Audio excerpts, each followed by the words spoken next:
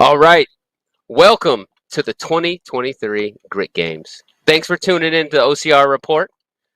We are here in beautiful West Columbia, South Texas. This is the 6th annual Grit Games. This is a very unique event, and we have some top-tier athletes. We'll go through all that. We're going to take you throughout the day. Make sure to follow us through the day. Make sure also to like and subscribe. It helps us out. Comments, criticisms, any of that stuff, please let me know what you'd like to hear. Just like and subscribe. It really helps us out. Keep our sport going on and promoting it. So we're super excited. So every single year here in West Columbia, we've had the Grit Games at Grit Fitness. This is an OCR gym. And also hybrid fitness, functional fitness. They do different things. But we've never had so many new top-tier athletes from out of the state, out of the country come to compete. Normally it's been like maybe one, maybe two people come from out of state every single year. New top-tier athletes that hear about the event that come in. This year it's invitation, and it's never been more of a stacked field on the women and the men. This is going to be really exciting. They're inside right now. They're doing the briefing. They're going through all the instructions. The rule book has been tweaked. It's usually tweaked from week to week. The scoring system has been changed again. It's been tweaked year after year. We're going to bring in the lovely Melanie Mullins here and at some point. We can talk about, she's the one who created the scoring system. There was confusion in the past about how the scoring system works. And so this year, we're going to actually get the lady who's a brilliant mind. She has a degree in mathematics, and this is how she built the scoring system. She'll take us through, and I think that's also why it was more confusing in past years for people to understand how the scoring system works. But we're going to break that down later on. But the first event of the day is going to be a 20-minute AMRAP. And so the 20-minute AMRAP is for the strength. Through the day, there'll be 4 different events. There used to be historically 5, but they've combined say there was one that was just the rig in previous years, and then an OCR sim. And now they've combined those two. And so we'll go through those rules we go through. Starting at 8 a.m., we'll have the strength, as you can see up on the screen. Strength is going to be, and I'll take you through that. That's the 20-minute AMRAP. And then, of course, at 10 o'clock, we'll have the speed focus. That's going to be your Gansey Kemp's, his gold standard, the Burt 400. And then at 11 o'clock, we'll have the obstacle specific run through. We'll take you through all that. And then the very last one's going to be the endurance. And that one's going to really test people's grit. We'll see how people hang in on there. Then, of course, 4:30 of the awards. I'm super excited to see who's going to be coming through. I also have here Jason producing. Thanks to Jason for producing the show here with us. Good morning, you guys. I am going to comment here and there whenever I get things settled and ready to go. But Miles, even by himself, has got the show. He's the pro. I never have a shortage of words. I never. All right, you should be good now. Okay, we're back on. We had a glitch, but I'm back. So during this 20-minute AMRAP, that's strength focused. We're going to have a 100-meter bucket carry. So the loop is about 100 meters. They're just basically going around all the obstacles that you'll see on the screen here in the gravel, which is also interesting, by the way, too, because I'm not sure you can tell on the screen, but it's loose kind of gravel. And say right now, I'm actually wearing lifting shoes. I would probably prefer to have my trail shoes on because of how slight it is. I don't know if it's picking it up on the mic, but I'm sliding my foot, and you can kind of hear what that sounds like. So, I expect to see at least one person slip, like trying to rush and carry heavy implements on this, very likely to slip. So they're going to have to be really kind of, cognizant of that and careful for that. So the first round is a 100-meter bucket carry, followed by 6 timber flips, which is interesting because we don't see many timber flips in OCR.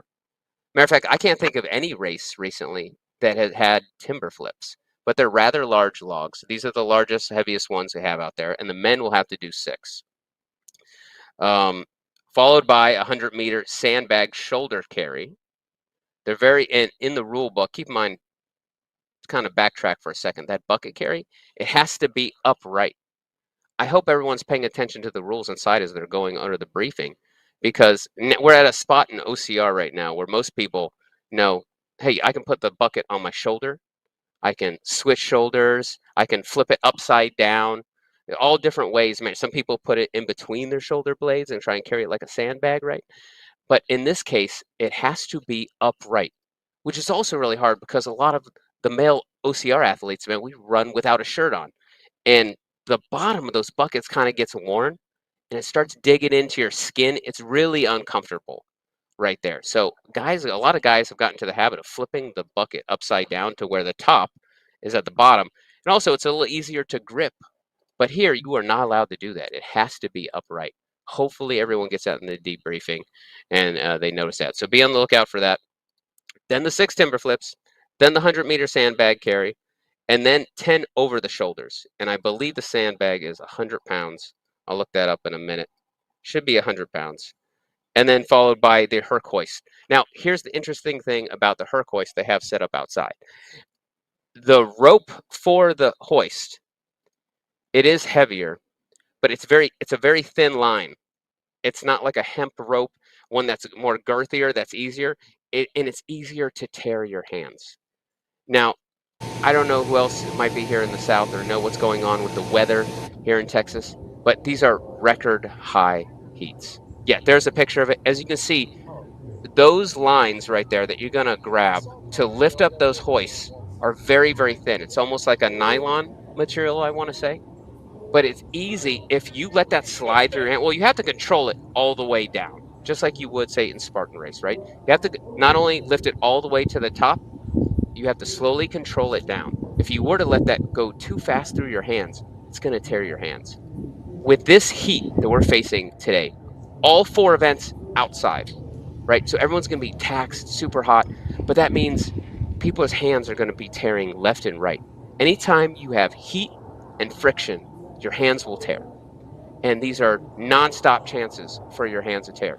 Keep in mind also, in the rule book is very specific here at the Grit Games and has been this way for a while, is that you are not allowed to wear any kind of gloves.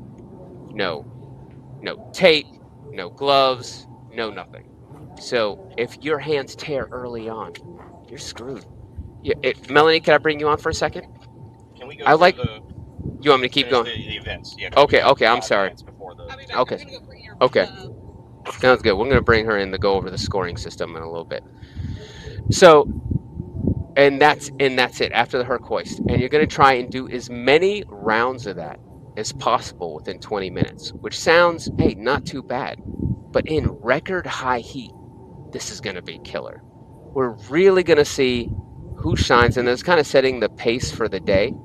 And then not long after that, we will have the Burp 400, and there's like no shade. It's all out in the sun. This is definitely the hardest Burp 400 you can possibly do. I'm sure most of us have tried this workout. It's a great test of endurance for certainly Spartan specific. Even though I'm not as convinced of that anymore now that Spartan has done away on the competitive side, on the elite side, for doing burpees, right? There's penalty loops now. This used to be a good way to train running after burpees in the event you missed an obstacle, say in Spartan race. And I focus on the Spartan race aspect of it because most other races just don't have burpee penalties, right? This is, I think the burpee has kind of become synonymous with obstacle course racing because of Spartan race specifically. But that Burp 400, there's different strategies that go about and do it. We'll see how it works, but I'll go more on that later on. Now, as far as predictions about who's going to do great in this first strength event, you know, people are super nervous. They're out of state. We have one person out of the country, so it's going to add a new element. This is going to set the pace. And on that strength event, I'm going to say I think I'm actually going to take Ryan Kent. I think to take this. We have some larger, faster guys like Jarrett Newby. Let's You know, talk about the other events first, real quick. okay. Let's talk about some of the other events. I'll take you through the rest of the events. The next one, like I was mentioning, the Burp 400. What's so incredibly hard about after the strength event and having to do the Burp 400 is that the sun is completely out. There's no shade. You also are not allowed to have any help. Before in years past, you're able to have a family member, someone else to be able to spray some water on you, hand you a water bottle, something of that nature. You're not allowed any help at this point. So it is scorching heat directly in the sun 400-meter run, and I should take you through the actual, I'm sorry, I should take you through the actual exercise if you never heard of the burp 400. This is a 400, you have 3 minutes to complete 400-meter run, which we do around a baseball field here in the back of me. And then in that time you have left over, in that 3 minutes after the 400-meter run, you do as many burpees as possible. The winner of this event will have the most amount of burpees. This is an open-ended workout, right? So you do this for 8 rounds. This will be a 24-minute workout, but by the end, you are dying. And here's the easy part. It's easy to get out really hot, go really fast that first round, bang out 30. Most of these guys should be banging out 30 plus burpees a round, but it's also super taxing. It compromises your running. It compromises your cardiovascular system. I mean, it's so easy to get into your second or third, excuse me, we got a spider, daddy long legs, crawling across Jason, about to bite him. Nothing compromises your running like that. And so we'll see how this plays out, and we'll go through the lineups when we get to that point. The third event is going to be kind of the ethos of what Grit Games really started originally about. It was about obstacle proficiency. This is an obstacle course racing gym. There's a lot of functional fitness and other workouts they do here, but this was, they have a rig and all the obstacles built up here that you would like to play on. And so you will have 7 minutes to complete this whole course. And the way they've done the scoring system on the OCR sim this year is different than others. The 7-minute time cap and different obstacles are worth different points. The more difficult the obstacle, the more points it's worth. Say, I believe the like Pegatron, or let's call it the pegboard. I call it Pegatron because I'm used to Conquer the Gauntlet. Is a horizontal pegboard, and it's going to be worth 20 points. But what's interesting is that a lot of people from out of state or out of the country, they've never been on a horizontal pegboard. At the very most, they've been on a vertical pegboard, which is a lot easier. So we'll see how that shakes up. We have some really other interesting obstacles on there. And of course, we have Gibbons. We'll see how that does. And then the obstacle that may be easy for most, but is also going to tear people's hands at the same time, is Twister. The Twister, it's pure metal, and it's been sitting in the heat all day long. Any kind of, like I was mentioning earlier, heat and friction, as soon as you twist on it, people's hands are going to be tearing. This has always happened at Grit Games. By the end of the day, most people's hands are torn, especially Twister will melt people's hands off. It's about, hey, at that point, who can stay in the pain cave? Who can grit it out the most? And then the last event of the day will be the endurance event. And this will end up ultimately being a last man standing. Keep in mind, after all these events I've described, people will be super, super tired, and they're going to be hurting. And so something like an endurance event, beginning of the day sounds a lot easier when it's cooler out and there's some shade. But at the end of the day, you'll just be dying. It's absolutely horrible. But we'll see how bad someone wants to win and how much they're going to stay in. And there's one part where you got to hold a medicine ball above your head. And then there's going to be a run where there's going to be, and I'll take you through it, there's going to be a run where the time limit for the 800-meter run will be cut down by 10 seconds until there's only one person left. The men and the women's the men's and the women's divisions are stacked this year, more so than ever. So many top-tier athletes have showed up here, which I really appreciate. It's always wonderful to see our fellow OCR family and elite athletes coming out to Texas and business here at the Grit Fitness.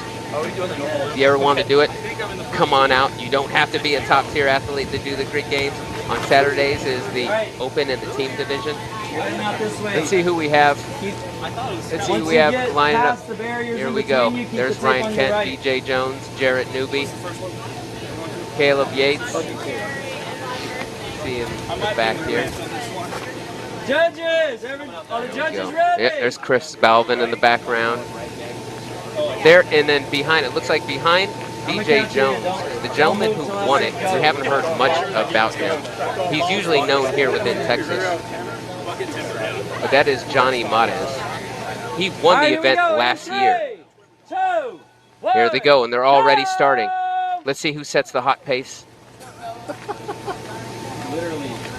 I am going to predict Ryan Kent wins this one. He always excels in the strength events. And so what you guys can't quite see on screen is that going around this baseball field is not flat grass. Think of a cross-country style terrain. There's a lot of hills, little small hills, but it undulates, it changes. There's ditches all along the way. So the terrain does change.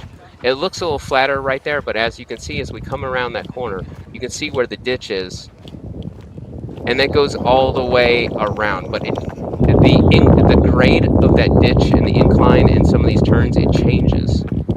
So we're about to see who's going to be coming out, who's going to set the pace. I wouldn't be surprised if VJ Jones doesn't lead this first run. Yep. Yeah, forgive me. Austin Azar is in that mix too. So great to have our fellow neighbors, Canada, coming in to come compete with us. Austin Azar has been having a great year. He's a phenomenal athlete. He's an OCR OG. Let's see as they come in. Here we go. Ryan Kent in first place. Jarrett Newby in second. VJ in third. Dylan Maragula staying in the mix, trying to keep the first top three guys. Yep, followed by Johnny, Caleb, Chris Balvin. Now keep in mind, they're going to do as many rounds possible. This first round is not going to matter as much, as we'll see who can keep this up.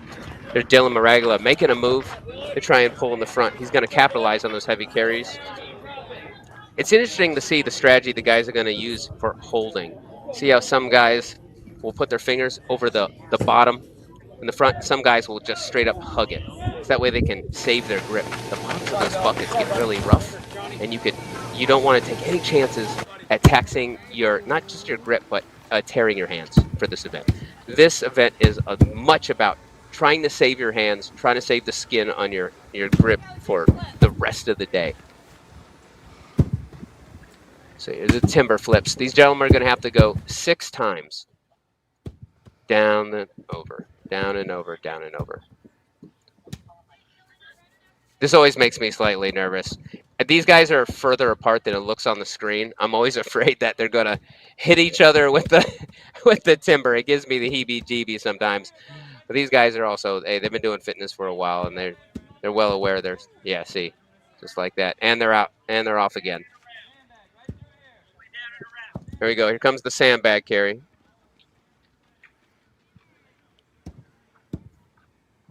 Dylan staying really close to Ryan Kent. I wonder if part of see, we had a little bit of a slip there just now, just like I was talking about on the loose gravel. I wonder if that's part of a strategy Dylan's trying to implement right now by staying right on Ryan's butt, right behind him like that. Hearing someone right behind you really taxes you, right? It really it's easier to get in your head and hear that other guy right on your tail constantly like that, especially when you're pushing as hard as these gentlemen are pushing. Here comes Caleb and Caleb Gates and Joey Mares. Yeah, Johnny. I don't want to call him Joey. Johnny Mares. That's a shame. I know him well. Yeah, Johnny Mares won this last year. Imagine how much pressure Johnny Mares has on him right now as someone who won it last year. And now all these new top-tier athletes throughout the country show up to the local Texas race and are coming to take his #1 spot. That's a lot of pressure, but he's out there and he's actually having a fantastic year, and he's a phenomenal athlete himself. So he'll hold in there. Now they're on the over the shoulders. Here we go.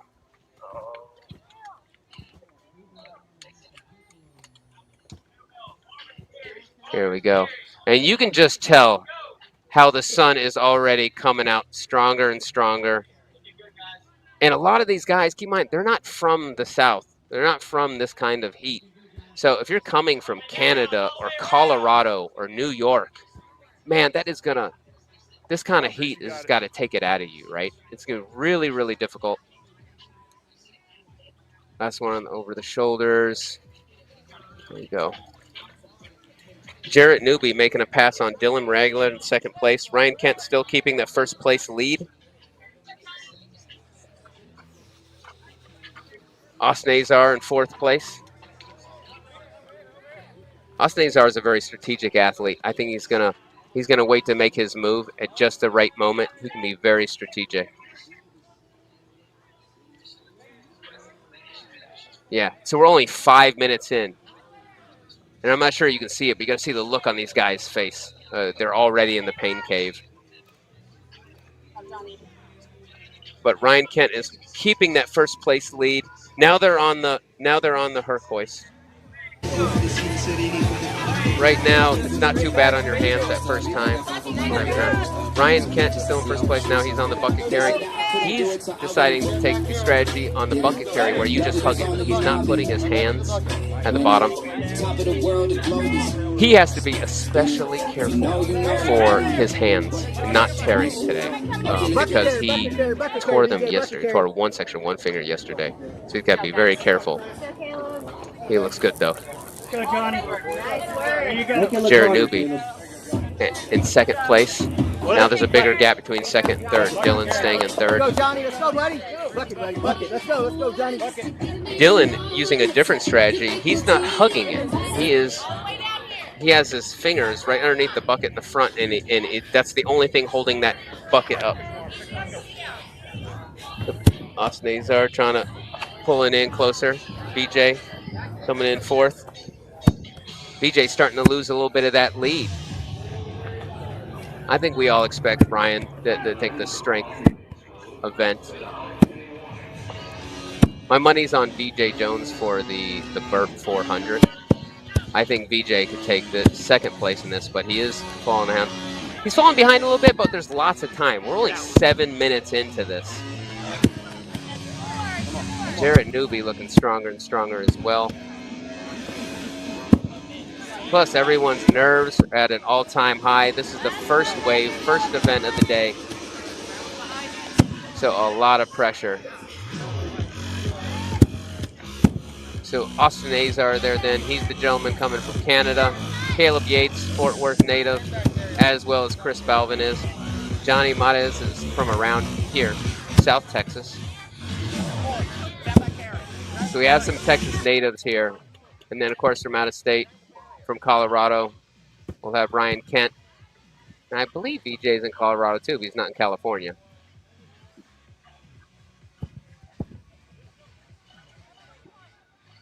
Yeah, you can see the pace these gentlemen are doing, the timber flips is almost like, hey, this is your chance to catch your breath. Just because you can get a couple breaths in between these flips. Austin Azar looking really fast with the sandbag carry. He's closing in on second on Dylan Maraglia. Let's see. BJ Jones. Now, there's a way to gamify this event, too. Some events you know that are not your strength, you're going to try and just do damage control. The way it works is that first place gets 100 points. And then from there to fifth place, there is a 4-point difference. Then starting at sixth place, down for the next 5 intervals is then 3-point difference. And then the next second is 2-point difference.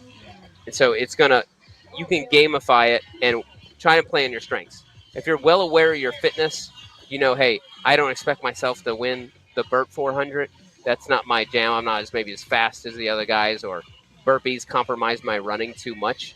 Then you're going to focus on some of the other events. Comes Johnny. He's taking a slightly different strategy. He almost has it on one shoulder, and he's hanging on slightly with the other hand. Here comes Ryan. Ryan still with the first place lead. He's got his eyes down, and he's just grinding. He seems to be in the zone.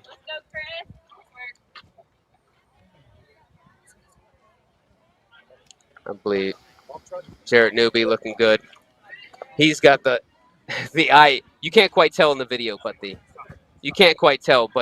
sweat is coming down into his eyes. Jared Newby. We all know that feeling.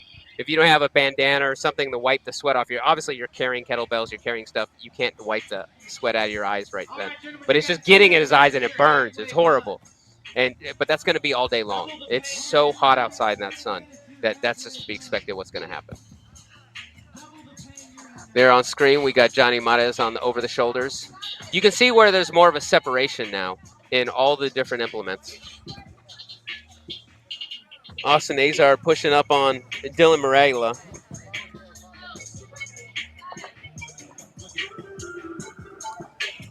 Halfway in, guys. Halfway into this 20-minute AMRAP here in beautiful West Columbia. Thanks for following us on the OCR Report. Make sure to like and subscribe. Leave the comments down below. Let's hear what you want to see. What are your predictions? Who do you think is going to take it this event? How would you do it? I would love to read those.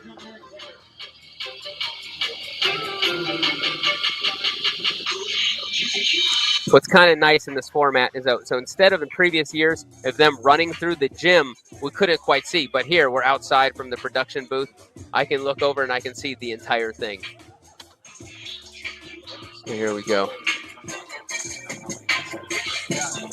Looking good, Johnny.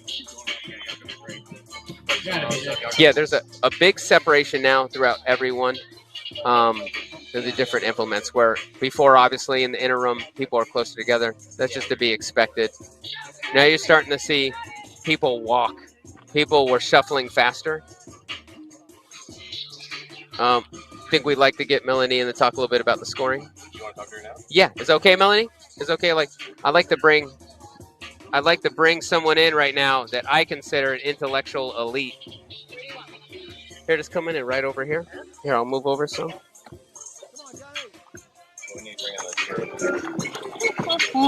So, this is Melanie Mullins with a degree in math. It makes sense why she knows what a huge fan of I am. Anyone who's taken advanced math, when you meet someone who has the grit, the mental grit, and the guts to go for a degree in math, to me is an intellectual elite. Like that's same way we look at Olympic athletes. I look at someone who says, "Yeah, I want to get a degree in math. I can do that." That's scary for most people. Anyways, I digress. The lovely Melanie Mullins here. She's been evolving the scoring system year after year. I briefly mentioned it earlier about from first first to fifth place, it goes down by 4 points. So first place gets 100 points, and then sixth down to the next 5 spots. Then it goes down in 3. Yes. Right. And then the sheet, if you look on the rulebook attachment, the last page has that score breakdown. Yes. Here we go. Yeah, and you can go on their website. You can just Google it, go to the Grid Games, and you can see exactly how you'd like to see a visual representation of it. But Melanie, can you kind of take us behind your methodology of why you've reiterated it this year? What's the purpose behind it? What kind of led to that? Yeah. So we had done this kind of breakdown in year 1 and year 2, and it was, you get ranked however you come out in the event, and first place previously was 10 points, and then second was 9, 8, 7, 6, 5. And so when you got down to 10th, or was it 10th or 11th place, you got 0 points. And so we have these athletes that have put forth all this effort, and it's like they DNF'd or didn't even attempt the It was like event. 11th place and down, like basically didn't get any point. Correct. And that's when you started changing it. Yes. And so the next year, I think we had 26 athletes. So first place got 25 points and 26 got 0, or anybody that DNF. And so I previously had a really hard time with that because it's just some arbitrary number. Like, oh, you did so great, you get 25 points. But we could have put, oh, you did so great, you get a gabillion, Yeah. And so it didn't really, there wasn't a benefit to the athletes to be strategic about how they compete in each workout. So we went away with it for a while and did the AMRAP scoring, or what else have we done? AMRAP scoring, time deficit. So how much time you had left of the time cap in whatever event. And that's kind of what we went back and forth with. And we've also done it to where first place gets 100 points and last place got 25 points, and we did a linear regression between those. And so this year, Kenny talked to and interviewed a lot of our pro athletes that are in other types of events, not like ours, but were scored based off of what they accomplished. And it was, it was a unanimous situation where they liked the point assignments according to your rank, but with the steps. So 4-point difference between this block and 3 points between this. And it gave them a way to be strategic, but their rank was based off of what they did in the event. So it's kind of like a combination of, yes, you got credit for your AMRAP, so you're ranked according to your AMRAP, and then your score assignment is based off of your rank. So it was just a way that other people that had the mathematical sense to think about how to compete, could stratify, gamify it. Yeah, they can take advantage of it. And it's cool to see how it played out yesterday, how the tops kept getting more at the top, the middles just kind of played around in the middle, and then the bottoms were switching all over the place because of the way the points were broken down. And so it was neat to watch how the tops alternated around, the middles alternated around, and the lows alternated around. And then, someone comes in and does like 297 burpees, and they go from the bottom to the top real fast. So it's cool. Just cool how the combination of AMRAP scoring and assignment according to rank has played into the scoreboard this year. Are you going to tweak it any further, you think, after? Are you already thinking about little tweaks?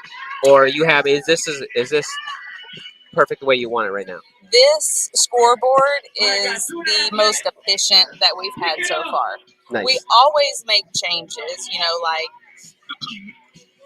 I'm basically using my scoreboard from last year, but now I assign the points according to your rank. So I really didn't adjust my scoreboard. I literally copied it, fixed a few calculations just to make it more efficient on my end, and then added in this scoring metric. And I had my scoreboard done a week and a half ago, whereas normally Friday night at 11 p.m. I'm like, oh my gosh, we've got to fix this, because Kenny is spontaneous and likes to be like, oh, let's score based off of their foot size, So it's like, okay, let me go redo all this. So this scoreboard is my favorite so far, and I wish y'all could see it. Tell Kenny until he gets a degree in math to stay off the Excel sheet. I tell him that all the time, and that's why I lock. I mean, he's allowed access, but then I've password protected all of my formulas, so he can't really adjust them. So if he wants to, he's got to make a copy of my score sheet.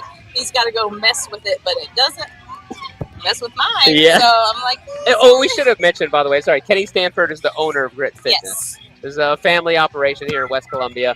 There's actually several different locations for Grit Fitness, but he's the owner. So we're speaking about Kenny Stanford. Yes. Speaking of other Kennys, Kenny Schroeder, local Grit Fitness pro, he's very analytical. I can't wait to see how he attacks these today. He was mentioning, and I think it's a really cool point about your scoring system, is that even if, say, you are in 6th through 10th or whatnot, you're not too far out of the scoring. Right. It doesn't mean anything to be 6th, 7th, or 8th. Nope. With that kind of point differential, you can totally still be in the mix. That's the brilliance of it. And I hadn't really thought about it that way. It's easy to just kind of look at your scoring system in one blank way, like just looking at this, looking at the layout here. It doesn't quite do the genius of it justice. Oh, thanks. Yeah, you're absolutely killing it. A lot of people didn't know you're the one who's done the scoring system. They've tried to go to Kenny, and Kenny is like, I don't know, we're gonna score based upon your foot size. It's whoever bleeds the most will measure your blood, and that's who wins. That's who has the most grit. I mean, the first year that it happened, I was telling you this yesterday, I had come to an odd class. I'm normally a 4:30 a.m.er, and I was here on a random Tuesday and had my laptop in my car, and they were getting ready for Grit Games #1, and I was like, "Hey, this is there we go. cool." Okay, what let me get to the second wave Yeah. of men here. I'm sorry. problem. Okay, so that's how the scoring system. Melanie, thank you so much for joining us. Thank you so much. All right. Okay, so here we coming up. Looks like at the start line, I saw Jonathan Stern, local Texas athlete. He's out of Houston, young man. He's only getting fitter and fitter. He's doing absolutely fantastic. And he too, we can go through this whole life. Oh, there's Ken Schroeder, just who I was speaking about earlier. He's I would argue the most analytical of all the athletes on here. So we have Jonathan Stern, Kenny Schroeder, Marshall Couples. Let's see, Colin Cochran, Rafe Bourne, Sam Osborne, Brian Neely, and Joseph Davenport. Joseph Davenport, again, a local grit fitness athlete that's been doing this for years. Now, it would be interesting to see which of these athletes have never been here can adapt the quickest. Because honestly, the guys who've been here and done grit games for years, they know exactly what to expect. They know exactly how hard this heat can be, and how to respond to it. And if you've never been here before, it can be. The rules have changed year after year. So when I say you know what to expect, you know to expect that there will be changes, and you kind of know the terrain and certain familiarities.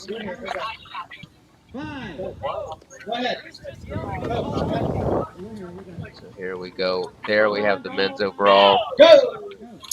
Okay, and they're getting ready to start. They're lined up. We're going to have a count. I think in the second heat, I think I'll actually say I think Kenny Schroeder. Kenny Schroeder is going to win this. You see Jonathan Stern getting out hot. Getting out really hot. But keep in mind, you can blow up really fast on this. This first running lap, not as pertinent. This is you got to stick this out for 20 minutes. I think Kenny Schroeder will take this. He's going to pace. He's very well aware of his body and his capabilities, and he will make a strategic move when needs be.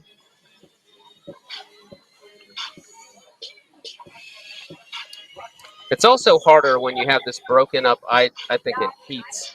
When, hey, these guys, everyone wants to get on the podium.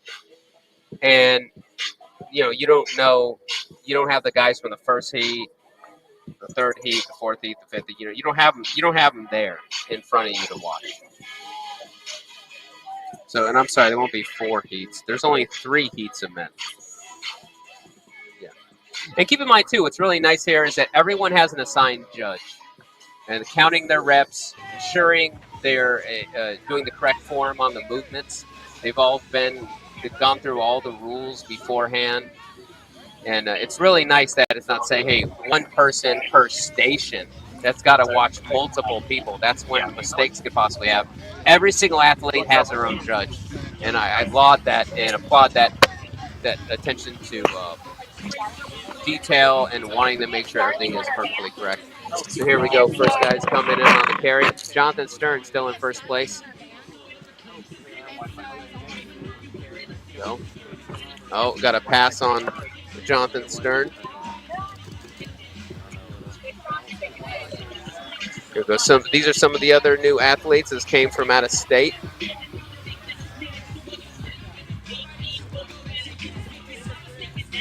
See, Jonathan Stern off. Second place already passed. So now in first place. I'm going to go right into the timber flips.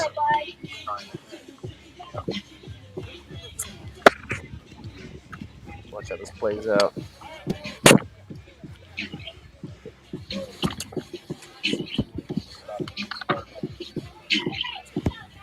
Come on, once again, 20-minute AMRAP. 100-meter bucket carry, 6 timber flips, 100-meter sandbag shoulder carry, 10 over the shoulders, 100-meter farmer's carry, and 1 herc hoist. And you have 20 minutes to do that as many rounds as possible. I'd rather be in the first heat of the day because, hey, as the day goes on, it's just getting that much hotter. I would want to start, even though it's hot, as hot as can be during the first wave, it's only getting worse as the morning goes on. There you go. Like Kenny Schroeder rocking the double towels for all the sweat.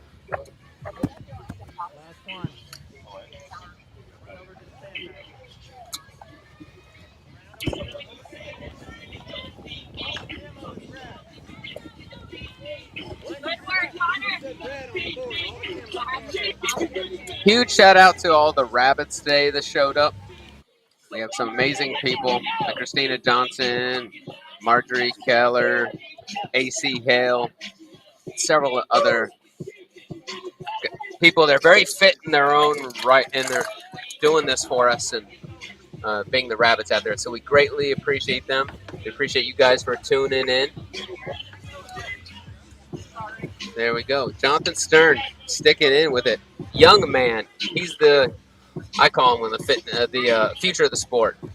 We're going to see actually a lot of younger people today that are local to here, but they also win OCR throughout the country in those younger categories. They're going to be the future of the sport. Later on, we'll see, say, Justice Born or Charity Born. They're absolutely amazing athletes in their own right, and I can't wait to see how they push that level of competition in the future years.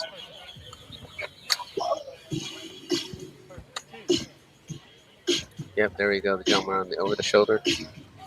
Let's go, Sam. Here we go. Sam Osborne coming in with into the farmer's carry.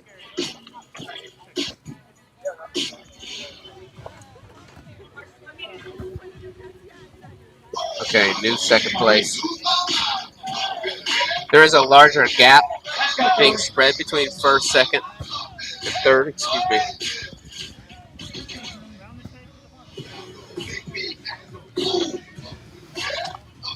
So this is taking place. Thanks for the comment, Michael Barron. This is taking place in West Columbia, Texas. And once again, that's Columbia with a U, not an O, so not Colombia, but West Columbia. I think outside of Houston, out in the country. Go.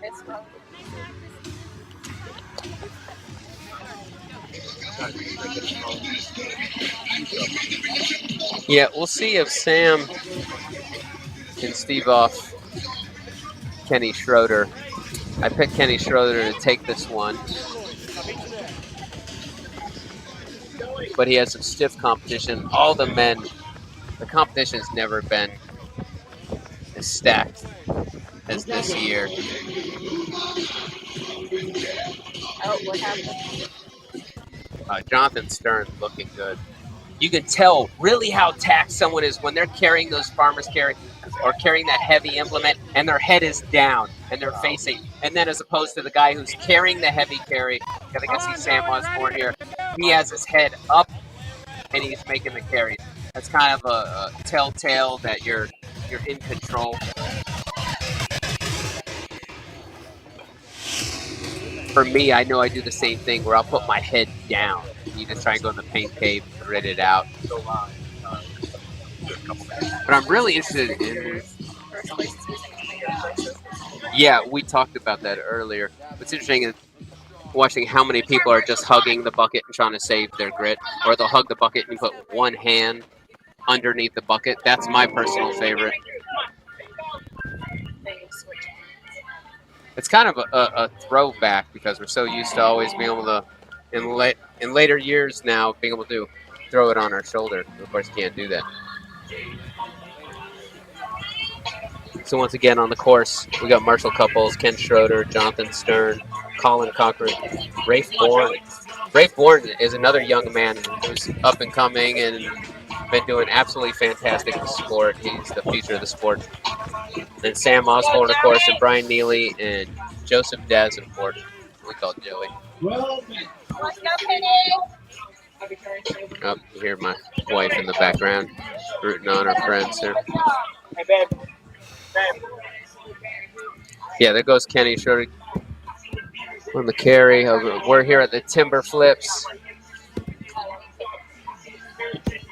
Yeah, and so what you can't quite tell, or maybe you possibly can on that screen, is that you can see there's an incline there.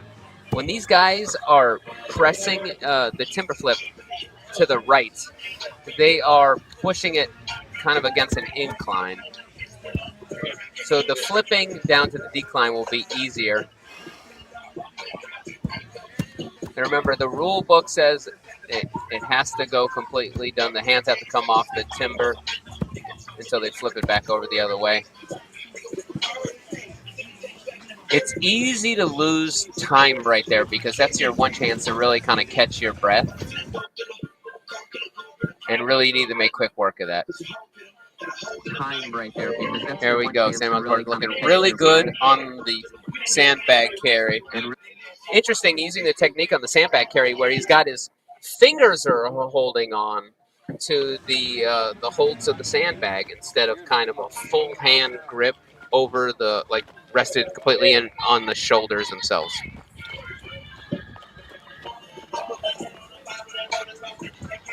Yeah, at this point, we're almost halfway into this 20-minute AMRAP. And if you're not in the lead, you're trying to do damage control usually by this point. I see Joey Davenport picking up pace. All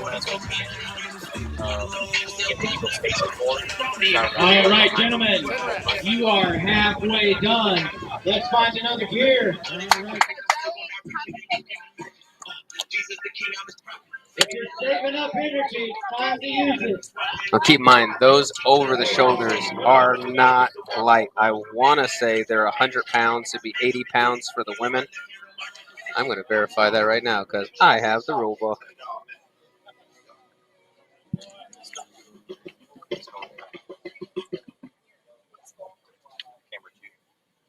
Yes, I believe those to be 100 pounds. I believe it's 80 pounds for the women. Keep in mind, what you see here in the pro waves is that the men will take the green marked implements and the women take the purple. It's green for everything except for the one. Yeah, except for that's an open.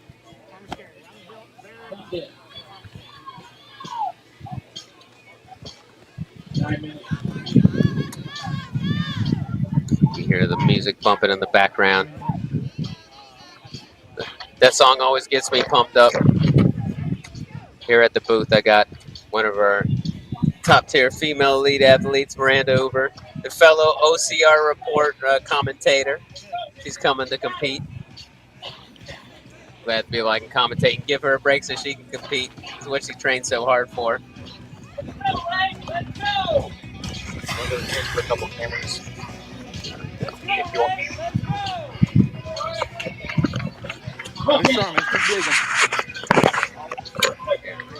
Sorry, there's a button on the side of the headset. You turn it off, this light comes on, and then you're muted. Might be right there. I'm gonna go adjust a couple of. How do I? Where's this one? Right on the side. There's a button right there. Right there. Okay, and that'll put me on and off the line. I'm gonna go into a couple of cameras. If you want to switch cameras, they're all right here. Do we know who won the first one? Melanie, I feel bad. I lost that part. Kent, and then followed by who? You know. If you want to switch cameras at all, We know who this gentleman is. I couldn't tell. I don't know. Miles, if you want to switch cameras right here, you can press these buttons here. You can see 1, 2, 3, Nevo 1. It's all right here. Okay. So just feel free. Don't have to, but feel free. Careful on the drop. You're good. Go ahead. That's borderline. So that is verification. Ryan Kent did indeed win that first event, as I thought. So we have one more heat of men after this, and then we'll have the women go. I'm not sure what's going to be more interesting, the women or the men's heat take, because they're both so stacked. You know, sometimes the interesting fight is more so on the women's side, and you know who's going to win the men's side, and sometimes vice versa. But we'll see how it shakes out today. It's early on the day. will be interesting. I want to see what the temperature is. Let me pull open. Let me see what the temperature is right now. I've seen someone put down the bucket for the first time. You think putting down the bucket for a 100-meter carry would be, why are you doing that? But trust me, in this heat, after this many rounds, this long into an AMRAP, you'd be amazed you might put it down too. Let's see what the temperature is at right now here in West Columbia.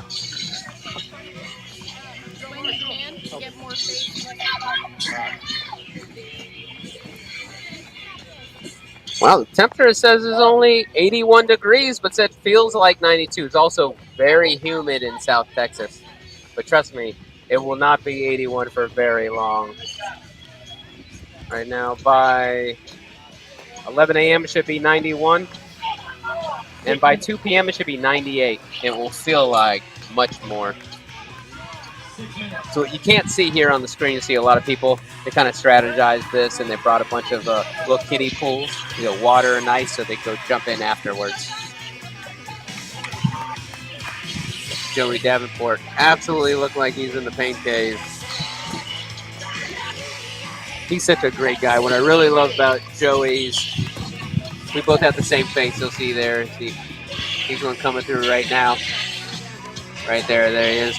Me and him always have the same face. We're in the pain cave. Good job, Joey. Some people like Chris Rogloski can smile through it. I don't know how they do it. Lindsey Webster, you see him maybe in the 10th mile of a fast race, first place, loss of pressure, and they're just smiling. All right, gentlemen, you have 5 minutes left. 5 minutes left. There we go, 5 minutes left in this event. What's also kind of cool about this, as you see them go through these heavy carries, you see all the obstacles that they're going to have to tackle later on. As those metal obstacles bake in the sun.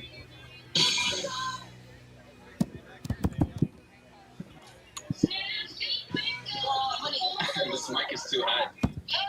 Drop it, drop it, drop it. Yeah. I just been making up the bank. There you go. Run into the implement. Run it down, Kenny. Run it down, Ray. Let's go. Okay. Here we go. Looks like we got Sam Osborne here, still killing it. That's the first time I've seen him. There he goes. He's already back to running. You got a 10-foot lead, Marshall. Move. Hey, you're going to have to make the decision to pass somebody if you're going to pass somebody. Here we go. Don't follow that guy. We come around. All the gentlemen are on a sandbag carry, very close to one another. Let's go. Let's see. You see how close the gentlemen are right here? That's wild. So as opposed to the other wave where there was a larger gap for a longer period of time, all these guys are really starting to close the gap on these carries. Now they're all going to be coming into the timber flip soon. Oh, we got a frozen screen there. Let's go to Connor. Over the shoulders. So it's also interesting in this and that, just like I was mentioning with the timber flips, there's a slight hill right there. So picking which bag you want to grab where on that hill might be more advantageous to pick it higher up on it to where it's not as much of a slope. 3 minutes left in this 20-minute AMRAP. Let me go back. All right, it looks like Sam Osborne has a good lead here. He's managed to keep on moving. Let's go, 2.5 minutes. Now you'll see, here comes Kenny Schroeder. I believe he should be in second place. He's really picking up the pace. He knows 3 minutes. They've called it out loud on the intercom, so he's very well aware of the time that he has left. He's going to have to capitalize here. The other cool thing about the grit games is that, let's say you get second, third, fourth, fifth, sixth. We're going over the point system. You can see where there's plenty of time to come back. Oh, One of our rabbits just let me know. Marjorie just told me that Kenny is indeed taking the lead. He was my pick for this wave. And he just took first, just past Sam. There you go, Colin. Run him down. Ooh, wow, this is exciting. 2 minutes, less than 2 minutes. Sam Osborne has put the kettlebells down. He really needed to capitalize on that as he just lost first place. 90 seconds. There's plenty of events left in the day. There's plenty of points to make up, so it's not too bad. Give a red count. Yeah, we have Kenny Schroeder in first place, Sam Osborne in second. Sam Osborne starting to pick up the running pace. They're coming into first and second are coming into the Hercoist. You can kind of see Kenny Schroeder on the outside there. 1 minute. Once again, we'll try to get a look at these guys' hands afterwards and see how it's wearing on them. You don't need to say anything. You're about to go on break. Less than a minute. Here we go. Let's see who pushes. Let's go. Come on, Sam. You can catch it. Everyone's so excited. 5 seconds. Kenny's got to hold this lead. And keep in mind, you have to finish it. He has to finish this loop with the bucket carry. You got this, Kenny. He has less than 40 seconds to finish this loop. I think he's going to make it. He's readjusting. Jonathan Stern, the young man, looking really good. He's stayed moving this whole time. Let's go, Kenny! You can hear all the excitement in the background. Oh, he's losing his grip. Oh, no. 15 seconds. He dropped the bucket. He's going to switch over. No. Is he going to make it? 2, 1. He made it. Oh, my gosh. They just swap over to the... Oh, we missed it on camera. Kenny Schroeder finishes the bucket carry but kind of falls down as he puts down the bucket at the last second into the area where you have to pick up the implements. Oh, that was an epic. That was an epic. He was losing his grip. He pushed so hard there. What a fantastic wave. Oh, man, that was exciting. We missed it. I'm sorry to everyone watching live. We didn't have a camera on that part. You missed it, but that was Kenny Schroeder will take first in that. I seem to be a bit of a foreteller of events this morning. I've been calling it. I'm on a roll. I'm going to pat myself on the back. Now that I've jinxed it, I'll be wrong the rest of the day. Okay, so next up in Heat 3, we have Adam Haas, Justice Bourne, the young man, local athlete, a future of the sport, I say. Ethan Brown, Dylan Dorn, Fort Worth native, one of our good friends, Luke Halterman, Anderson Gonkal. I know I'm saying that name wrong. I should have asked that gentleman how to pronounce his name correctly. Gonkal. Yeah, it's okay. Gonkal. And Kyle Kokonos and Joshua Fox. No, Joshua Fox, another local. I believe Austin, actually, another local Texas athlete. So we'll see here. Man, I don't know who to call for this third heat. Anyone could take it. These guys are kind of really well matched. I mean, Justice Bourne is getting fitter and fitter, but he's still very young. I want to say he's like 15 or 17, and he's not the biggest guy. And these are some really heavy implements to have to do. So while he might be able to outrun some of these other guys, I'm not sure he's going to be able to outlift them. I think there's also something to be said for the kind of that mental you grit as you get older, right? Maybe I'm just saying that because I'm an old man, but we'll see. The third wave is about to go off. We have some more preview of the train there. There's that ditch I was talking about, and they're off.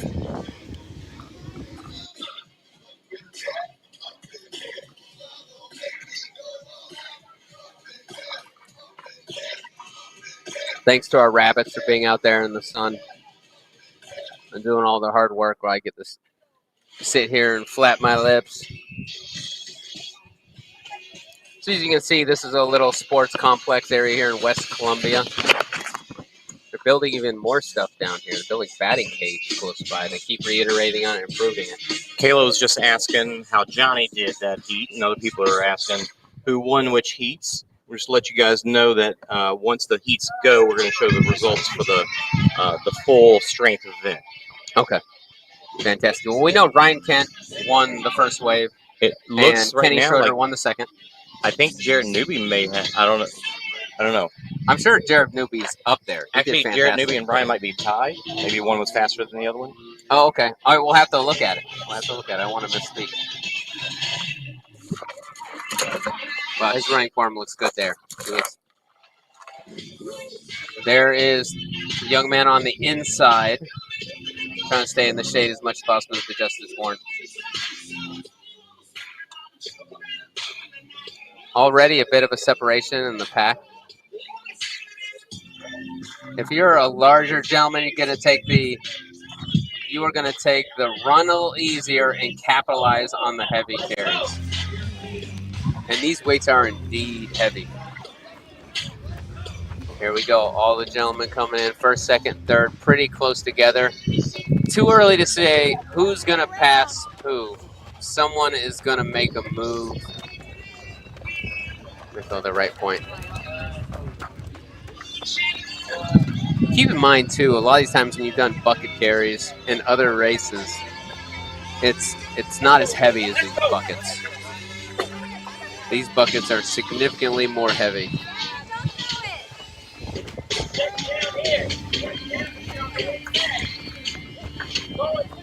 Here we come into the timber flips.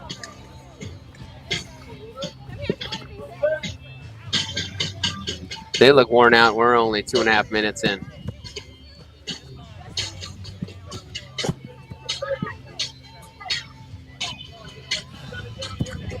There on the back end of the bucket carry, we have our Fort Worth local Luke Halterman.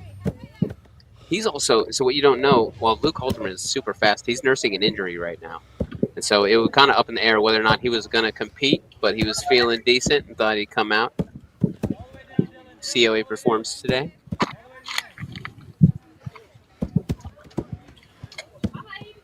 Keep in mind, too, if you were to come out on Saturday and do a teams event or the open division, there's other timbers and they're not as heavy. The weights aren't as, they're heavy, don't get me wrong, but they're not as heavy as obviously the pro division here.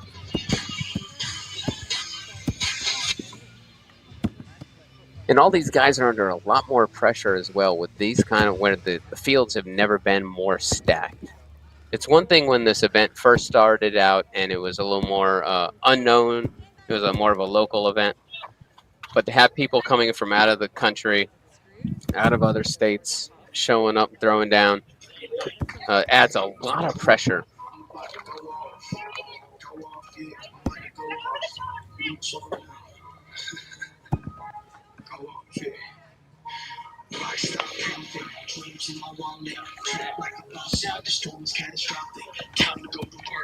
Okay, we're starting to see a larger gap in this third heat between first, second, and third. The young man Justice Bourne starting to fall behind, excuse me, a little bit. The other gentlemen are already, first and second place are already on the over the shoulders.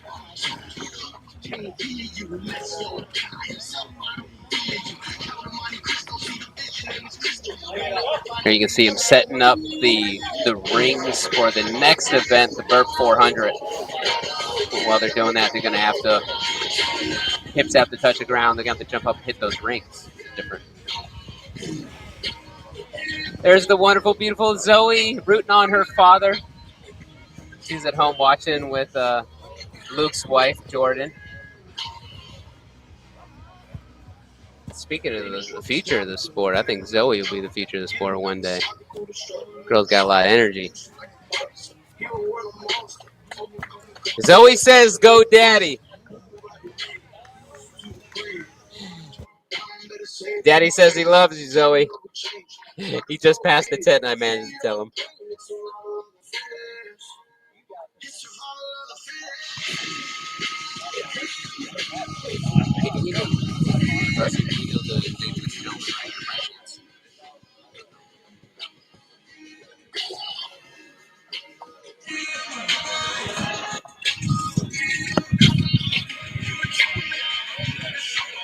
And what's really nice about this format is that it's spectator friendly. All the spectators can see all of the action from right here. This also caused a little bit of confusion earlier on the broadcasting in previous years because inside the gym there'd be a lot of bad spots for Wi-Fi and connection, and we couldn't cover all of the angles like we can here.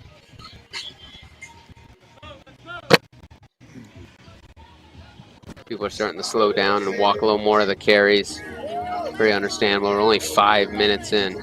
Say 5 minutes in, but I bet it feels like 30 minutes, these gentlemen. You gotta imagine it's gonna be even that much hotter for the women, because not even the first wave of the women have went off as it gets hotter and hotter. I'll try and keep you guys apprised about the weather changes and the heat gets worse.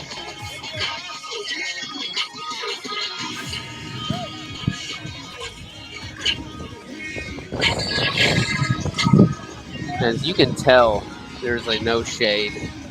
There's direct sun beaming down on you.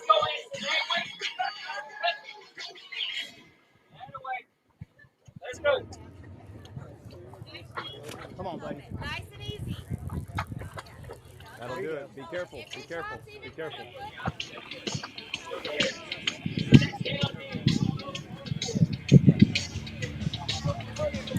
Most of the gentlemen are on the Herc hoist right now. Okay, first and second are onto the, I believe, over the shoulders. They go into the timber flips. Nope, they're going to timber flips.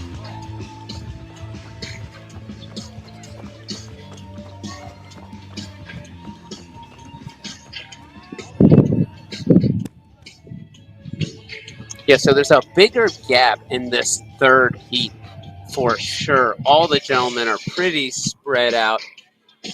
Well, I say that, but we got 1, 2, 3, 4 gentlemen on the bucket carry.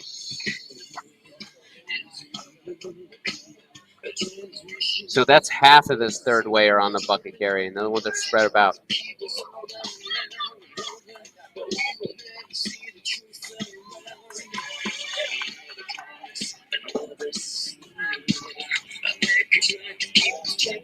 There you go.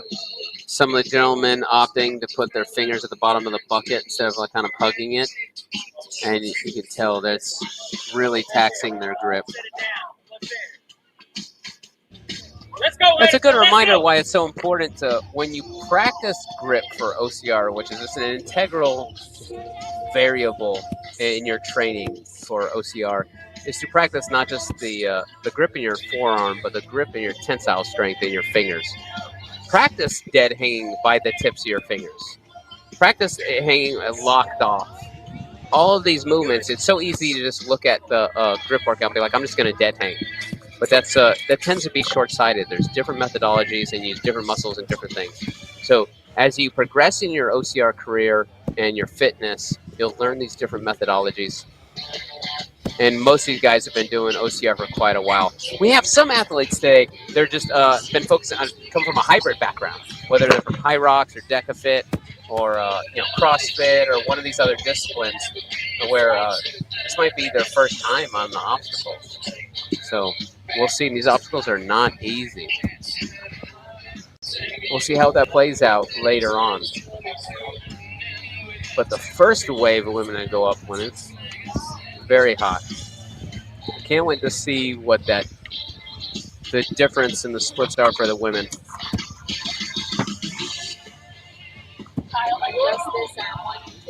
I'm sorry? Kyle's in first place.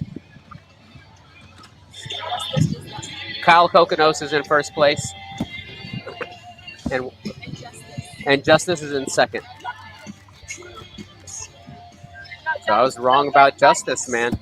Even though he's one of the smaller guys. Now look, I say he's one of the smaller guys. He's in second place. But keep in mind, too, Van Tran won this event 2 years ago, and he's lighter and smaller than most of the other top-tier athletes.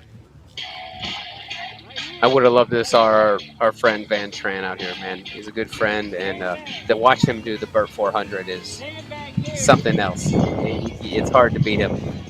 We got Just Harkins come and say, did I miss the demo lap by SGS Coach Miles? You did.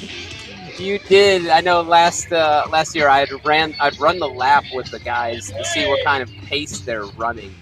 But I missed it while we were setting up. That would have been fun. We got AC Hale out there, our rabbit, doing the run around the track.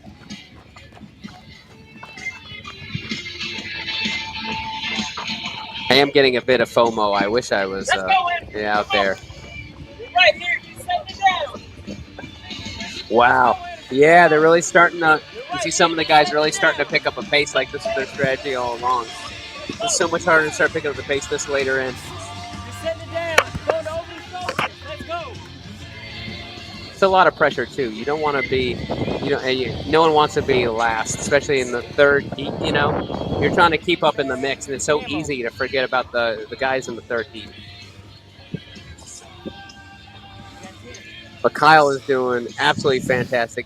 He's really capitalizing on the heavy carries. He didn't blow himself up during that first run. And here comes Justice picking up the pace. The young man, he's doing absolutely fantastic. It's like these heavy carry implements. Well, he trains with these all the time, so he's looking absolutely fantastic. Look at that. He has it. He's at like a little slow little jog. He's not walking it. It's so easy when you pick up those kettlebells to want to walk it. You think, oh, this is my chance. You're looking for that opportunity to catch your breath, and then hopefully you can speed up. So you're looking for the little bit of time to catch your breath. There's just really not much space at all in these strength intervals. So once again, tuning in, this is the 6th annual Grit Games here in West Columbia, Texas. There's 4 events. This event will go all day long. I want to say they wrap up past 4. Okay, he's within reach. We'll be with you all day long covering the event. We have some of the top tier athletes from all around the country and some outside of the country.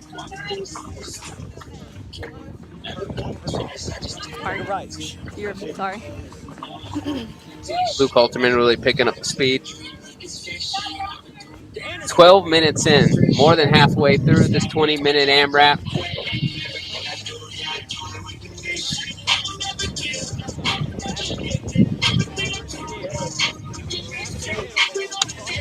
If you're just tuning in as well, 20-minute AMRAP that involves a 100-meter bucket carry, 6 timber flips, 100-meter sandbag shoulder carry, 10 over the shoulders, 100-meter farmer's carry, and 1 herc hoist. Once again, I'll be interested to see how people's hands are holding up after that many times on that herc hoist. And hopefully they don't tear their hands too much on the bottom of these buckets. These buckets are plastic. They've been rubbed up against this gravel over and over on the ground.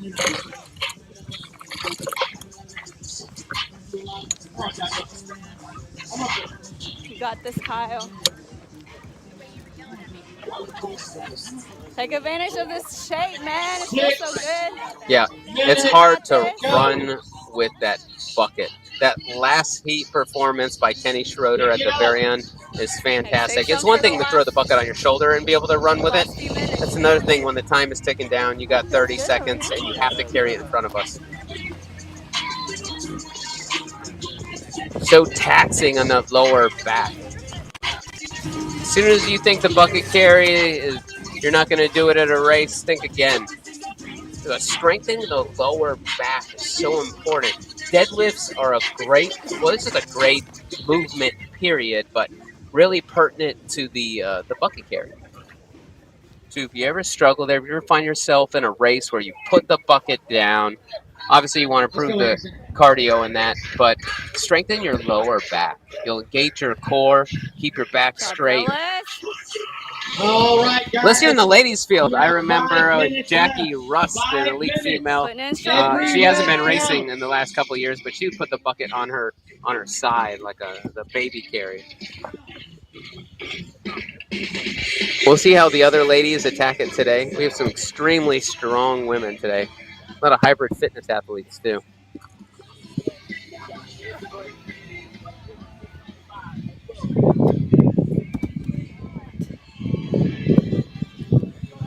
And what's interesting too, you see many of the athletes are still inside the building, staying cool in the shade. They're not going to come out here until it's go time. Good. Shot. Come on, Luke.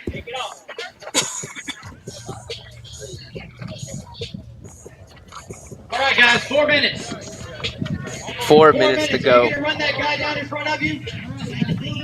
You're starting to see people put the implements down, readjust their grip. Most people are walking at this point, except for Justice. Justice is jogging it out with a sandbag. Looks great. So is Kyle. Kyle is still moving and running. There you go, Justice. You're moving faster than he is. Let's go. Catch that guy in front of you. Come on, guys. Let's There you go. go, young man. Way to go. He's right there, Justice. Yeah, on top of the sun, South Texas tends to be very humid. And so there's, well, you'll have the temperature on the weather app will say one thing, it feels like a whole nother. We've had record temperatures here in Texas this year. Hottest summer to date. Run him down. Go. 4 minutes to go in this 20-minute AMRAP. All right, guys. 3 minutes. Good job, good job, good job. Really impressive performance by Good Justice job, here. Justice. He's got to finish this. Cool name too, right, Jason? You don't have to be fast. You gotta just love that. finish I always it love with him. people with unique names. There you go. All right, guys. Come on, Kyle. 2.5 minutes. You mean like Miles? Miles used to be a unique name, and now there's a bunch of kids named Miles. The newer generation, it's no longer a unique name. It's light. It's light. There we go. Come on, Justice. Yeah, you imagine how much harder and Go, go, go, how much go. more weight that is to a lighter young man like Justice. Good job, bud. Yeah, you're really starting to see people put the implements down on the 100-meter Good interval. job, Kyle. So- All right. 2 more stations. 2 minutes. This little loop around the obstacles for all the carries is roughly 100 meters. I don't know who's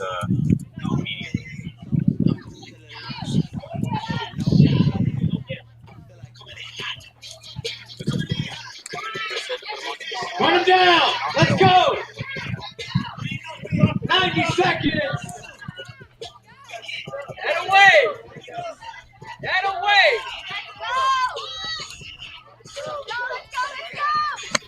There we go.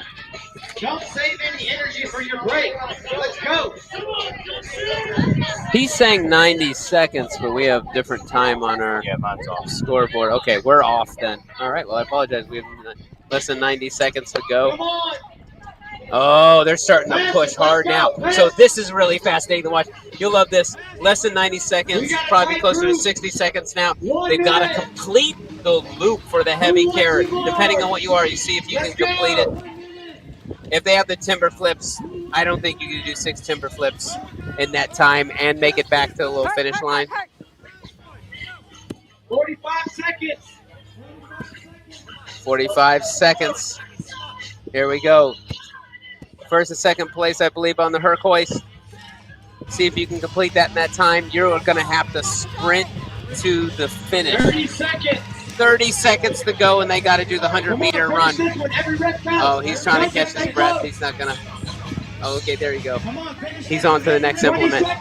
20 seconds. He's on the bucket carry. I don't think you're going to make that. Yeah. There's not enough time to finish that bucket carry. 10 seconds to go. They won't make that. That's too far. 7, 6, 5. They're pushing all out. Look at Justice running with the bucket. Leaving it all out there. That's what it's about. It's called the grit games for a reason, right? Let's see your grit. See how far you can push, how hard you can push. All right. That's all 3 waves. And I believe Kyle won that wave. Guys are bent over, and they are absolutely dying, as you can imagine. Now the strategy will be to recover as fast as you can, or what you can recover, and get ready for the next event, the Bird 400. But now we're going to have the ladies. In the first heat for the women. Miles, we do have the preliminary. I don't think we have the results from that last wave, but we do have the rest of them. Oh, okay. Yeah, we can go over them. That'd be fantastic. We have the... Okay. preliminary results here. Let's go through it. Here we The go. two guys I was with, I thought The was best second RX and in. third. We That's why I got was Jarrett sitting with Newby him. tying Ryan Kent in that strength event for first place, so they're tied.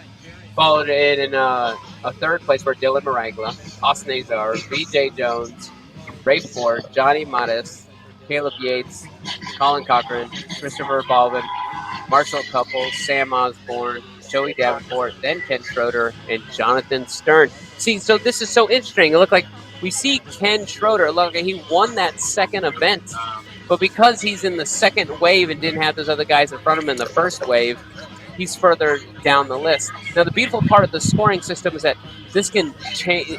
This can change at any moment. Anyone can come up from the bottom and shoot all the way to the top. So we'll see how that plays out. But what an interesting development that Jarrett Newby and Ryan Kent tie for first place. Many people also thought that BJ Jones was going to win that strength event. His jam is obstacles and speed. I think BJ Jones takes the burp 400. We'll see. Keep in mind, a lot of these guys are coming from cooler areas, Colorado, California. I think that it's cooler to come to this heat and then do the burp 400. You know, the heat will take a toll on your heart rate. That's just basic science. Now, how many beats per minute that takes in the heat toll on your normal rate, it's different. Some people say 6 to 10, but it can vary. So we'll see. It was hard seeing who was going to line up in these positions based upon. Okay, well, we have more. We're gonna, and these are just preliminary results. They're still calculating everything. We'll get more. But I tell you what, Dylan Maragla fighting hard to stay in there. Jarrett Newby really wants this. Jarrett Newby and Ryan Kent, kind of a similar build for this strength event. Both of them runners have a collegiate running background. Jarrett Newby has a college background in cross country. And of course, Ryan Kent was a track athlete. So they're going to capitalize on those strengths. What you'll notice about a lot of these elite athletes is they're very well aware of their strengths and their disabilities, right? Their weaknesses. And they're going to try and capitalize on those strengths and obviously minimize the weaknesses. But I can't wait to see here in the next heat for the women. The first heat of the day for the women, we got Chris Rogloski, Carly Wopak, recently coming off the Go Ruck games. She absolutely killed it. Followed by, I hope I'm pronouncing her name right, Jareen Klingberg. I'll have to make sure I get her name right. And Annie Schiller, Tara Say Jackson, Calypso Sheridan, Caitlin Sutton, and Charity Bourne. So Caitlin Sutton actually got second place next to Chris Rogloski last year. Chris is the undefeated female champ.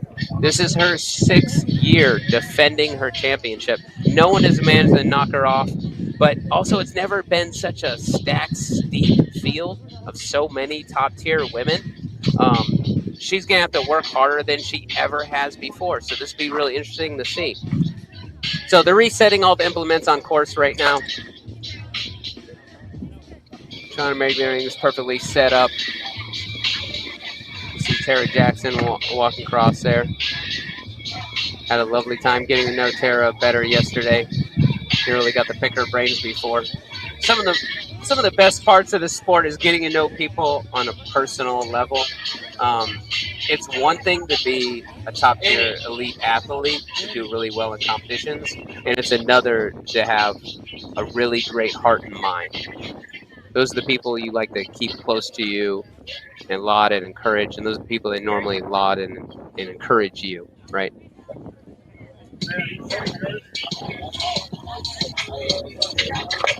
You see the guys just trying to recover. You're in heat 1, 3-4. Please go to the start line. Here we go. I wish I could go run with them. I want to go run with them and find out what this pace is. But I'm in front of the camera. You guys get to see what I keep telling myself in the mirror is a beautiful face. You might see it differently. So we'll see. This first wave, super stacked. I'll be interesting to see. I want to say last year, this is my 3rd year commentating this, so I've got to witness Chris's strategy. And Chris just keeps the lead the whole time. I don't think she ever gives up any of the lead. But there's some really strong women here. Carly Wopat, tell you what, she's a strong athlete. We'll see if she can out carry. I'm not quite so sure about her running background, but she can definitely lift. So here we go. I'm going to go see if we can get a camera. Let's see if we can get a camera at the start line. Yeah, can we get a camera at the start line? There we go. Okay. O'Connor is making his way. We have. Oh, there we go. Oh, no, right here. I am going to get it right, gentlemen. There we go. There we go. There's your start line. On the left there, you got Tara Jackson. Here's your Chris Rogloski and your Carla Wopat on the far right. All right, here we go. Here they go. And they're off. And they are off. There is a little bit of a lag. 55 seconds left. Got me so excited, I'm standing up. Why am I standing up in front of the screen? I don't know, Jason. But I'm excited. There's that iconic stride that Chris has. I think she is going to maintain this lead. I am going to go ahead and take Chris to win this event. There goes another Chris fan, Kyla, rooting her on. Let's go, Chris.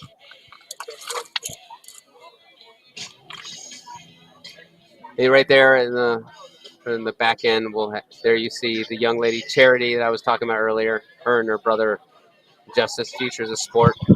She's only getting fitter and fitter.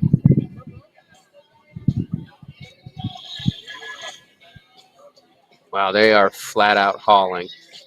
So you see many of the events here at the Grit Games, there's a buy-in of this 400-meter loop around the baseball field. Later on the day for the endurance event, you'll see 2 laps around 800 meters.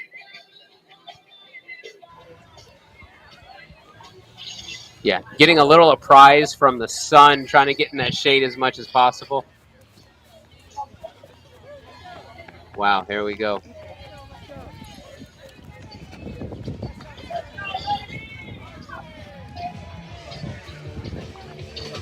There they come in.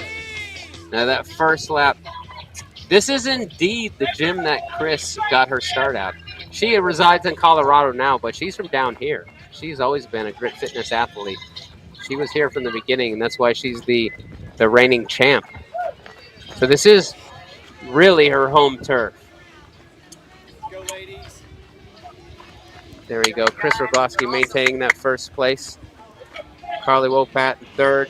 Tara Sage has an interesting hold on the bucket. She's going to have her fingers on the outside of the bucket. She's not hanging it. She's using the tensile strength of the tips of the fingers to hold it down. Look at Calypso's in the back. All of the ladies are together. So I don't suspect we'll see much of a separation until about this third interval. All the ladies going to do really well sticking close together. Carly Wopat making quick work of those timber flips. I don't think I've never seen another woman do those so fast. It's a long day though, ladies and gentlemen. A lot more events to go.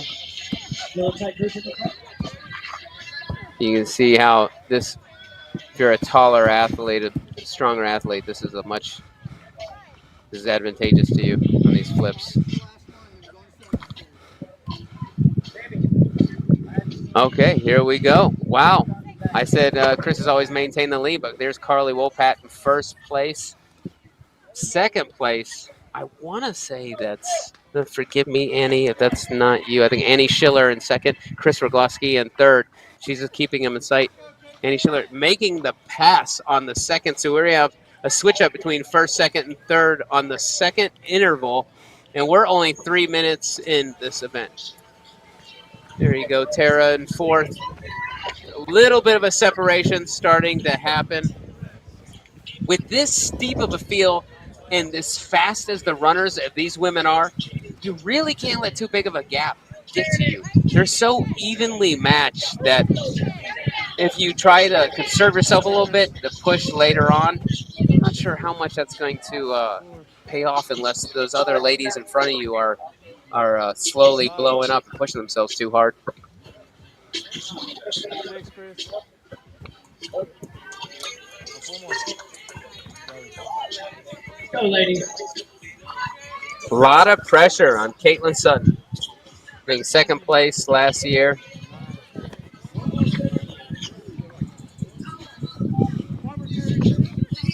Marjorie! Marjorie! I'm trying to find out who that's second place is. Yeah, we did.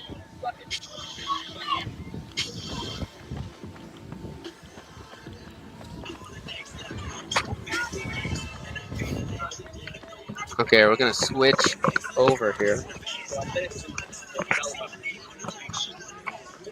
Carly Wopat still holding first place. Chris has moved in the second. Chris kind of closing this gap.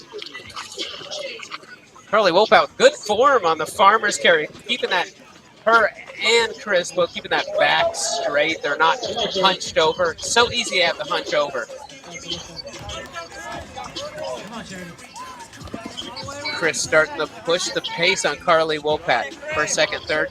Tara in fourth, starting to close the gap a good bit too. And then there's a much larger gap behind fourth back. Keep in mind, these are elite athletes of our sport, some of the top in our sport. All showed up today. I can't use the word all. Not all of them, but many of them. Some amazing female athletes. There you go. Carly Wopat still in first place, starting on the bucket carry. Starting to gain a gap between her and Chris. I bet you any money if Carly Wopat manages to win this first event, it's going to put more stress on Chris, more pressure, but I don't think it'll have an effect. You know, I was talking with Chris yesterday, and she never gets stressed out about this stuff. She is very, very cool and calm and has a fantastic mindset. It's not, it wouldn't take much of a toll. Chris Rogloski even has a slight smile on her face. But Carly Wopat not showing any sign of slowing down. I think she might be trying to use that strategy to break Chris. But that's the great thing about Chris Rogloski. You can't really mentally break her. No matter what the gap is, she's confident she's going to come in. There is a larger gap to fourth place and back. Timber flips. I've never seen another woman make these timber flips look so easy.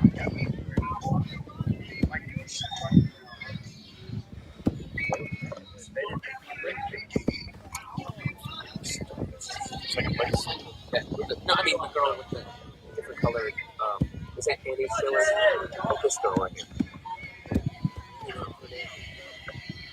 I don't. Okay. Anyway, we can find out the yellow shorts.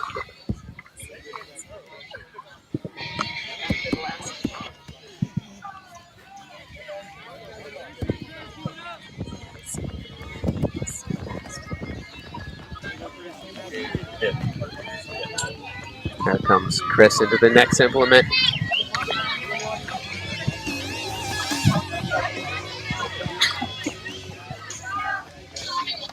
Here we go. We got the weather up for you. Remember I mentioned earlier with 84, it's already now at 86. And look at that kind of humidity. And that's everything. Feels like 103. And let me, 80% humidity. That's got to be hard for people in other states to wrap their brains around. If you're up further north, then it's hard to imagine that kind of humidity. but it is absolutely atrocious. And then you add an exercise outside in the sun on top of that. But these are top-tier athletes. This is called the grit games, not called the take it easy, the break games. This is all about mental, emotional, physical grit. The break games. I like that one. The break games. I That's wanna what you compete and in me that could one. do, Jason. Yeah. Is that Yeah, the one where break. you play video games for a bunch? Oh, I like that one. Yeah. With a little drink, a little food, proper feed up. If I say that too loud, I'm going to get these athletes in the sun to come sideswipe me, tackle me off. Shut up.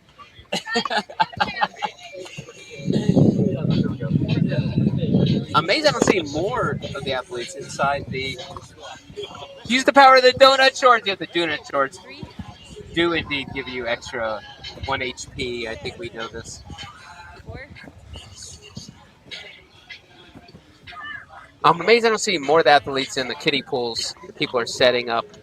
I'd be soaking in that water.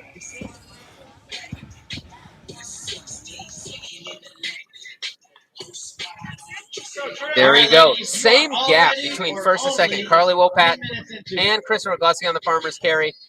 Carly Wopat still keeping that same gap. It seems like she wants to elongate that gap, but Chris is not having it. And, you know, like I said, this is Chris' 6th year in a row. She knows exactly what this workout feels like, at what points, and when. She's very strategic, cool and calm, and she knows there's 10 minutes left in this 20-minute AMRAP. She knows exactly what she's doing. It'll be interesting to see if she can pull ahead of Carly.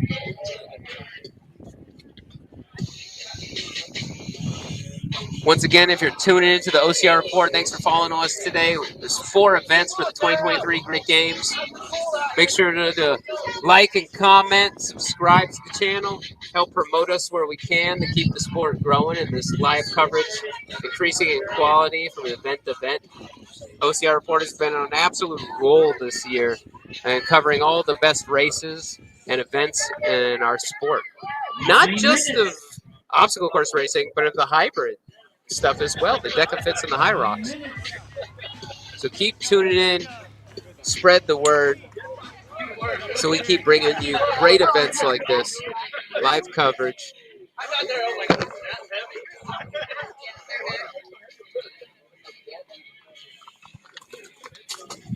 Yep, there's Carly. Same gap between Carly and Chris Rogowski. I think Carly Wopat really wants this. I don't think she has any experience on a lot of the obstacles, so she really wants to, you know, maximize on the strength event, play to her strengths.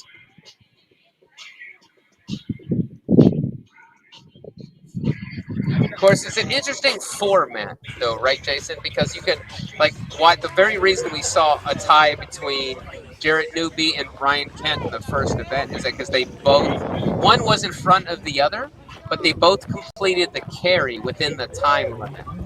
So they get the same amount of points. Right. There is no tiebreaker for that. They are tied for that event. There's the donut shorts, killing it.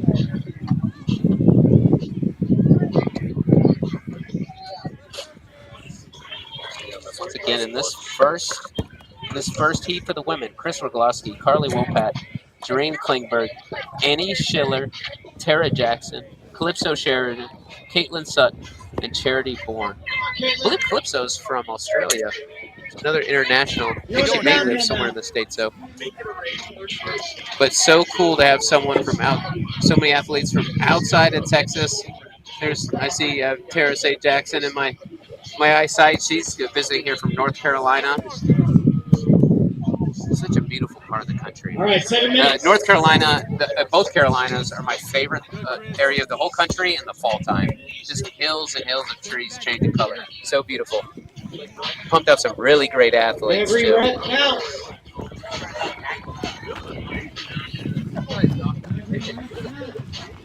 Several athletes from upstate New York.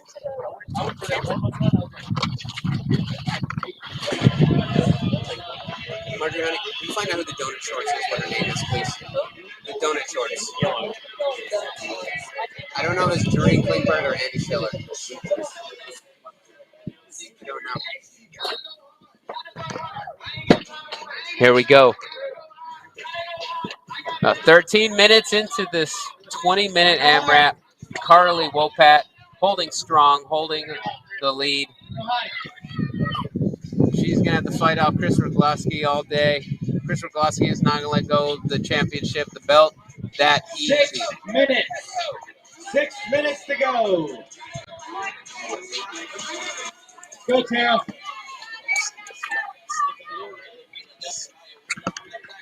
Here we go. First and second place on the over the shoulder. Jareem Klingberg is doing absolutely amazing. We're 14 minutes about into this AMRAP, and she is running with the heavy carries. She's picking up the pace. We haven't seen many people this far into the 20-minute AMRAP picking up the pace like that. At this point, you're usually just dying. But Jareem Klingberg is doing absolutely fantastic. She's got to work hard to stave off Tara Jackson. Tara Jackson is an amazing runner and athlete in her own right. She's fast, and she can carry heavy. Let's go, Carly. Carly Wopat holding. Wow. Carly Wopat has increased the lead between her and Chris Rogloski. Carly Wopat's already on the farmer's carry, and Chris Rogloski is just now coming into the next implement. Wow.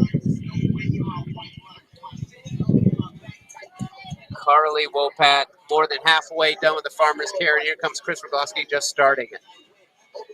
Decide if you want to pass that girl in front of you. You'll see right behind Chris Rogloski, you see Charity Moore, one of the up-and-coming new athletes I was talking about earlier. Man, how much heavier the weight is for such a young lady. The smaller stature, she's doing absolutely killing it. There's Chris. Chris can do everything he can to start closing this gap the best she can.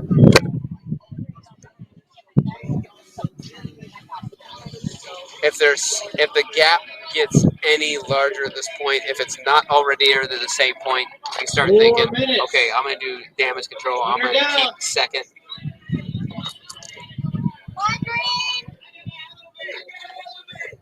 It wouldn't be out of the question, though, because of the scoring system for this, that even though Carly Wopat's in the first place, it doesn't mean that Chris Rogloski can't finish that next carrying implement and still get the points. Yeah, they could still technically tie like what we saw with Jared Newby and Ryan Kent. Every meter does count after that, right? Yeah, every 10 meter does count.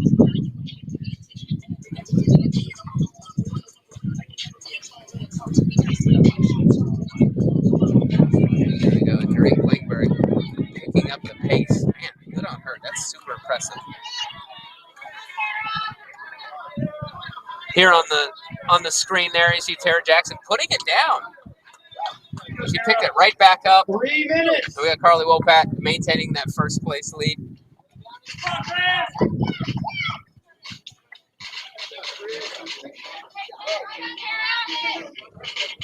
Carly Wopat, not from around here too. She looks like she's handling the heat like a champ. That is really impressive. That'd be the definition of grit. 2.5 minutes. Okay, ladies, coming into the timber flips. 2.5 minutes left. Keep in mind, there's a little bit of a lag on our screen there, so take that 17 minutes and 28 seconds and with a grain of salt.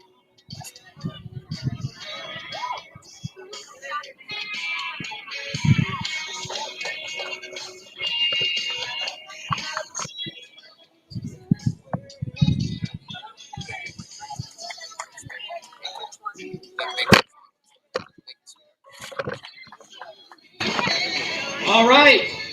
2 minutes. 2 minutes left to go in this 20-minute AMRAP. Don't say I think if she really pushes, she might be able to get 2 more intervals in. But too, she's got to strategize it too. It's a long day. 3 other events, 4 total events through the day. So I'm sure she's been thinking about it all night. She has a strategy. 90 seconds. Still looks like it'll be kind of a gallop for Carly. She's trying to not walk She has first place. Every rep counts. She's keeping a good gap between her and Chris Rogloski. Carly Wolpat about to lap Let's go, Tara Carly. 90 Jackson. seconds, bud. 60 seconds left. 60 seconds left to go. All right, judges, we have 1 minute left. Okay. Oh, this will be Stay close. exciting. Every rep. Carly Wolpat, 1 she's going to minute. push for another interval to complete. She's got 60 seconds to do this. And keep in mind, this is the end of a 20-minute AMRAP. For anyone who's done that, especially outside, man, you're hurt really bad. It's one thing to sit at home and, you know, I could push out one more round in a minute. But when that sun is blaring down on you like this, Y'all stand right in front of the timer. look at Chris. She's flying through the zone of the shoulders too. She's not having it. She's not letting first place go easy. She's gonna make you work for it. Don't be behind by 1 point. 20 seconds. 20 seconds, and these ladies got to make it around these Full cones. speed. Let's go. I'm not sure if Chris will have enough time. Looks like Carly might be able. 9, 8, 7, 6, 5, 4, 3, 2, 1. 0. That's time. I'm not quite sure she gets credit for the next interval. I'll have to check that. I'm not sure. You think you have to touch the next implement before you get it? Oh, I'll check in on that later on. Still, she took first place. So there you go. Carly Wolpat, first place for the first heat of the women. We have several other heats.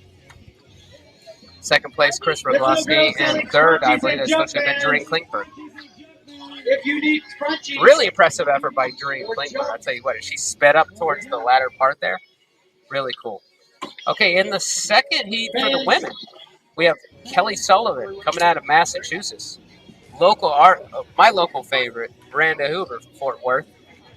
Julie Best, Nicole Lunder, Ashley Heller, Kara Mobley, Miranda O'Neill, and Allison Outlaw. These are really well-matched women. I'm going to take this one on a limb. Kara Mobley is big in the hybrid fitness. She's new to OCR. But she's really strong.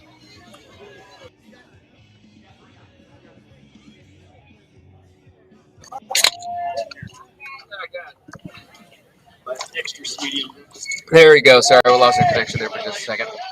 Okay. Here in the second heat, I'm not sure if it cut out before I read the list. For the second heat of the women is Kelly Sullivan, Miranda Hoover, Julie Best, Nicole Lunder, Ashley Heller, Kara Mobley, Miranda O'Neill, Allison Outlaw. These are some really well-matched women. They're all very strong women. So this is going to be a hard one to call. I'm going to go out on a limb and say Kelly Sullivan. That's my guess for who's going to win the second wave for the women. We are underway. Here we go. They're off. Let's see if I can switch to the correct one. Boom. Nope. There we go. Just in the back section.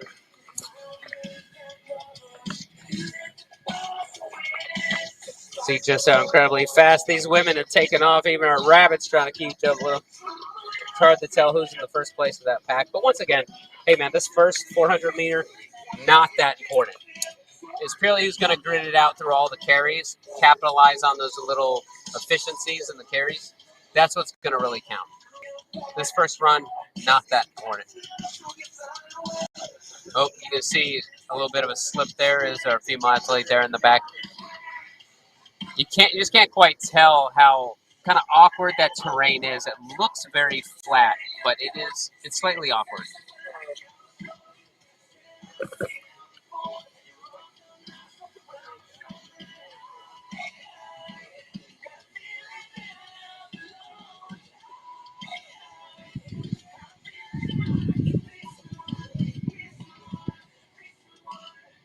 We'll see who's coming in.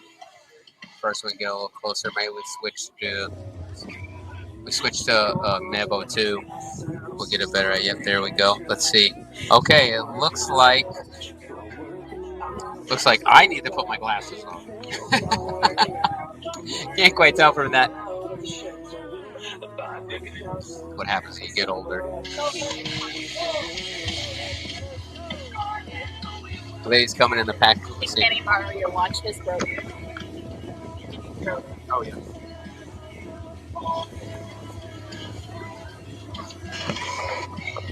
Okay, here we go. Here come the women. We got a much better eye line on the women. Who's at first? Yeah, looks like Ashley Heller at first, then followed by Kelly Sullivan. First, second, third, fourth, very close together. Fourth place, she's very strategic about this. She looks relaxed carrying that bucket. Considering too, to say even though Kara Mobley is very familiar with hybrid fitness, high rocks, DecaFit events like that, they're not used to carrying a bucket, right? That's very OCR specific. So even though you're used to carrying weight, sometimes the awkwardness of a different shape implement to carry can really kind of throw you off.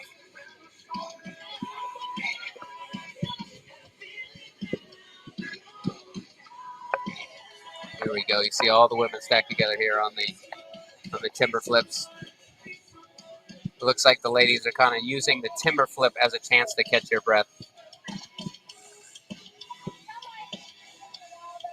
Ashley Heller coming up. I believe she's from Indiana, if I remember right. I feel so bad because I met her before and I misspoke of where she was from. I was wrong. Kara Mobley making up time. Look at her pushing the pace there on the runs. Good on her.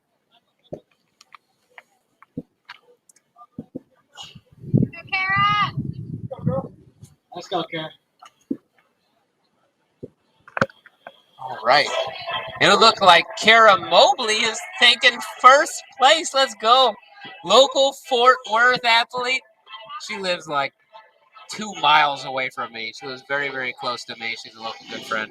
Her and her husband are absolutely wonderful people. Let's go, Nicole. Let's go, Kara. Grind. Ashley Heller behind her.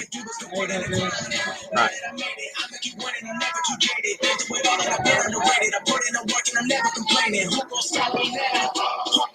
Some ladies are opting to keep the sandbag between their shoulder blades. Some changing it to one shoulder.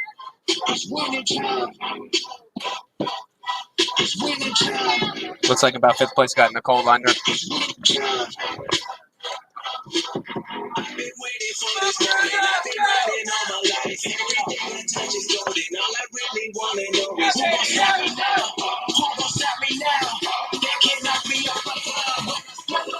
Sorry, the mic is picking up all that music. Or maybe you like it, maybe get you pumped.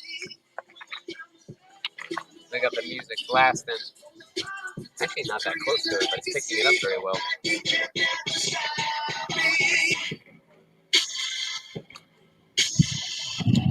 Ooh, second round, and these women are looking taxed. That sandbag is very heavy, by the way. This is not a light sandbag.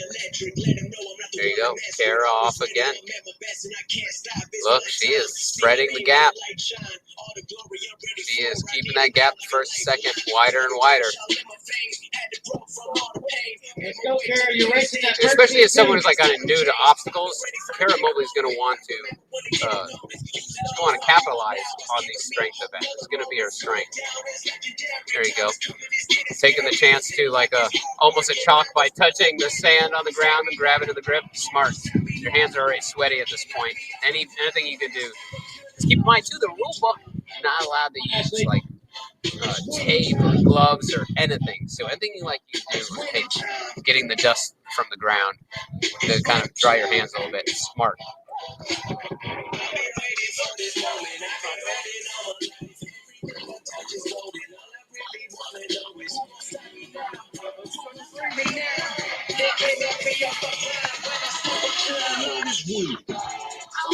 Kara starting to slow down a little bit, even though she's got the lead. It's early on. 6 minutes. close to 6 minutes into a 20-minute lap comes Ashley Heller. Good breathing technique. You can see her controlled breathing, back straight, looking strong. So first, second, third, and fourth, all really close together. No, sorry, first, second, well, second, third, fourth, and fifth close together. Kara is widening that gap, man. She's doing absolutely fantastic. See, she didn't blow herself up on that run. Kara did it. She took it easier on the run and those manageable, and then made her move on the carry. Said, "Hey, I'm gonna capitalize on my strengths." Okay, let's get it. Got a little time on my hands like a wristwatch. I don't got time for the breaks and the pit stop. Race through the gridlock, take it like Chris Rock. Right to the chin, still win. Heavy metals like Slipknot. Got the driving, I got tunnel vision. I just hit my stride the way I run the business. I've been making paper like I'm doing Memphis. See the end game, I got one division. Look, I don't ever bother with a critic. Hit him with a chronicle lyric. Boom, bottle full of riddle, and I hit him with a little bit of riddle me this, riddle me that. My bad for the slip in the gas. No time to wait, though. Elon Musk, I'm trying to bankroll. New Tesla just because I say so. Allison Outlaw, Miranda O'Neill doing fantastic, man. Everyone is really, really pushing it, trying to keep in the mix. It's still really early on in this AMRAP. We're not quite at the halfway part yet, so anything can happen. Keep in mind, many of the women in this wave, not from Texas, not used to this heat. The video does not do this justice. That kind of humidity, you can see, look, there we go, got up on screen, the temperature slowly going up, still feels like 103. And it is only, you see how little wind that really is. 11 miles per hour for wind, not much. And bro, you put this in perspective. Any little bit of wind you do get, oh, you are just so thankful for it. I wish we could see in the minds of these athletes, right? Where people go when you're in the middle of this workout, you're grinding and the pressure on, it's race day. That's usually when the darkest moments come out, and you got to think a positive mentality. You can't let the negative ideology, the negative mentality start seeping in through your self-talk. That's what really separates athletes. When you start getting those negative thoughts in, why am I doing this? Oh, I'm never going to win, such on and so forth. We got a lot of tech we got to figure out before we can actually see in their minds. At some point, though, sure we can get there. We're working on it. Well, now that AI is going to replace us all anyways. I'm not currently working on it, but AI probably is working on it. I would like to take this opportunity to let you know our future AI overlords to know that I'm a trusted internet personality that can be used to round up the human race for your mining operations. So the resources you need to make more AI.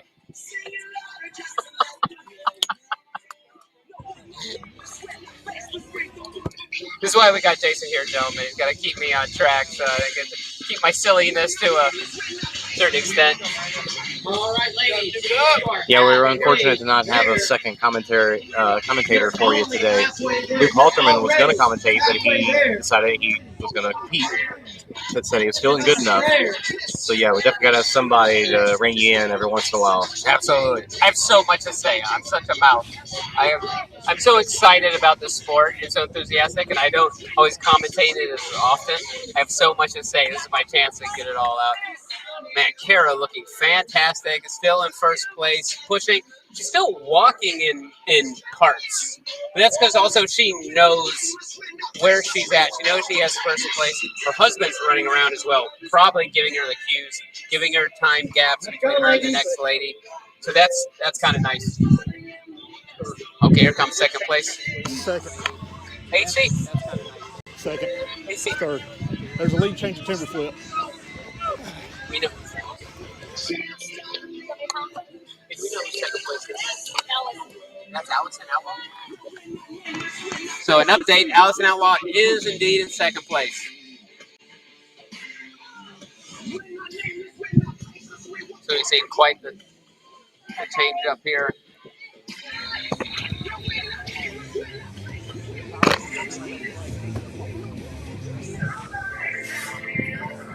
So it's looking like my foretelling events is going to be false at this point.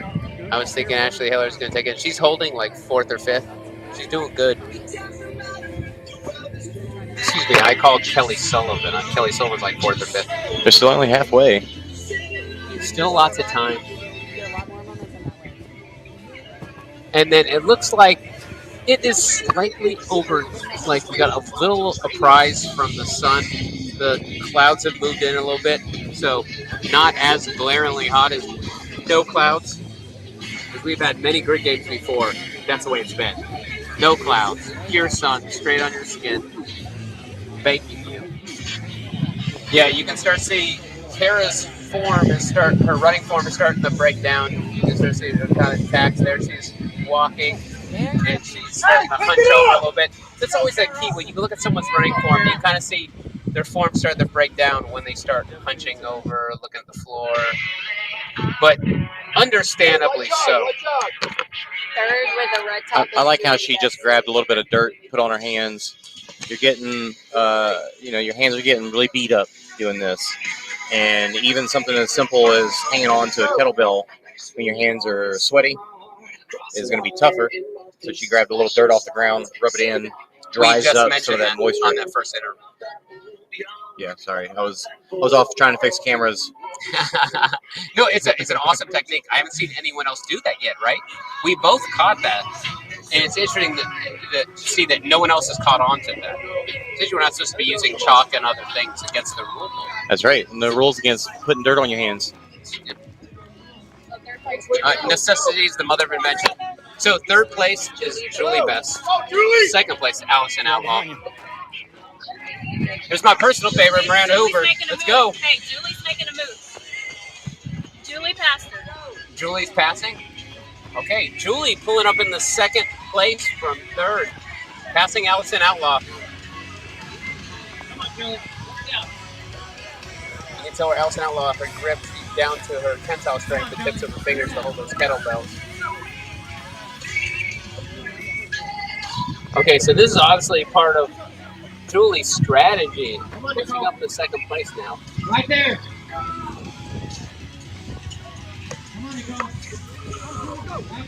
Marjorie Honey. I think that burrito place is open. That's right, Kara. Just keep grinding. It's not today. Come on, we're going to catch up to you. It was Kelly Sullivan passing the 10. I'm good for now, personally. Come on, Kara, take off.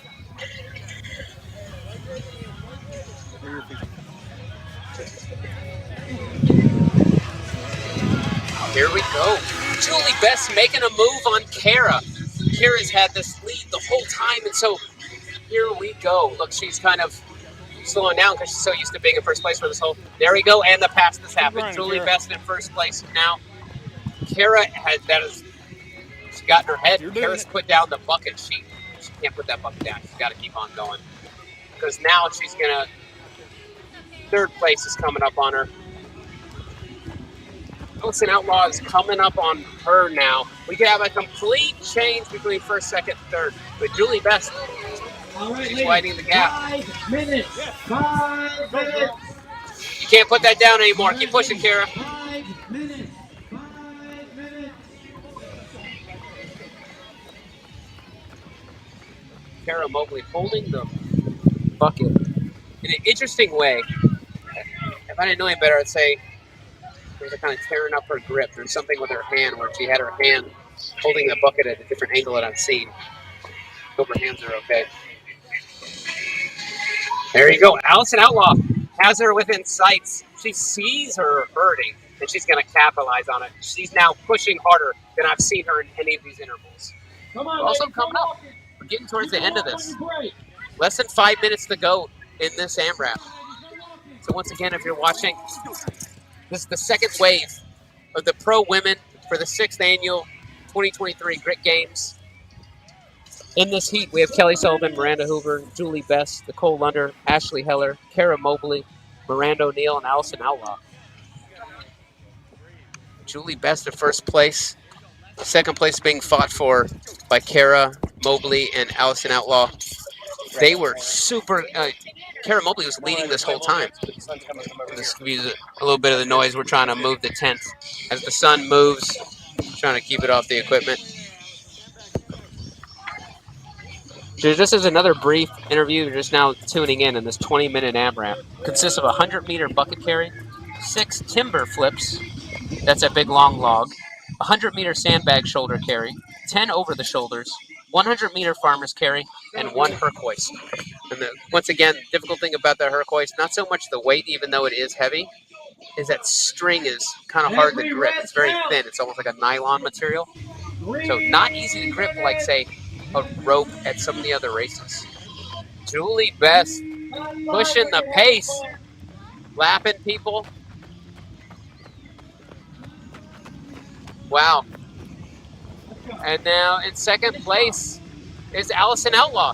She is past Kara. And now Kara's fighting. She's got to maintain third. Let's go. 2.5 minutes. There we go, updated time. 2.5 minutes left. You got a few more in you.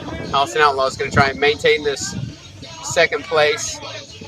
She's been very methodical in knowing where she's at and how much she wants to push.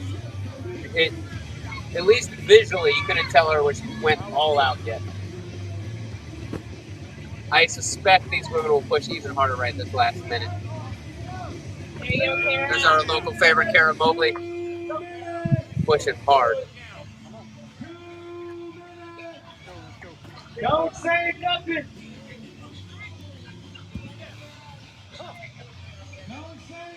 Once again, like, subscribe, leave some comments. Let me know who you guys think is going to win. Let's hear some predictions from the fans. Ashley Heller looking good, still running tall.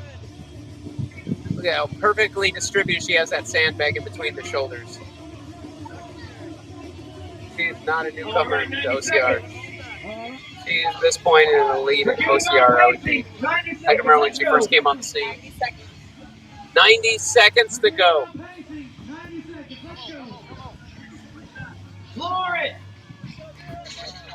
Kelly Sullivan has an interesting strategy on the sandbag.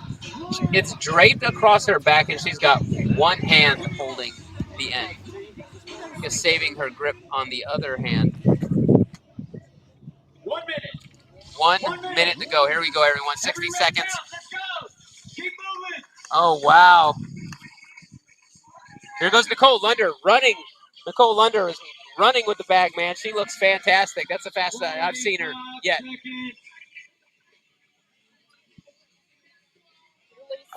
Come on. All the way. Let's go. Yep, Julie's trying to maximize. Let's see. She's got farmer's carry. How many seconds? Oh, Allison Outlaw just passed. They're fighting for first place. 30 seconds to make this interval. Oh, wow. Oh, wow. They're side by side. Julie Best is starting to pull. They got, oh, my God, they have. They've got to make it all the way to the close out this interval. 15 seconds, judges. Count it down. Here we go. 10, 9, 8, 7. Doesn't think Allison's going to make it. Julie might make it. 4, 3, 2, 1. I'm not sure if that counts. I'm not sure if she doesn't got to. You think every meter counts? But I think she's got. I think they have to touch the kettlebells. Probably have to touch that area. They hit the ground. We'll have to get clarification on that. But wow, that's exciting! A last-minute push for a change. Yeah, should be. Yeah. Okay, so coming up next, ladies and gentlemen, we're going to have, I don't believe there's another heat of women. No, that's the last. Nope, that's it for all the women. The next event here in a little while, ladies and gentlemen, will be the Burt 400. See guys already soaking in the water, trying to get cold and wet as possible. Let's talk about let's show the guys full. Oh yes, do we have the finalized results for the first event? Results. So we saw the first 15 so far. Yep, here we go. So Jarrett Newby and Ryan Kent tying for first place. I wonder if this will put an extra pep in the step of Ryan Kent. Uh-oh. I'm sure what's happening on the Burt 400. Now, keep in mind, we went over the scoring system earlier. What's interesting is the first to fifth is a 4-point difference, and then for the next 5 down from that, so 6 to 11, will be a 3-point difference, and so on and so forth. So no one's out of it. Way too early. 3 more events. It's an all-day long competition, and we'll see. Obviously, some of these events will play to other people's strengths that may have been further down the list now, and how that's going to switch everything up. So everything's way too early to know. But so far, some really fun battles over in the last few seconds. Some really cool to watch passes, and seeing how that affects people. Okay, now for the Burt 400, you don't need different waves. What's going to be interesting about that is you're going to have all the men are going to go, and then all the women will go. So no more waves for the Burt 400. Everyone's going to go. This will be fun for a lot. Well, I use that word fun loosely. We are waiting for the women's second round to update before we show it. We have the first round. Okay.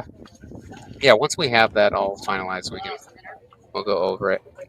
We don't know how long it'll be before speed starts. Are they saying? Way to go, Kyle. And so, well, what they're going to do now is remember there's a brief before each event where all the athletes have a chance to ask any questions, and all the rules are clarified. So that'll happen. So there's a little bit of a time gap in between the events, but it's also the shortest time gap in between events than it ever has been during the hottest time it's ever been in Texas. So that'll also be interesting to see how that plays out. We got VJ Jones already soaking wet, getting cold, ready for the Burt 400.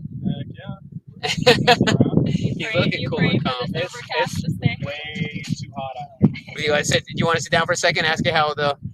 Or Why are not? you going to make that brief? Just Just really quick, because I don't want you to miss the debrief. I'm a little wet. We got 10 minutes till the debrief. Okay. We got 10 minutes. How did that first event go? Did that play out the way you thought it was going to be? Everything was going according to the plan until it wasn't. Yeah. Everyone has a plan to get punched in the face. Yeah, exactly. So I was like, go conservative for the first 10 minutes. When they say halfway done, twice as much pain, and then you would take off and start working again. But by then, my heart rate was like 185, pushing 190, and I wasn't working hard yet. It was just so hot. Yeah. Yeah, we were talking about that earlier, man. You're not from around this area with this kind of heat. It's usually cooler and more manageable. Like, do you even remember last time your heart rate got that high? So I've experienced really high heart rate before, and that was at Hildervat back in 2021 or something. Yeah. And it was like 95 degrees on the white sand, reflecting back at you. So super hot. And my heart rate got up to like 193 there. And today it hit 197 right at the end. So I didn't feel like I was pushing at any point until I got so hot that pushing was just moving. Did you have a strategy going into it, and did it play out the way you wanted? I didn't warm up for it. I took it as that is going to be the warm up, and then do the best that you can. It's funny. I hear myself talking as I'm speaking. Yeah, it's kind of messing me up. I'm not used to it. You guys are professionals. No. Everyone hates the sound of their own voice. I can't stand it. I listen to this back. I mostly never go back and research because I can't stand the sound of my voice. I feel bad for everyone that has to interact with me. Exactly. But apparently, it's not as bad. But so we talked about a little about the Burt 400 coming up. It looks like you were even kind of getting cold and wet as possible, so that'll pay dividends during the Burt 400. Do you have any strategy going to it, or are you just going to do as many as you can and grit it out? No strategy, just work. After experiencing the heat in the first round, all I can do is hope to manage the heat. Because once you pop in the middle of this workout, your heart rate's not coming back down. Yeah. So manage it best that I can. Fortunately, they're not like real burpees. They're kind of like woodsy burpees. So you could do a thing where the strategy where the legs go wide at the bottom and they come together at the top. That strategy. No, I was talking about the bottom where you kind of like just tap your hips. You don't have to touch your chest in this workout. That's you a just good kind of point. like you just kind of love tap the ground and then you touch the ring above you. So, I mean, it should manage the effort a little bit there. But yeah, I'm playing it like 2 halves of the race. The first mile is the buy-in, and then you can start pushing in the back half. But if you start pushing right off the start, you're going to see some guys crack and fall back in this workout. Yeah. So you and me are both big fans of our mutual friend Rich Diaz, and the cool thing about Rich is that you identify your max heart rate, and once you pass that threshold, then you're on borrowed time. But you're very well aware. You and me both love heart rate running and being cognizant of your heart rate and knowing that, hey, you know where that rev limiter is. And just like you're saying, it's so easy for someone to just go past that rev limiter, and you're just on borrowed time, man. You're not going to be able to, you're going to have to do damage minimization at that point. yeah, and there's going to be a ton of drift with the heat, especially everybody that's not used to it. Like, I can't get my heart rate into the 190s in Colorado. Yeah. But here, I didn't push that hard, and it was right up there. So, yeah, it's going to be an adventure for all of us, and it's going to get hotter and hotter as the day goes on. Yeah. So, keep the medics on standby, and we'll see what happens. I have to bring Marjorie, my wife. She's a nurse. Marjorie, you have to save my buddy VJ. I appreciate it. Well, I'm going to make sure I don't miss that briefing and get DQ'd because that would be such a bummer. Yeah, wait. So Greatly I'll chat with you appreciate guys you a little sitting in later. with us. Thank you, brother. Of course. Go kill it. So actually, VJ is, I think, my pick to win the Burt 400. That's who I have preemptively called to win it. We'll see. Once again, like we were just talking about, the heat, and that's what he was mentioning by drift. This heat does take a toll on your beat per minute. So we'll see how that affects a lot of these athletes that are from out of the state. We got the fellow commentator, the lovely Miranda Uber. Hey. You want to see? Let's go through how that went. Oh, Now, keep in mind, Art, I call you, we're your number one fan. We're all rooting on for you. But we also know you've been just coming off an injury. So you didn't have as high expectations coming off that injury. Yeah, I came in trying to have a little more fun today. Yeah, I broke my ankle. The bone was completely separated 5 months ago. In a soccer game. Yeah, broke it playing soccer. But yeah, so 3 months I essentially didn't train or very minimal. Kind of went through some like depression during that time. It's rough going through injury, especially something that substantial where I couldn't like tend to my daughter and I couldn't carry things, and yeah, so that was rough. And then the last 2 months, training's been real weird for me. Like, I'll have a really motivated week and I'll hit every day, and then I'll have a down week. So coming into this event, I knew I didn't have the training under my belt to be super successful. So my main goal was to like have fun, and don't finish last, which I didn't meet that goal in the first bit. Yeah. That's such a good point. We don't talk about that a lot. The mental aspect of depression and getting injured. Everyone's like, I'm just going to nurse it.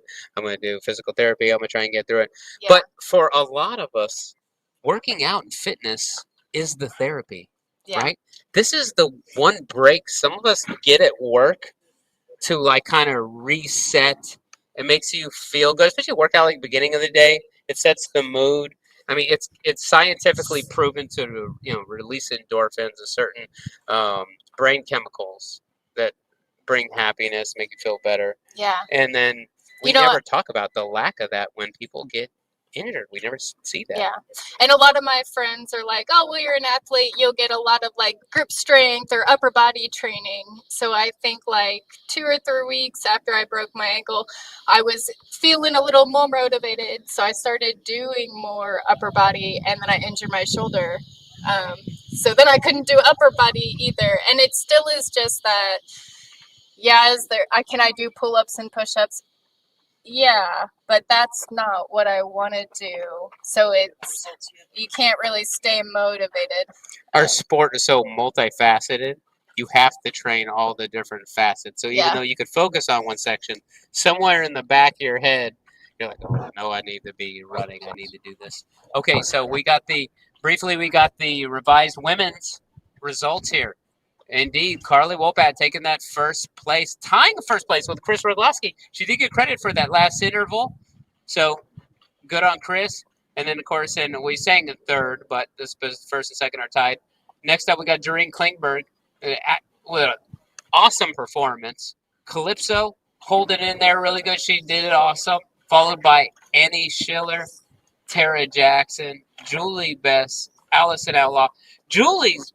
I would have loved to saw Julie Best in that first wave. Her performance out there was incredible. You were out there competing against her, but you didn't see it. She pulled ahead right at the very end. Nice. To win it. And she was just keeping first place in sight the whole time. Yeah, I see Caitlin Sutton's in that top 10. She's in 9th, and Kara's in 10th. And they're both going to do good on the – Caitlin will do well on the burp. Yeah, and then, Kara, she had first place for the majority of that 20-minute AMRAP. She was doing absolutely fantastic. It wasn't until the very end she started slowing down. And it goes to show you in an all-day-long competition event like this, you just got to keep pushing in every event. And, of course, there's a lot of pressure on Caitlin Sutton as well. She took second place last year. She's got a target on her back like Chris. Yeah, and she trains here, and she has the experience. She's done the Grit Games in the past, so that all helps her. I also see... obviously, we should mention Ashley Heller and Kelly Sullivan in that 11th and 12th. Nicole Lunder came from New York. She reached out to me. She works at Lockheed Martin, and that's where I work, and Jarrett Noby. So the three of us are all LM employees. So that's pretty cool. You got to start a team. If there was a team, that'd be a mean team, boy. You guys would be strong. And then Charity, born in 14th. And she's young. She's young. Imagine how much heavier that is at her height and weight. Yeah. She's not a big girl. Yeah, she's a smaller, petite, because she's still in her adolescence. So I think she might be 16. I'm not forgive me. I think she's 15. Okay. Yeah, I know could that be wrong on that. she's a teenager. So yeah, that's really impressive to see her on this top list of ladies. Yeah, and she's the future of the sport, man.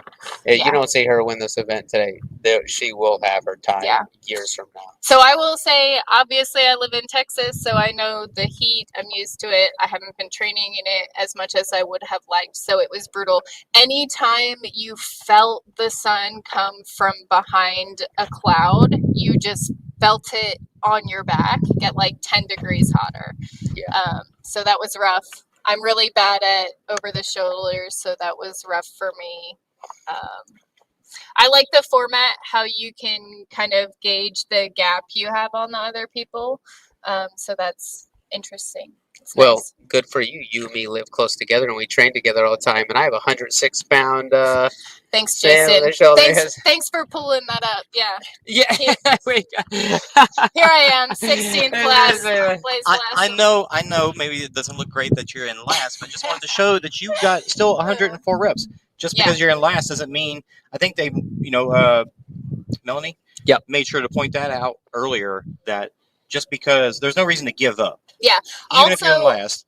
I didn't want to push it too hard at the end to try to catch the person in front of me when it's only worth 1 point.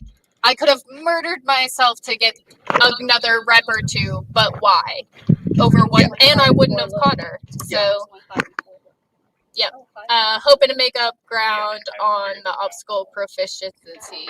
Yeah, that's always been your jam. You specialize in mandatory completion obstacle course races. All that's right. where you're going to shine. I got to go to the next. Thank you. Okay, thank you for joining us. Super excited. We have another commentator that's going to come in soon. I'm excited about. Very accomplished commentator and athlete and coach. One of the other few people I don't know personally. I know most people personally in the sport. I got to have a chance to take this, go eat with this gentleman. Here on the line, we're going to get Rich Ryan. Rich Ryan, he's a famous podcaster, coach. Hello. I can talk this man's ear off. One of these days, you and me get to sit down, Rich, and talk. We also have a mutual friend, one of your athletes, Vivian Tran. Oh, Vivian's doing great. She's crushing. We can't hear him. Hold on a second, Rich. We can't hear you, bud. Okay. We gotta fix the audio. I think his audio is coming through clean, but I don't think we can hear him for some reason. Check. Well, I can't wait to hear Rich's. If it played out, that first event played out the way he thought it was going to play out. I can't wait to hear about that. And I want to hear his predictions for the burp 400. And what's really cool is you got two coaches that coach the sport. They can program for athletes, like looking to see, hey, who they think is going to maximize on these little efficiencies and take the burp 400. But what's interesting is there's an element of, like what VJ was saying with the drift. The heat is that element, and how many beats per minute, that's going to take a toll. Someone may have done burp 400 several times before, and they have an expected number they're going to hit, and it's race day. So not only do you want to hit that number, you'd really like to go for a PR, but pushing the beat your last PR in this heat may cost you more. I like to think of it as a fiscal. Rich, go ahead and say something. Check. Nope. Nope. Still His not. audio is Still trying coming to fix through Rich's. properly to the output, but we're not hearing it yet. We'll get it fixed. We'll get it fixed. But like I was saying, I like to look at it from a fiscal advantage. It's like saying, hey, your heart rate is the monetary value you're paying in for the workout, and if you pay too much, you can't afford to finish the workout. So looking at it as a give take to try and balance where your heart rate is at. But once again, that's kind of what I was talking about earlier about, hey, knowing where your max heart rate is could be really key in, say, something like the burp 400 in the sun. So you don't pass that threshold where it's going to take you exponentially longer to recover. So we'll see how that plays. Oh my gosh, the sun! I don't know if you can see in the video. The sun just hit me on the side. It's getting hotter, man. It is rough. There's no more kind of shade from the clouds. It's just straight up sun right on it, which I don't have much room. As someone who's born in Tempe, Arizona, I can't really complain. I do really good in the heat, but I'm a total wuss in the cold. You guys have seen me act tough at the races in the cold, but inside, man, I'm just crying. It's all complaints. It's all complaints. Talk to us, Rich. I'm no Rich Ryan. Check. Nope. Nothing. Nope. Still trying to Anything fix on the mine? audio. We're gonna get it fixed. We're gonna get him in. Wish he could be here. But we'll see. And keep in mind, as the sun gets brighter and it gets hotter, these metal obstacles, are baking in the heat. And things like Twister is just going to melt people's hands clear off. But that's further on the day. That's the third event. What makes it hard, though, so the third event is the obstacle proficiency. So while you will most likely tear your hands, as everyone does in that third event, the fourth event during the endurance has a dead hang on a bar. And so holding that bar with bloodied up hands, torn up hands, I'm trying to move my hip up. Trying to get my hands on the thing. It'd be really, really difficult. When they're significantly torn and you got to hold yourself even for 30 seconds, it hurts. It hurts a lot. And we'll see who can literally grit it out, right? That's where the grit's going to come from in the grit games. But you'll find that the endurance event at the very end is very different than most other competitions you've seen. Even in these functional fitness competitions, it's very different than anything you've seen in OCR, in our normal training world. And, when everyone makes it through, I believe, the first 8 rounds of 800 meters within a time frame, they start cutting down the time limit by 10 seconds. And at the end of the day, where most people are going to be hurt. Say something, Rich. Check. Darn it, we still don't have his audio fixed. We're going to get him in. But yeah, no, the sun is beaming down. The athletes are going through the briefing right now. And it will be really interesting. Well, it'll be hard on the commentating section, too, to see who is in the lead during the burp 400, because all of the men are going at one time. Then all the women are going at the same time. And it'll be hard to figure out. We'll try to get feedback from our rabbits who are standing by about, hey, who's in the lead. Like, we have a good idea of who's going to lead the burp 400. I'm going to go ahead and say, well, I called VJ Jones. I think he's the fastest of pure speed out here. But Jarrett Newby is really he's super fit. And he always does really, really well. We'll see. And he's also not from here. I think the top 3 athletes we think to do really well, Jarrett Newby and VJ Jones and Ryan Kent, all from different states like Colorado. Like I believe Rich Ryan is from Colorado as well.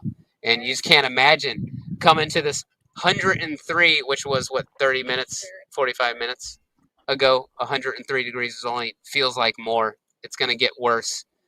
And it's one thing to live here and be a little bit of acclimated to it. It's another thing to be in that sun doing burpees and running where there's just, I'm not convinced there's a good strategy for the burp 400. I've heard all kinds of strategy. People take it easy and then bang out the burpees. I've heard people try to just, go all out as many as I possibly can. People want to hit certain, like, okay, I know I can do this in a minute 45, this 400 meter, so at an easier pace, and then try and hit a certain number of burpees. But with this stacked of a field, how steep the competition is, these gentlemen really need to be averaging over 30 burpees around if you're going to be up there. These results for burp 400s are like, let's say, 220 to 240 something, right? So you really got to be kind of averaging the 32 burpees around. But that's one thing. So I could do 32 burpees in a minute. You can't try it after a 400 meter. That's where, especially after a whole mile of so many intervals, I find nothing compromises your running and your system, your cardiovascular system, like the burpee followed by running. So we'll see who can bump it out once we get the audio fixed for Rich Ryan. I know he has some words of some golden words to say about that. Say something, Rich.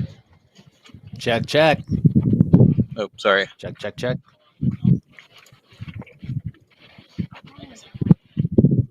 Call him on that. Whether some way to get him on the phone too, or then do His like audio's going to the show. It's just not going to us. Oh, okay. Okay, so his audio is going to the show, but it's not going to us. We just can't hear him here. The audience can hear him. Yeah, the audience should be able to hear you, Rich. We'll get it fixed. Commentary. No. It's like a watch Ooh, the along. wind picked up. That's nice. Adding a little bit of wind. We were going over the weather earlier and showing there's not much wind. Yeah, let's even though we can't hear you, Rich, I'm gonna shut up for a minute. People are tired of me yapping along, man. I want to hear the words of wisdom. Please give us your predictions and what do you think the strategy is going to take this, and then just give me the heads up when you want me to chime in. All right, now we're here. We're talking. So this test is 400 burp test. It is an absolute grinder. In terms of predicting who's going to come out on top, I love the prediction of VJ Jones. VJ is very measured. However, like in this event, I think it is going to be more of who can hang around the longest and not fade so hard because of the heat. The heat is going to play a major factor here. But I would expect Ryan Kent to be aggressive here. I know he's looking at that obstacle course and thinking he could potentially take a hit in the standings there. It's not something that's been in his wheelhouse of late or something he really practices on. So I think he'll just try to be able to muscle through that. But I'm sure he's looking at this event as a way to get some more points in that top 1 or 2. I would expect Ryan Kent to be a little bit more competitive in this one up front and early, just try to set the tone here. And that's really where, and after that, Jared Newby, Austin Azar, Dylan Moralia, they're all on a larger side of athletes. And this event is not going to favor the strength athletes in the same way that the previous event did. So it'll be interesting to see how those 3 kind of work things out together. But I would expect to see Jared and Austin, and then Johnny Moraes in there as well. He's someone it's on his local turf. The heat won't affect him as much as it will some of these other athletes, or he's just going to be more willing to suffer in the heat. And again, he's one of the smaller, probably more body weight specialist style athletes in this event. So I would expect a good event from Johnny here as well. But I think this is between Kent and VJ on the men's side. On the women's side, Chris Rogowski really got some great benefit to this scoring, being able to tie Carly on that first event there.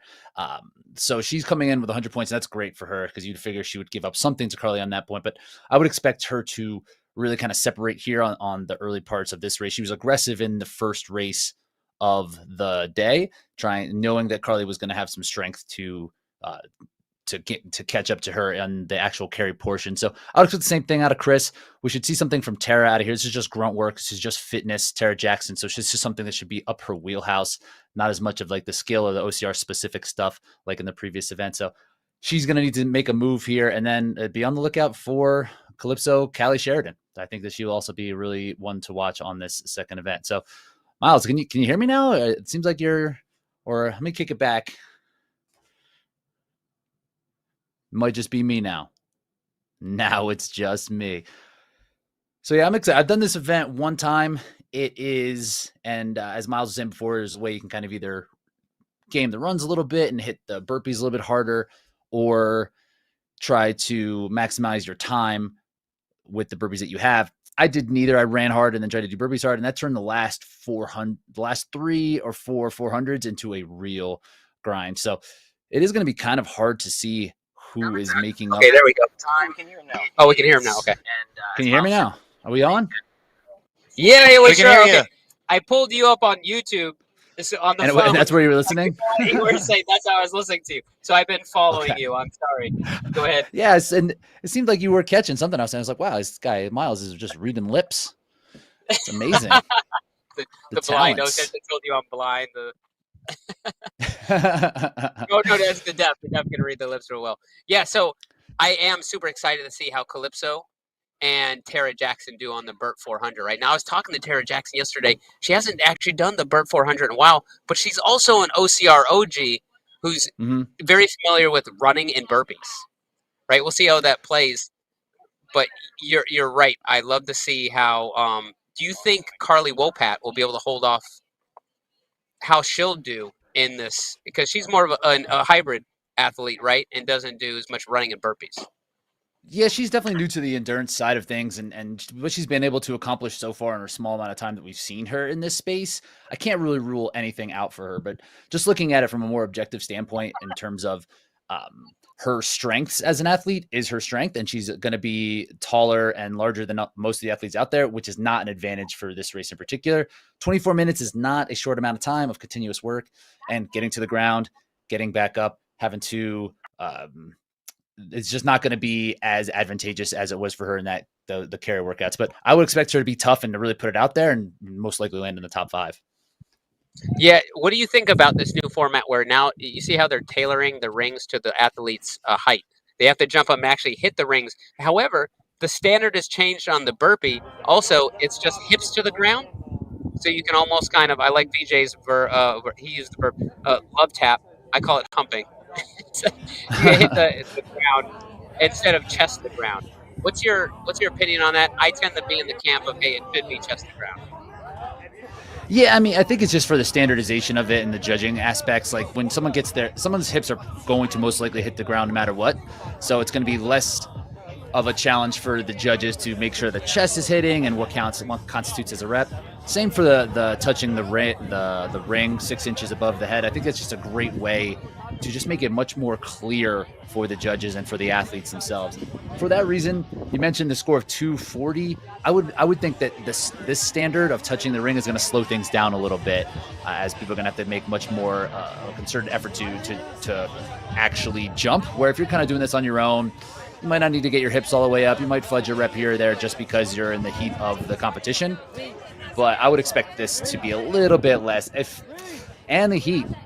The heat, Miles, I mean, you're out here telling me I'm here in Colorado where VJ and Kent train. It's like 65 degrees here and just beautiful. Oh my gosh. Not humid. It is like a nice day. So it would be interesting to see how people do factor in that part. Do you expect them to go out hard on these first? Like, what is your projection of how they're going to open up with the burpees? Do you think someone is going to try to hit 30 plus on the first one, or do you think it's going to be a slower grind? It'll definitely be 30 plus on the first. I think guys will. Briefly going back a second, I like your point about the rings forcing the hips to lock out. A lot of people don't know to look for those hips locking out, but having to reach up is really nice on this. Go back what you're saying. Yeah, I think 240 would be on the high end. I want to say last year, Van Tran won this event and did 224. It just as much. Yeah, I believe 224. He's not here today. He does an absolutely amazing job during this event. But you're right. It's hot. It's the hottest summer we've had in Texas. That's going to take a heart rate. Here we go. They're off. Let's see how this run does play. I expect the guys to stay together for the first 4 rounds, for the first mile of this. But and that's the we'll see. I agree with you on that. There's no real incentive to push this first run. You can't really pull people out of their race, and no one in this is going to be that much of a front runner. Like I said, DJ Jones is very measured in his efforts. Ryan Kent, I think, wants to be a little bit more conservative up front. So unless there's a wild card who's going to be pushing it, I expect it to be everybody kind of coming at the same time as well. Yeah, hard to track who's. We'll try and get more feedback from the rabbits about who's in the lead, because with all the men going at one time, it's kind of hard to see. Here we got a rabbit on the outside. We'll see who's coming in first. But just like you and me were talking about earlier, it's so easy, like the pressure of competition, you're so excited and hyped up that you can easily pass your threshold, right? And so we'll see who's coming around. Yeah, absolutely. But I mean, this is the second event of a long day and it's hot. I would hope that athletes are thinking the long-term ramifications of this first lap and how it's not going to be an advantage, but you never know. Like you said, it's just people could go out and hit it hard and just deal with it. You can already tell they're running at a slightly slower pace coming into this than they normally would. They're trying to conserve themselves somewhat. Let me switch over to the other camera. There we go. Get a little better. That looks like... There we go. These guys are familiar with the form. Some guys are going chest to ground. Some guys are just tapping.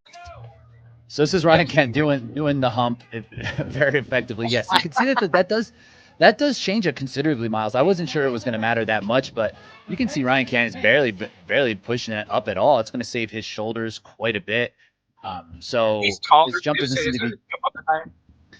So are these rings, are they based off of how tall you are? Are they all the same, or are these a set standard? No, they set the rings according to the height of the athlete. Okay. Yeah, it doesn't seem like a problem for Ryan Kent here. He's moving through these pretty quick. He still has 45 seconds to get these done. That does change it a lot without needing to press the shoulders. The limiting factor in this is definitely going to be your horizontal pressing, your push-up. So kind of cutting that in half. We're going to see some pretty high scores here, I'm thinking. I'm getting word, Rich, that the way they measured it is making the athletes here. I got to duck down to my seat so he catches it on the camera. But arms extended like this, measuring the top of your finger right there. Just your top. It's not 6 inches above your fingers. It's just as the very. The top of the fingers. Oh wow. Okay. So that's barely a jump at all, anyway. Too. Okay. Here they go. 5 seconds to go. Ready to start the second round. I don't suspect there's too much separation until about the fourth round. You know what we're really missing the opportunity on here, Rich, is we should have superimposed the song with the Humpty Hump. Are you old enough to know the old rap song, the Humpty Hump? Digital Underground? Come on.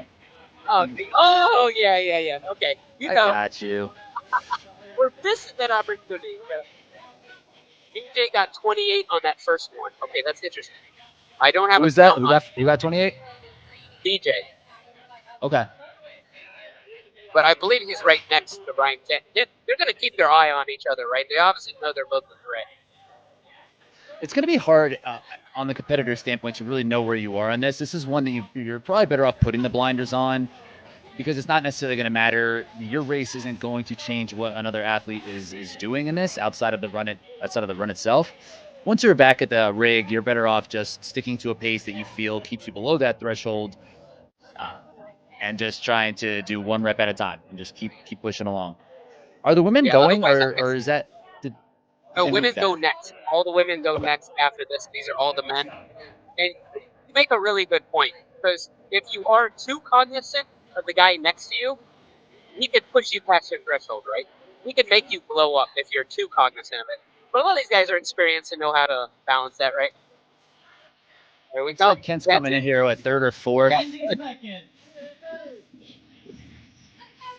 I'm trying to stop myself from counting his reps.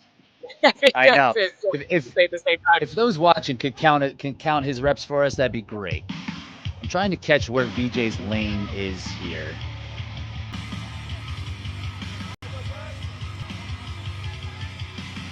second lane almost looks like it's the young man, the future of the sport, Justice Bourne. Local grit athlete, been doing this year after year now. There has to be a strong contingent of the grit athletes out here. It's great seeing this community and how this event has really kind of built itself up. You can tell it gets dialed in more and more every year. That's Adam Haas here with the headband in the middle. Which camera are we currently on? I'm sorry, like what's being shown? Oh, it's the one that's a linear shot of all of the rig going all the way down. Okay. Okay. With Ryan Kent in the forefront down there.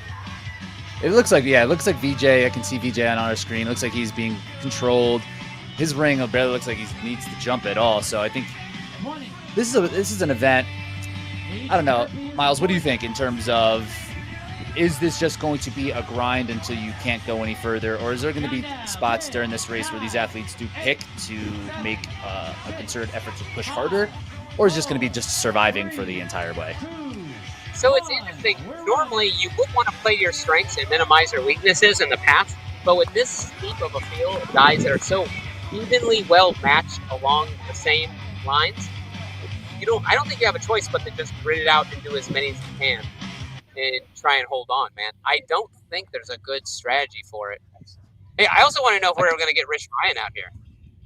Yeah, no, I was thinking about it. It's just the time of the year where races kind of need to be put on pause for a bit to give myself a bit of an off season as I'm ramping back up. Looks like Ryan Kent's out leading the run this time through. I mean, he is on the earliest rig, so he has the fastest line to get to the run. But you saw VJ up there, like in third or fourth. There's Dylan Moralia. Yeah. We're starting to see the gap. There's Johnny there. He's like mid-pack. You got to imagine a lot of pressure Yates coming Johnny, up the back. Right? Winning the event last year and having all these top-tier new names from out of the state, out of the country come and show up. It's intimidating. I think for Johnny, it's exciting. You know, this is his home turf. He trains here. He knows these events in and out. He knows this weather, and he fancies himself as an athlete who belongs in this, so he needs to test himself against the best. So I was happy to see that the returning champ's out there against this high level of competition. So it'll be a great chance for him to push and see where he's at. Did you see running right next to Kent is Jonathan Stern, a really young man, Houston native, local, not so much local here, he's part of Houston. He's right next to Ryan, man. He's done really fantastic. I love it. He's just nonstop gaining in fitness. I can't wait to see as he check my text messages. Here we go. We got First round. Okay, first round. I got some results here. Kent got 31. Right. I'm sorry, 33. VJ got 28. Jonathan Stern got 29. Here, hold on, we're getting feedback. I gotta pause that video. And then round 2, Kent got 31. VJ 25. Jonathan Stern 26. So we would expect Jonathan Stern to be up in this mix. I'm super excited to see what this young man does now. Okay, but and once again, round 1, Ryan 33, VJ 28. Number 3, Jonathan Stern with 29. And then round 2, Kent with 31, VJ with 25, and Stern with 26. So it does indeed look like Ryan is trying to manage a 30-plus every round. Of course, we'll see how manageable that is. He's looking pretty efficient. It doesn't seem like he's slowing too much. Looks like VJ made a point to slow things down a little bit. I know he is conscious of heart rate and effort that way. For Jonathan Stern, the young man you mentioned, we'll see how this plays out. I love that he's not backing down from some of the best competitors in the world in this field right now, and that he's going to put it out there. He wants to see where he's at. So let's see how that plays out longer term. He said he's from Texas, so he knows what he's getting himself into. Oh, snap, Rich. We got Dylan Scott. He's calling out. He said, I'll come if you come. Yeah, let's throw down. Dylan's been to this event. Dylan has been to this event before, correct? The year I think Van Tran won. Is that 2 years ago? Yeah. One of my favorite performances in the Grit game was year before last. Dylan Scott came out, and he got all the way on the podium from the bottom in the last event. And this is from someone who was new to OCR that doesn't train grip. And the last part was an endurance event. So many cows on the bike, so much time, and dead hanging for so long. And what he pulled off was absolutely amazing. Plus, I'm just a big Dylan Scott fan. He's such an awesome guy. He is going to kick in come round 4 if the event only gets ugly. Yeah, that's why I'm thinking Dylan's got that dog in him. Yeah, he does. Yeah, he does. he's doing even better in high rocks. I always expected to see him at the very top of high rocks. I was forecasting in like a couple years, but he's still right up there, man. He's pushing you in the races. He's doing absolutely amazing, and he's a younger man. He's got so much more fitness to gain, right? Yeah, no, he's beating me in most races. I think I've only beaten him once in a high rocks event, but didn't get a chance to race him at all this year. So 2020, 23, 24, we'll make sure to be on the same course. So Miles, remind me in the audience which one Jonathan Stern is here. Is this here in the second place right there? Shirt off, young look man with half tights. Yeah, look at his running form. You can kind of pick him apart by his running form. You and me are both used to staring at running forms.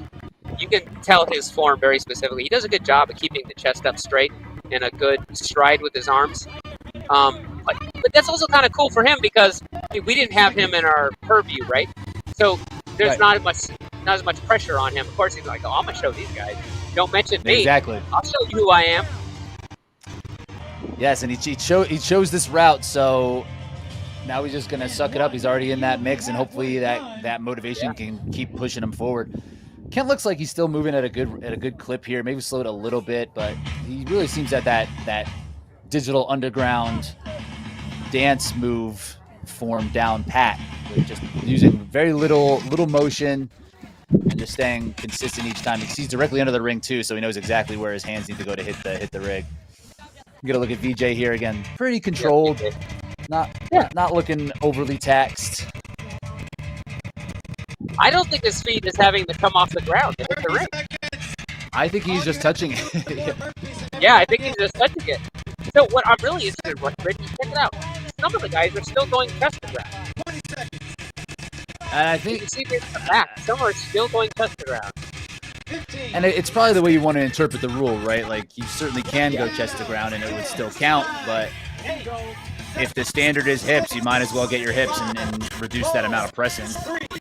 Yeah, it's competition day. It's not training, right? Maybe in training you feel strongly about it. You're like, no, it should be chest to ground by principle alone.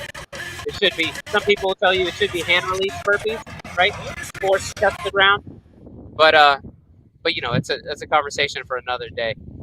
That would be another way to do this event for sure. And you know, within the scope of this day, it's a lot of events, so I think it's okay giving the standard a little bit of a break on that, because this is, you know, 200 plus burpees for these athletes and it just looks like Jonathan Stern's pressing Kent this time. Usually we've seen Kent out in the front, so he's still hanging on there. We are about halfway, or this is the fifth? We should be on the fourth round. No, this should be the fourth round if I'm correct. I think this would be the fifth. There's our buddy Caleb Yates trying to hold in there. The third round. I'm sorry, we are going on the fifth round. Forgive me. The third round, Kent with 28, Jonathan Stern with 24, and VJ with 24. This is I would expect maybe a little more from VJ. It looks like this heat is really taking a toll on him. His second one was 25, so sticking to 25 to 24. And Jonathan Stern, I think he was 29 down to 24. So the attrition rate's a little bit less. But Jonathan Stern's looking strong here. He's picking this back half of the race to make moves. Round 4, Kent got 26, Stern got 23, and VJ 21. Okay, so everyone's really. So VJ has went down from 28 to 25 to 24 to 21. Stern is that's who we believe the top 3? Yes, sir. This could be huge for. No, I'm sorry. Forgive me.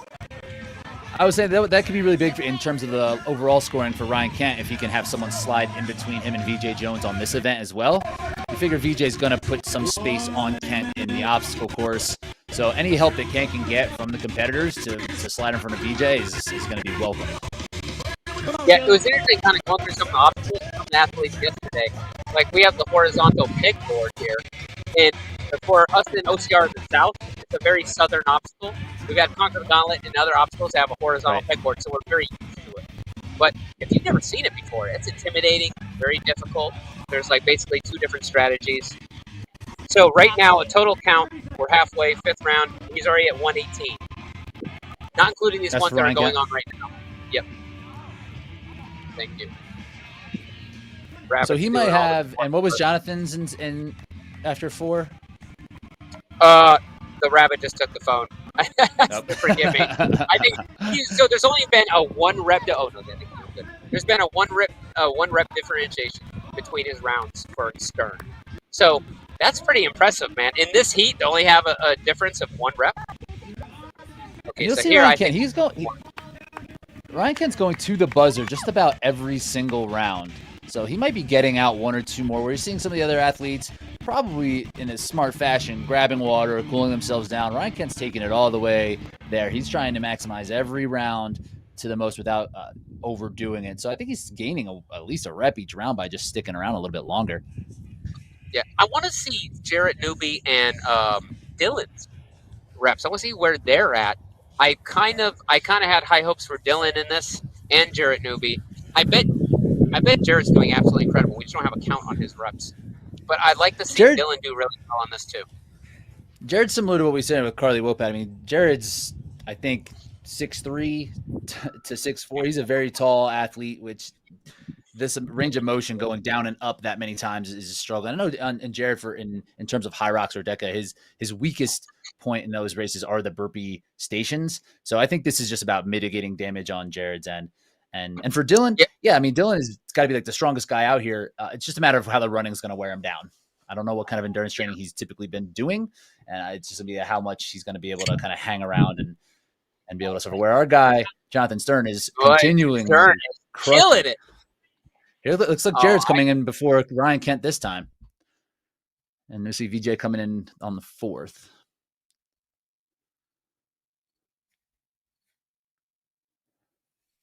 So this is the 6th round now. So this is where it's really going to be starting to be a bit more of a suffer for the athletes there. Yeah. Might have just been the camera. We had someone accidentally walk by and knock down the. so sorry we missed the part. Forgive me, Rich. I didn't get to catch what you had said right there. That's the cost of this excellent live coverage. You guys are out on site making it happen. So the what's really cool. I think Jarrett Newby is in his element here in the runs at least, because having that college background for cross country, this is perfect cross country terrain. So should feel somewhat comfortable on that besides those burpees. That's another thing with this test is that I'm sure when testing, because it is such a measured 400 meters, probably a lot of these athletes were doing it on a track of some sort. So this cross-country element could also throw a wrinkle in what the scores might be expected of some of these athletes in training.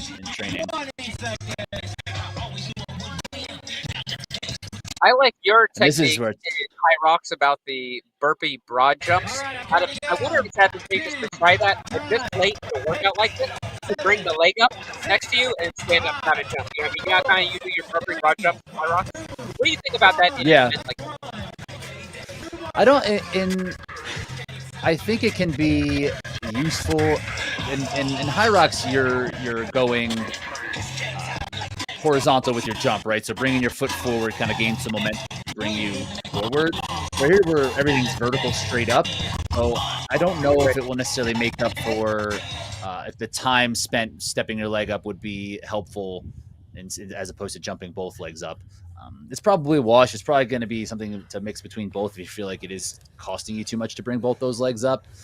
But I would probably stick with bringing both legs up as opposed to the one step up for high rocks. Nice. I apologize for the audio there for a second. One of the other Rapids cameras, the audio was feeding in. But I think we had heard what you said. This is round 7 now, so this is getting really ugly. This is really a tough part of this event. You think Ryan Kent is thinking, who is this kid in front of me? Who is this guy? Wow. I know, so and he needs a win. He needs a win on this event, so I think he wants to make sure that he needs to take every competitor seriously in this event. Because Jonathan Stern's not going anywhere, and he must know he's for real at this point because this has been run after run where he's coming in front. Look how upright his carriage is, too. His running still doesn't look compromised. Stern is looking good. Of course, Ryan looks good, too, but he's a pro runner. Yeah, usually I'd be slumped over about this point, just in the pain cave. We'll try and get some finalized more numbers for you guys on rep counts once this is all done. Like I said, all the men are out at one time, so it's hard to keep count of everyone at the same time. Everyone, one of the really great things about the Great Games, Rich, is that everyone has their own ref. So that's really nice. You know, you can imagine how impossible it would be to count on other people, to count everyone's reps. The standard here is a hip touch of the ground, hand touch ring. Yes, yes, Yeah, that is may have been absolutely some questions correct. about. These are all good reps of what we're seeing, and we figured that they did the hips to the ground just to make it a little bit easier to judge, and so you can touch that ring. So we're not super worried about range of motion getting chest to the deck here. It's just meeting the standard within the competition. There's Johnny. Everyone's plugging away, and this is one thing that I know Kenny really enjoys about designing these events is he doesn't want there to be any aspects of an event where you can kind of game it, where you can put yourself out in front and kind of cruise in. He wants everyone to have to take it to the well just about on every single event. And this event does that completely because you have no idea where you are. Every rep could be a matter of places and points for the total scoreboard. So mentally, this is very challenging. I'm sure everyone's excited that this is the last round here. Let's see if anybody tries to make a big move.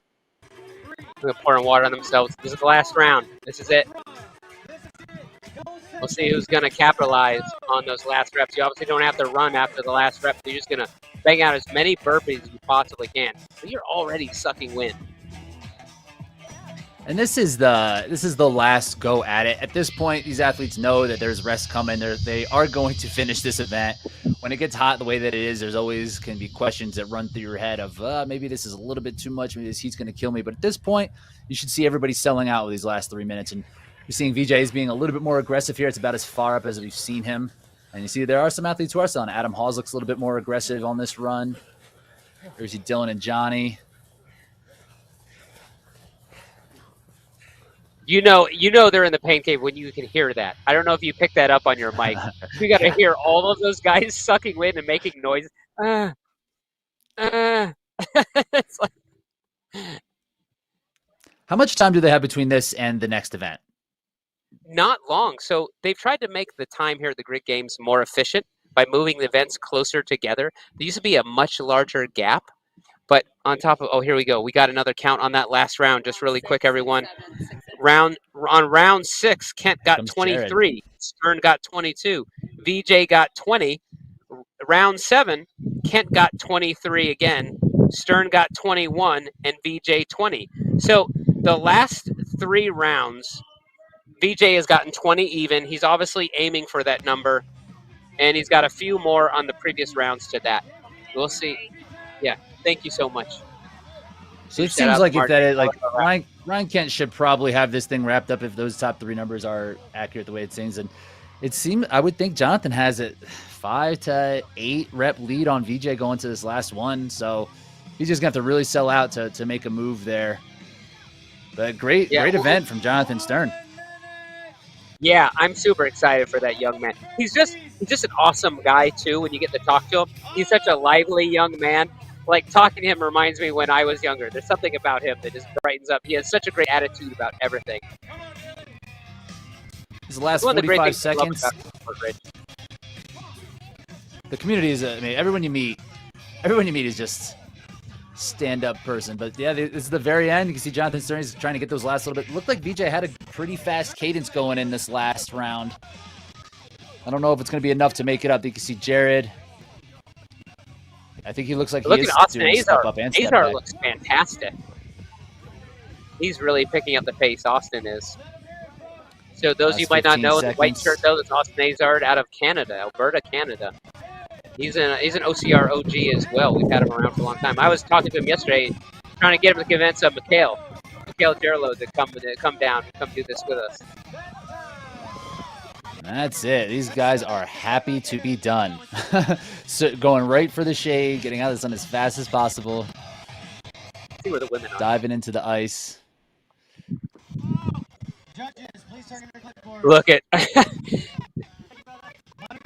the video doesn't do it justice. That kind of pain in this heat is so rough. Look at it. They're all on the ground for a reason. They're going to have to push them with brooms to get them off the court for the women. What did you say Van's score was? I want to say, forgive me if I'm wrong. I'm not 100% confident on this, but he won it, and it was, I want to say 224. Okay. I can text him. I Which can, is- you know what? I'm going to message him and find out for grins and giggles. I think we want to know what the number was to beat from last year. So say that's about 28 reps per round. I mean, Van Tran's like fantastic athlete, great runner, and probably the best body weight specialist that we have in this space. Yes. So Yes. more like Forrest Bogue could be argued. So 28 is a very high level score. I don't think that they came close to that today, especially by the end was Ryan Kent was trailing into like the 21s and 22s. The heat, the ring, like touching the ring, all these things are factors that will play with the score. But it's just you against the competition on that day. So I think Ryan Kent did enough to continue to push forward. I just message Van. I want to get a number on that. We'll compare from the year to year. It is slightly hotter this year. Oh, a breeze. A breeze is just now coming through, Rich. Not during the event, just now. Okay, we got the final Basking round count. Thank you so much to our rabbit, Marjorie Keller. Kent got 27, Stern 28, Nice. and BJ 28. So they did indeed capitalize on that last round. Now we got to get the numbers for some of the other guys and see how they game up. Yeah. I think Justice maybe fourth. Justice might be for the young man Justice. Wow. He did look really good on that. Okay, so we'll see as we go. So I'm sure all the women still are not outside. You know they're trying to stay inside in the shade as long as possible. They're going to come out there and not until it's go time. So in previous years, the Rich, overall leaderboard on the men's really fast, just to take Yes. a look at what that was after the first event. I'm sorry. yeah, sure can. And you were saying on previous years? In previous years, they were running through the gym. So now with the doors closed and not running through it, it'll be much cooler in there, and there's more space for the athletes to lay out and recover. Because before, the garage Smart. doors were open, and it was still much more hotter in there, obviously, as you can imagine. So Kent's final count, 215. Right. For any of you that have not tried this workout, you should go try it to put that in perspective of what that feels like.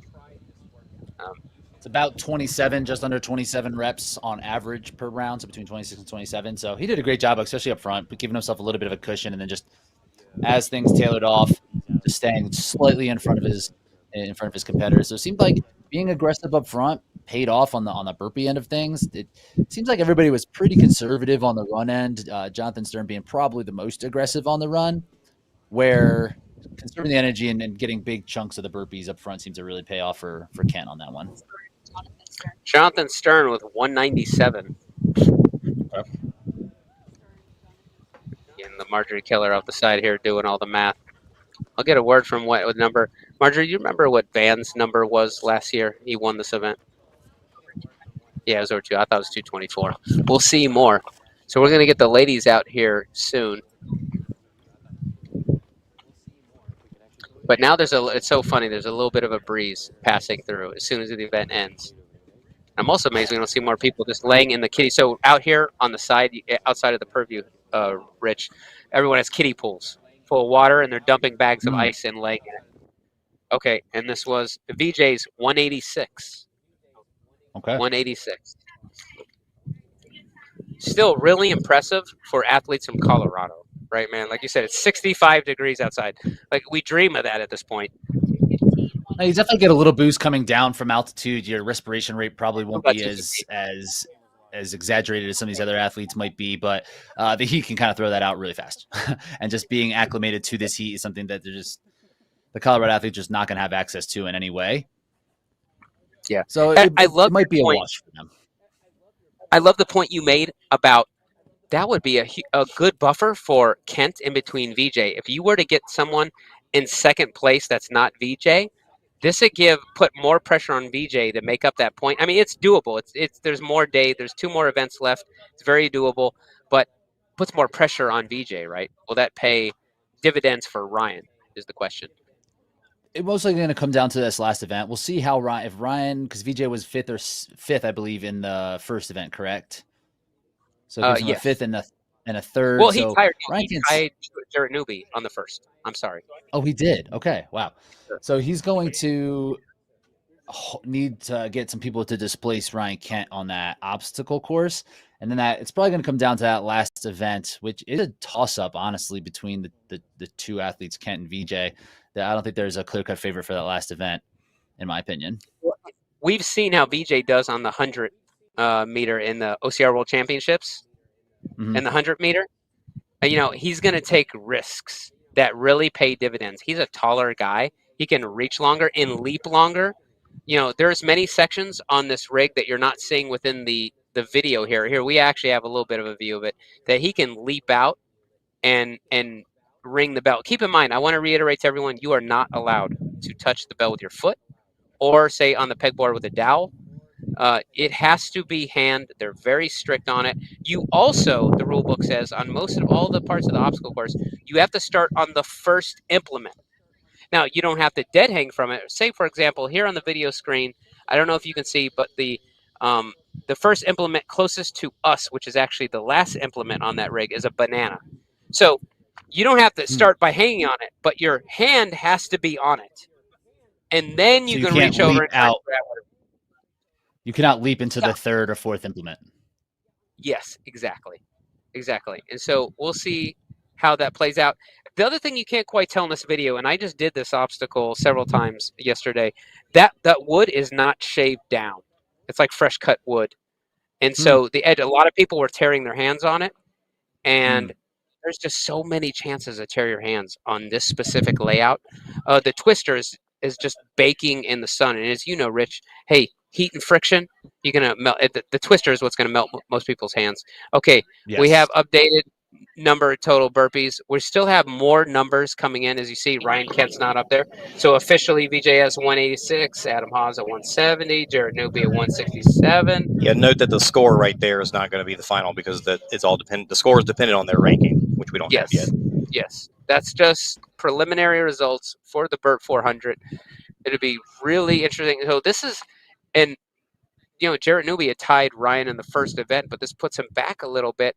And then if Stern ends up getting second place in this, that's really going to throw a monkey wrench in, say, Jarrett and VJ Jones' strategy, because I bet you any money they didn't expect him. They didn't see him coming. What an awesome development, right? So that might put a little bit of pressure on someone like Jared Newby going into the obstacle course. And Jared's definitely going to be proficient in that. We've seen him in Savage Races. His backyard is literally an obstacle course. So he's very good at getting through technical obstacles, but he might need to make up that gap a little bit. He can't afford anybody else to kind of displace him. And I guess we'll see how the rest of the burpee workout finished up. But that might put a little bit of pressure on Jared to perform more higher than he was projecting on the obstacle course. But he could be top 3, but I think he's going to need it now. Yeah, we're going to see. I can't wait for the women to start. I really don't know who's going to take it in for the women's league. It's so stacked, and all these women could do well on the burpees. I'm gonna take Chris Rogloski first place for this. What do you think? I mean, she's 5-time defending champion. This is her 6th time trying to go for the championship, and she's always done really well. And she practices the Burt 400 on a regular basis. Well, I don't know how regular, but she practices it, and she knows what to expect on this home turf. What do you think, man? Exactly. That's a great bet for Chris. I mean, and she's clearly wants to come out and win this thing. You could just see the way that she finished in that first event. She was literally trying to kick her way to get back up to Carly and did on that sandbag clean. So she's here to compete. So I would expect her to be aggressive up front. If any event today is similar to a Deca Fit, this is the one with 400 meters of running and then station work in between. Tara Jackson's the world record holder and the defending world champion. You would expect her to really make some moves in this particular event. So I'm going to go with Tara. I'm going to take Tara for second. I absolutely agree with you.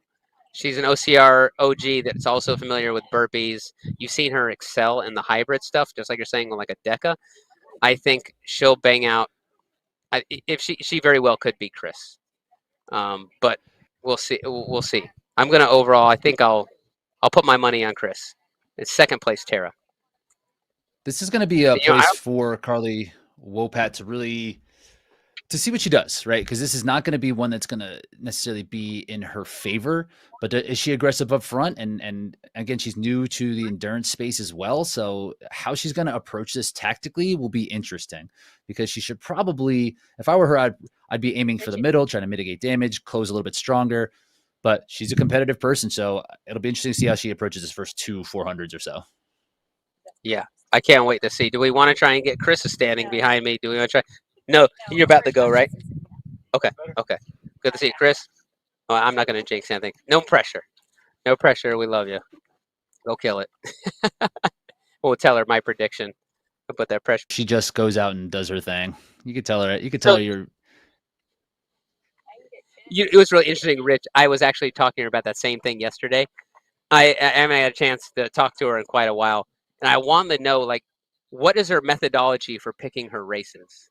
Right? There doesn't seem to be any strategy or logic as to which race she goes to, and that's completely on purpose, is what she was saying yesterday. It is completely on a whim. It's whatever makes her happy. So she's very clear and concise about the fact that she loves ultras. She likes the hundreds. She's loving Colorado. Her main passion now is ultras, which is also interesting because it tends to be like an older athlete's passion, right?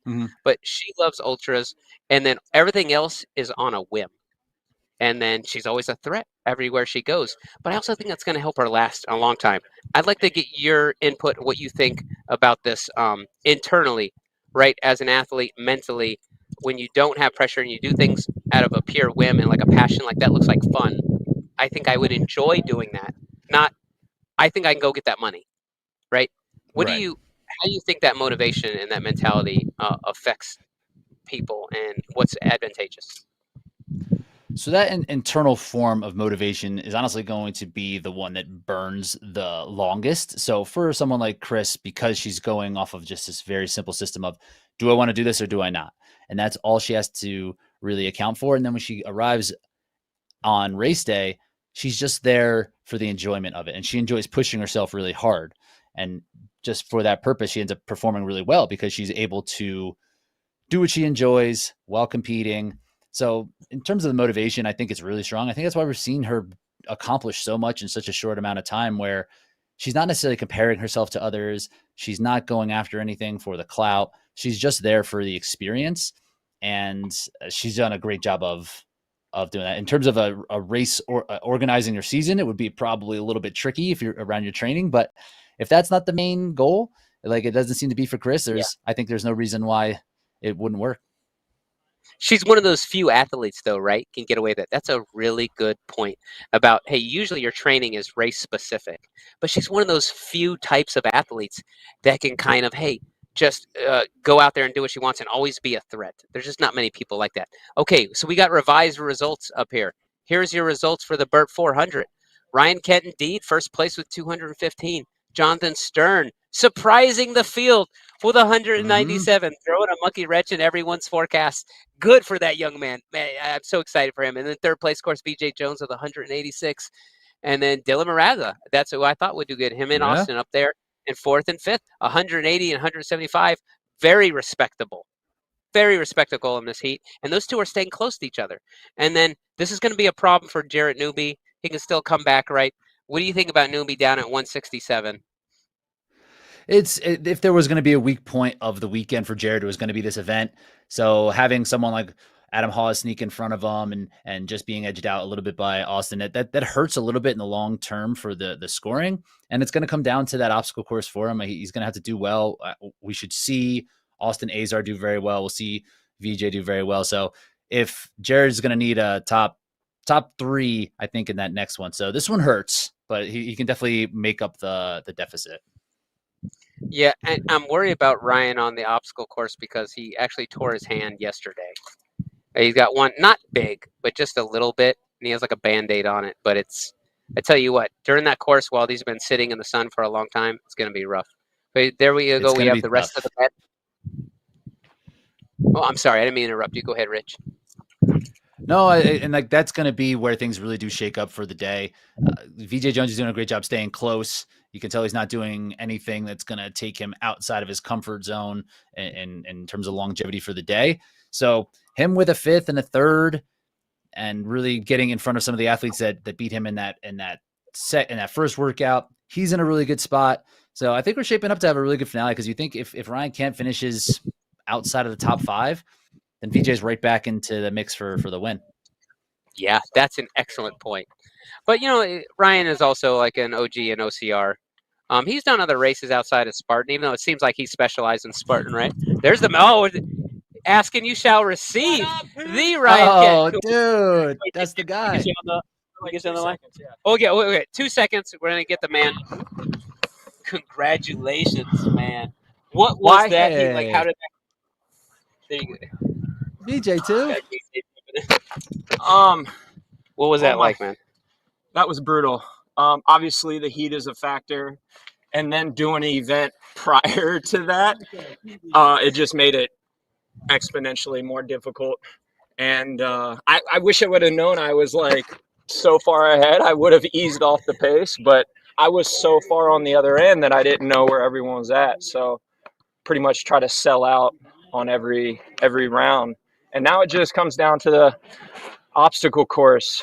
Well, you seem so controlled, man. You maximized. You held the standard. Hips to the ground. It didn't like you had to jump up very tall. You're nailing it, and you're just very in control. Were you tracking your heart rate at all? No, but it had to be maxed out for sure. Yeah. And on the runs I was trying to bring it down 10 beats if I could, and then bump it back up. So you're pretty much just going threshold to VO2 max, threshold, VO2 max. And it time duration, it was the same as the first event. Like 12 minutes in, the heat just really starts to affect you. And, I'm just thankful that I was really able to give myself a little bit of a cushion going into the third event. And it's crazy because I'm like, I was a pro obstacle course racer for a while, and now I'm like nervous about how this is going to go. But you still are in my book, man. I made a deal with myself. As long as I came in, crushed the events that were fitness focused, I could leave here with my head held high, because this really is out of my area of expertise, at least this point in my career. So we'll give it a go. My hands might rip, and we'll see what happens. They're definitely going to probably rip, but I'm hoping not. Yeah. I'm hoping not. But you got the grit and the discipline. You're so self-aware of yourself. How about Jonathan Stern, the young man? So we know him. That was locally. The guy that was running super fast, right? Yeah, dude, he got second place. So this is gonna breaks up the space between you and Jared Newby. Jared Newby got like 6th place. Oh wow, I did not know that. So we don't have the sport that we had there. Yeah, VJ was 3rd. It's blurry. So, well, VJ's in a good position right now, honestly, because he's probably the favorite. If he gets a win on this one, 2 4th place finishes, and then holds serve on the 4th event, he'll be the one to beat. But I'm just happy I've won the events that I came here to win, and we'll just see what happens on this one. What up, Rich? I see you, buddy. Yo. Women just started. We've been peer pressuring him into coming here and competing too. Dylan Scott called him out. Come on. By the way, Vance last year. Thanks, Kent. Oh, okay. I'm sorry. I got a final result on the Van Trans number from last year when he won the event was 214. 214. 214. Okay. We're off by 1. Really impressive. Okay, so the women are out on their first lap. I've never seen a sweatier pair of headphones. Right there. So cool to have Ryan jump in. It's tough to see, but it's right here. I don't know if you can't really see it. Let's switch over to Mevo 1. Okay, here we go. Oh, it's a little bit of a freeze frame. We'll see if we can get it. The ladies come in. Let's see who's leading on the run coming in. See who's going to push the pace. Jonathan, absolutely fantastic, man. Appreciate you, man. Dude, you surprised everyone. What a performance. I'm so happy for you. This is just what I love to do. I do it for a living. I know. I love that smile on your face. When you look at Jonathan Stern's eyes, you can tell it's genuine, it's palpable, and you have such a good attitude. I love to see you get a win like that, dude. Appreciate it. Keep pushing, man. You are throwing a monkey wrench in most people's forecast. Keep it up, man. Thanks so much, Miles. Appreciate you. No problem, brother. Have a good day, man. Go kill it. Okay, so we got the ladies coming. Ashley Heller. Looks like Jareen and Chris are the first ones in. Let's see how they take advantage of the standard as well. Looks like, some of the women are going pretty low, lower than they need to on that push.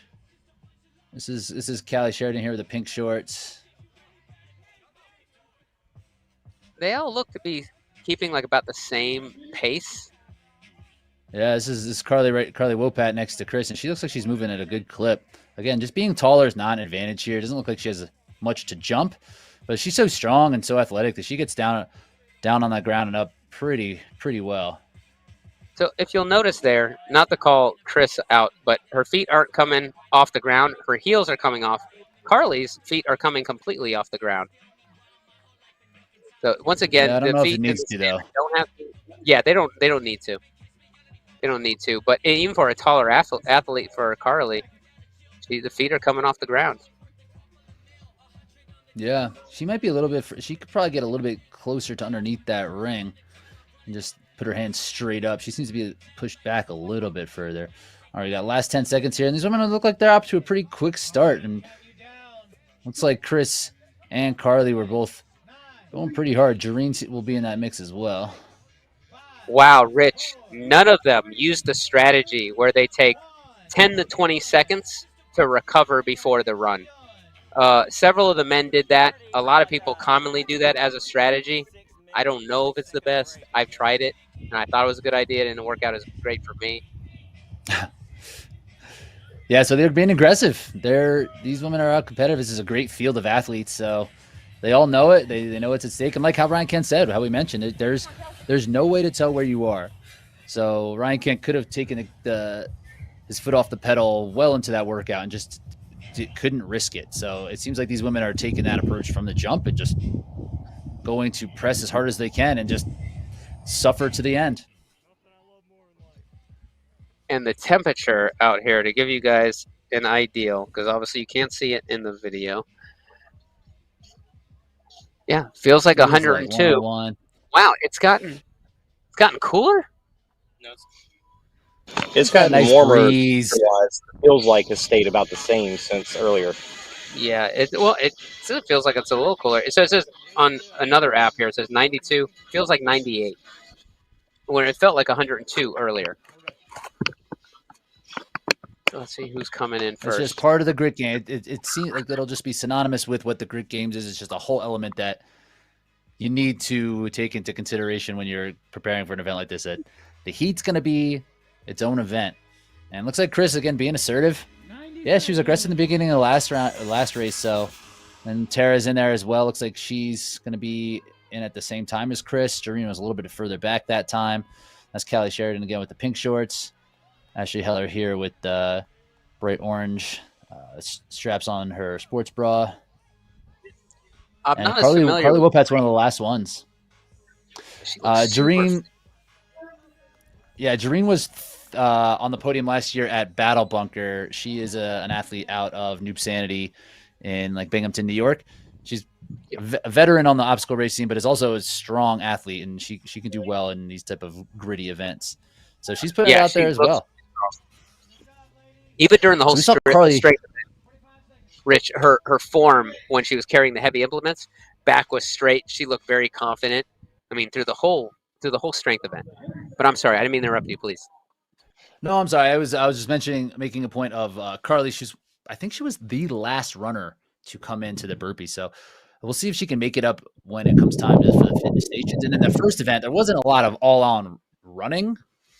So this is going to be the most we're going to see here of straight running and see how that can hold up against some of these high-level athletes. And by the way, for anyone who's curious, okay, so this is the end of the second round, and they're off. For anyone who might be curious, you don't get to choose what station or who you're next to doing the burpees with. That's assigned to you. You have a number, and there's usually like a number spray painted down or given on the rig or on that section in the grass that's tied to you. So it could hurt your strategy a little bit. So say if I was Jareen or Carly Wopat, I want to be right next, or Tara, I want to be right next to Chris. And it does make it a little uncertain about where you are, because you're kind of in lanes. So the run's not going to be as indicative in like where people are coming in and where like what place they're in. So yeah, Carly looks like she's about third back from the back. The other ladies are trying to conserve and just do damage control in this heat. Her cadence on the Like, burpees is pretty fast, so we'll see if that's taking it out of her, or if she can maintain that if it's part of her strategy.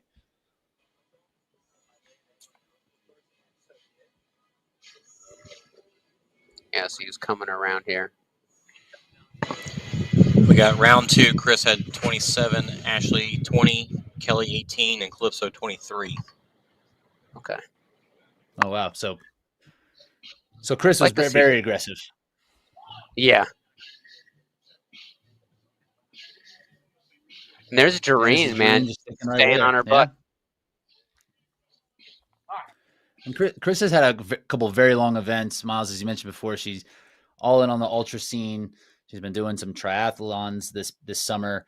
So she's had a couple of very long events the past 2 or 3 weeks. So this is a much faster, shorter end of things.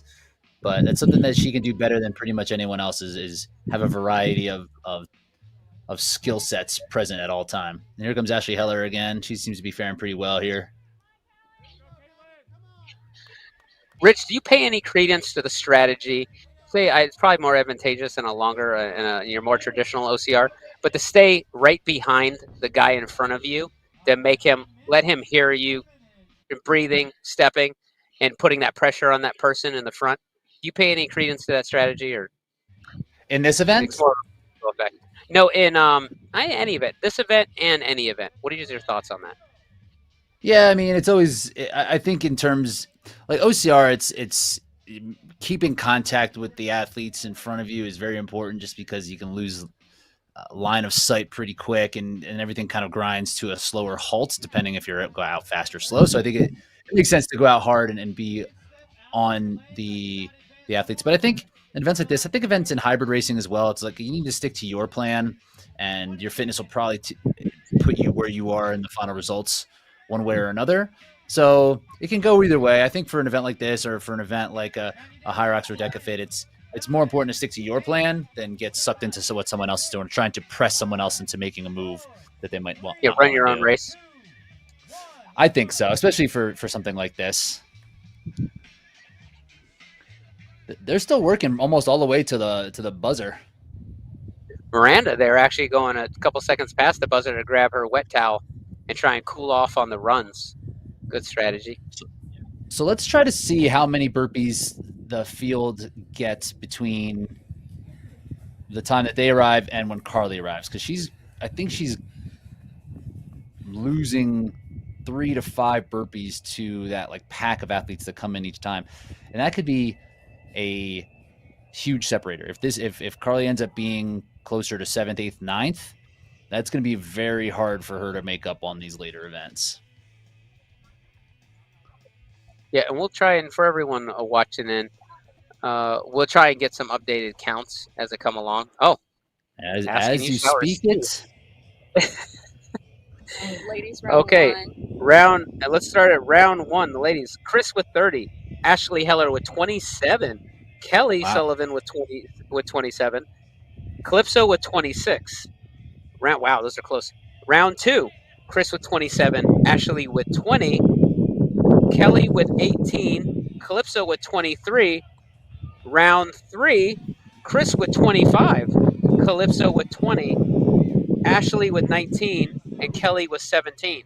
So it looked to be like Kelly is aiming for 20, almost getting there, and Ashley is doing a pretty good job of keeping it right at about 20. Anytime you see that 20 consistently, I think that's usually a set number people are aiming for. Excuse me. That drop-off is pretty aggressive from the first to second round from those second and third athletes. So we'll see how they hang on. Can we get Tara's numbers? Really? Okay, all right. Well, Tara is not, her numbers aren't as high as we thought they would be. Okay. Keep in mind, too, she's not used to this heat either, man. She's coming out of cooler North Carolina. But I do, like you and me were speaking about earlier, I expect her to do really good on the burpees. Yeah, you would think a compromised run event with 400 meters of run in between would be right up in her wheelhouse, but I don't know what her prep has been like. I don't know, like burpees is for volume isn't necessarily something that she needs to be training for. So it seems like Calypso Sheridan's going to be someone to keep an eye out. Her degradation rate was less than Kelly Sullivan's and Ashley Heller. And they're right next to each other right there. You see Ashley's wearing the gloves. That's perfect verbiage, by the way. I like what you call that, degradation rate.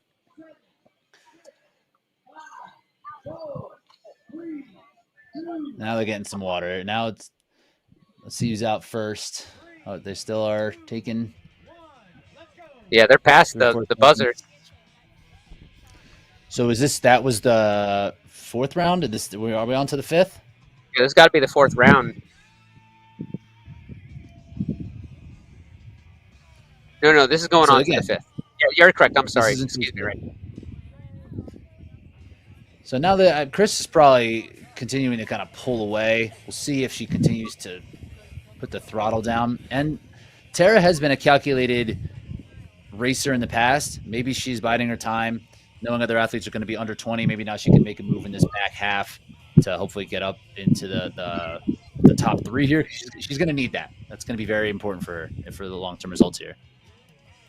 There's a nice breeze coming by too. I bet these athletes are so thankful for that. Much wanted, I'm sure. We'll see if hopefully that helps them continue to push.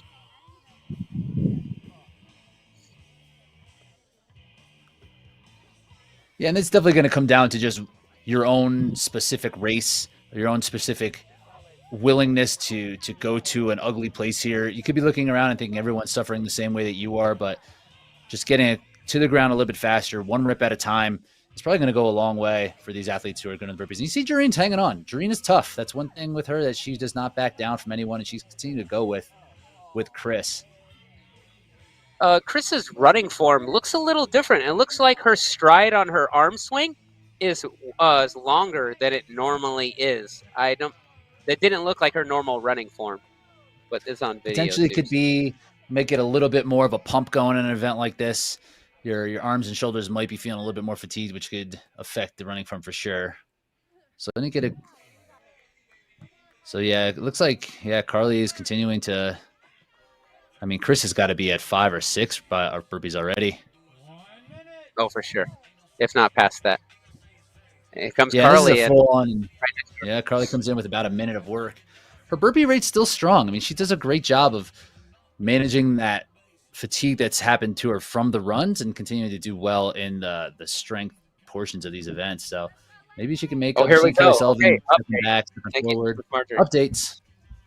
Yep, I'm sorry. Forgive me, Rich. I apologize. I interrupted you. Forgive me. Keep it going. I'm just talking. I'm just saying stuff. Chris, I feel bad. I want to be rude to you. Forgive me. Chris, 23 on that last round. Ashley with 16. Calypso with 17. Kelly with 13. Carly with 17. Jareen with 15. And as far as Tara's last numbers, they were 24, 20, 18, and 17. Those are respectable numbers. So she is right in the mix. She's right in the mix. Yeah, that's okay. Oh yeah, I'm sorry. And Jareen, okay, her first 3 rounds. This is the last 3 or the first 3. First 3 were 24. Wow, 24, 29, and 19. Wow. So Jareen is. And then she got 15. And then 15 on the 4th one. So Jareen is, if she can hold in there, she might be paying for that round of 29. It sounds like, but yeah, I think hearing Carly is still kind of in the mix with everyone that we've mentioned in that top 5 is a really good sign that she's managing her effort really well and deciding that she's taking her recovery on these runs. Huge thanks to our rabbit, Marjorie Keller, for doing the. Yeah, you are kind of rabbiting. The data bringer, the bringer of data. My wife. Much appreciated. So now we're into 7. Is that correct? This got to be the 7. I believe it's the 7. So 7. Here's the painful part right here. It's not the last one, but the one right before it. Oh, super hard, man. It's absolutely worse. It's when you're going to really have to push harder than you really want to. And the last one, you can almost always get by on guts and just knowing that it's almost over. It's 3 more minutes of work. But this one is where some moves could be made if people back off the pace or if they succumb to that feeling a little bit more. Julie Best looking really good. Look at her behind Chris. Her running form looks good. She looks crisp. Everyone should be like in the pain cave by now. She looks great. Yeah, she looks very strong. She looks like she's coming along a little bit better. So I think it's gonna be really tight. Yeah, and hearing Tara's scores now, that's all these women That's legit. are gonna be pretty close.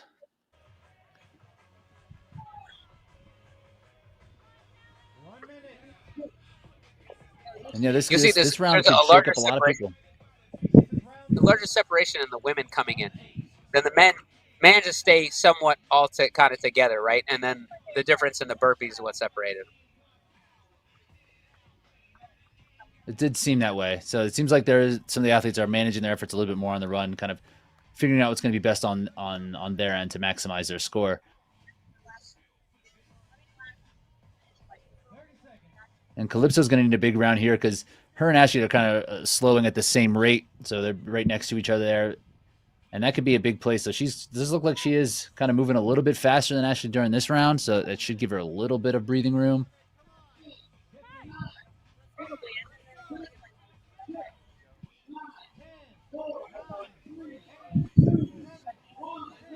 Here we go. Last round. Last round. Yep, a little bit of a delay on the feed. We can hear it in the background, them counting it down and them going. So a little bit of a delay.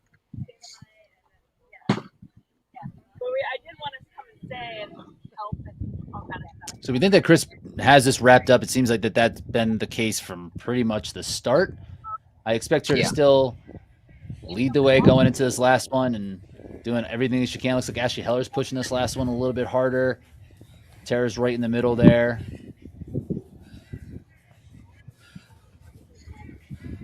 Carly's still trying to maximize on the burpees probably and taking the run a little easier. Once again, this is an athlete from out of state, not used to this heat, man. Mm-hmm. And like how Ryan Kent was saying, at that 12-minute mark, you can really start to feel it. In this event where it's basically single modality workout, 2 different modalities, but in the previous event, the carry workout, you're switching back and forth so much. There's a little bit that can distract you from the mental beatdown that the heat will give you. In this, you're just out running and you have nothing but to think about how hot it is, and you're just doing burpees, thinking about how hot it is. So I think this one mentally is probably a big challenge when it comes to the heat.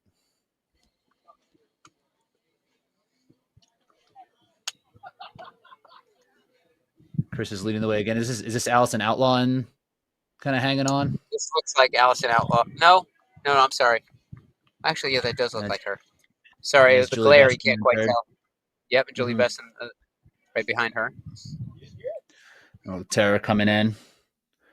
See how many burpees they get in before the rest of the ladies. If you could, you know what? It only looks like what? Right now, at this point, they're getting like 2 burpees in before the other ladies arrive. It's a small advantage for sure, but if Chris clearly knows that this is a pace that she can hold and maintain. So it looks like she just needs to just finish this out. Last minute of work. You leave it all out. You just leave it all out there. Burn the ships. Every rep possibly counts as last minute. You want to pinch every second you possibly can.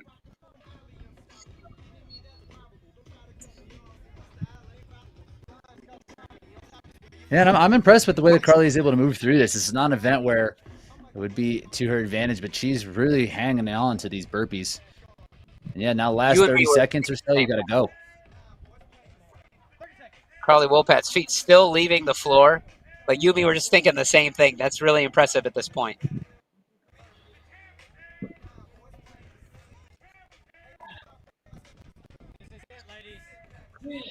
Well, I'm sorry. There is one more lap. We're wrong. There is one more lap. We are off. We're off. I apologize, everyone.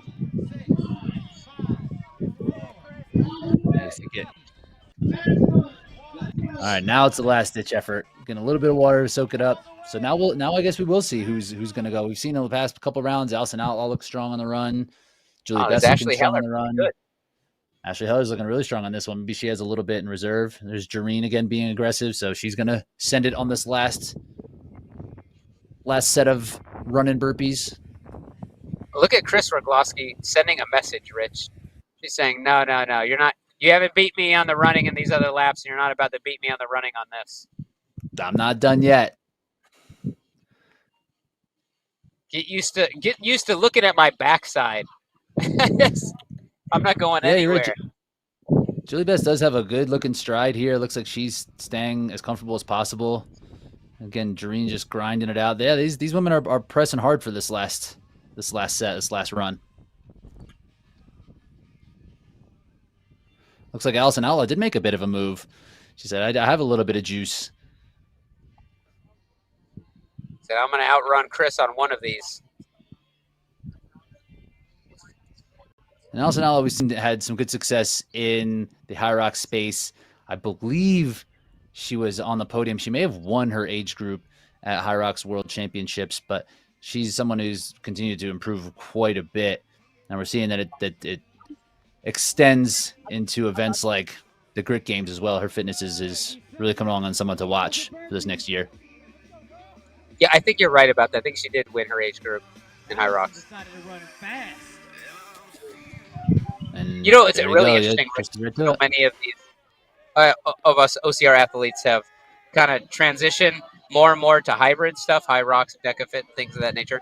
But what's also interesting to see, the people that came in on the hybrid side starting to dip their toes in the OCR, well, here and there, just because they're a part of the community at some level, right? It's really interesting to see who will get really good at OCR from hybrid. Yeah, we saw Lauren Weeks pop into the Palmerton race. We've seen her doing some OCR in the past, and you know, it's great to see that kind of go back and forth. And these women are really hammering.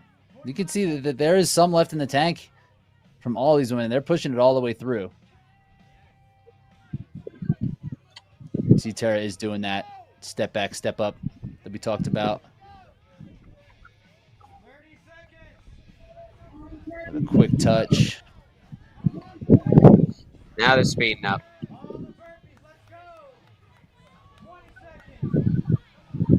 They're playing the second best song for this in the background is Let the Bodies Hit the Ground, Rich. A little drowning pool. Yeah.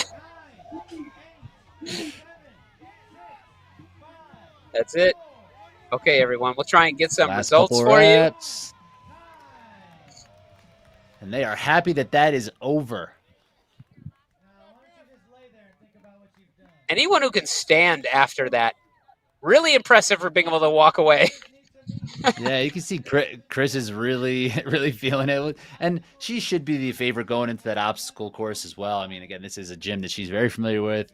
She's super skilled on obstacles. She should be able to kind of go at 80 to 90%. She won't. She'll go all out on the obstacle course, but she should have a pretty clear path on that obstacle course in terms of who else. And Ashley Heller, I think, is another one to watch for that as well, as coming from more of the traditional OCR. Yeah, I will be interested to see how these results shake out. Yeah, I can't wait to see either. Then you can see everyone has their own judge. I really appreciate that. They'll get a little of a prize from the heat now before we go into my favorite, the OCR sim. Are most of these volunteers and judges, are they from the Grit Fitness Gym itself? Yeah. We sure do. Hold on, VJ just came in. We sure do. I'll try and get it. I think VJ placed. He was third in that previous event. Third. You're third in the Burt 400. You're third in the Burt. Jonathan Stern threw we got VJ coming back in the background, threw a monkey wrench in everything. There's the results. Jonathan Stern, impressive young man, right? He threw a monkey wrench in everyone's plan. I'm sorry, Rich, forgive me. You're asking me about the refs. Yeah. So most of the people are people that competed yesterday or say family members of the athletes today. Like, for example, if most people stick around compete maybe on Saturday and then stick around and ref or watch on Sunday. And you know how the OCR world is, man. We all want to help each other. It's one of the beautiful things about our community. So it's like, oh, you need help? I'm watching anyways. I might as well, ref for you, or do you need me to get something? So everyone's really helpful. But many of them are local here. That's great that they were able to stick around because, I mean, as unpleasant as that workout looked to compete in, it's probably also unpleasant to stand there and ref that event as well, just with this heat and the sunshine beating down. So I love that you guys have judges for each competitor. That's a huge step. There on the camera, we got our man Tanner Rust, another local athlete. Competed yesterday, I believe, with his wife. Rust family is well known around here. Grit family. Counting up numbers. Now, Miles, for this obstacle course, how exactly does this work? Could you give us just a refresher? Is it just one time through, and it's your time throughout the entire course, or is it some sort of AMRAP as many times you can get through the course as you can? The direction that athletes will go, it's a 7-minute time cap, and it's whoever in the scoring is while there's a 7-minute time cap. Oh, did they change it? 5-minute time cap for pros? I want to say 7 minutes, but 5 or 10-minute time cap. It shouldn't take anyone more than 5 minutes on the pro level. Every different section of obstacles is worth a different amount of points. So say the pegboard is worth 20 points, whereas the walls are worth 5. So like the more difficult the obstacle, the more points it's worth. And so we'll see. This is where people have to be really honest about their ability on the obstacles. If you've never been on the pegboard and you're really scared of it, do you want to try and skip it so you make sure you can get through the other ones? You know, I would have more opted for as many rounds as possible within 7 minutes is what I would have loved to saw. Let someone just go for 7 minutes, obstacle, obstacle, obstacle, obstacle. I think that would have been funner to watch. But we'll see. And then of course what you can't quite see in that picture, well, obviously not right there. But Rich, you got Gibbons on the one end, followed by Twister on the back end. So they're going to go down and then back. You start right there with the 3 walls. I'm sorry. Okay, I see. And then it's so is there a potential to have some kind of bottleneck at the top, or is it how fast you complete the obstacles as like a tiebreaker of some sort? Yeah, like if someone completes all of the obstacles. Yeah. Then speed it's time. And score. Yeah. Okay. But you're obviously going to want to try. You can skip. You can strategically skip something. Like if you are looking at Twister and if you don't want to rip your hands or whatever it is, you can bypass that. Can you go back retroactively and try it at the end, or once you pass? You cannot. Okay. You pass and you pass for good. Yep, that is it. You cannot go back. If you could go back, that might add a different strategy to it. But it's not. You're just going to want to nail everything. And then, we've seen all of these. Well, I'd say we've seen all these obstacles. But the horizontal pegboard is really a southern thing, right? So not everyone has always seen this. And a lot of these people from out of state, out of the country. But the people from out of state, out of the country, a lot of them are OCR OGs that have the kind of the know-how. And they were here yesterday. You were allowed to touch the obstacles yesterday, try them out. I was trying to coach people through the technique on a horizontal pegboard and some of the other things. So I don't want everyone to be completely thrown off and surprised. Trying to even the playing field a little bit for the people that have been here for a while. Now, with that horizontal pegboard, is it better to stick like bent arm how you would for a vertical pegboard, or is there an option to kind of extend and use your momentum to swing horizontally? Yeah, so there's 2 strategies on that pegboard. I'm with you. That's the exact same strategy I use. But imagine how much more difficult this is for the women. So I'm like you. I will lock off at a 90. Because a lot of us in OCR, when you practice dead hangs and lock-offs, locking off at a 90 is important. You can dig your elbow into the board and move through, right? I like to stay high and keep my legs up so it moves my center of balance to be able to transition laterally easier, right? But because so many women can't lock off, what they'll do sometimes too is just dead hanging. Here, I'm gonna scooch down, dead hang like this, and then slowly move over like this, right? And the only other technique for this is say the board here. It's hard to tell on the screen. The board on one side of you, both pegs. I'm holding one peg like this, one peg like that, or you call them dowels, right? And you have to start on the first vertical line of holes. So you go like this, and then you swing, and you plug in the second one like this. But then when you swing again, to then plug in, trying to lower myself for the camera. I apologize, everyone. Like this. Sometimes at this angle, you can't see where the hole's at. So there's a high likelihood if you're not comfortable and you haven't practiced this strategy quite a bit, you're now at a single dead hang. I hope you have the grip to be able to be at a one-arm dead hang, and then have the calmness of mind, the breathing control to be okay, not freak out, calmly, boom, readjust, get it in, then move, right? So that's really the only two strategies. But you'll see the swinging method, that last method I just went over, is the fastest. But you kind of have to be really comfortable on it. It would behoove the taller athletes with the longer wingspan, right? That they could reach that end a lot further than, say, shorter guys like me.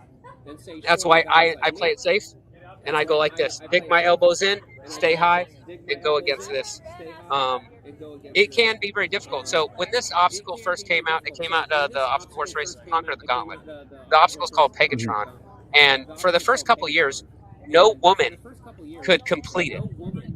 And then I think by the second or third year, they put a block in the middle for the female athletes. And then women started getting through little by little till everyone got very good at it. And then they moved the block to the third, about 3/4 down. And then they finally removed it because there was more women completely getting through it. But once again, like, this is something we're just common with in the South. So to see all these other athletes from outside to go to tackle it, we'll see how it goes, man. What do you think about the strategy of the swinging? It is the fastest, but do you think most people should be able to dead hang? Do you program that a lot for your athletes, being able to dead hang a single hand at certain points? So in terms of the two strategies, yeah, I agree with you. Like the swinging, it's going to take someone who's pretty confident and pretty skilled and who's probably done this obstacle before to be able to kind of go underneath and kind of press back into the board. It seems like that would be a challenge. I would imagine most people are going to play it safe and use their biceps and lock off position there, leading into the, where is that on the, so the pegboard's third. So you probably will still have some of that bent arm strength. And after that, you have balance beam, Gibbons, and twister. So it's not two ones in between there that you have a little bit of chance to get a reprieve from that bicep pump. In terms of programming, it seems like the best way I've found to get better at these obstacles is just to do them. It really seems to be hard to get better in the gym with like things that are dead hang or just on strength alone. The skill component is so huge, and we'll see from the athletes that are up front. Like VJ is probably the most skilled athlete that we have in OCR when it comes to getting through the obstacles, and Chris is another one who just can look at something, figure out how to get through it the most efficiently, and can move through it really well. Where on the other side, you'll probably see Ryan Kent. I would imagine Carly's probably going to try to do the same, really kind of muscle their way through it. And the people who have the higher end of skill will most likely end up coming through this with a higher score. You know, it's a little more of a difficulty that you don't expect. So, in OCR, we're all used to doing the rope climb. Everyone should be able to do the rope climb at some point in your OCR career, right? You expect it. It's kind of a staple of every race. But over here, you actually have to go over this large metal bar that the top of the rope is tied around. And then you go down the Tyrolean Traverse. So, Tyrolean Traverse is a big deal. And it's at a decline. So, I don't know if I can get a camera. I try and get a camera on it. See if the camera's available. Marjorie, you got your camera. You gotta show them what we're talking about. Once we get that other camera up, Marjorie can go film it, and I kind of show you. You can kind of actually go through it obstacle at a time. That might be fun. And then, so what they do is on the open waves and the team waves on Saturday, the implements and the obstacles are a little easier. So they always make it more difficult on Sunday for the pros. But what I'm surprised is they didn't change the Gibbons. The Gibbons, normally for the pro wave, they might change it to say reverse Gibbons and make it more difficult. But it's just regular Gibbons. And now, when it first came out, that was a really scary obstacle to everyone, right? But it's also now kind of, people expect it. If you've been to OCR World Championships, one of the other mandatory completion races, you're going to kind of expect it. Some people have had experience on it. But it's another one of those obstacles, kind of like the pegboard, that if you miss it, it's easy to panic, right? Like you could very well be at a dead hang. We've in recent years now seen the girls are even chicken winging, right?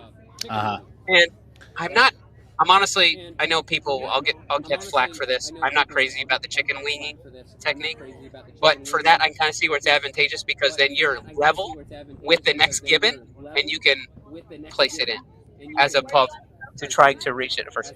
Okay, okay, we got another camera up, ready to go for a look. Can we show them the rope climb? Or I tell you what, do you want to slowly start at the first and go around, and we can take them obstacle at a time? Thank you. Okay, so we're going through. We're going to take you through the obstacles while they're going through, and we're waiting on the results for the Burt 400 for the women. We'll go over that as they calculate the totals. So as you can see here, you're going to start with walls. Now, what's interesting about the walls is it's pretty tall walls. They're only worth 5 points. Oh, okay, that's right. Okay. For the open and the teams on Saturday, they actually left the peg in the board for the athletes and gibbons attached. So that's why they made it more difficult on the pro way. Okay. Good news. Okay, so as we can see there, this is your basic staple of OCR, right? Walls. 1 8-foot, a 10-foot, at least that looks ish. And then you're going to fall into another staple of OCR, the incline to decline monkey bars. You kind of see there. Once again, no hitting the bell with your feet. Hopefully everyone got that in the debrief. Again, it was Marjorie completing it, followed by your pegboard. Now, what also is interesting about this, Rich, is that in the races around here that would implement the horizontal pegboard, you would be able to go either side. Imagine for some people, for me, I like leading with my right? I can lock off at my 90 on my left. But what if it's the vice versa for someone else? They're now forced to lead with the weak. I would have liked to saw it where you could attack it on both sides. That's usually how it is at the race. You can attack from either side. Depending on your left or right, what's your strongest arm to lock off? So there's a close-up of the dowels. The dowels are not as girthier as some of the other dowels you'll see in some of the other races, which is good and bad. Good side being it fits in easier. Bad side being it means the dowel dips down a little bit at a little angle. And if you're not used to this obstacle, it could be a little weird, right? A little off-putting. And then here we go into the balance. There we go. We go around there. There's the backside. As you can see, they can't go around. Yeah, no, this is worth 20 points. Just like we were talking about, different obstacles are worth different points. Miles, if you fail an obstacle, can you go back and retry it? Yes, sir. You can try as many times as you want. It's your choice to move on. Yep. Now, you're not allowed to touch this chain. Very important. We're going to have our rabbit is going to. Yeah. Is the rabbit going to try the balance? No, she's going around it. Like I said. Okay, so that actually moves quite a bit, but the guys were practicing on it earlier. Tricky. No big deal. You're going to see, I can almost put money on it. The DJ is going to hop 1-2 across, hit the bell. He is not going to be on this very much at all. If he falls, no big deal. You get back up and you keep going. And then we're going to go over here, and we're going to have Gibbons up next. Yeah, if you're a taller athlete, you're going to kind of want to get through this. It's so easy to go slow on there, and then it gets in your head. Those balance obstacles, right? Now, yep, there you go. Gibbons being worth 15. I do like how they allotted the points to certain obstacles. This does seem comparative by difficulty. Yep, there you go. You see those are completely removed. So it doesn't swing. It's fixed to that bar above, so it's not like a swinging gibbon. Yeah. Okay, it's more like a last year they had the reverse gibbons you're referring to. Okay, that's what you mean with the reverse, like that is it's affixed to something like a chain and it's like swinging. Like we would see at OCR World Championships. Yeah. Yes. And then of course we'll see the Spartan staple. Twister. So you know what's interesting? I don't know what's your favorite strategy attacking this. I've always found the backward strategy to be the fastest. Rich, what's your favorite method for tackling Twister? I typically will also go backwards because I'm not super confident in my ability to swing through obstacles. So being locked out and having it be a little bit more methodical. I think if you can kind of Tarzan swing through there and skip some of the the handles, it can be pretty fast. But me personally, I'm a little bit more secure, a little bit safer on it. Yeah, and here's the rope climb that I was referring to earlier. Now, and I want to say in previous years, that crossbar, there's 2 crossbars there, I believe were not there. It was straight up rope climb and then get your happy self over that top bar. If we can get a view of that top bar, that's a thicker bar. And so they've got to climb the rope, get over that, and then come down the Tyrolean traverse. So really 2 obstacles in one, right? That's not really one obstacle. I like to call it a compound obstacle, if you will. And that's And you only have to worth climb 5. the rope to get to the top. You can't use the bars. Yeah, you have to climb the rope. You cannot use the crossbars. I believe you could probably put your legs on the crossbars. I would imagine just to help yourself get over. Throw back to mention of the first Grit Games, back in 2018. And then we'll have and here's one we don't see much more in OCR, right, Rich? The what do you call this? The cargo net. The inverted wall. Oh, cargo net. Yeah, Interesting. It's an inverted wall with a cargo net. So it's inverted. You can't quite tell at that angle, but it's very much inverted. So you can't necessarily, like say Olympus, put your legs flat against it. And don't think those straps are kind to your hands at all. You just got off Twister. You probably ripped your hand on Twister. And it's not going to be any better. Slightly better on the cargo net, but it's no bueno, man. So it's like a floating cargo net that you have to traverse. Interesting. Yes, laterally. So that could be very awkward, very slow. And keep in mind too, I failed to mention that you have to touch the first implement. You don't have to hang from it, but you have to touch the first implement on all of these obstacles. So say we're looking at that banana right there. You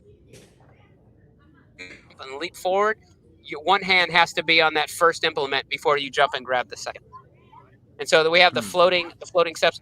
This is much more difficult one way than it is the other. Coming down those floating steps move. Those do indeed swing.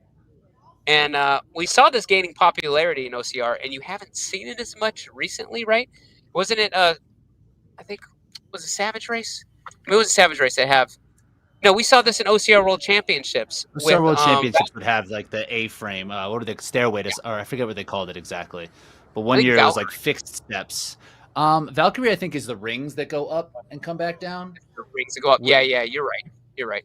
I forget what they called this, but they've made it. There's a couple variations where they have added like kind of the floating boards, and when there was a couple years where there were the fixed boards where you would kind of have to come up and traverse yourself on the way back down. But yeah, very grip intensive.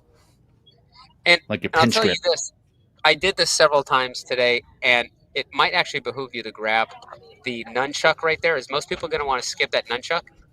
To grab the other side, and I'd like to get your input on this, on those floating steps that float like that. I've always been a big believer of grabbing the back side and not the front. If you're swinging, I think physics-wise, there's a greater chance that this motion here, because you can't grip it with all your hand. You're down like this at here, let me bend there's a bit of a lag. Like easier chance for your hand to fall off backwards like this. Whereas if you are on the other side, you can hook on it a little better and then almost lock off at a 9 to move the next one. And then also what you can't quite tell in that video is that then goes to rings, which go to a net that's overhead. There's quite a big gap from the ring to that net. For the shorter athletes is going to be harder. So we're so used to rings, we're very comfortable in it. But I actually just grab the ring, and I'm like one hand, and I just think I'm gonna grab up at the net. I couldn't do it, man. I had to grab the ring and actually go like this, pull up really quick, grab the nut, and then went on. And then it's followed by 4 boards that go down. But those boards are very unassuming. None of us would be scared of the board, but they're like fresh cut wood, man. Those are not sanded down. Tons of people tore their hands on them yesterday, and I expect to see more people tear their hands. And that should be the end. So the last one that says is some sort of rope climb. It says what it on the schedule. Yes, I apologize. Yes, it is. It's just a normal rope climb. Harley Wopat yesterday just grabbed the rope and jumped up and hit the bell. So there's that. That's an advantage So we're being all- 6'2". Yeah, for real. She's got to have. Hey, there's advantages and disadvantages. Like what I think will be hard for Carly Wopat, which didn't really affect her that much yesterday when we were playing around and practicing on obstacles, is Gibbons. Like what you can't see is Twister, Gibbons, all that stuff is actually fairly low to the ground. And, you know, that's hard. It looks like they're announcing. Oh, they're going over the debrief. Wow, they're doing the debrief outside. I'm surprised. Do we have any results for that second event for the women? Yeah, do we have any results for the women yet on the Burt 400? We do? Okay. We're trying to retrieve that right now. I'm really excited to see those results. Here we go. All right, final results. Wow, Annie Schiller, we weren't counting on her. We didn't see she did some work. So first place, called it Chris Rogloski, 199. I know she would have loved one more to hit that 200. You know she's going to be thinking about that. But she's in first place at 199. That's a commanding lead. 199. Annie Schiller with 167. Julie Best at 162. We saw her looking really good on that last run, the last two runs actually, right, Rich? And then just like you called it, there's Calypso up there in the mix at 158 and Tara Jackson at 151. And then what's interesting in the scoring system is now the gap between those top five, the scoring system is gonna is usually by fours, is now gonna be by threes. So this doesn't. All these other ladies are still in it, but Carly Wopat, we thought she was a little further behind. She must have been banging out the burpees faster than we thought, right? What's your take? I'm sorry, I'm talking too much. I want to hear your input. No, I mean, it's interesting to see the athletes who really weren't paying too close attention to, especially Annie Schiller, who is a really strong athlete. I'm not surprised she did do well on this. But yeah, putting like her getting in front of Calypso, Carly being 6th, 7th, again, just kind of mitigating damage. I mean, Chris is in a commanding spot now going into what would be her expertise with the obstacle course is going to be huge. That middle pack and the podium is still really going to be up for grabs after that. Like, because it's not going to be a guarantee for Carly. Tara's going to be right in that mix. Calypso Sheridan. Now we got to watch out for Annie Schiller and Julie Best. These all have really good opportunities to get onto that podium after our event too. So a good shakeup outside of that top spot. Yeah, I want to see how these total scores affect I want to see what the total rankings are at this point. Caitlin Sutton, you know, getting second place last year, she's probably have a lot of pressure on her shoulders. I'm wondering how this is only going to put more pressure, I'd imagine. I bet you any money Carly Wopat wanted to do better on that than expected. But Annie Schiller and Julie Best surprising us there. That's They're really not by 5 reps. Yeah. And we'll see. I think Julie Best is fairly new to the OCR scene. She did well in Spartan Race West Prom, the first 3K series, getting on the podium. So she's definitely been practicing her obstacles. So she could really also make a move here, and we could see her be a real podium threat come the end of this event. I don't want to sound like a bandwagoner, but for this next event, what are your predictions? I am going to take Chris. Look, I say I take Chris. She fell off one of the obstacles last year. It was a huge upset. You heard the gasp, the balance. She was on the balance obstacle, and she fell off. And there was, you know, no one expected it. But I'm still, because all of these ladies are really good on obstacles, I'm actually going to take Chris Rogloski, and I expect Miranda Uber, Fort Worth native. She's kind of she's trailing in the results, but I think she's going to. They're watering the handles. Okay, that's great. That's great and good and bad, but I think better. Yeah. Probably better than have it being scorching hot, but now it's wet. Now it's that's very OCR of them. I think you're right. Chris Rogloski has to be the one to watch on this. I think that Ashley Heller, who's just been OCR veteran, we can expect her to do pretty well. She's pretty sure-handed when it comes to the grip. And I think Kylie Sheridan, Calypso Sheridan, is going to be another one to watch here as well. She's did really strong in like the age group series last year, and I think that she's done well in that Battle Bunker event. I think she will be pretty solid when it comes to this obstacle course. Yeah, that's a good point. Or Marjorie just mentioned to me. I totally forgot about this. The mention to you, Rich. This is going to play a big part in this. While we're playing around on the obstacles yesterday, I talked to Calypso, and she actually has a dislocated finger. It's not Oh her wow. pinky. I think it's her finger. I think it's another finger. But she was making it through the stuff, but she was in pain. So we'll see how that Oh. plays out. But at least she got a chance to try it, and no one tore their hands yesterday practicing on the obstacles. So, I'm sorry. Okay, here we go. Overall score. There we go. All right. Currently Wow. for the men, here we go. This is a mix-up. Ryan Kent first place. That's what we kind of expected. Bill Ragland second place.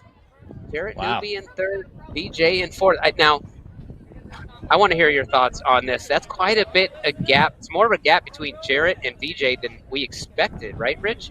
It's only 2 points on the total.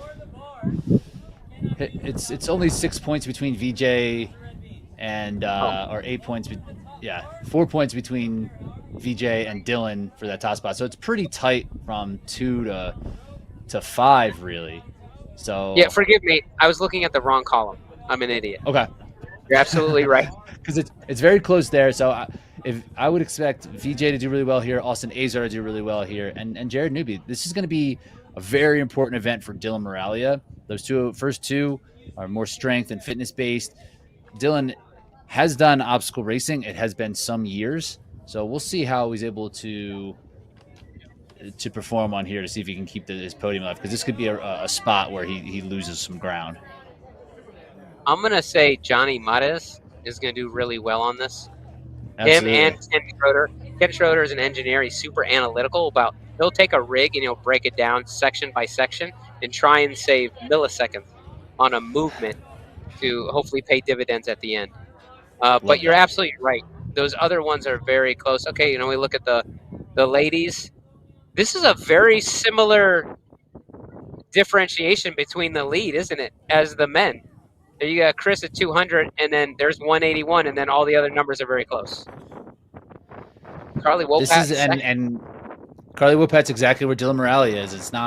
This event is not going to be one where she would be considered a favorite. So it's going to be mitigating damage, and this is a big opportunity for Calypso Sheridan, for Julie Best, for Jareen Klingberg, who I think will be very solid at this. We've seen done really well on Savage Race Series. So I think that she will do very well and can jump up quite a bit on this. So I think Jareen's one to watch on this. She can make a real push for the podium with a good finish here.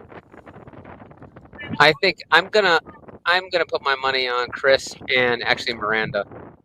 Miranda's really good at the mandatory completion races, and while these other women, they're absolutely fantastic on obstacles. Don't get me wrong. A lot. There's two Miranda. I'm sorry, Miranda Uber. You're right. I'm sorry, Miranda O'Neill. I'm not actually as familiar with Miranda O'Neill. I got to get to know her. I'm sorry, I lost my train of thought. What are your predictions, Rich? Yeah, Chris is surely the favorite here, and then I'm gonna go with Jareen to get second, Ashley Heller to get third. Okay. Yeah, Ashley Heller has proven herself over and over and over again.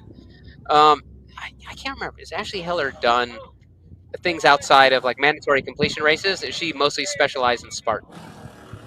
I think for the most part she has done Spartan. She's not afraid to put herself out there and do different events. I think she has done some Savage race in the past. I don't know if we've seen her at OCR World Championships recently, but she's not one that's afraid to compete in areas that are outside of Spartan. Yeah, I'm really interested to see how Allison Outlaw does in this. Can't wait to see her. So Kara Mobley there we see in 14th. She's new to obstacles. She comes from the hybrid side, so she's new to obstacles. She came out here, actually competed last year, so she kind of has an idea what to compete with. She tore her hand so bad at this event last year, so I know she's trying to not do it this time. But it's just been super impressive all day long is Julie Best. This is a really incredible performance by her. I'm not putting her out of the my prediction at all anymore for these last two events. I think she has a good shot as anyone else does. I can't wait to see her. And what's nice about this format too, Rich, is that it'll be, if I remember right, it'll be like one person at a time. So it's not going to be multiple guys just going through. And now they are trying to make it more efficient. Oh, it's two at a time. Thank you. Yeah, so 2 at a time. There we go. You got the beautiful Jason Dupree getting up at the camera. Moving the camera is just perfect for us. We're trying to get all the coverage we can in this. Have our rabbits falling around. This is a really easy one to follow around. It's a small area. And I want to see what the weather is like right now on the steel. It actually would be fun. We should have brought the device for measuring temperature, like point it at a material, some Oh sort my of medium, goodness. and see what the temperature is on the steel. Let me see if I can reload this. Right now, it says So Miles, feels I like think I'm actually gonna have to. Okay, you're gonna go. I think I'm actually gonna have to head out. This is Thanks for having me. Super fun. Thank you. Have fun the rest of the way. I'll be plugged in. So catch you guys Sounds later. good, Rich. Awesome meeting you. Thank you for the conversation, sir. Can't wait to be able to sit down and take it later. See you, man. Absolutely. Bye. Okay, they're doing the debrief right now for the obstacle portion of the OCR sim. We'll see how this goes. If you'll get Jason and tell him that Rich is off so he can change the view. There we go. We swapped over. Okay, good deal. Well, it's the live. Okay, you got the live output. Okay, there you can kind of see him going through the debrief. This is all the athletes' chance to ask all kinds of questions, figure out exactly if they have a certain strategy that's unorthodox, if it's legal or not. So we'll see. We're going to set this up 2 athletes at a time. And what's interesting is that in years past, it's been one athlete at a time. And it's really fun to watch because we all sit around, everyone gets their turn. It's a little added pressure being the only person out there, but you're racing against the clock. You're not racing against someone else. This is the first year that I know of that you have someone that's pushing you. So we'll see how that changes people's confidence and how much risk they're willing to take. I expect to see VJ leap for a few bells, use his height to his advantage. He's going to jump the rope climb. Yeah, I can see VJ jumping on the rope climb, just grabbing the rope, boom, hitting the bell. I can see Wopat. I see Carly doing the same thing. You know, hey, if you're taller or shorter, play to your strengths. Are you ready? Looking like we're fixing the start. They're going to start calling out the first athletes.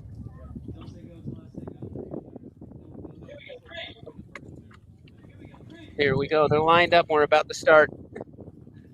And first up, we look at the young gentleman, Rafe Bourne and Justice. These are local grid athletes. And here we go. You know, the walls are easy, but don't take away about how taxing they can be. And that's right off the bat. Here they come. Yeah, they're taking risk already, jumping down from high up. Here we go. Let's see the technique they apply on the monkey bars. I'm watching them in real time here, so the feed is a little behind. Here we go. We're seeing both starting with the side-by-side technique and quickly converting to a swinging. Okay, there you go. As you can see, Justice is taking the swinging method, where Rafe on the backside is taking my method of locking off at a 90. Yeah, he's made that. You see, that is indeed faster. Okay. Boom, nails it. Justice is doing absolutely fantastic. Yep, just starts with a hold on the first one. Wow, he's moving through Gibbons really well. Boom, nails it. He's good. There you go. Come on, don't tear hands. Okay, he's opting for the swinging technique on the twister. Nice, nails it. Okay, here we go. Justice coming into the rope climb. See, once you get up at that point, you can put your feet on the cross beam. They'll get over.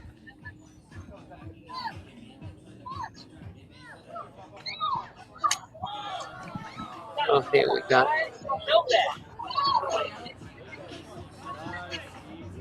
I can only see Justice at this point. Yeah, having a hard time getting up and over. You had to restart. You missed the bell. Yep, missed the bell. That is demoralizing on a time thing like this too. Luciano, you've done Tyrolean Traverse so many times in a row. There you go.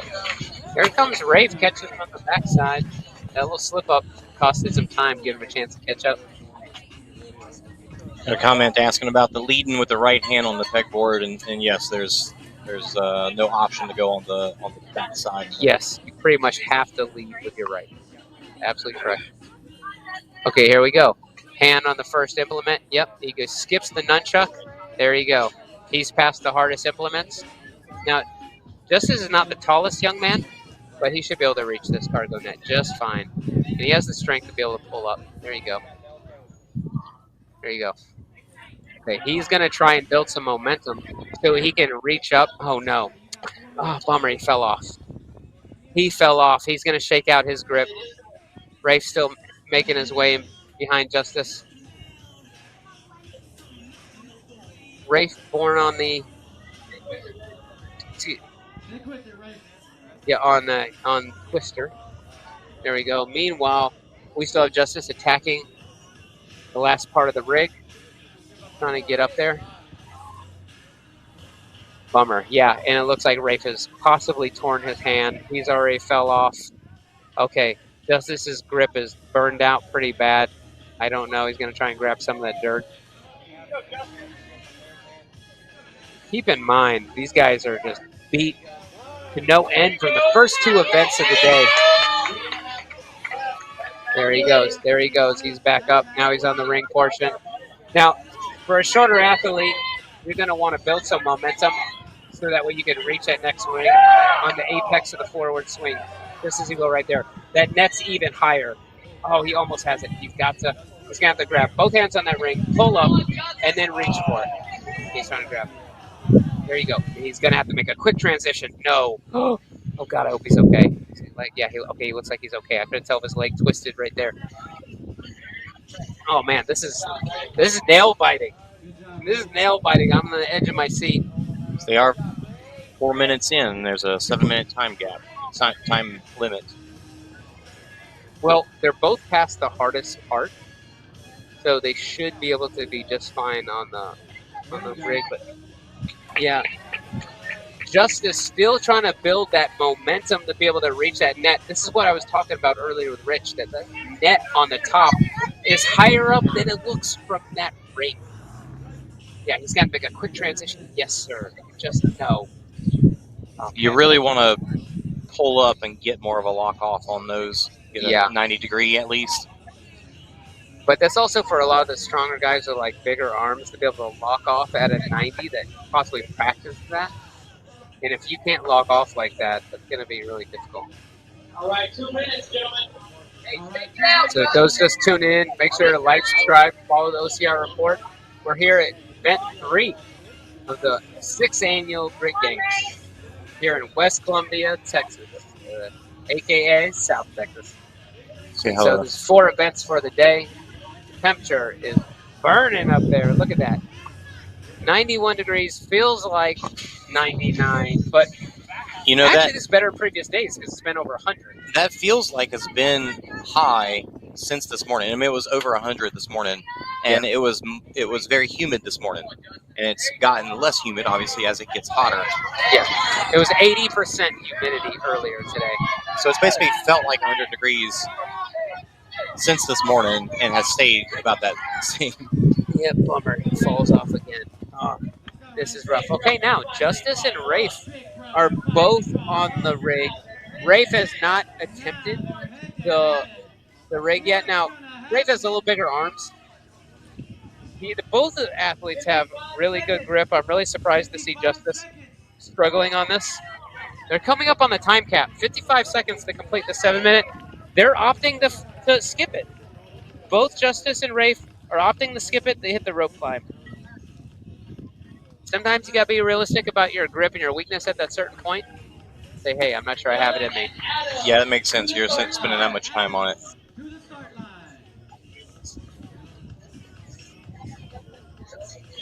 going to try to get another rabbit camera out there as well.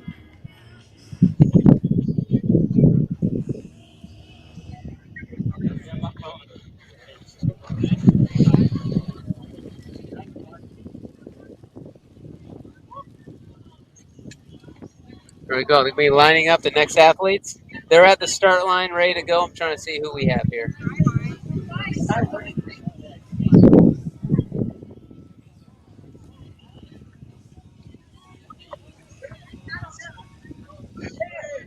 Okay, here we go.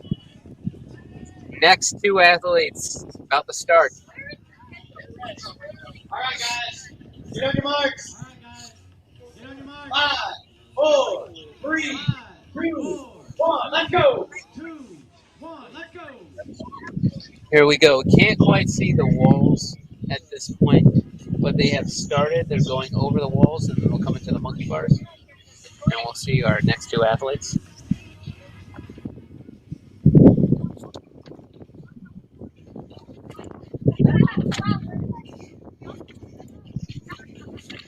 The ground that's supposed to well up sometimes. The top it does. Let's go. And I want to say this is, yeah, Adam Hawes and I believe Sam Osborne, correct? Can't quite tell. Here we go. Playing it safe, not swinging too much, playing it safe on the monkey bars. Here you go. Now, I don't remember Sam is used to the pegboard. He looks like he's making it through just fine. Oh, nice save. Nice save. Misses the hole. And comes in. Hold on, you're in the picture.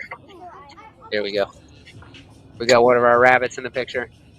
There we go. And I'm not sure either of these gentlemen come from an OCR background. So if you've never been OCR, not only is obstacles hard, but specifically a horizontal pegboard. Nice save. Oh, no. Okay. You're going to have to try it. Whenever you miss that peg and you're at a dead hang by one arm, you've got to stay cool and calm and then recover by calmly reaching up and putting it back in and going. Okay, looks like Adam preferring the skip.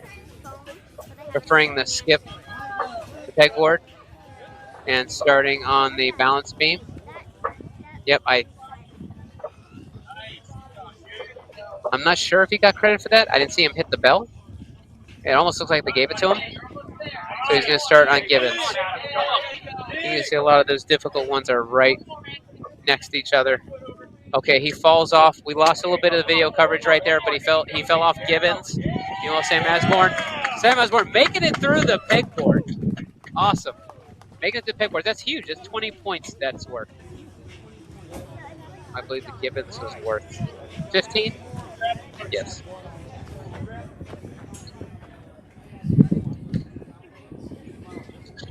Adam still on Gibbons. Almost through it. Yeah, if you've never been on Gibbons and that pegboard, extremely difficult. Okay. Sam Osborne makes it through the balance beam.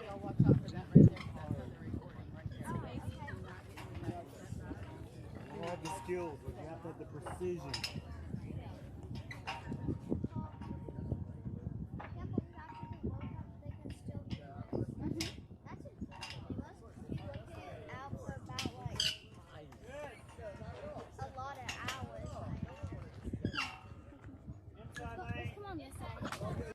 Okay, here we go. We have, all right, Sam Osborne starting on Twister, utilizing the backwards technique, my personal favorite. But this is it right here, gentlemen. You can see where that Twister is just sitting in the sun, melting people's hands. So painful to get on the next implement after your hands have torn.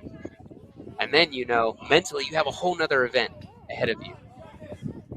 See how this plays out. Adam falling off the Twister, hands definitely torn. He's in pain. That is rough. Sam Osborne making it. Oh no, both having to redo it. They are not having a good time. Both their hands look like they're torn, and now it's just gritting through it.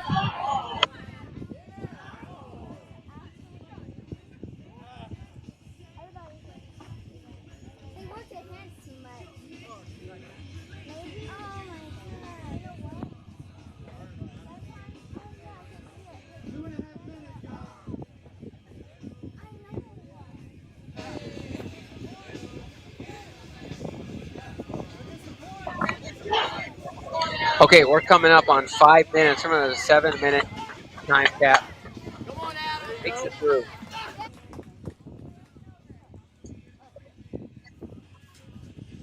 They're on that rope climb. Adams over. Now, look, Tyrolean Traverse is usually one of the easier obstacles within OCR, but way difficult when you got to climb a rope and then come back down it on a decline. Very difficult. Yeah, nice. They make it. They hit it. There you go. Onto the inverted cargo net.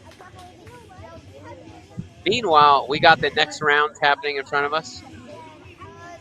Oh, no, it's not. Okay. Like, Austin Azar is just practicing. Yeah, they're getting a little warm up in. A little warm up. A little warm up those hands. Man, this is the last thing I want to do is warm up my hands. That's right. On this sim. Don't add any friction to your skin because you're about to get all of it on Twister. There we go. Sam Asborn through the inverted cargo net, moving on to the rig. That net seems not too bad, but obviously, if your hands are already tore up, it's probably destroying them. Yeah, absolutely. It is rough on the hands. You just can't tell in the video. There you go. So we've got to start the first. Dylan Dorn in the blue. Oh, I'm sorry, I misspoke. Thanks to the comments from YouTube. Yes, thank you. I apologize. Few of the athletes I don't know personally. It's hard to identify them.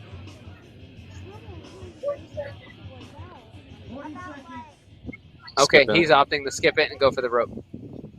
Go get what he can. Yep. Well, you got 30 seconds. Yeah, if you haven't made it off that get-go, you're not going to get it the next 30 seconds most likely. There you go. Boom, Dorn hitting it. There you go. Most of the taller athletes who's going to grab that rope and jump up and nail it. There you go. They make it within the 7-minute time camp. Going to get ready for the next 2 to go.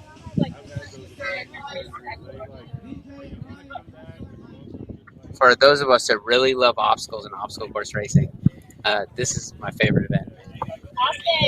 Really fun to see how it's going to play out.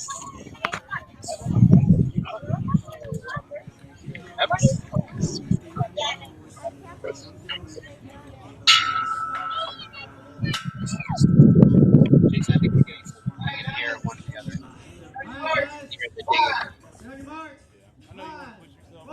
It's okay. Okay, here's our next 2 athletes. I did not get a chance.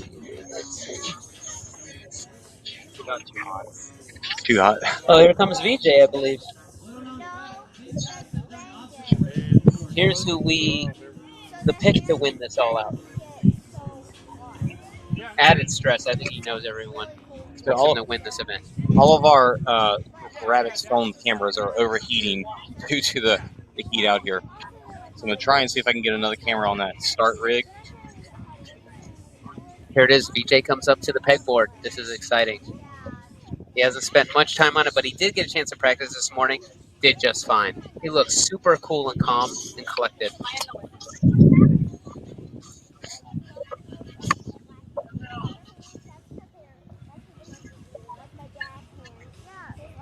He looked even smoother and cooler and calmer this morning.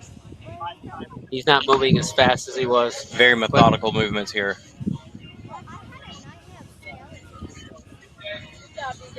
Not risking taking a big swing and tearing your hand, slipping off. Nice. Just working through it, making sure it gets done. He's gonna step right through this. There you go. A little bit of a lag on the video. It makes it through the balance beam. A-okay. Obviously, now he's no stranger to Gibbons. He's moving really nice through it. He does have a really good ability to stay cool and calm. Skipped a couple of those last runs. Oh, wow. I haven't seen anyone use that technique in a while.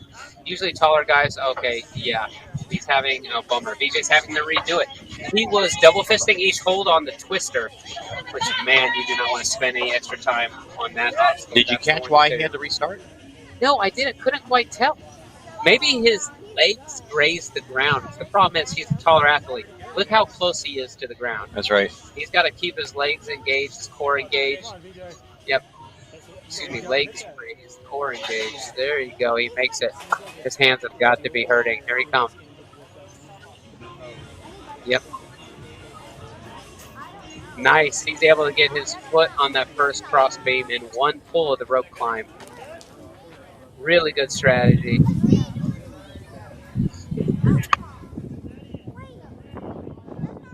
Everyone has got to be so beat up. I'm really surprised we haven't seen anyone attack the obstacle horse race very fearlessly yet. It's been very methodical. Okay, here we go. He is through. He's through the Tyrrell Lane Traverse. He's now onto the inverted cargo net. BJ, where is the other athlete? Oh, there is another athlete that's on Gibbons right now. I'm not catching who that is.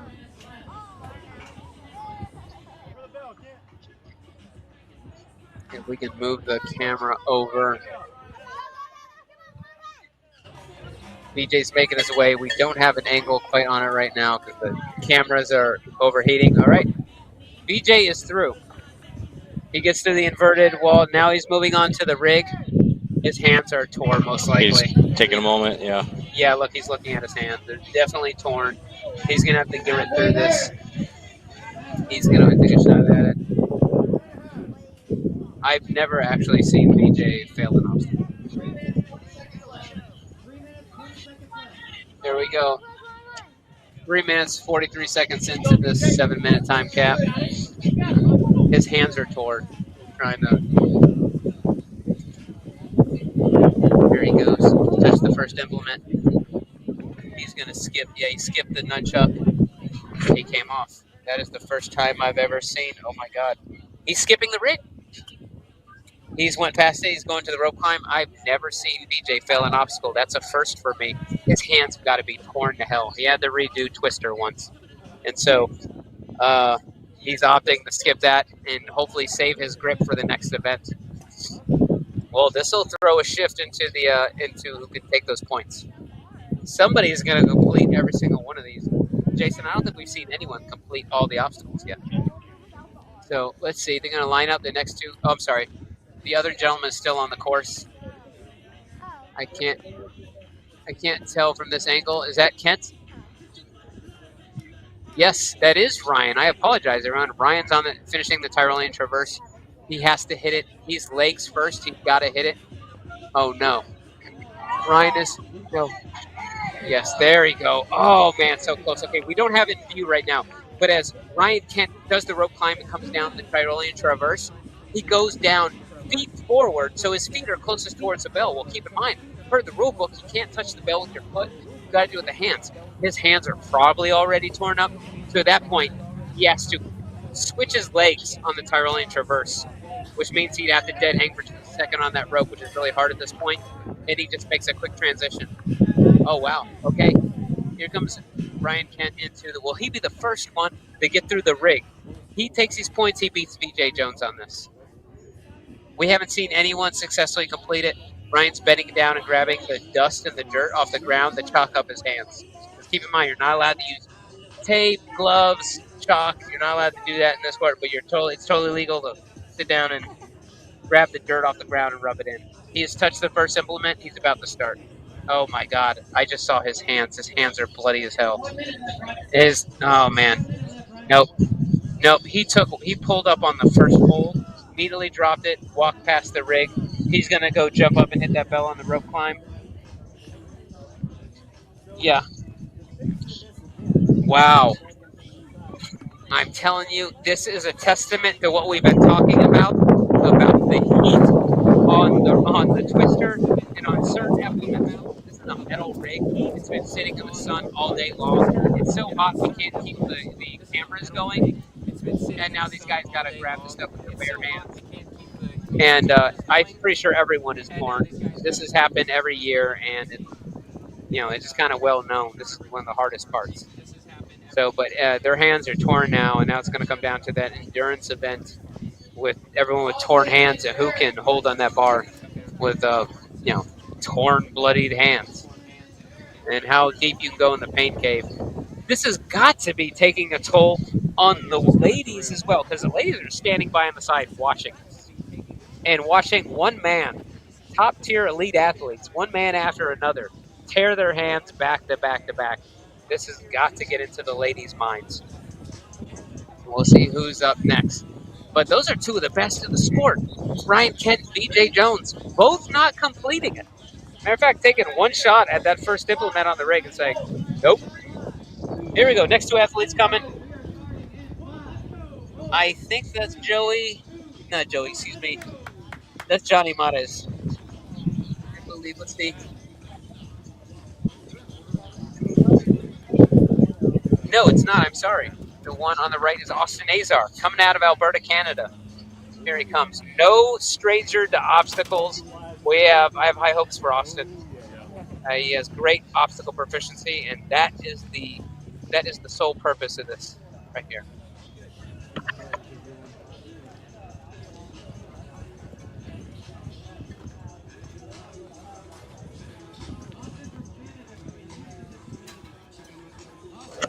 There you go. I'm sorry. Right next to Austin Azar, Jarrett Newby. Coming out of New York, a newbie insanity. He's had a phenomenal year at Savage Race and some of the other races. He's always a threat. He's done fantastic today, despite being from upstate New York. And these are two gentlemen from up north, obviously Alberta, Canada, and New York, not known for the hot weather. Man, Jared makes that look good. Jared just made that look super easy. So did Austin. They are absolutely flying through it. This is the best performance on the obstacle section we've seen yet. Jared flies through the balance. Yep, Austin practically walks the balance beam. Here they are. They're both on Gibbons. Jarrett Newby, no stranger. Got an obstacle course race in his backyard. Look how cool and calm. He misses the placement of the hold with the dowel on the Gibbons. Doesn't freak out. Calmly recorrects. Hits the bell. Him and Austin off Gibbons almost at the same time. Now here's onto the hand melter. You know it as Twister. I call it the hand melter. Let's see their strategy. Both of them opting for the sideways technique. Those hand holds are kind of wide enough for most men to double fist. Not most people can do that. At most races, those hand holds are small enough to where you can only fit, at least for men, one hand per rung. They're side by side. And look at that. It's really amazing how it's more important to be controlled through this instead of fast. Like, yes. Typically, a short course, obstacle course like this, you want to go as fast as possible. We expected maybe we'd see people flying through and jumping into stuff, but that is not the case. Everybody's trying to be as controlled as possible and not rip their hands. Look, these gentlemen are side by side. I remember Bracken always saying, correct me if I'm wrong, is that smooth is fast and fast is smooth.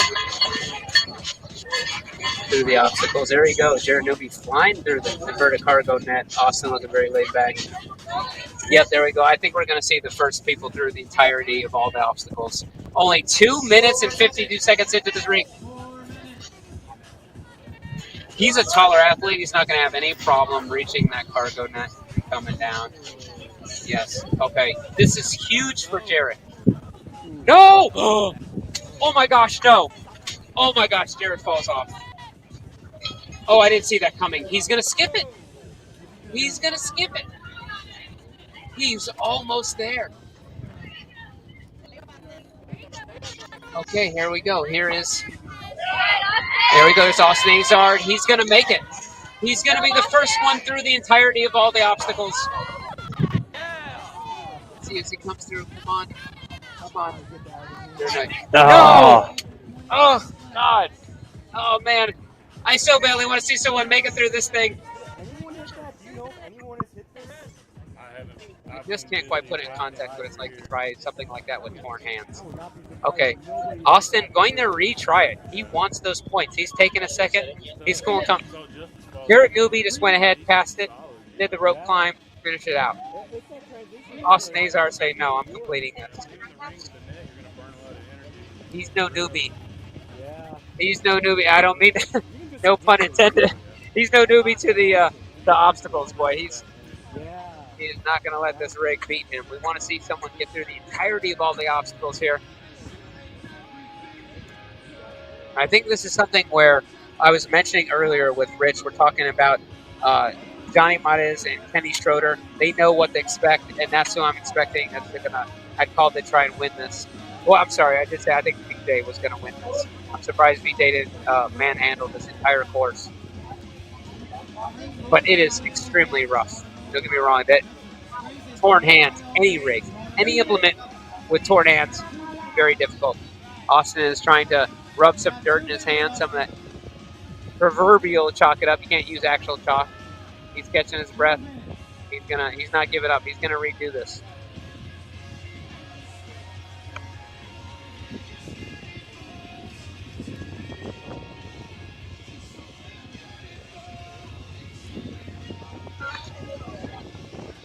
Looks like Austin might be thinking about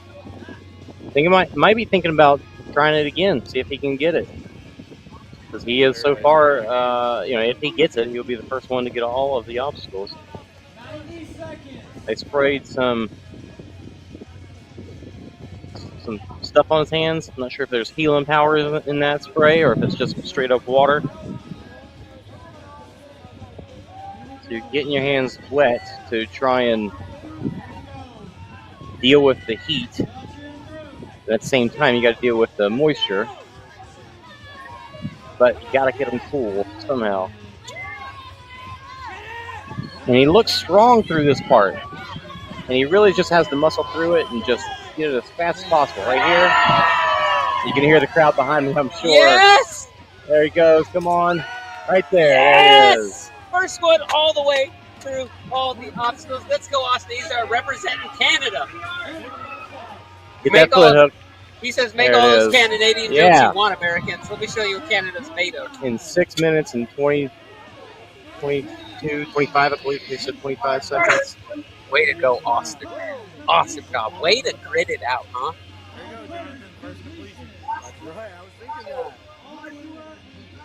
All right. Next up, guys, Joshua and Kyle Kokonos and Joshua Fox up next. What a display, huh, Marjorie? What an absolute display of grit and pushing through. That was awesome. We're a big Austin Azar fan, man. What a phenomenal guy. What's in that spray bottle? Do we know? Some special water? Special magic water? Magic water. Holy water. 4, 3, 2, 1, let's go! Here we go. Joshua Fox and Kyle Kokonos. High quality H2O. High quality H2O. That's fantastic. Here we go. This gentleman opting to not go all out on these. Nobody has ran over these walls so fast. Everyone is kind of taking it somewhat easy. Yeah, I don't think blasting over any of these obstacles are really worth it, knowing what you've been seeing with everybody else so far. Well, in the event, several people complete all the obstacles. It comes down to time. Right, So it but would since they're behoove one to- not seeing many people complete them all so far, and they're just tearing their hands up, everybody's being more conservative. Let me just see if I can actually get through all this.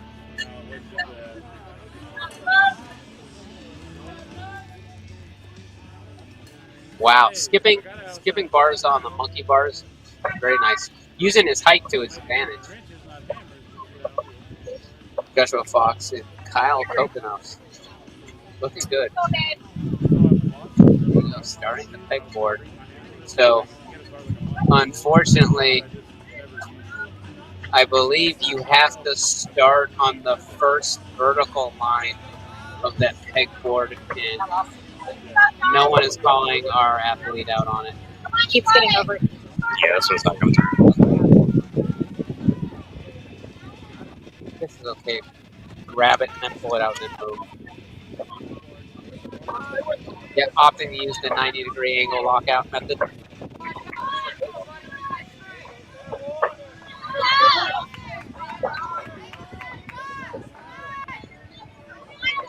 There you go. Both gentlemen hanging on the pegboard, making it through.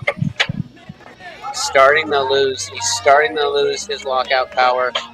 Oh no, comes off. Both gentlemen come off. Yep, Joshua and Kyle both fall off. Feeling like you can't pull up anymore, get to that point, and then going to a dead hang. Then Peggy, yeah, at that point, just hang. And it's an easy way to also, if you do slip out of it, it's an easy way to recover your hand. Oh, the Terry. Yeah, I'm sorry. Yeah, in the heat like this, if you're not worried about it ripping, then it's not so bad to go to a dead hang, and that way you can at least get a little further. Like maybe you're already losing your grip, so it's going to be tough, but at some point you can still get a little bit more out of it, out of your grip. Bummer. It really does take a lot of strength to do it that technique, and you're more controlled. Like we saw VJ go through that first round, and he was very slow but smooth through the pegs. Kyle's sticking with it. Josh opting to skip it. And the good thing is about those dowels that they're wooden, unlike the metal, you still tear your hands on them. It's less likely than the hot steel. The wood does not absorb that heat as much.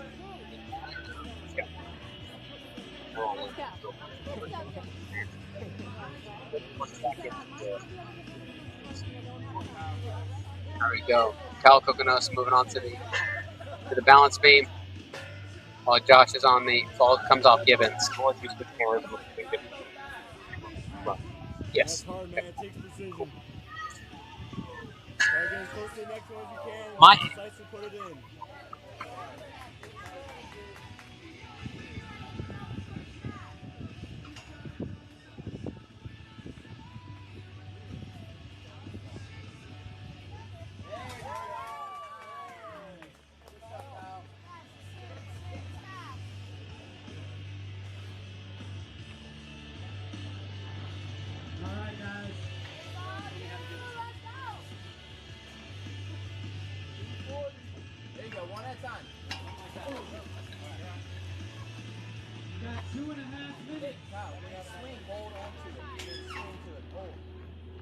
We're trying to get all the cameras are overheating, so we're trying to get another phone out there so we have another camera that we can kind of follow them around a little better. So this one overheats.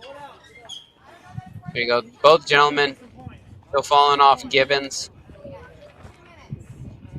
This is definitely one of the hardest events for many of these athletes, man, because you can't see their hands there. These are difficult obstacles, and your hands are tearing. Here you go. Here's the hand melter. I'm surprised how many of these gentlemen are opting to double fist. I would want to keep my hands on those holds as little as possible. Yes, makes it. Yeah, all right. They're through twister. Torn hands for sure. They are. Here you go, Joshua. Yep, that's the box right there. Coming up the rope climb now, coming down the Tyrolean traverse. Super weird to have to come down from that angle. Especially if you're a larger guy, coming down at that steep of a decline on that rope, really difficult.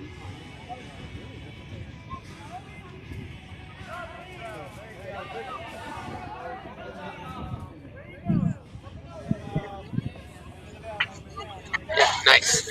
All right, Joshua Foss through the Tyrolean traverse. Now moving on. They have 1 minute on this 7-minute time cap now. They have no choice but to just call a button now. That is maybe not enough time at this point with torn hands to try and finish all this thing. They have to make a quick decision whether or not it's advantageous to skip something and go all the way to that rope and get your points for the rope climb. 40 seconds. 40 seconds. And they already know they're behind on the points for not completing the pegboard. He's attempting the rig regardless. He could make up a lot of points on that rig, though. He's making good. He's a taller athlete. He's making it through. There we go.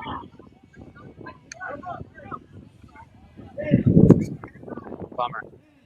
Okay, he's got 8 seconds to try and hit that rope climb, Bill. He's running. See if he can do it. Yeah, he hit that bell right at the time. Okay. I'm really surprised. A lot of people not making this rig.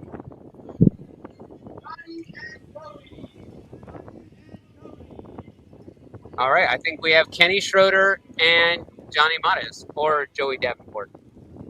You hear what he said? It's Joey and Johnny? Okay, Joey Davenport and Johnny Mares. Johnny Mares and Kenny Schroeder, my picks to win it at this point. Here they go. Both of these guys, local athletes, very familiar with grit fitness and these obstacles. We'll see if that pays dividends here.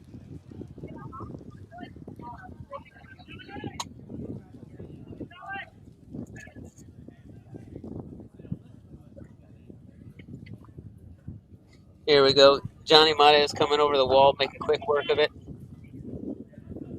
Johnny's looking fantastic. Yeah, boom. Flies through the monkey bars. Yep. Johnny Mares has done the pegboard 4 billion times. No problem. Opting to use the 90-degree lock-off technique. Looks super strong.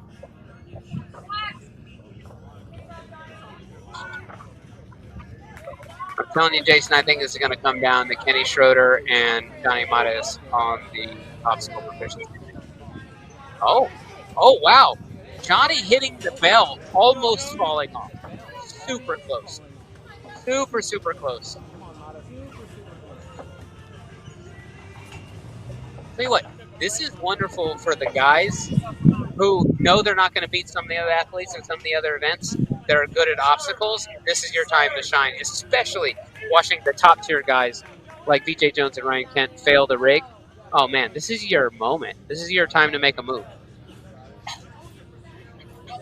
Okay, Johnny Mares through Gibbons, tackling. Yes, tackling Twister. So smart. Watch how he did Twister. He skipped several holds. The less holds you could touch on Twister, the pan melter I call it, the better. Now he's on to he's done with the rope climb and going on to the Tyrolean traverse. Here he comes. Yep. Boom. There, he's making absolutely fantastic time. We're 1 minute and 51 seconds into this course, and he only has the inverted cargo followed by the rig and a rope climb. The fastest time yesterday, unofficially, is what I heard was 3 minutes. But it was also an easier rig setup, so take that as you will.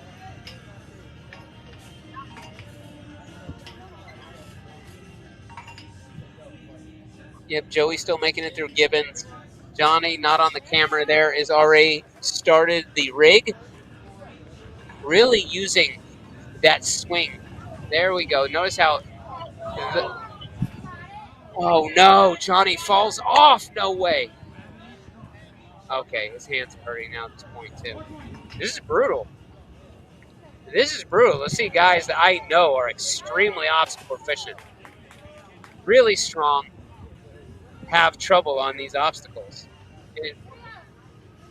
Yeah, he is getting out of control, too. Okay, Johnny Mares is going to reattempt the rig. Everyone has mostly skipped that nunchuck. Yep.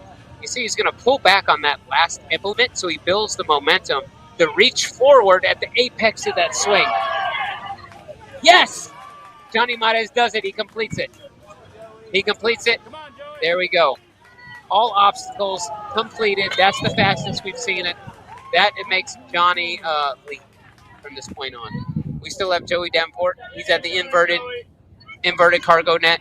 He's got plenty of time. It's only 3 minutes, 30 seconds in. He's on the inverted cargo net. He just has the rig and the rope climb left.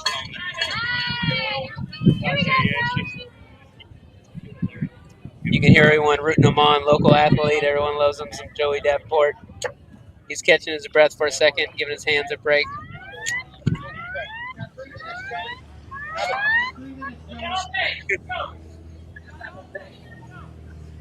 Come on, Joey.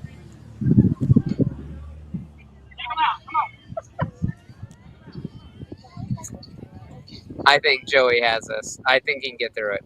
Joey's good on obstacles. He's no stranger to this rig and the setup, this format.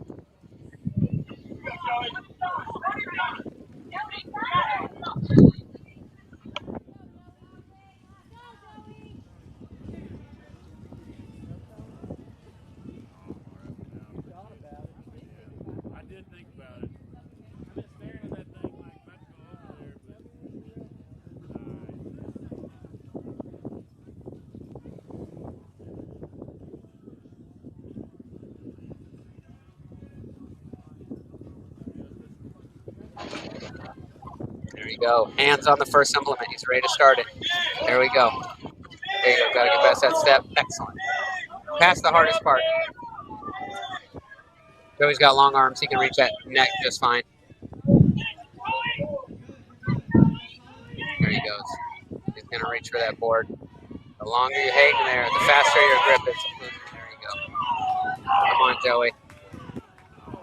Oh, no. Oh, no. Okay, he's okay. He's okay. Fortunately, hey, he got the crash pad there. He landed on his butt. He's A-okay. He's demoralized.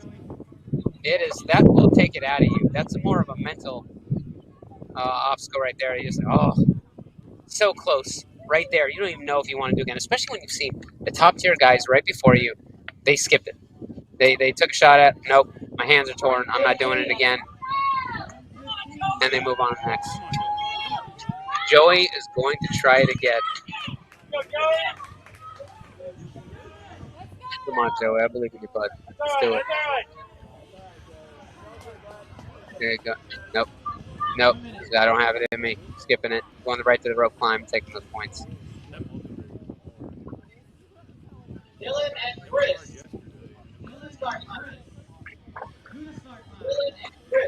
All right. Next two gentlemen. Dylan Dorn. And probably Chris Bowman. Fort Worth local.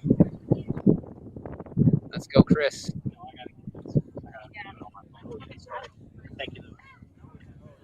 Here we go. We finally got a live camera out there for the next two gentlemen to take off. We can follow them through. A little better of an angle now that not all our cameras are melting. Still in the guys. Yep, still in the guys. Dylan Dorn and is that Chris Balvin? Okay. Good deal. Chris Balvin, local favorite of mine. Wonderful guy. Spend a lot of time with him.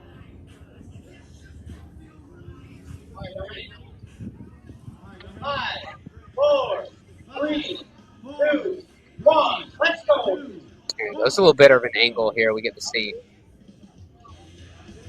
It's interesting to me because there's a little bit of a lag behind what we're seeing on the screen and what I'm hearing out of my other ear.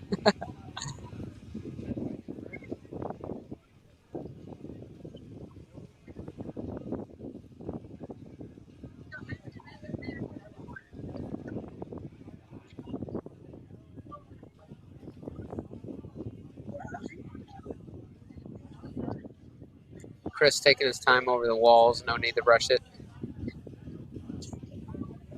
Dylan Dorn taking in the methodology of the normal swing and even on the incline, brave. And now he will skip holds.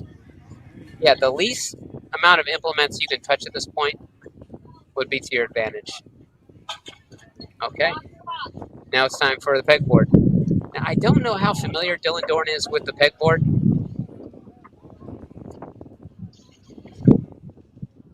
I think Chris Balvin opting to skip. Yeah, Chris just walked right past the pegboard. He's going to skip it. He's onto the balance beam. Dylan Dorn still taking. Oh, forgive me. It's not Dylan Dorn. It's Dylan Maragula. Dylan Maragula, not Dylan Dorn. Forgive me. And Dylan Maragula through the pegboard. Makes it through the big pegboard. Actually made it look pretty easy. Oh, Dylan Maragula falls off the balance beam. Chris already onto twister.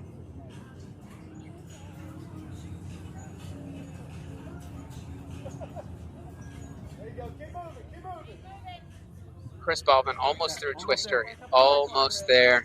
Hits it. Crap. Dylan Maragula has failed the balance beam a couple times in a row. Now remember, you get to retry these obstacles as many times as you want. You just can't go backwards. All right, making it through.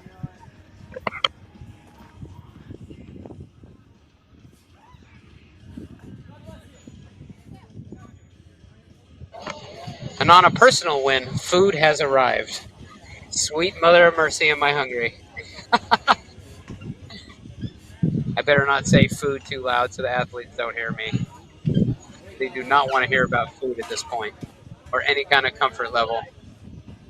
Dylan Regula through Gibbons, now starting twister. Dylan's going to use a backwards technique. Chris making quick work of the rope climb to the Tyrolean traverse. Christopher Balvin now on the inverted cargo net. Dylan Maragula on twister, also opting for the backwards technique.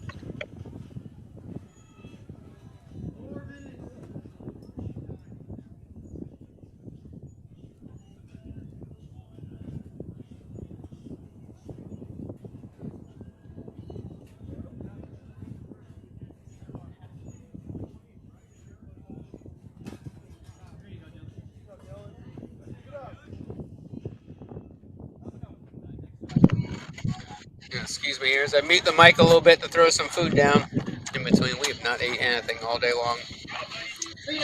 You can see Christopher Balvin there checking out his grip, seeing how bad it's torn. Dylan Maragula on the rope climb down to the Tyrolean traverse. 7-minute time gap. These guys they got plenty of time. It's only 3 minutes and 40 seconds in. Christopher Balvin just checking out his hands, trying to psych himself up mentally before he attempts this. This rig has only become more scary. Excuse me, more scary, as you see. Many people not be able to complete it. Excuse me there.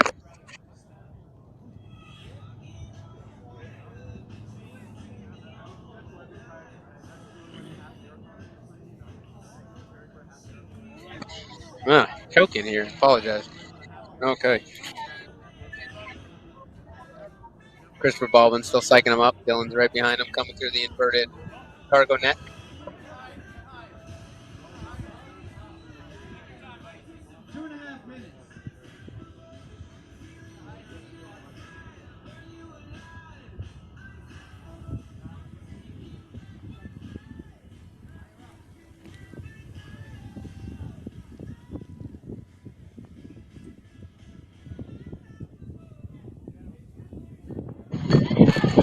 There you go, Chris. Yes, Chris. He's almost there. No. Okay. Chris Balvin opting to just skip it. It's telltailing. That was actually a really good angle on the cargo net. Dylan skipped it. It's a telltale. You can see how much that cargo net dips. That you could tell. It's always easier on the cargo nets that are more taut, but that one dipped down quite a bit. So okay, we see most athletes opting to skip 1 or 2 obstacles. Let's see how the next 2 line up. Who we have? Wait, I need Kenny here. No, I need Kenny here.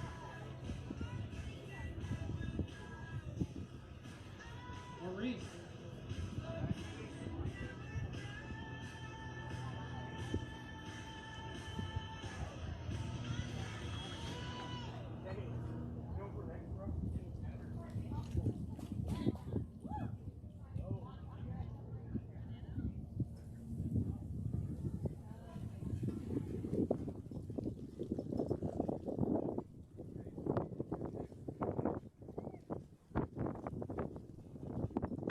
Okay, this will be interesting. Next up, we have Luke Alterman and Caleb Yates. They're like best friends.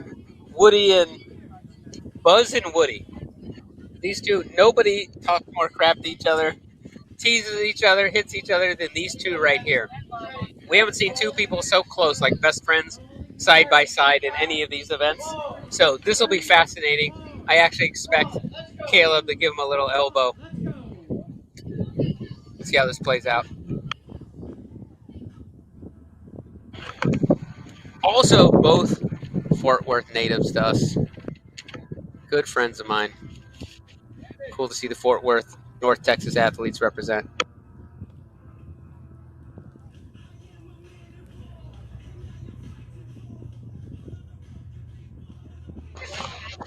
Again, just watching them being so particular about how they do these obstacles. Really taking their time. Such a game changer with the heat, and it's not turning into a, what you think of as a Ninja Warrior head-to-head, super fast.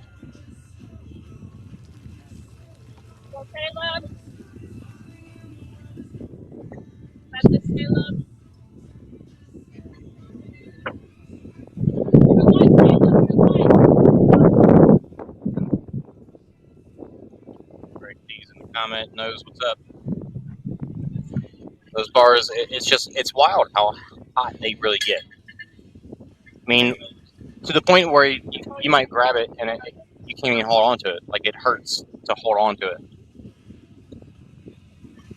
Definitely recall doing a lot of events like that, especially a lot of the Conquer the Gauntlets, the events that happen in the summers. Well, I've summertime. seen these two gentlemen do the horizontal pegboard 4 billion times. I've worked out with them a bunch of times, and it's usually no problem at all. I've never seen Caleb fall off the pegboard.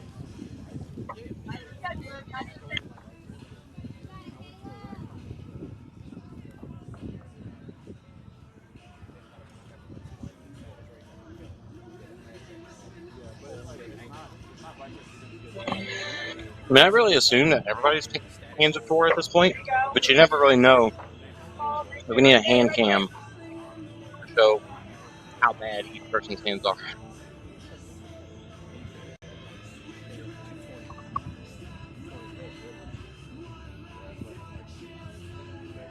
Alright guys, we're at 4.5 minutes.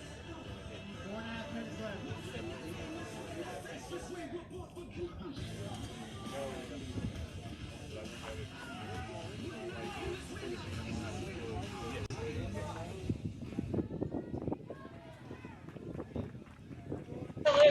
We could hear people encouraging them right there, right next to us, where they're saying, "You're right there.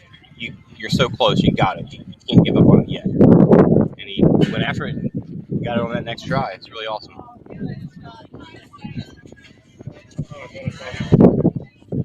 And this little balance beam, not a crazy. Any balance obstacle is never a crazy obstacle. It's rare that a balance obstacle is over something that makes it absolutely scary. Some of them are over a little bit of water, but the technique still to get through them is always challenging. A lot of the events that have like slack line, their slack line, it's not a long distance. Probably I'd say a little longer than that balance beam right there, but if you're not familiar with slack lines, it can be challenging, very challenging. Well, I would argue the slack line's even easier because it's taut and it stands still. These are on chains and it's moving constantly. I say that's way harder than a slack line, which you're absolutely right is super hard as is.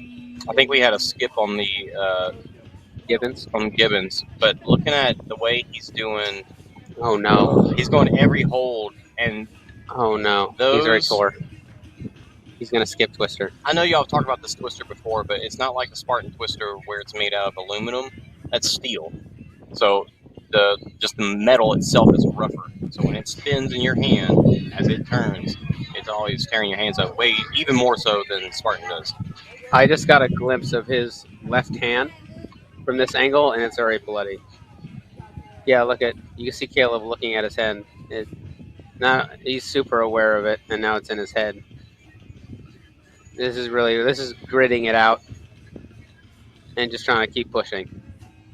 Nothing in today's events puts the grit into the grit games like the obstacle proficiency event.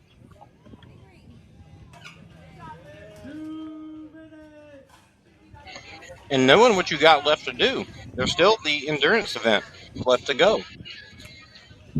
And while the endurance event is, some of it's like a overhead hold, and there's a dead hang, you're going to be using your hands for that stuff. In a dead hang, medicine ball holding over your head, maybe not as bad with 4 hands, but the dead hang, that's going to play a big role there.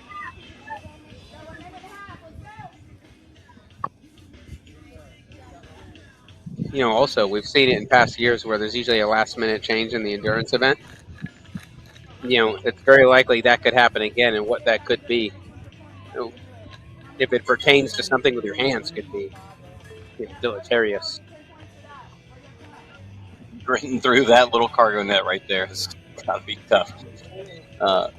Luke getting some shout outs from the live stream, from the comment section.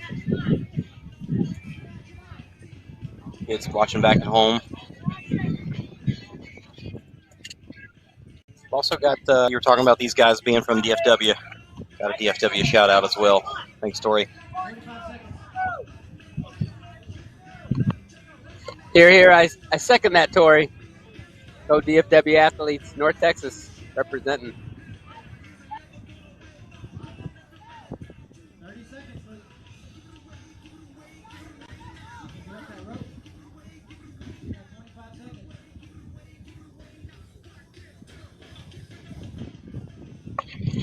Luke opting to go right past the rig.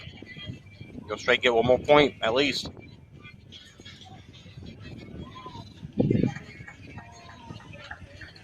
Next up, we have. Well done, Luke. Next up, we have Kenny and Jonathan.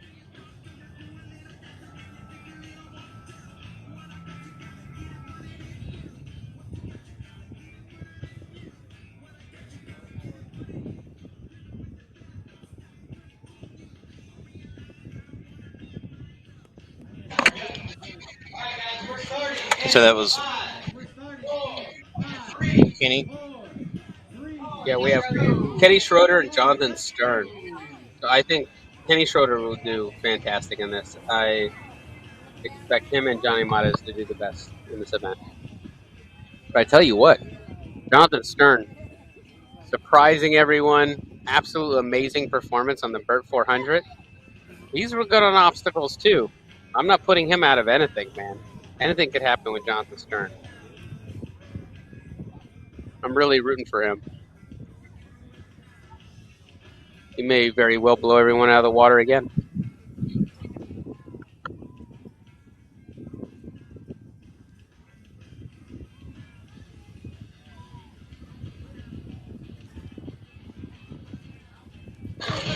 It's very possible that he had a fire lit after that speed event because he came over here and he was elated.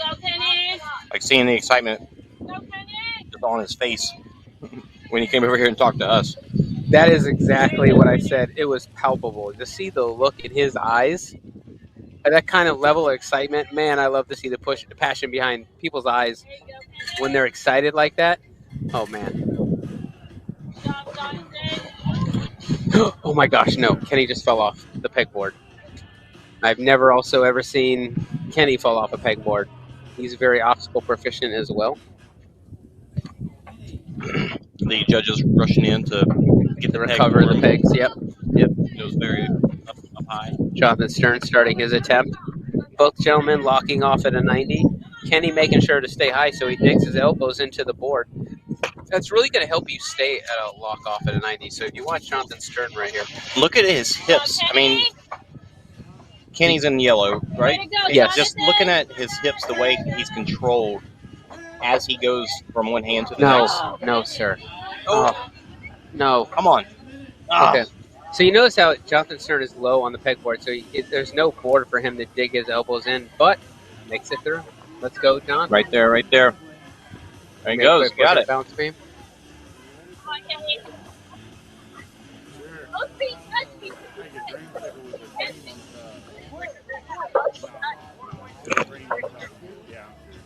I think they're discussing rules about if his feet touch it, if that counts. He didn't stand on it and go over it, but did both of his feet touch? I think you have to come off it. I could be wrong. That's what they were discussing. I'm not sure. Okay, Kenny Schroeder opting to skip the pegboard. I've never seen him fail an obstacle either. He was real close too. Even on that last attempt, he was very close. I've also never seen him frustrated. He's so cool and calm and analytical. I've never seen him. He came through the dowels. Forget this. But it's possible he thinks, forget the pegboard. I can still do the rig. I would love to see Kenny win, man. I would love to see Kenny win, man. This guy, he got second place last year. He's only got slowly closer to first place at the other Great Games because he's a veteran of the Great Games. And plus, I'm just a big fan of him as a person. My wife and I always think the world of Kenny Schroeder and his wife, Melanie. I'm sure his wife, Melanie, is probably watching right now. A huge shout out to Melanie. Let's go, Jonathan. Jonathan slowly moving across the balance beam. You see, the longer you're on that beam, the more difficult that is. You can't bend over. You've got to just walk right through it. You gotta walk through it. Hurry, go fast. Boom, boom, boom, boom. It's not long, so you can go through it faster. And if you start thinking about it, it's the beginning and end on an obstacle map. You cannot think about it.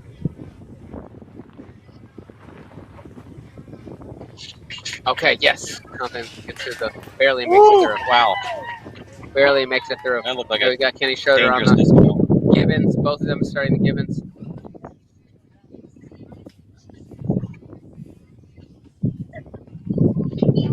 Oh no. No. Kenny falling off the Gibbons. I've never seen this. I don't know what the world's going on today, man. I know you guys have talked about it, but No. I may not Jonathan have failed seen it. Gibbons too. I may not have seen it whenever I was, working on everything else. But the pegs on the Gibbons, are they dowels as well? Wooden dowels? Yes, wooden dowels as well. And what's interesting on those Gibbons, that Gibbons, say, in OCR World Championships, are thicker, right? And it's thicker, and so the thicker they are, the little different that hold is, man, honestly. Did he miss the bell? Jonathan Stern missed the bell too. Did Kenny skip the? Yep. Did he skip the twister too? Kenny's good. Move it on. Okay.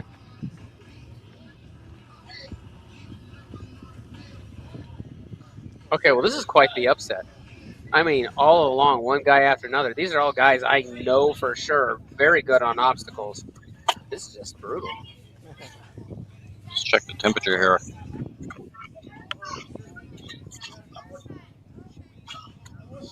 Still only 93. I find that hard to feels believe. hotter than that. We're starting to get issues with this camera right here because I think the heat. This is one that we had sitting aside. It wasn't being used previously, but I think it's not taking long for it to start overheating as well. Well, we knew that might be a possible outcome to this setup, but there's really no way around it. Trying to bring you guys the best angles, the best coverage. Look at that grit in Jonathan Stern's voice and face, while he's attacking Twister. He also is opting to use 2 hands per hold. I do not think that's a good strategy. He's looking to get to it though. He made it through, but nice. The more hands you have on the hand melter, the faster your hands are going to melt. We see is Kenny getting through the net? Yeah, he's getting Oh no, yeah, there's 20 seconds on the 7-minute cap. He's just going to run past it. He's rushing on. Yeah. Oh no, Jonathan Stern has done so good, and he's going to miss the... Will he get to the end of the inverted cargo before the time up? He's got time. That's time. I don't know if he making it, can't though? see on that angle. No, we can't see it. Oh, man, this is killing me. This is absolutely killing me. Like, multiple guys I've never seen fail an obstacle.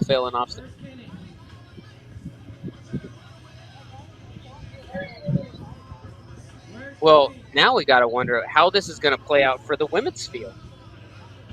I mean, this has got to be getting in the minds of the women. The women got to be, Chris Rogoski, very used to this heat, very used to this setup, knows what to expect at what points. But there's very obstacle proficient ladies too, but this has got to be getting in their heads watching this to see top tier guys that don't fail obstacles.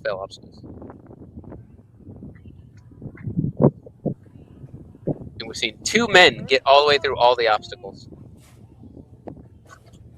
Johnny Montes has got to be carrying himself. Oh, the great Melody dipping in. Thanks for joining us. Thanks to everyone for joining us on the feed. Make sure to like, subscribe, comment, tell all your friends about the OCR report. This really helps us be able to bring this live coverage to all the top events in obstacle course racing and hybrid fitness. We got the the next 2 gentlemen, if I can use my English. The next 2 gentlemen are on the course.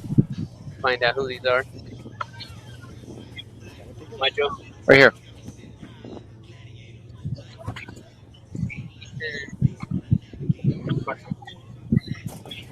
Ethan Brown and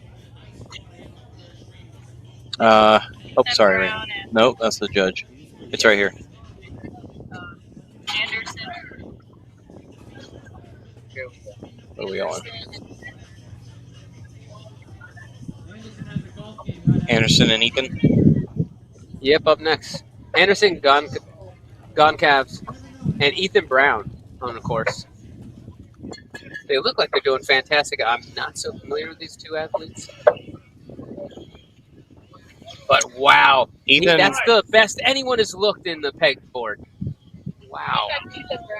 Absolutely incredible. Ethan is definitely yeah.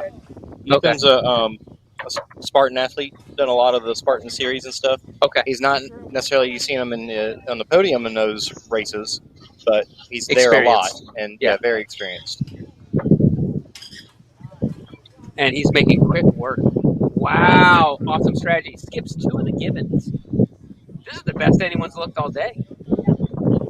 Yeah, I do believe Ethan's hair was a lot longer last time I saw him. He did rabbit for us in Big Bear for a little bit. He's skipping 2 holds. Look at so this. Smart. Did you see how he put one hand, grabbed it, and then like crossed over and grabbed where the rung was open? I've never seen anyone use that strategy on it, but it paid huge. I mean, we're only 2 minutes into this.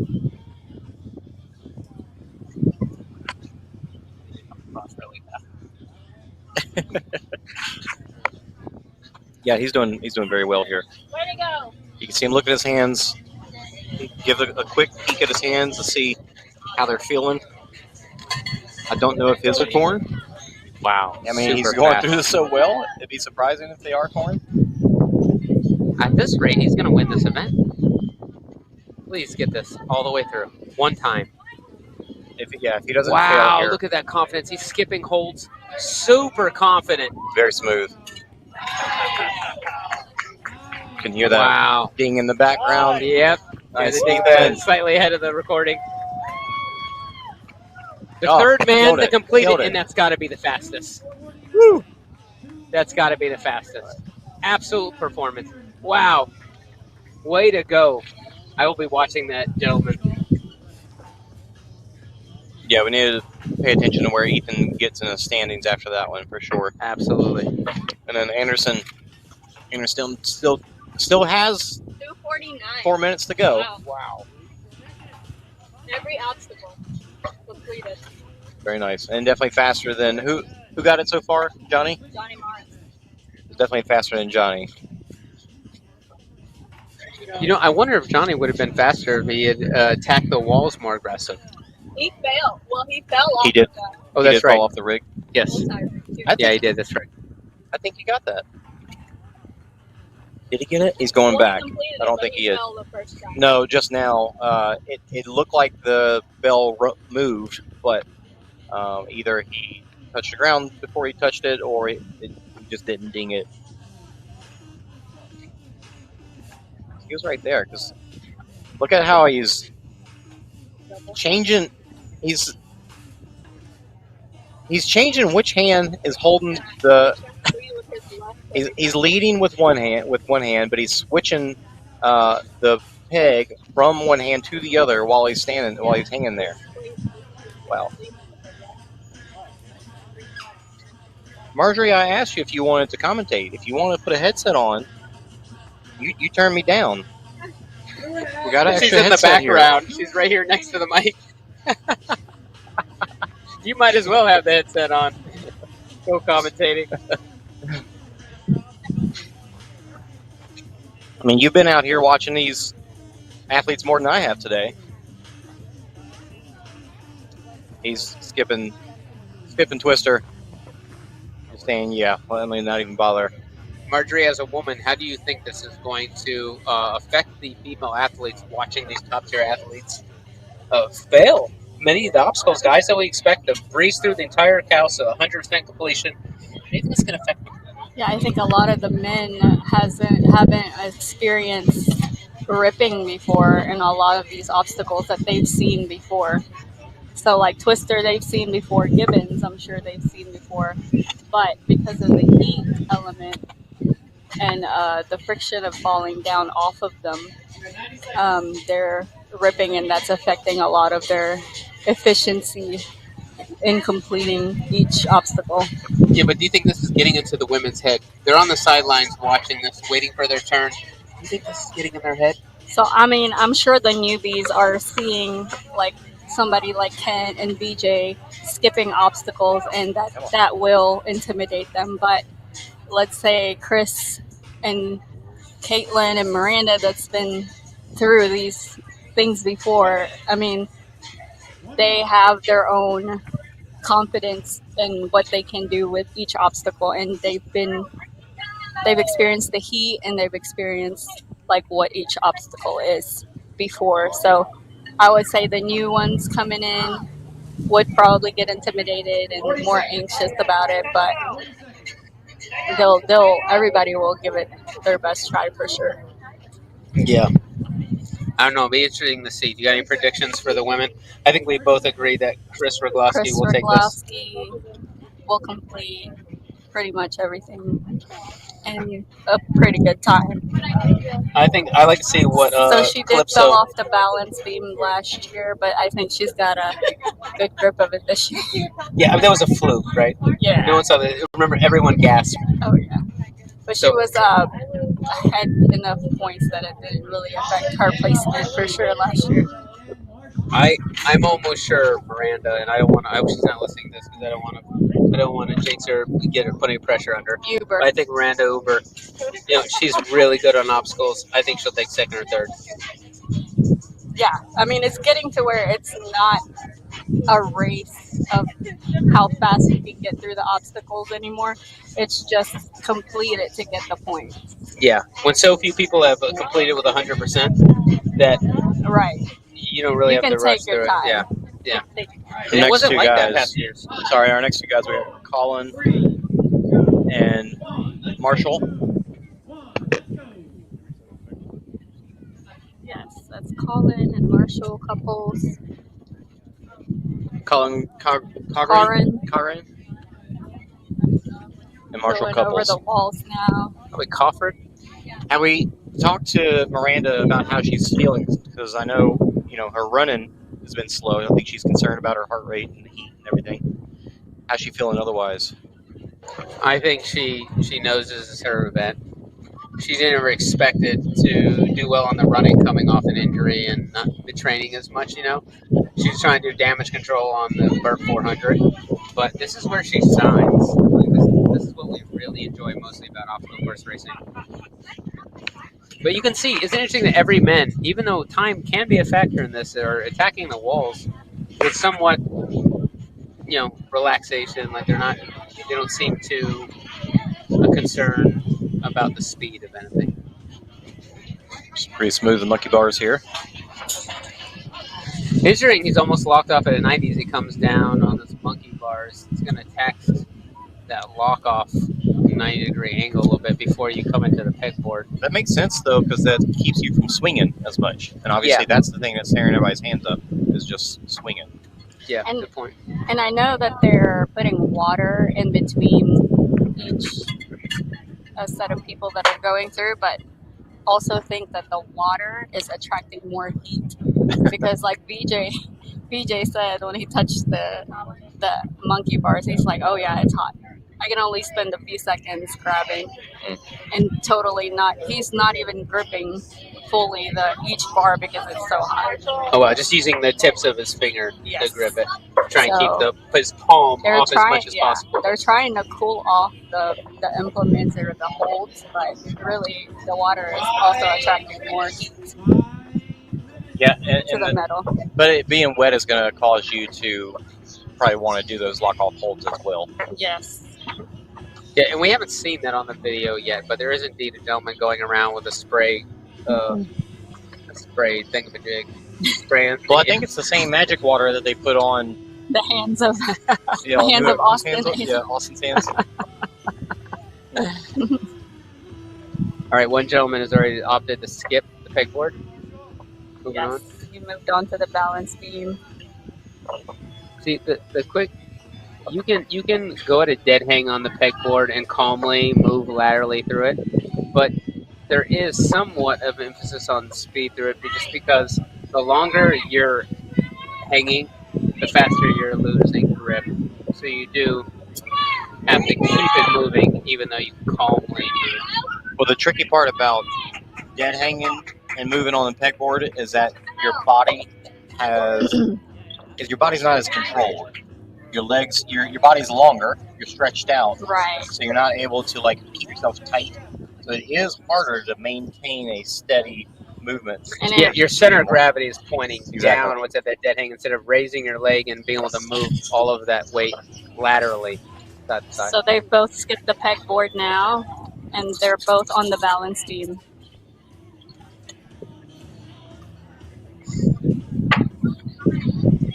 I can see a lot of faces of guys that have had to walk past these obstacles very upset. It's only 5 points, and the fella on the right has already attempted 4 or 5 times. There you go, he got it.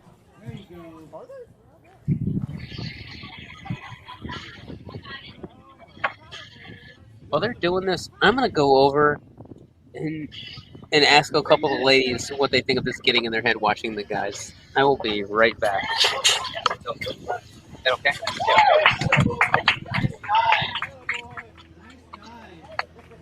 There we go. They both completed the balance and on to Gibbons. That he fell after doing the balance beam, but getting that belt, that's what matters.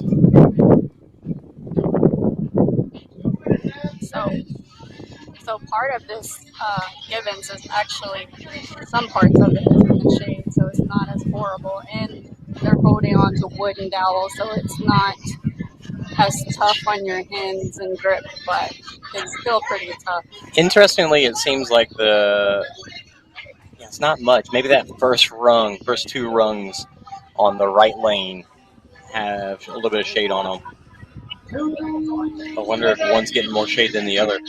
So this gentleman on the rope now has skipped Gibbons and he skipped Twister. He's making his way up the tire, rolling in reverse, which is only 5 points, but every point counts. Yeah, with 2 minutes left, I agree. Take a chance and go ahead and see if you can get through this one, the cargo net, maybe the rig, and definitely the rope climb. Yes, the rope climb is towards the end, and it's a very quick, something that you can complete quickly, and that's 10 points towards your total score. So he's probably going to give himself, a moment on this one, maybe a moment more on the multi-rig. Yeah, this inverted wall here is 10 points, and the rope climb is 10 points. They have 1 minute left here. Looks like he's gonna get and complete that inverted wall. And with 1 minute left, I believe he's gonna take one look at the multi-rig and shoot for the rope climb. Just looks like he's going to give it a shot. All right, here we go.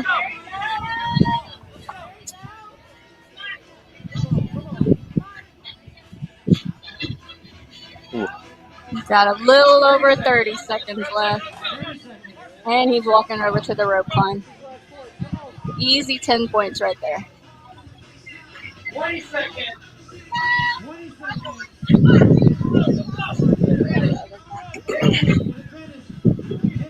The other guy on the inverted wall. I believe so.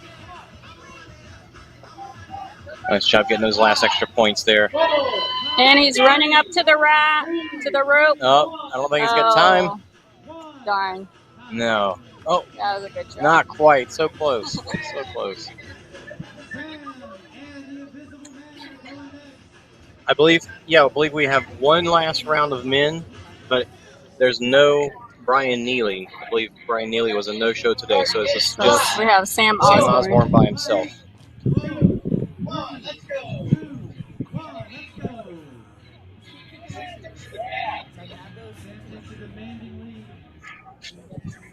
Interesting, head-to-head, I'm sure it helps to just make this event go quicker itself, but you kind of want that for that little bit of competition. Very last man, not having to have to go against anybody head to head. Very interesting. And I'm sure nobody wanted to take a second run through it. Yeah, right.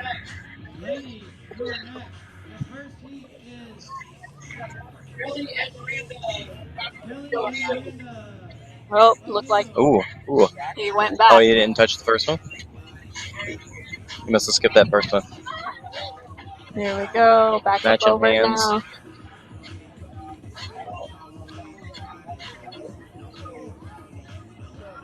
Pretty smooth, pretty smooth. Got the bell. So here for the pegboard, we don't have a bell. Yeah, they just have to stand, or I heard them say in the background, 2 feet have to touch the box. They were saying 2 feet, but when Kenny Schroeder got That's right. over and touched 2 feet, now there's like a little controversy there because they made him redo it. Yeah, because he went backwards after that because he didn't stand on it. Yeah, I heard him say, really? And had to redo it. So, and then they were trying to call him back when it was his turn. Oh, that was really quick through the balance beam. Yeah, Sam is doing very well here. He really is. Here we go on the Gibbons.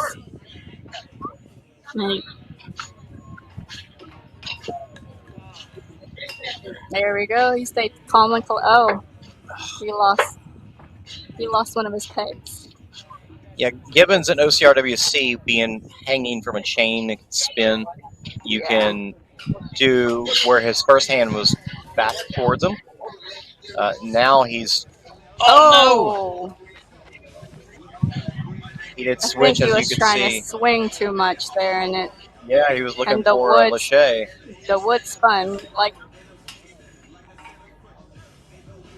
So you can see how he's going hands forward now, like a monkey bar. There we go. Oh, he's saying, and no, he let me got go it. ahead. Didn't worry about getting both your hands pulled towards you. You get a different grip because of the way the rings, the pegs spin.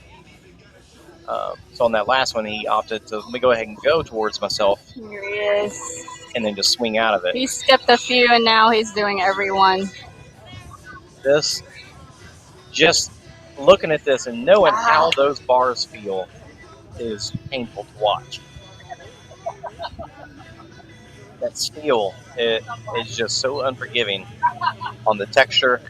It's still a smooth steel, but your hands don't really spin in it very smoothly.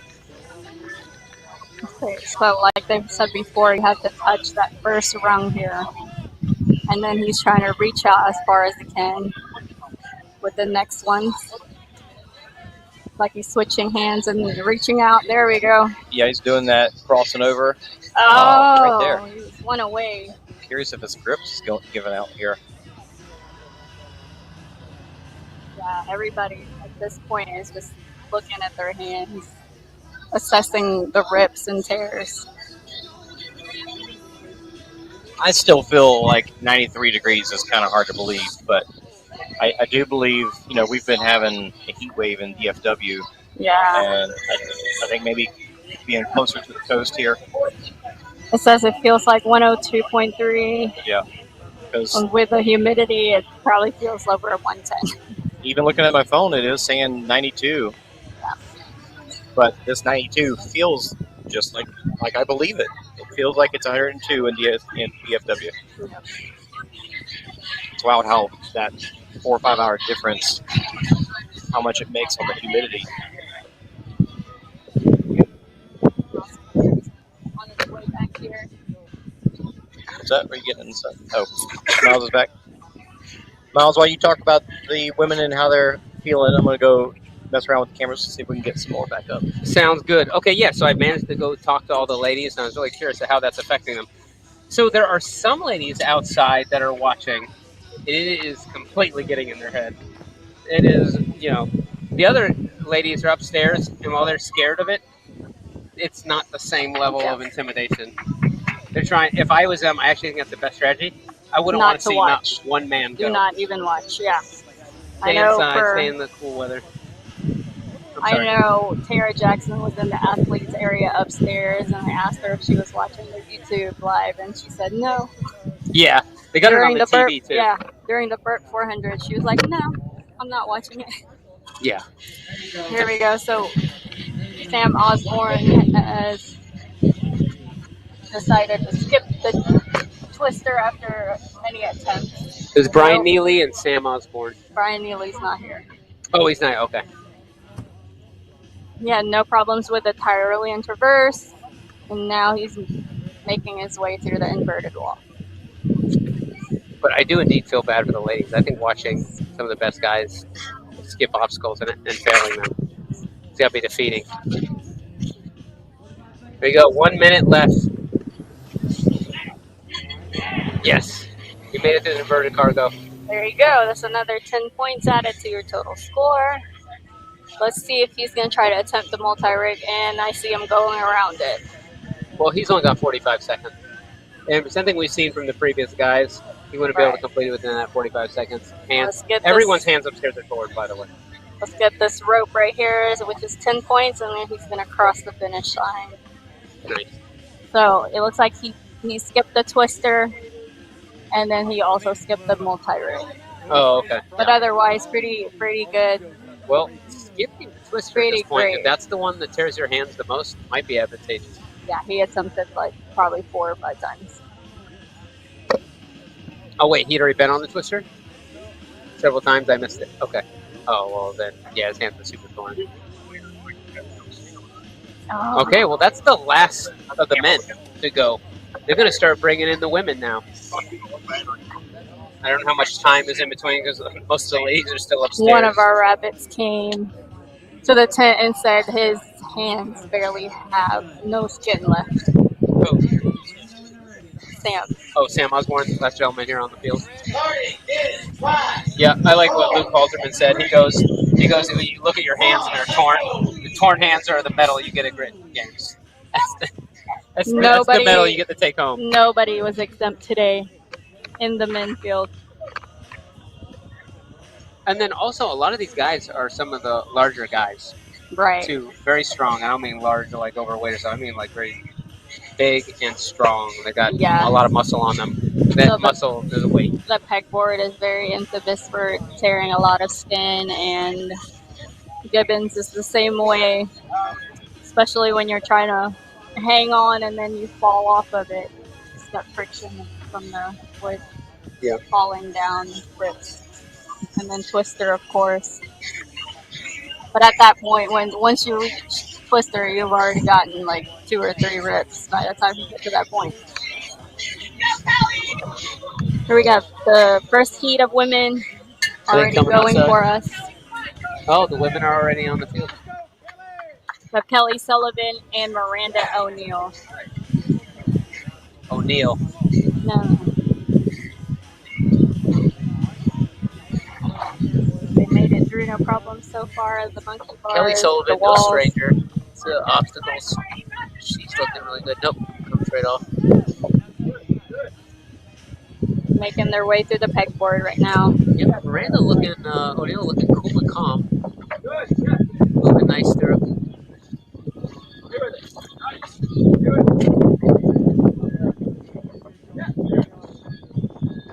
She looks like she's rocking your same split shorts, Marjorie.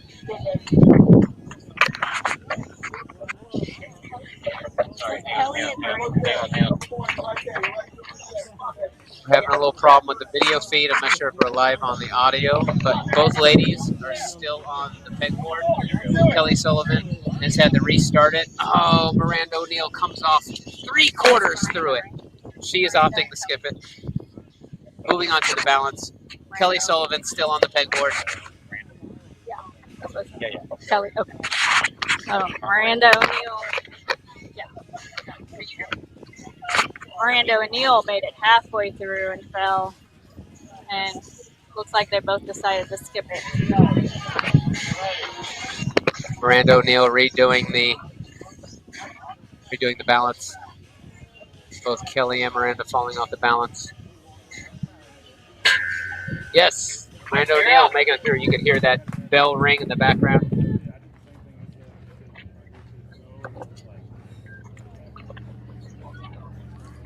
Yes, Kelly Sullivan barely making that bell. Both girls are on to They're Gibbons. both on Gibbons now. Oh no. She may have just torn. Miranda O'Neill has She's torn showing her her bad. hands, and her right middle finger has a tear. We're going to change the name of this event to Blood and Great Games because I'm seeing a lot of blood. Now, Kelly is no stranger to Gibbons for sure. Ah,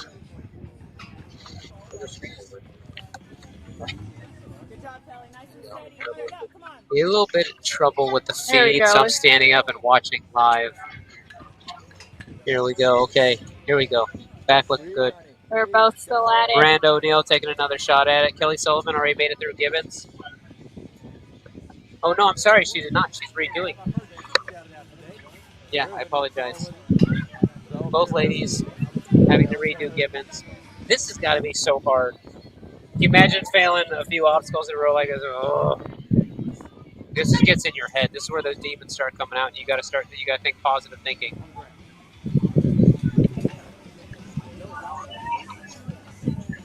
You know, after you tear your hands, every single thing you touch stings. Yeah. They say it stings is an understatement too, right? It is painful. Yeah, now imagine the sting of just touching anything, but with heat involved. Miranda moving on to the twister. Miranda O'Neill. I forget we got to keep giving that caveat because we also have Miranda Uber. Right. Kelly Sullivan not making the Gibbons. They're both moving on to twister after skipping Gibbons.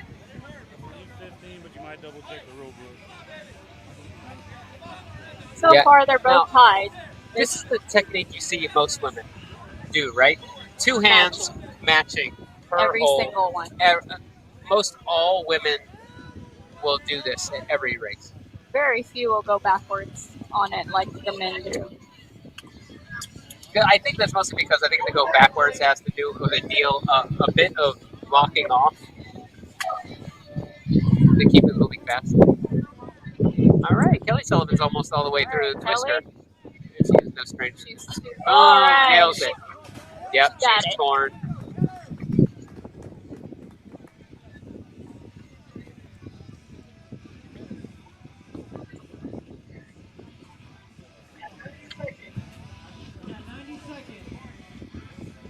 I forget. Would you hear what time he said left on this clock? It's not up there. 90 seconds. 90 seconds. They still have inverted cargo, the rig, and the rope climb to do. Here comes Kelly Sullivan down Tyrolean Traverse. These ladies look really good on the rope climb down the Tyrolean Traverse. They made that look very easy. Got it. Yep. 1 minute left, and it looks like they're going to have time to do the inverted wall and possibly the rope as well. Kelly Sullivan's already on the inverted wall. Miranda O'Neill is just about to get on it. 45 seconds. They've got to keep moving if they want these points. What do you think, Marjorie? You think anyone's going to make it through the rig? You think either of these ladies are going to at this point? I don't think there's enough time. 30 Go seconds. for the rope! They're both heading for the rope. That's a good 10 points right there. They're both on the rope at the same time. Yep, they passed the rig. They're Got going that for bell. those points. They didn't run through the finish line though.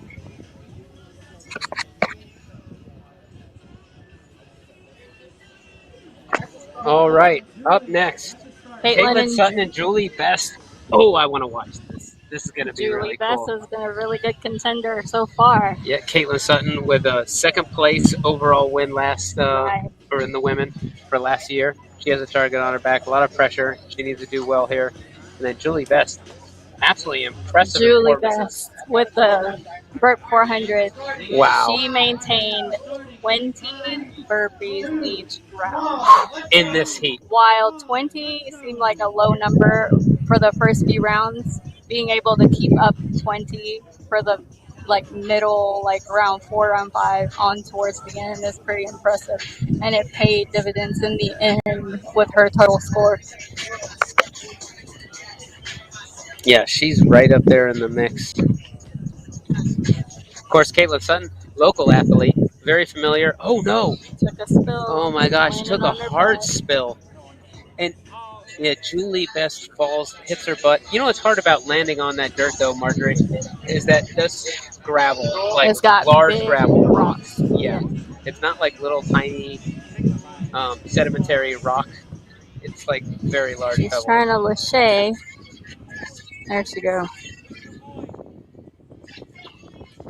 Oh, she stopped the swinging momentum. Got that for a more controlled monkey bar technique. There I we was go. talking with Julie. She's very worried about ripping her hands because she has another race 2 weeks from now.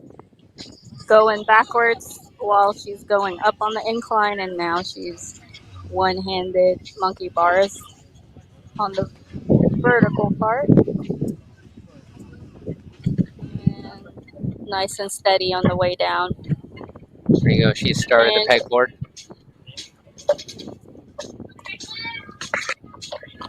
They're both on the pegs now. Nice control. Look at Julie.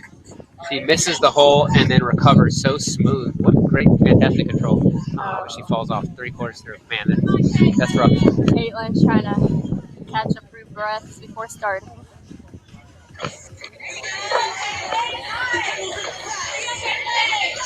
Wow. She What placed control. that peg backwards. I would clap for that if I didn't have the mic next to my hands like this. It's absolutely beautiful. She comes off. They both fell off. Julie's on her second attempt now. And it looks like she's going for the rocking back and forth. I don't think she's trying to rock back and forth for this. There we go.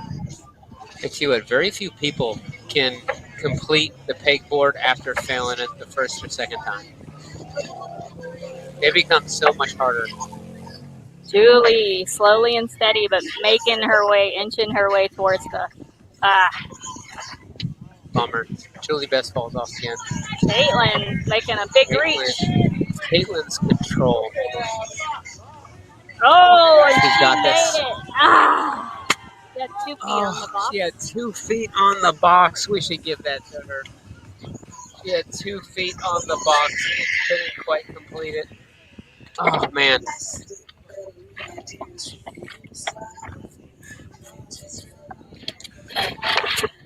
Looks like Julie skipped it and went for the balance beam. Yep.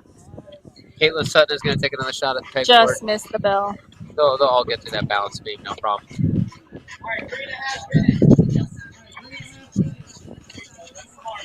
Caitlin skipping as well. They're both on the balance beam. Yep. Caitlin made it on her first attempt.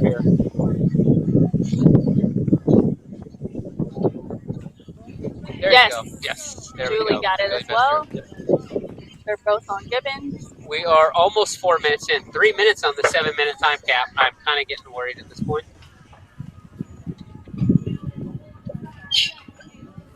Now it looks like Caitlin, I think, kind of fell off and then just ran past it. Oh no. Caitlin's having to redo Twister.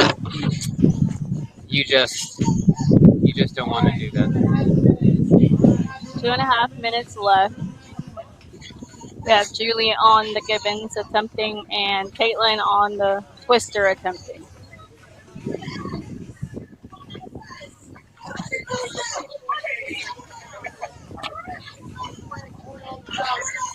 Caitlin Sutton, another athlete I've never seen fail Twister. I'll tell you what, I think there's a good argument to be had for skipping Twister. Caitlin's moving on to the rope. Yeah. The up and over rope to the Tyrolean traverse. Julie as well, moving past Gibbons. Looks like she's going to attempt twister. Oh, let's see. Rubbing some dirt. Weren't able to use chalk or gloves this year. Everybody's been getting the good old dirt rubbed into their hands. Once again, a good reminder, not allowed to use gloves, tape, chalk. You're not allowed to use any of that. Nothing against the rules about grabbing the dirt off the ground, though, of which there's plenty. All right, here comes Julie Best. Less than a minute 30. Less than 90 seconds to the end of this time cap. Caitlin Sutton on to the inverted cargo. Julie Best is now doing the Tyrolean Traverse. Caitlin just rang the bell for the inverted wall. A minute left on the 7-minute time cap. Let's see if Caitlin is going to go past the rake. She's going to go right for the rope. And Julie still has a chance to get the inverted wall and the rope. So that is potentially 20 more points for her. Let's go, Julie. Looks like Julie's going to take another shot at this and get these points. She's got enough time to get to the inverted cargo. Caitlin's finished with her rope, and that is her run. Julie's on her way to the rope. I believe she got the inverted wall. I'm not sure. And she's going up the rope now and ringing the bell. That does it for these ladies. With Yep, 10 seconds on the to time spare. cap. Bates going to take the points if they can. Up next, our favorite, Miranda Uber. OCR report, fellow commentator, Fort Worth native, obstacle proficient, and obstacle beast one. Going again. Miranda Uber Grit. Charity. Very own Charity born. Yep. So we got some North Texas versus South Texas. This should be a good show. And we got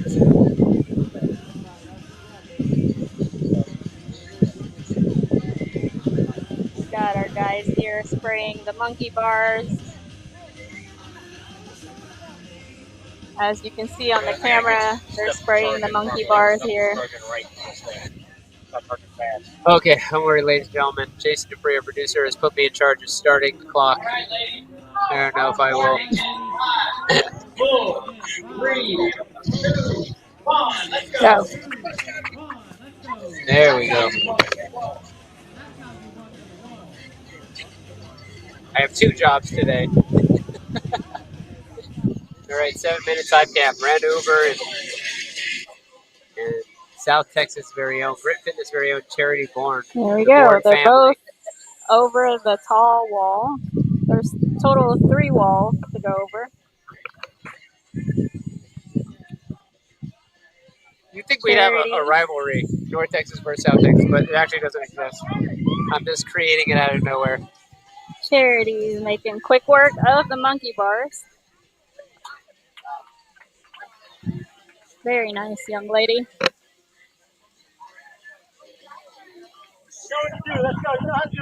Miranda skipping a few bars herself. Looking Now, very Charity's steady. shorter athlete. She doesn't have as much, she Very can't nice. reach out as far. Miranda made it through the monkey bars and on her way to the pegboard, which is, she is very familiar with this. Oh no, Charity just lost the peg. The dowel fell out. Miranda starting now, and I believe She's opting to use the swing method. try. Very calm and collected. Even when she almost missed a hole, she got it. There we go. She's made it through the first attempt, as suspected there. Cherries. Yes, Miranda through a pegboard. Makes it look easy. Miranda going slower through the balance beam than expected. Yeah. Charity's closing her eyes, trying to keep herself calm, and she made it through. Miranda made it through the balance beam, But they made her redo it because she also like touched the chain the same time she hit the bell. They're both too close to call, so she had to redo it. There you go. She makes it. They both made the balance and rang the bell at the same time. Moving on to the Gibbons. I would say you have the old guard versus the young guard here, but Miranda's not that old, so it doesn't really work. But she is an OCR vet, Miranda.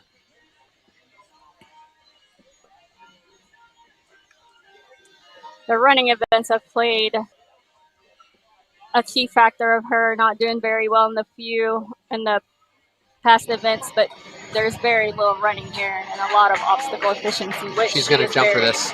Yes. Very good at. Yes. They both made it through Gibbons. Both ladies putting a master class on. So obstacles. far, 100%. The guys completion. could be out here taking notes. No skipped obstacles so far. I'm going to go grab the guys from inside, tell them to get their notepads and start taking notes. Here we go. Both going to Twister now. Charity's looking nice and steady. You can also using see the fear double in Miranda's face. The she knows double what this grips means. in each. Very nice. Keep going, Charity. There we go. Very nice. Yes. Woo! Yes. Rang the bell Yes, she hits it. Excellent. there. Miranda's still working on it. She's going to try. Miranda's going to go for just it. missed. Oh, no. Oh, she got the bell. Yeah, but she tore. Miranda tore her hands real bad. She's looking down at him right now. You can't see it. There, you kind of see it in the corner there. Looks like they gave it to her. They're both on the rope climb to over the bar and Tyrolean traverse. 3 minutes left on the clock, and they don't have that much left, but they do have that multi-rig, which is going to take time. It will, but it's efficient. Yes. I believe these two ladies can get the multi-rig. Miranda finishing Tyrolean traverse while Charity's onto the inverted cargo.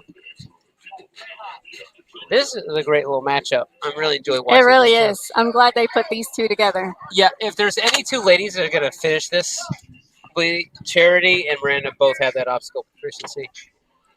Charity she fall off? Charity has a chance to show her brothers up. Yeah, that's right. Just as Bourne is her brother. The Bourne family is here. They're a big family of a lot of athletes. They're very athletic. The whole bloodline is just amazing. Well, it's a big family, too. You know, there's got to be some competition there. I'm sure they do push each other. Miranda is not wanting to do this cargo net because her hands are in so much All pain. right. Charity's moving on to the multi-rig. Miranda's probably halfway through the inverted wall. So this is going to be really hard for Caitlin, Marjorie, And because she just rang the bell. it's not like she has to jump up to grab Not those. Caitlin. Not Caitlin. Charity. Oh, Charity, excuse me. I said Caitlin. Forgive me. Miranda's taking a few minutes to collect herself. She knows this is the hardest part, and she has time. Well, they got less than 90 seconds. That's hard on Charity because she has to jump up the start. Right. Most people lift up, grab the first implement, and then you can leap and grab the second or third, right? This is not an option for Charity. She's one of the shorter, younger athletes. Look, While she has to other build people momentum. are using one hand to just grab the banana and raise up, she's having to use both her arms. Yeah, as we've seen with Miranda right there. Yeah, see? I no. almost say, let's give these ladies some boxes Yeah. Yeah, I actually agree with you. just to make it even. There you go. There goes Miranda. There you go. We She's got going to some go boxes. for that nunchuck. They deserve some extra time on the clock for that. Looks like Miranda's moving on to the rope climb. Oh, we're having a problem in the feed. I can kind of tell you what's going on live. Miranda They has just both moved on have to the rope. skipped. Yeah, the rig. They both have skipped the multi-rig, and they're moving on to the rope climb, which they had no problems in getting.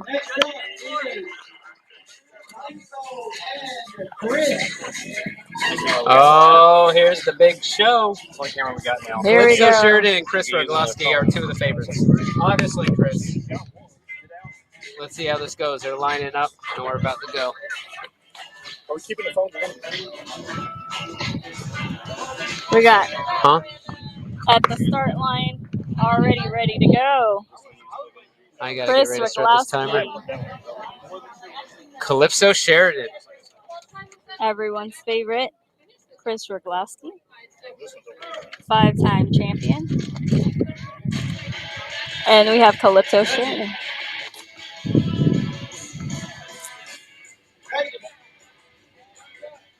Chris at the start line, all smiles as always. 5, 4, 3, 2, 1. Let's go. And they're off to the wall. Start timer. Start timer. You did. Oh, you did. You start timer. Start timer. Timer. Oh, you did. You can hear it in the background. You're our producer, Jason.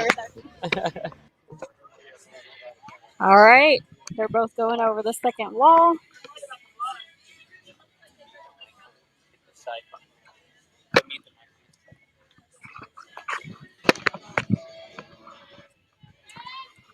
Chris on her way to the monkey bars now. We don't have it on the live feed, I'm sorry. But Chris is on her way up and now on her way down. The monkey bars made easy work of that. Oh, she twisted her ankle there. That's the fastest we've seen anyone get to the monkey bars for sure. He is now Chris opting for on the the swinging pegboard. technique. She's been on this pegboard so many times. She has no problems hanging with one hand while she puts the other peg in the hole easily. Chris First is on. attempt all the way through. She's now on the balance beam. Here, Calypso's still on the pegboard. She's a quarter through it. Chris fell off her first attempt. Oh, come on, Chris. She'll be fine. She'll get right through it. Unlike last year, you're able to do multiple attempts. There we go. She made it through. Lots of claps there. Calypso's About halfway through the peg. Oh, She fell down. Gibbons. Oh, no problem with Chris. Made it through Gibbons. And she's now on the twister. She's Jason. 2 minutes is on the clock. 5 minutes left, and she started on twister. Calypso redoing the balance beam. Chris skipping a few holds and one away from the bell, and she got the bell. Callie, move a little faster. Got it. I try to get back in the. There you go. That's good. Chris Rogowski going up the rope, using that foothold to go up and over the bar, and trying to go head first, hang head first on the Tyrolean traverse.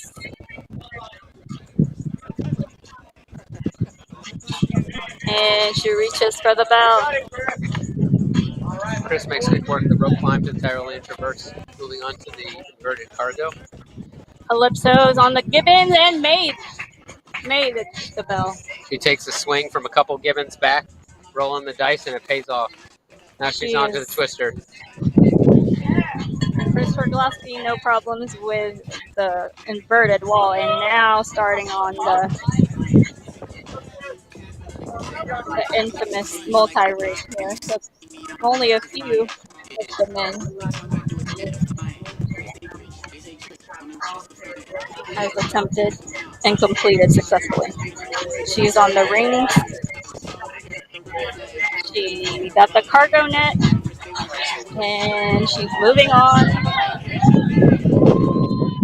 She's got the boards going down, and she rung the bell.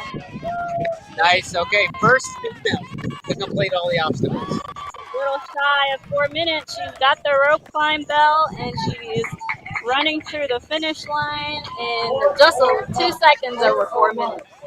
This is faster than most of the guys. Yes. That have completed all the obstacles. Did she beat Johnny Morris? I don't know. We got to go back and see what time he did it in. He very well I could think have. she beat Johnny Maris. Johnny Maris attempted the multi-rig and fell off his first attempt. That's so right. And they love competing against I'll each chalk other. that up to Chris. Yeah. So you get fuel in the tank to Alright. be able to talk trash to him, rub it in. I think she beat Austin Azar as well. Here we go, Calypso Sheridan, starting on the. Now, what a cool name, right, Calypso? Yeah. Cool name. Good job, Calypso. Calypso's using a technique which kind of bunches 90. them together, right? Right. Yeah, looking down at her hands, she knows her tore. If she wants to, she has time Yeah, plenty to of play time. around with the multi-rig. 2 minutes Got left. 2 minutes. 2 minutes.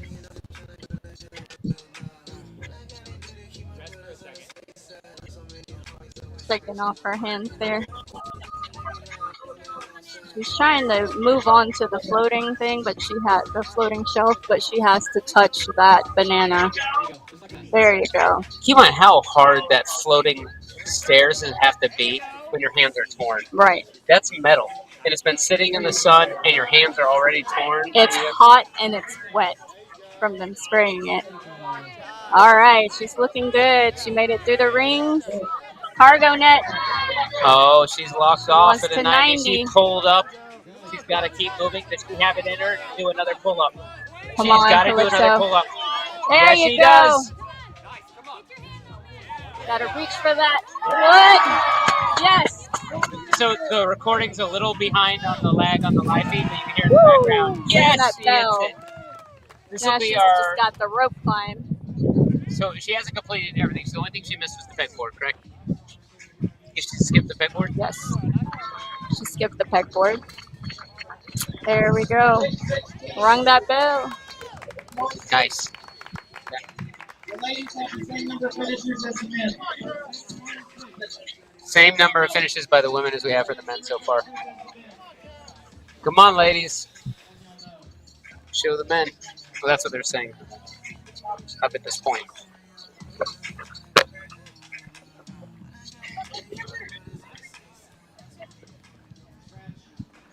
Okay, so up next, Tara Jackson and Carly Wopat. These are really great team ups on the women. Whoever did the schedule for teaming the women up. Yeah, These great are really job good on these battles. matchups.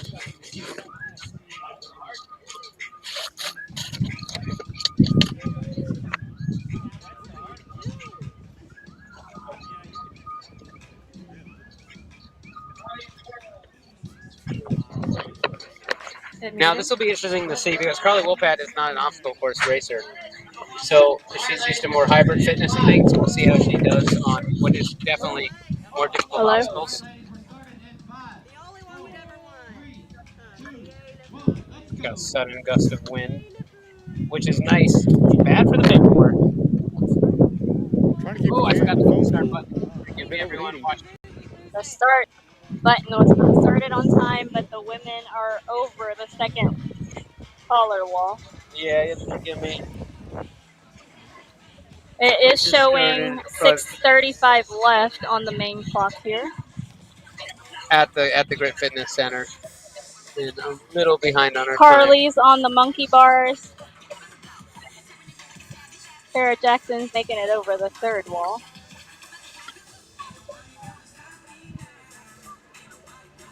Oh man, she has to do a full pull-up. All right, Carly. No problem there. All right. Both ladies on past the monkey bars onto the pegboard. Carly has never seen the pegboard before. But she did until yesterday. Yep. She was able to practice a little bit yesterday. She tried a couple of techniques and she decided because of her long arm span, wingspan here, that she liked the swinging monkey bar technique the best. And her first attempt was successful. Wow. Tara Jackson making it to the pegboard now. And I Carly believe she's Wopat done a couple of these before. Oh, Tara falls off. I think she was trying to adjust the second peg and accidentally fell off reaching for it. Carly Wopat breezes through the balance beam. She's now on the Gibbon. And Tara Jackson's She's going to looking, retry she's and looking pegboard. nice, calm, and steady there. She's one away from the bell. She swings and grabs it. Tara Jackson falls the second time, and she's shaking her head no. She's moving on to the balance beam.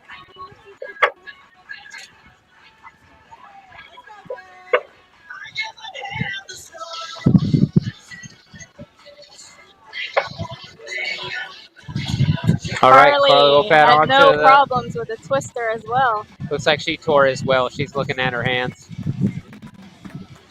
Oh, Really impressive obstacle performance by Carly Wopat. I just saw her peel a piece of her skin and threw it up on the ground.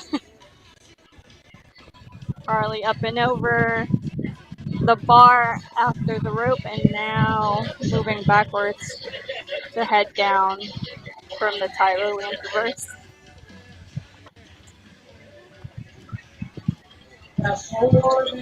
And Tara Jackson is making her Good way on through Gibbons. Carly rings the bell, and now moving on to the inverted wall. Bummer. Tara Jackson falling off Gibbons. Having to redo it. Carly starting the inverted Carly. Yeah, she looks She's impressive by making Carly. good time. Yeah. I hear the bell, and she made it through the inverted wall, and she's now on the multi-rig. Yeah, I want to see her attack the. If we can get a camera. I want to see her attack the rig. She hasn't started it yet.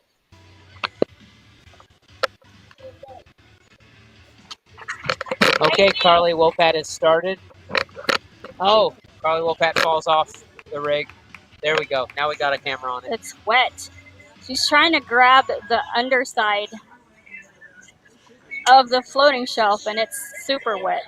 There she goes. She grabbed the ring. There you go. She's pulling up, trying to pull up to be able to reach the cargo net. A little more difficult for those taller athletes like her There to have to she raise her goes. legs so it doesn't touch the ground. Building that momentum to make it. Yep. She's got one hand on the cargo net. It looks like she's losing it. She's losing it. Come on, keep moving, Carly. Keep moving, Carly. Oh, bummer. She comes off. She comes off. The problem is at this point, the chances of you getting through on the second, third, fourth, fifth tries, not good. She needs some of that high quality H2O that Austin Azar That's right. got sprinkled on his water. hands. Canadian water. Getting some of that dirt from the ground. Yeah. Meanwhile, Tara Jackson making her way through the. Yep, boom. Tara Jackson through the rope climb and the Tyrolean reverse on her way to the inverted wall. Her hand is actively bleeding, so she rubs some of that dirt, and she's going for a second attempt. Comes off again. Comes off again. She still has plenty of time, but I have a feeling she's going to opt to. It's just now coming up too. Props to her for not giving up, though, and she's going to keep trying. She does not care. Her hands are torn. It looks like just about 90 seconds left here. Tara Jackson moving past the multi-rig and onto the rope.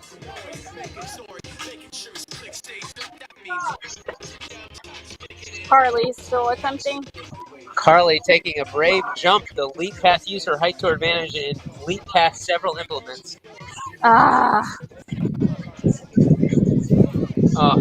With 1 minute left, she's getting up and moving past the multi-rig and on. Yep, Tara's to the just rope opted climb. to do the rope climb. Couple more victims to the multi-rig. The rig taking souls.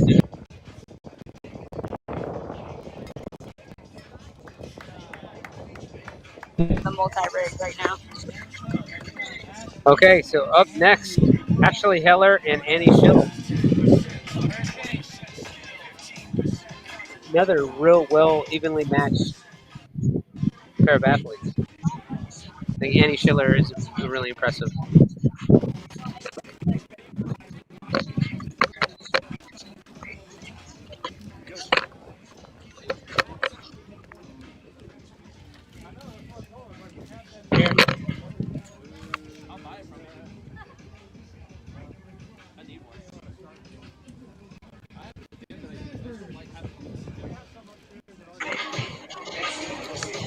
Once again, up next, got Ashley Heller and Annie Schiller.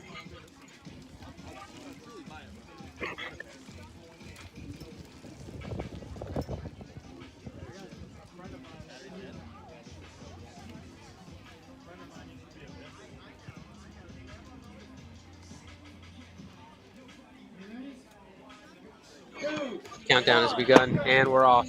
Next two ladies.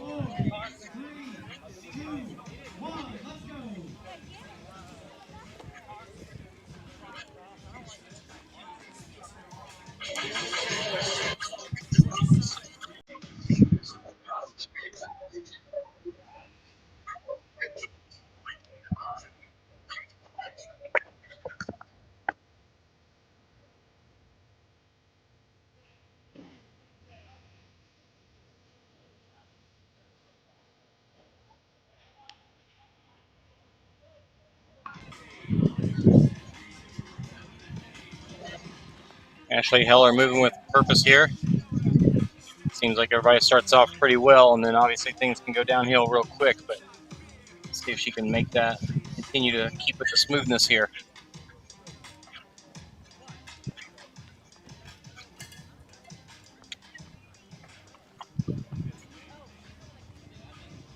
Get a little bit of dirt on her hands for the pegs. Absolutely.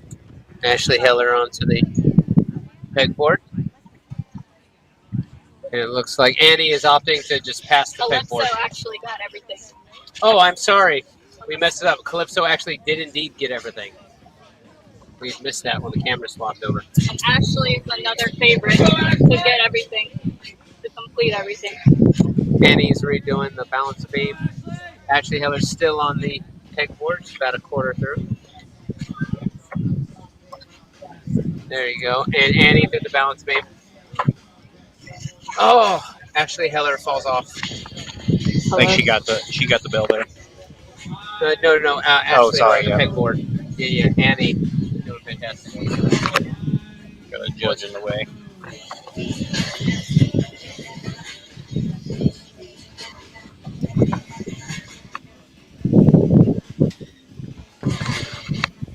Annie looking good here on Gibbons. Going to double fist the last one, second to last one, and skipping the very last rung. Smart move. Yeah, Ashley Heller opting to Ashley skip got peg. Ashley skips. Yeah, no, she skipped. She fell downward, go past halfway inside of it. Moving on to the balance beam. There's Ashley Heller out here representing Vega CBD. Annie still on twister as well. Nope, skipping the balance beam. Just going ahead and see what you can get. So Annie actually competed yesterday. That's right. She did compete in the team race.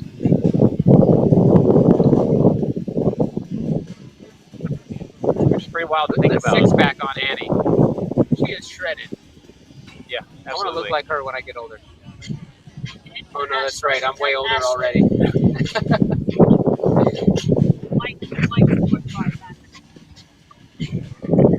trying to stay in the shade if I can. It's too hot. No, Ashley Heller is the multicolored shorts.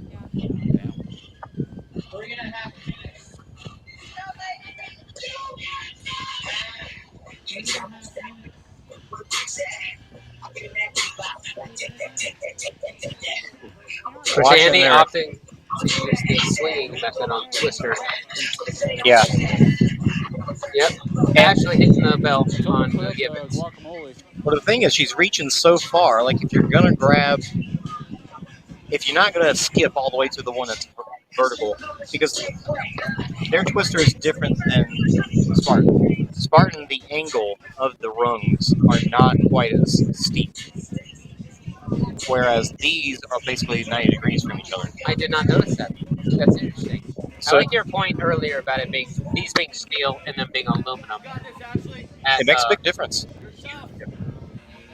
You have to kind of feel it to understand just how much that makes a difference. Both ladies on the rope climb the Tyrolean traverse, making quick work of it. Plenty of time. 4 minutes, 30 seconds in.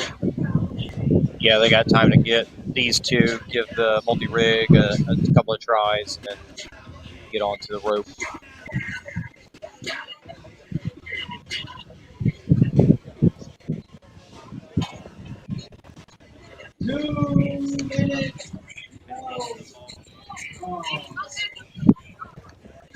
I believe Annie fell off the inverted cargo. She's having to redo it. No problem. She's got time. So 2 minutes left.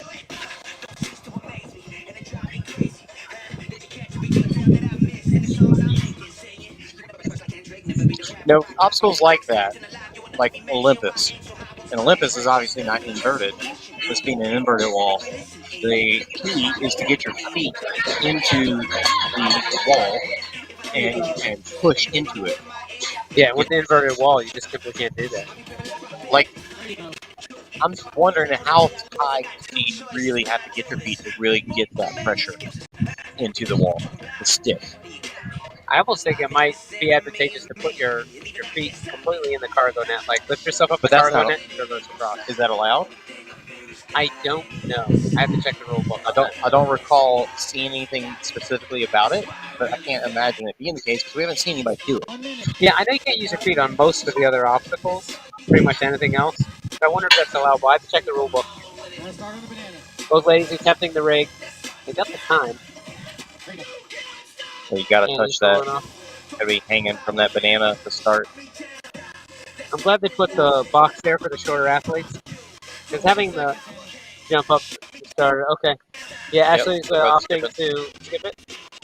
And Annie as well. They're just going to go do the rope climb, and we're done. And there are 2 more sets of athletes after this. Get that last one. There you go. Whew, that is rough. Next up, that is all day long. The OCR sim. It's been rough to watch, man. But you want to see these people succeed. And they're usually really good on obstacles. And there's something about the heat that's tearing everyone apart. But up next, we'll have Kara Mobley and Allison Outlaw. This will be another really cool. You know, Kara Mobley, Fort Worth native. She is new to obstacles. So this is going to be very difficult for her. She's a hybrid athlete. She loves the high rocks. And because of doing high rocks and being around other OCR athletes, she's been dipping her toes. She kind of knows what to expect, though, because she came and she competed here last year as well. Bad for them. So let's see. Up next, Kara Mobley and Allison Outlaw.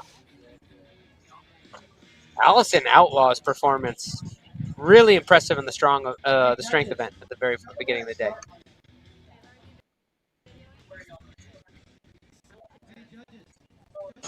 The thing I'm most surprised about so far is that this camera that we've got live right now is making it as long as as far as it is. It hasn't overheated yet. All right, repeat who we got here. Okay, we have Kara Mobley and Allison Outlaw. Kara and Allison. Yep.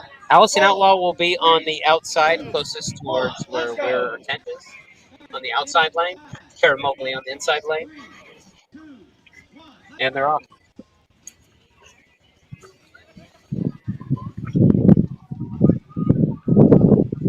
At this point, I've opted to put cameras and phones inside in the air condition to let them charge and cool down.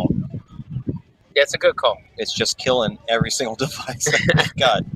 Luckily, the computer and the TVs that we're watching, the screens and the devices that we're using to run the show are still going smooth. Yeah, I mean we can see all of everything where we're sitting. Yeah, this is a short course, so we just want the viewers at home to be able to see it as well. 195 degrees feels like 103. This is definitely getting to be not even the hottest part of the day. I'm interested. Speaking of that, I'm interested to see Oh, I'm sorry, I was muted. Speaking of that, I'm interested to see that I can see from here Carly Wopat sitting outside, just watching the other ladies. I can see Julie Best outside, just watching the other ladies. If I was them, I would be inside, trying to stay as cool as possible, and not in this heat. Yeah, running inside to plug stuff in and seeing people just lounging out, trying to stay cool. It does feel good in there. Yeah, absolutely. But anything beats this heat. Yeah. This is We haven't even checked the temperature here recently. I'd like Oh, to I just check did. it. I just did. It was Oh, you did? 95. Feels like 103. Woo. Every bit of 103. Okay, so the ladies both on the monkey bars. They are coming down. They both came down from the wall slow. Like one of them still on the wall. Oh, that's right. Allison is still on the wall. I'm curious why they She's went being so more careful. slow. I mean, they went really slow coming down. Yeah, Maybe it's- everyone today. Is has it been just their hands, or I mean, like that was extra slow. Well, keep in mind, like say for instance, Kara. You know, I was mentioning moments ago that she's new to obstacles, so there's quite a bit of intimidation there. So they're gonna understandably like attempt things and move Yeah. to a little slow. Good on them for getting out of their comfort zone and trying something new like this. Kara Absolutely. Mobley attempts the pegboard. That's what. One time says, "Nope, I'm done." She moves on. She's onto the balance beam. But that is what stuff like this is about. You know, people might think and say it's crazy to be out here touching 95 degree steel, and it is. You're not wrong. It is crazy, but that's why we do crazy. We do crazy to push ourselves and to become better and learn about ourselves and expand our horizons. That's beautifully put. You never lose if you learn something, man. Even if you don't meet the goal you originally set, and you learn something from your failure, you're a little smarter, you're a little better. It's the good lesson in life. Absolutely, and I've never opted to do this. Oh God, sweet Mother of Mercy. Oh, we're about Kara to takes see it. Watch it on the screen. Nasty spill. Okay, not too bad. Not too bad. Not too bad. Just kind of rolled backwards. Local friend of ours. I just hate to see your friends take a spill like that. It's almost you can feel it, right?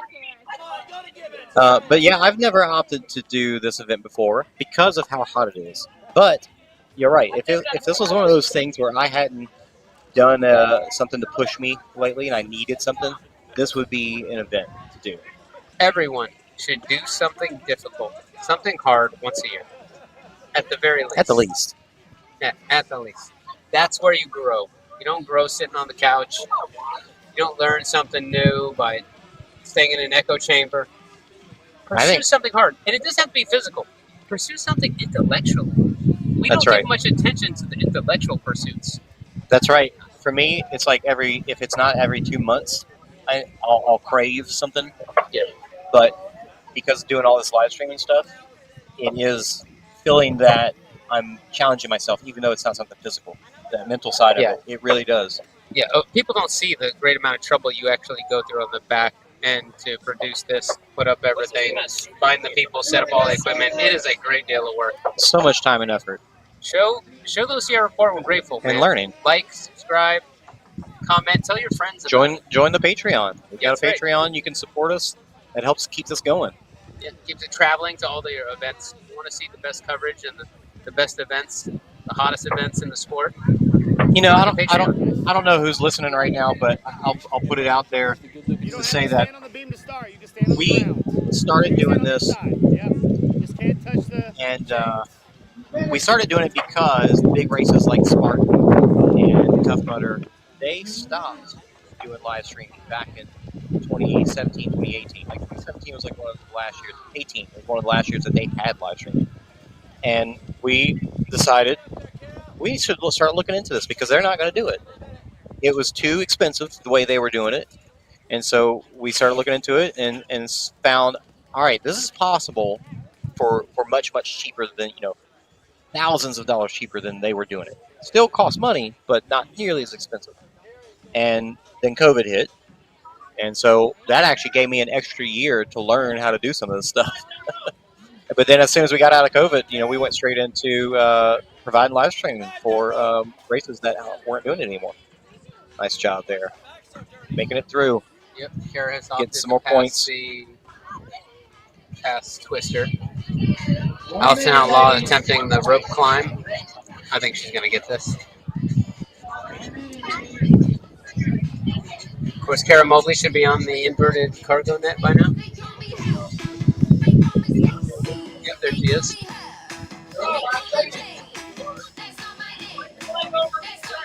So slippery. Yeah, very slippery. And she's got quite the hard ankle. Wow. Her hands are so torn. She's contemplating. You can hear her feelings from over here. About 30 seconds. 30 seconds ago. It might behoove her to pass all of this right now, go right to the rope. She's gonna give it one more go. I think you gotta go faster. Yeah. Yeah, you have to go to the rope climb. Let's see if she This can time. make this rope climb. Made his rope climb. Allison Outlaw finishing the Herculean hoist. She's been Tyrolean traverse. And Kara makes the rope climb. Last second. There it is.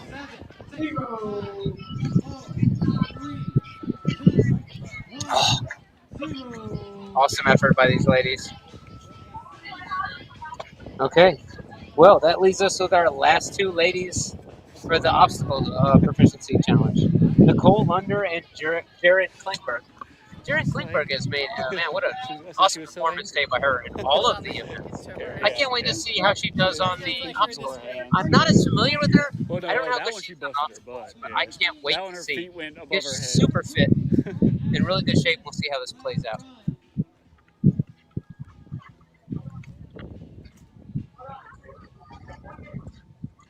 About a minute till the next ladies line up. And then after that, guys, we got the debrief, and we'll go into the final event of the day, the endurance event. You can see all the men in the background in the kiddie pools trying to cool down.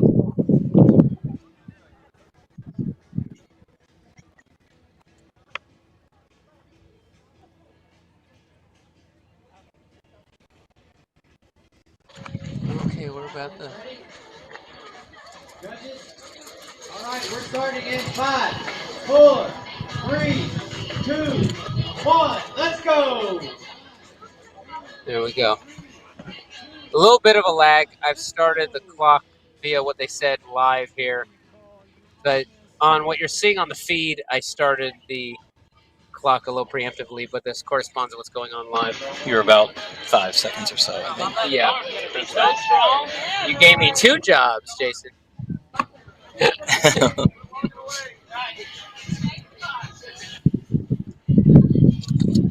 Ladies making quick work of the wall climb.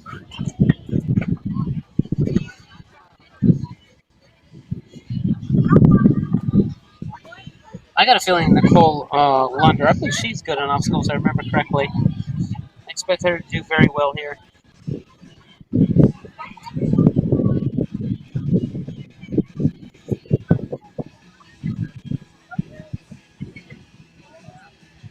Nice and smooth.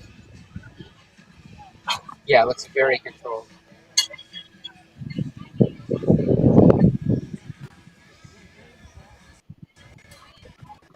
I remember the first time I ripped my hand really bad, and because I never really had a big problem with that. I hadn't torn my hand up too much. You learn good technique, and it just doesn't happen as often. And then I was at, uh-oh, we're gonna lose it. Oh, we just lost the camera. On the live feed, yep. Okay. Yep. All right. We're gonna have to opt for. Okay, Jaron Klingberg falls off the here. pegboard. Nicole Lunder about almost halfway through the pegboard, looking cool and calm. We're gonna use this until I can get another camera back up. The dead hang technique, but she's moving well through it. Yep. I've got some. A lot more ladies using the swinging of the legs. I think at this point it's become muscle memory for OCR athletes to, when moving laterally, to move the swing so you can progress laterally on the apex of your forward swing.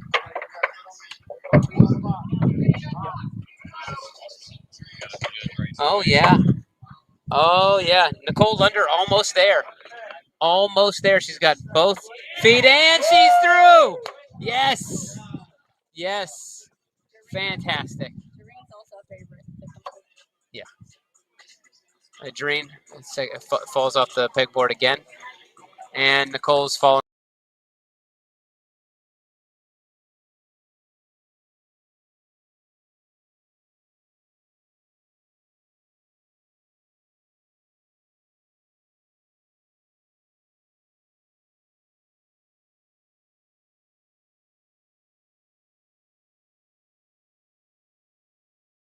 Off the balance beam.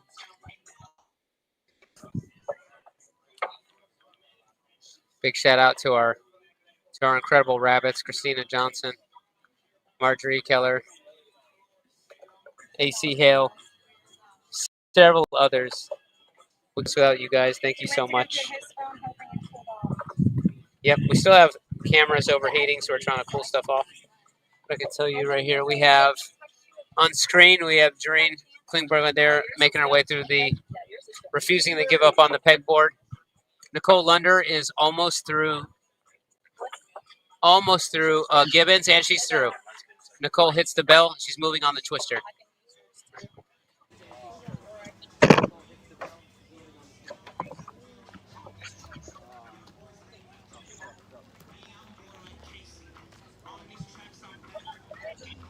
Okay, Nicole Lunder. So let's see, where are we at?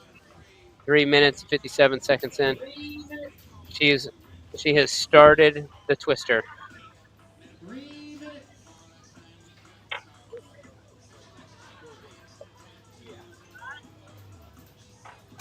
And missed with it. I don't think Doreen finished.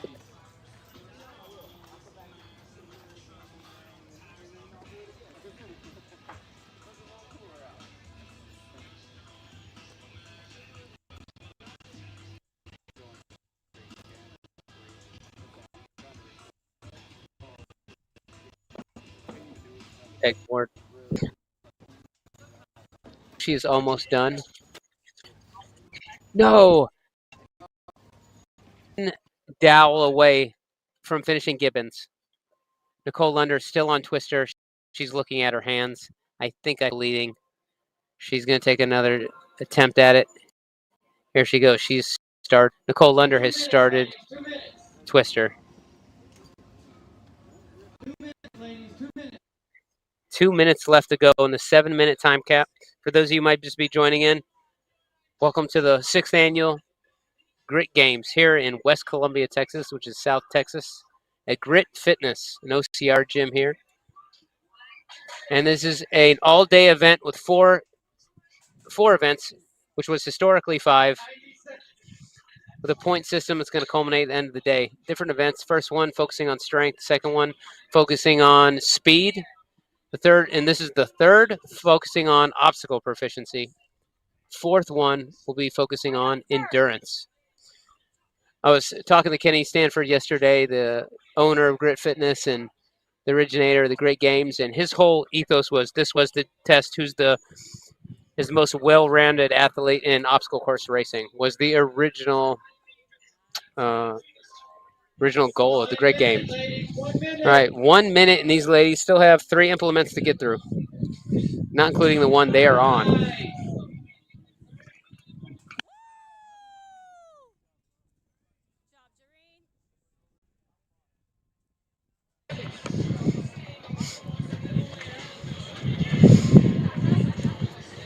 Okay, Drinklingberg opting. She skipped the Tyrolean Traverse, the rope climb and the Tyrolean Traverse. 30 seconds. If you move really fast, you could do this cargo net, this inverted cargo net, and the rope climb, but you have to run right now. You have to go, go, go, go, go, go, go, go, go, go. Go, go, go, go. Come on, ladies. Come on.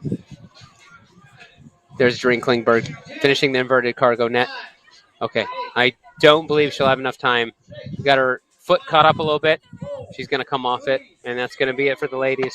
That's going to be it for the obstacle course racing proficiency sim today, ladies and gentlemen. Next up, we got the endurance event. People will cool down a little bit. They'll do the debrief.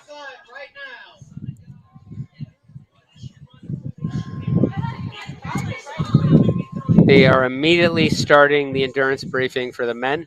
Well, for everyone, actually. The men will go next.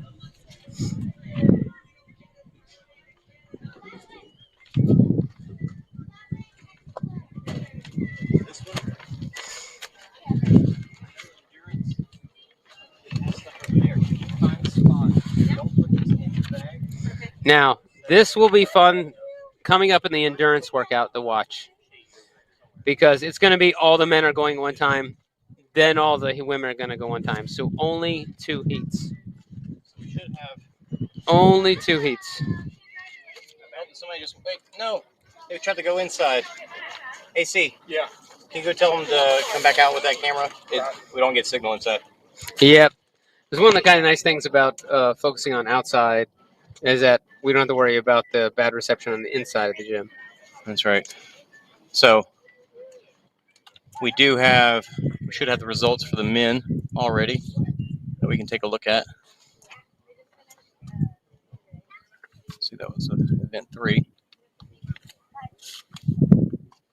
Here we go. So this is event 3 obstacles. Ethan Brown. Ethan Brown did indeed win. That That's was awesome. an absolutely amazing performance. Oh, And yeah. he made it look so easy.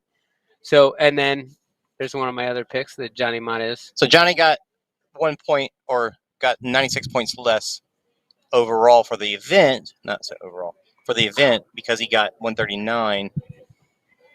Why did he get 139? What did he? This is going to hurt Ryan Kent, man. Ryan Kent finishing 12th in the obstacle proficiency. Johnny Morrow's got all the obstacles, right? Yes. Yes, he did. Him, Ethan Brown, and Austin Azar, I want to say, were the only guys that completed. So instead of them having all tied points for the event, are they giving them 1 point less because they weren't first in the event? It may have been at that point time. Remember, if they all completed it, now we're down the time. Exactly. So time-wise, they got all the points for the obstacles, but placement-wise, they I don't know. I'm not quite sure how they were doing it. Yeah, and I don't know how to describe that list of names in that order. I didn't see that coming at all, but it goes to show you anything can happen throughout the day. Just like we were kind of mentioning, that you never know where someone's going to end up. Someone could be at the bottom and end up at the top. Well, let's see how this plays out for the back part of the field. I can't wait to see what the overall. Let's look at the back part of the field first. We'll use on points now. Are you doing it? No, they don't. That's where the flyers are. That's where they're going. Colin, Kyle, Anderson, Joshua, Luke, Marshall, Ken, and Dylan, all with similar amounts of obstacles completed. So let's see what this does to the overall leaderboard. I think this is really shake things up here. Austin Azar, first place. Wow. By 2 points. 2 points. There's barely any points in between many of those guys. And then Jarrett and There's only 1 Ryan's point. still up there with them. Wow, this could be anyone's. We're not sure on literally anyone at this point of how close those scores are. Wow, 2 points between first and second, 1 point in between the next. I mean, fourth and fifth are tied. VJ and Dylan Rayler are tied at this point, and there's only a point in between them and Ryan Kent. Predictions might be completely off. I can't wait to see what happens in the endurance event. I tell you what, you have got to want it so bad at this point because everyone's hands are torn, and how long you're going to be able to hold on is going to make a huge difference. To give you an idea of what the next event, the endurance event, is going to look like, here's how it works. Athletes will begin with a 30-second dead hang, and then a 4-minute timer will begin. You then have to complete an 800-meter run, which is 2 laps around that baseball field. That includes non-technical obstacles before the 4 minutes expire. Athletes then have to complete an overhead sandbag hold for 30 seconds. Then you have another 800-meter run with non-technical obstacles. And this pattern will continue until one athlete is left standing. If you cannot dead hang or perform the overhead hold for the full 30 seconds, you're out. Miles, I think you're jumping the gun, man. We got women's results already. Oh, they're still filling them in. Yeah, they're still filling them in. I was just kind of filling in time, explaining the next event. So we do have... I think it's safe to say Chris Rogowski wins the women's obstacle proficiency event. I think they're almost done filling in. So she did not complete the thing. Oh, she did not go. Oh, man. Chris was the sole. Well, that's what I initially thought. Yeah.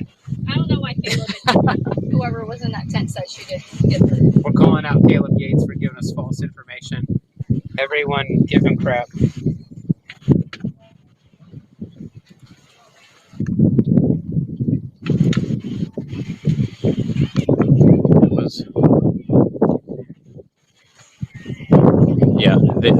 So did Doreen Klingberg? She got points, right? Like they got still. I think they're still filling it in.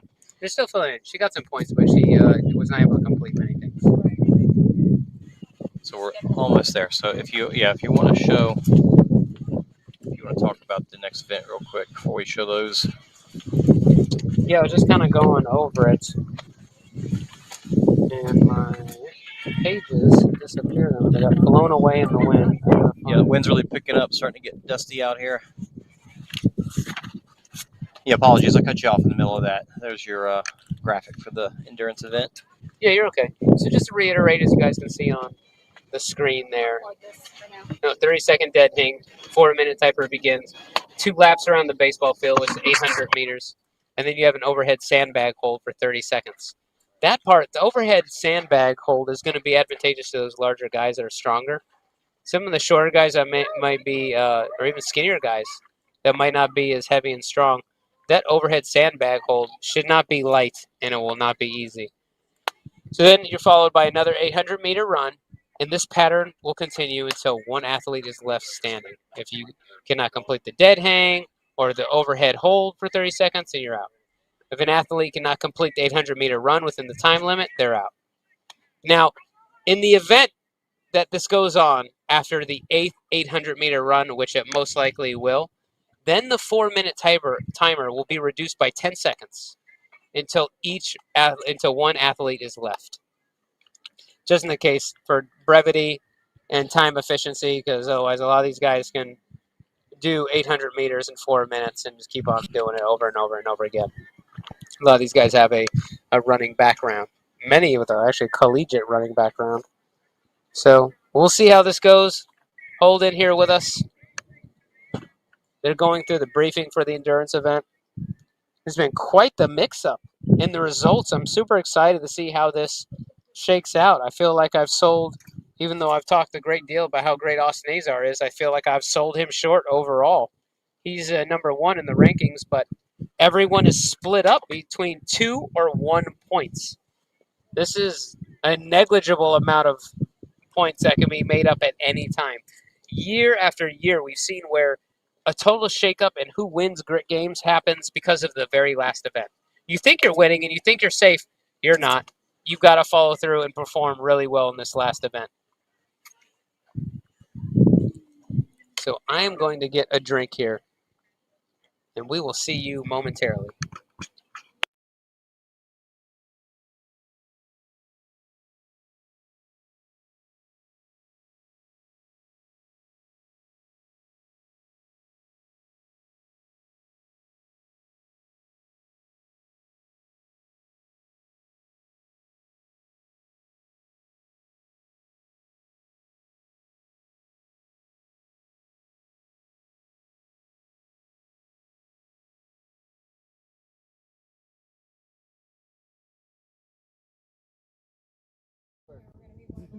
Standing would be near each other.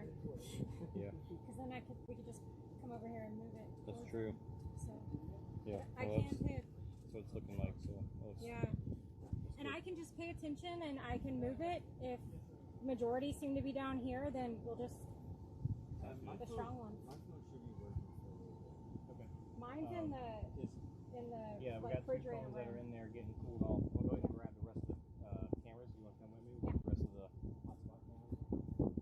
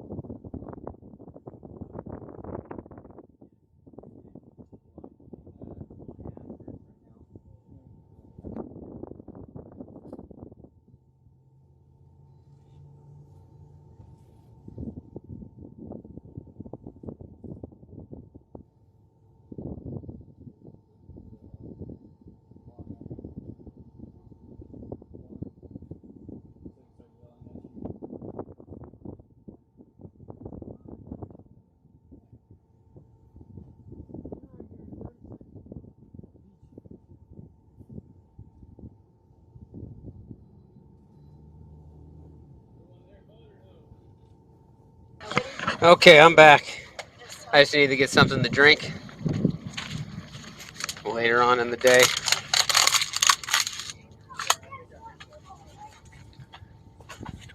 2:50 p.m. here, CST.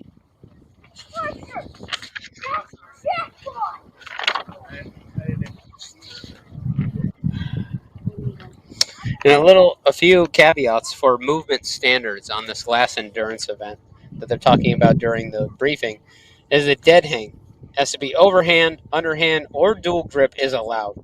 Here's the hard part. Both hands have to remain in full contact with the bar. You cannot adjust your hand. So most of us only practice dead hangs and something of this style, of this nature in an OCR contest.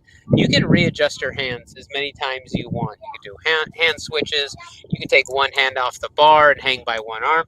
You cannot do that in this. Once your hands are in place, you cannot move them. And that makes this significantly more difficult. Also, there are non-technical obstacles on the 800-meter run. It looks like it says all obstacles must be completed each loop. The med ball overhead hold. Here's the standard for the med ball overhead hold. The entire med ball must be above your head without any part of the ball resting or touching your head. The judge will be looking for space between your head and the ball. So just any amount of space. Even though if I was one of the larger guys, even if I'm not one of the larger guys, I'm going to want to lock my arm out. That's going to be a lot easier than keeping your arms bent for too long with that kind of weight.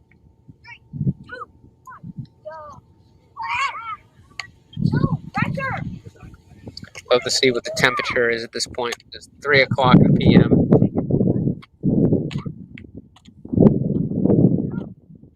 You got all the kids out here playing out by a recording area.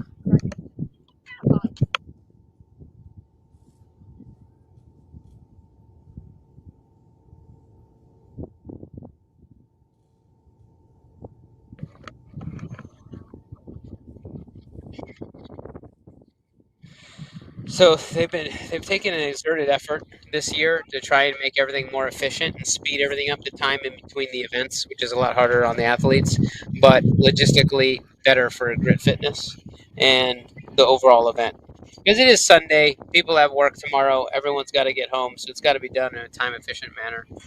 No one wants to be getting back at 1 o'clock in the morning. So they're going over the brief right now. They'll be out soon, and then we're going to be ready to rock and roll. But I'm really not quite sure how this is going to shake out.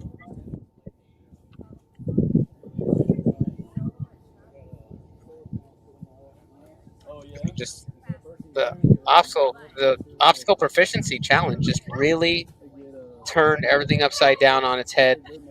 Many of these guys who never fell off these obstacles fell off the obstacle multiple times and ended up just passing. So we'll see how this ends up going. I see many of the gentlemen are already starting to come outside. Yep, they're already. Judges are heading outside. Athletes over there by the endurance station. People are coming out. We're about getting ready to rock and roll. I'm going to switch the camera over. So there's the rules on the board. Let's switch the camera over and give you a little bit of a look at what this endurance area is going to look like. Any shirt, but not that shirt.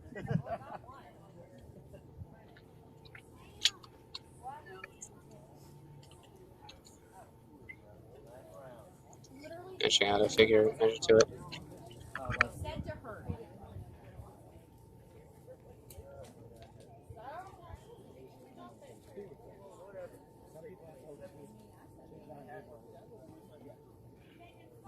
Okay, as soon as I figure out how to change it off this screen right here, we get the live feed. That's the shot. Joey, we gotcha. Ah, interesting. Okay, so you guys can't see it on the screen right now, but for the dead hang, the athletes are being allowed to hang their towel on the bar, so you can hang on the towel, which is going to make a huge difference on the dead hang with everyone's hands torn to shreds. You hear a little bit of the audio over there where everyone's setting up.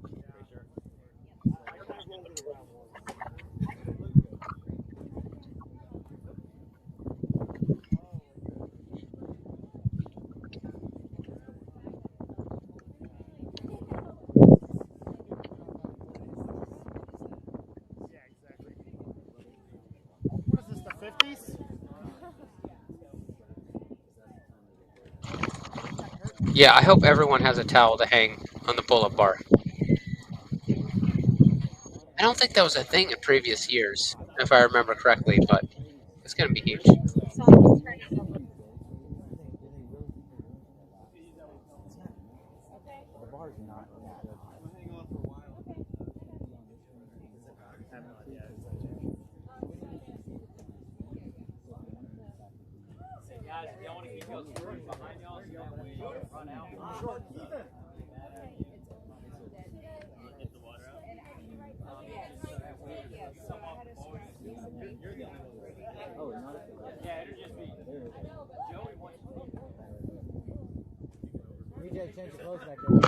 There we go. Now we got it swapped over. See everyone setting up.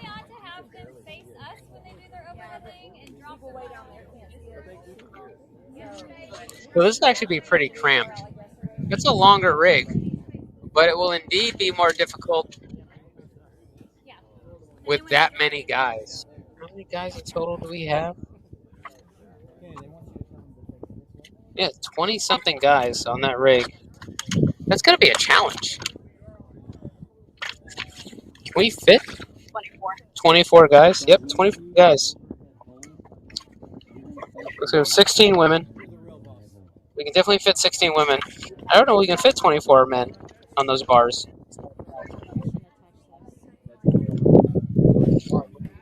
So there's what I was talking about earlier about people setting up their towels on the bar. I wonder how that would affect things if a giant gust of wind came by and knocked those towels off the pull-up bar. Those guys are stuck trying to hang on that hot metal. And it is indeed hot, just sitting in the sun.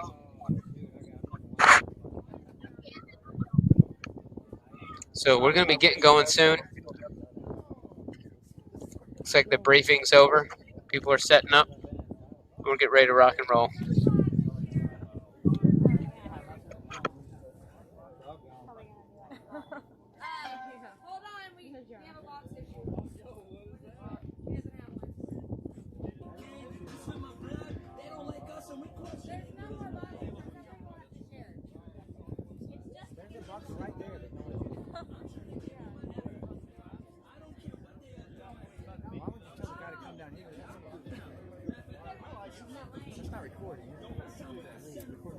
No, I don't have the microphone. You're good. This one might though. Why is that guy so dumb? You are Turn the so camera right around.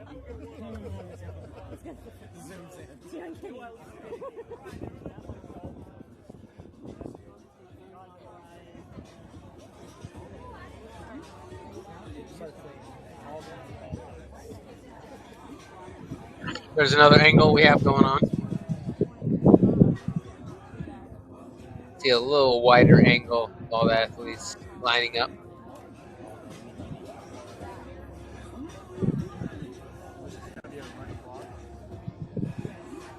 Jonathan singing. Yeah, it's mind and mug matter. You get yourself in a good mood, real happy mood. The pain cave doesn't seem so bad. He has an absolutely beautiful outlook in the world and attitude. When I was upstairs talking to the ladies, he was going on about how excited he is and how happy he is.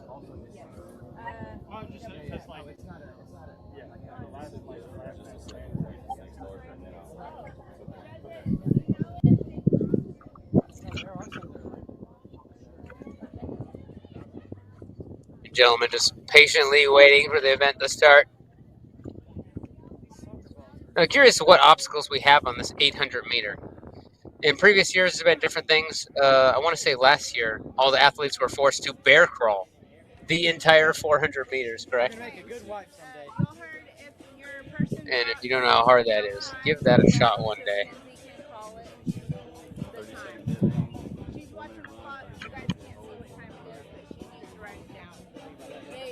If they drop. Most everybody died out from the run, so it wasn't an issue.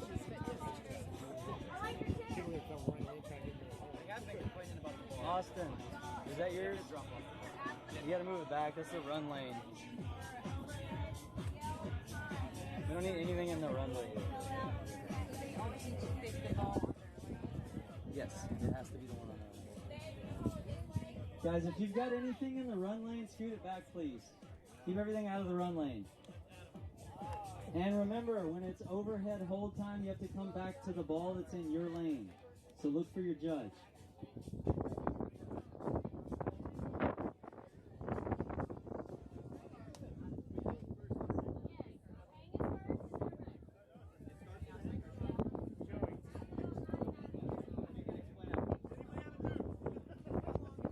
All right, everybody ready? We're starting with a dead hang. Get ready, get in place.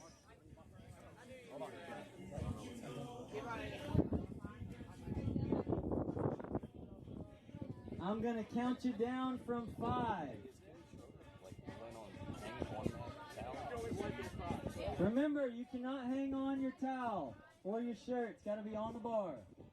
Starting in 5, 4. Okay, the men are about to start.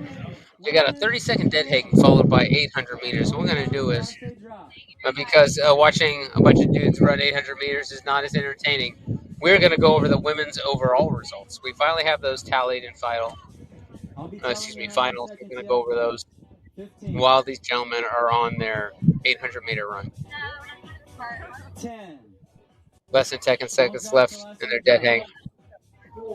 5, 4, 3, 2, 1. And they're on to their run. Yep. Then they'll have, after this, they'll have the sandbag hold overhead for 30 seconds. Okay, now if we can go over the overall results from the women.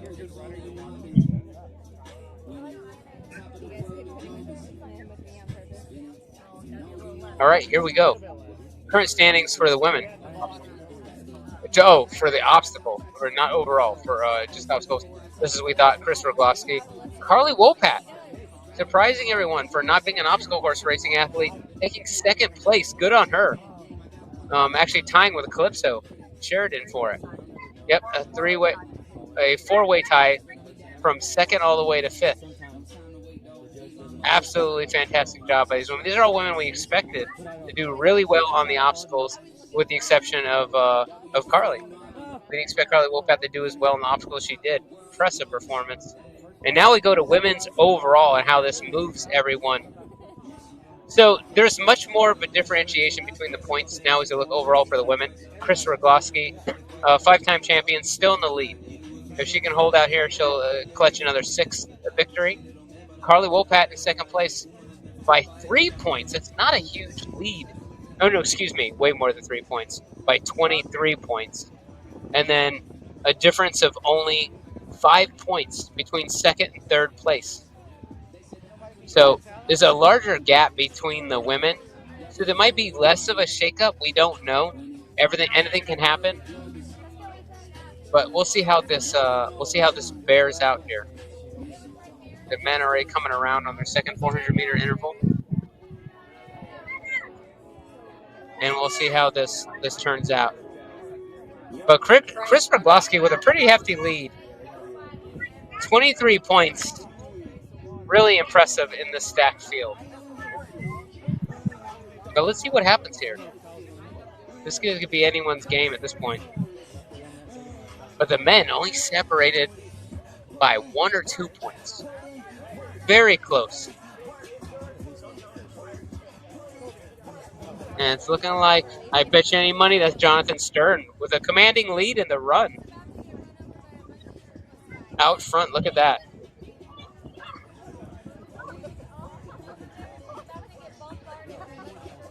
Yeah, and I'm not sure it's as advantageous to take a commanding lead in this event here, as you just want to come in within the time cap. Pace yourself. This is called an endurance event for a reason. The last thing you want to do is blow up to it. But, hey, man, Jonathan Stern is also a very smart young man. And he didn't blow up in the Burt 400. Apparently running in the sun is not a problem for him. And I can't quite tell from the screen from this far away from that view, but it almost looks like Christopher Balvin in the orange shorts. Or not orange, bright green.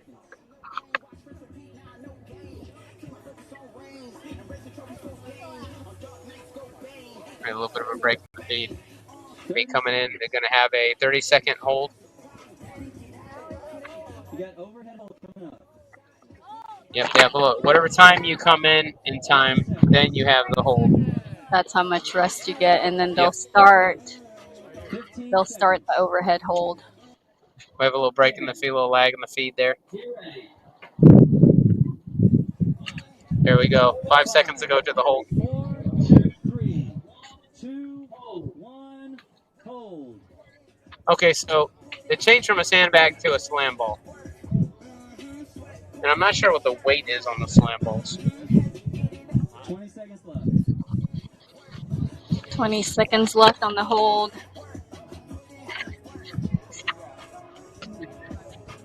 10, 5, 4, 3, 2, 1, drop. So it's interesting to see the strategy these guys are implying for the hold. Some of the guys interlocking their thumbs. Guys just holding the slam ball by the outside. I guess depending on your flexibility or mobility, maybe making a cup with your hands would be more advantageous. But we'll quickly see. Get a wider view. So by the rule book here, it's saying sandbag weight for the men's are 30 pounds, weight for the women 20 pounds for the over the head.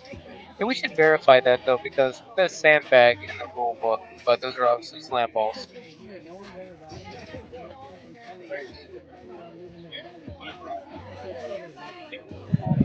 Okay. They are We're now fixing on their switch second. cameras. They're now on their second round of the run.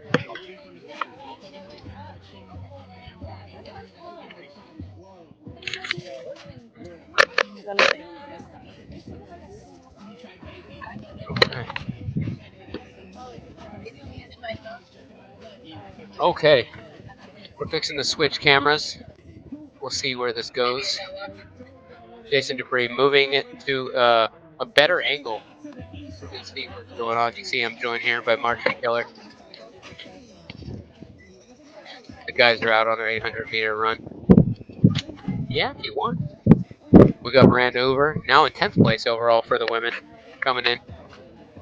We're waiting to switch the camera. Here we go. We got Miranda.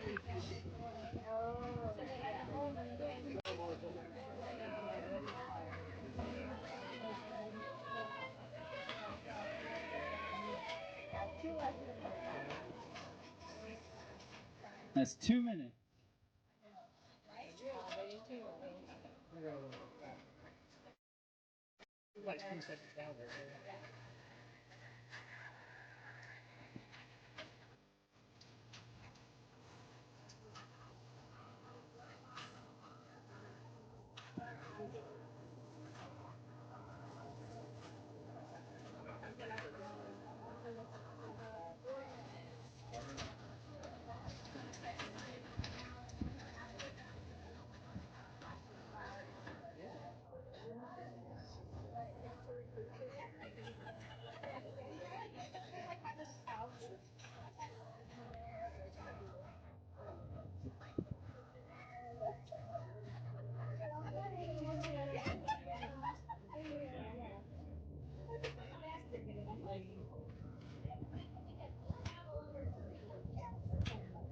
One minute.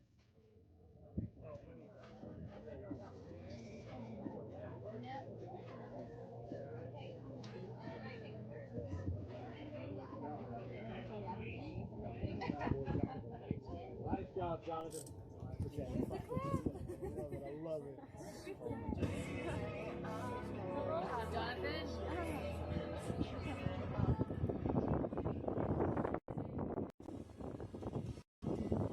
30 seconds.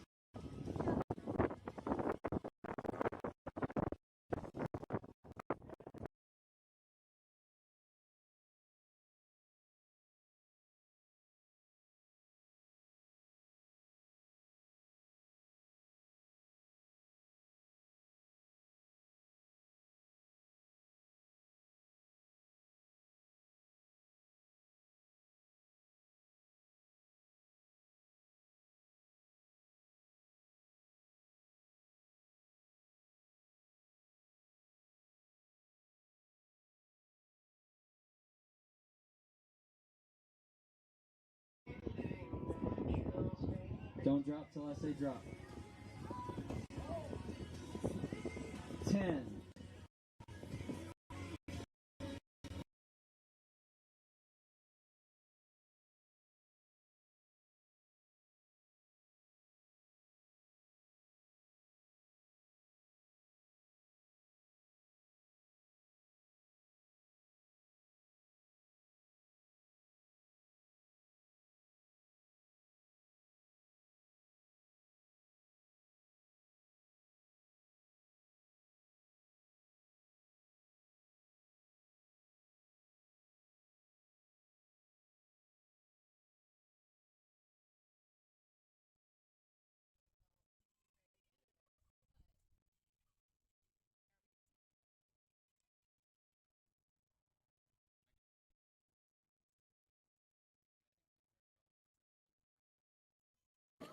Here we go.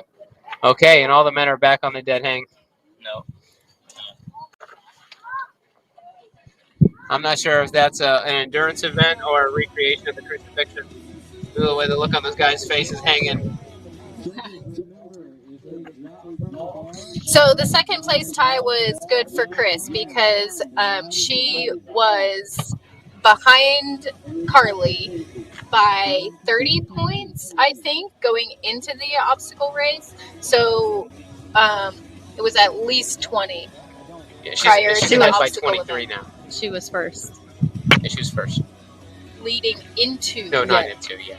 leading into the obstacle event, Carly was leading, and there was a large point gap.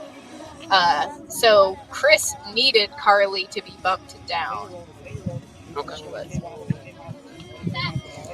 So yeah, Chris kind of needed that tie to happen to also push the next people down. So it's just going to create a bigger gap later in the placements. You see the guys all kind of closer together now. There's not as much of a gap here in the running because they're just trying to outlast each other at this point. Yeah. I'm curious if we've lost anybody yet. So I heard yesterday during the open wave,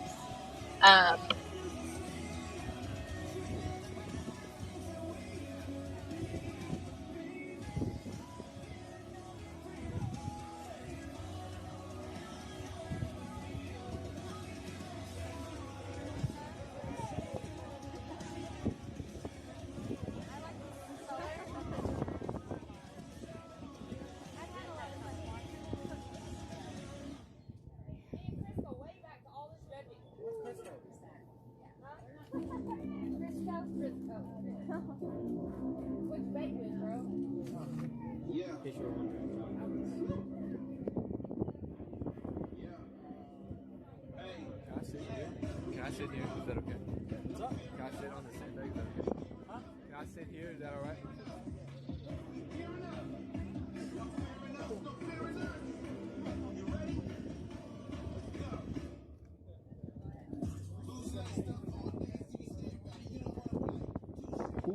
Seconds.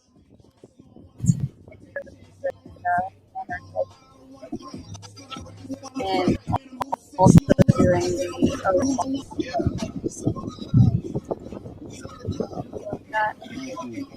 Jonathan Stern here coming in. He's sending a message. Dead hang. Still got that confidence from the front 400. Showing these men how it's done. About 10 seconds to go until they have to be back on the bar. Feet have to be off the ground. So they're gonna run the time, the 4-minute timer all the way down, and that's how much time they have to rest until they do it over the head. You're going to see the look on these guys' eyes going in the pain cave. Yeah, a lot of these guys are just closing their eyes and meditating. You were talking and you were muted. No. It's like a lot of these guys have their eyes closed and just trying to meditate and go to a good place in their heads. On the outside there. And it's right beside Jonathan Stern. All right. And they're off a little bit of freezing on the camera. And angle, but they're off again. So remember, after about was it 8 rounds of this, they start taking 10 seconds off the Right. 4-minute time cap. So it will be 350 that you have to make your 800 meters in. And then 340. So a lot of them have a lot of spare time, but that spare time that they're spending right now to kind of recover and catch a breath, that's going to be reduced eventually here soon.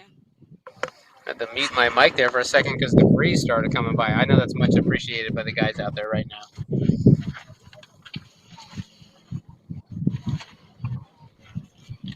Still see a few towels hanging over their bars.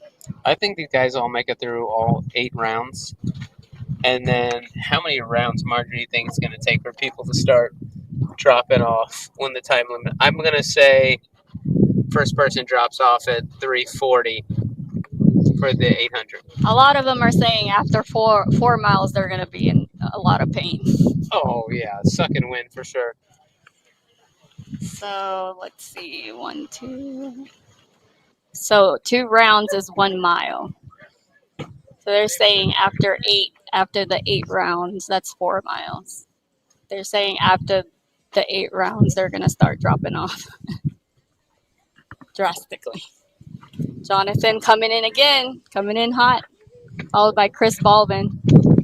Tell you what, our Fort Worth buddy Chris Balvin doing fantastic on these runs, huh? He is. He's starting to embrace the heat.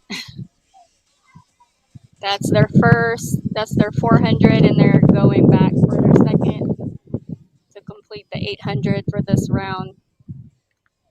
I believe, is this the 3rd round? You know, I just realized I called Chris Balvin Fort Worth native. You know, he's lived there for many years. I think he's originally from Kansas City.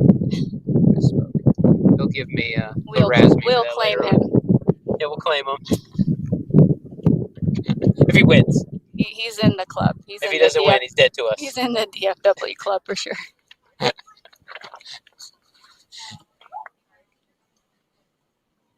we come around the corner. They should be almost 300 meters in their second round.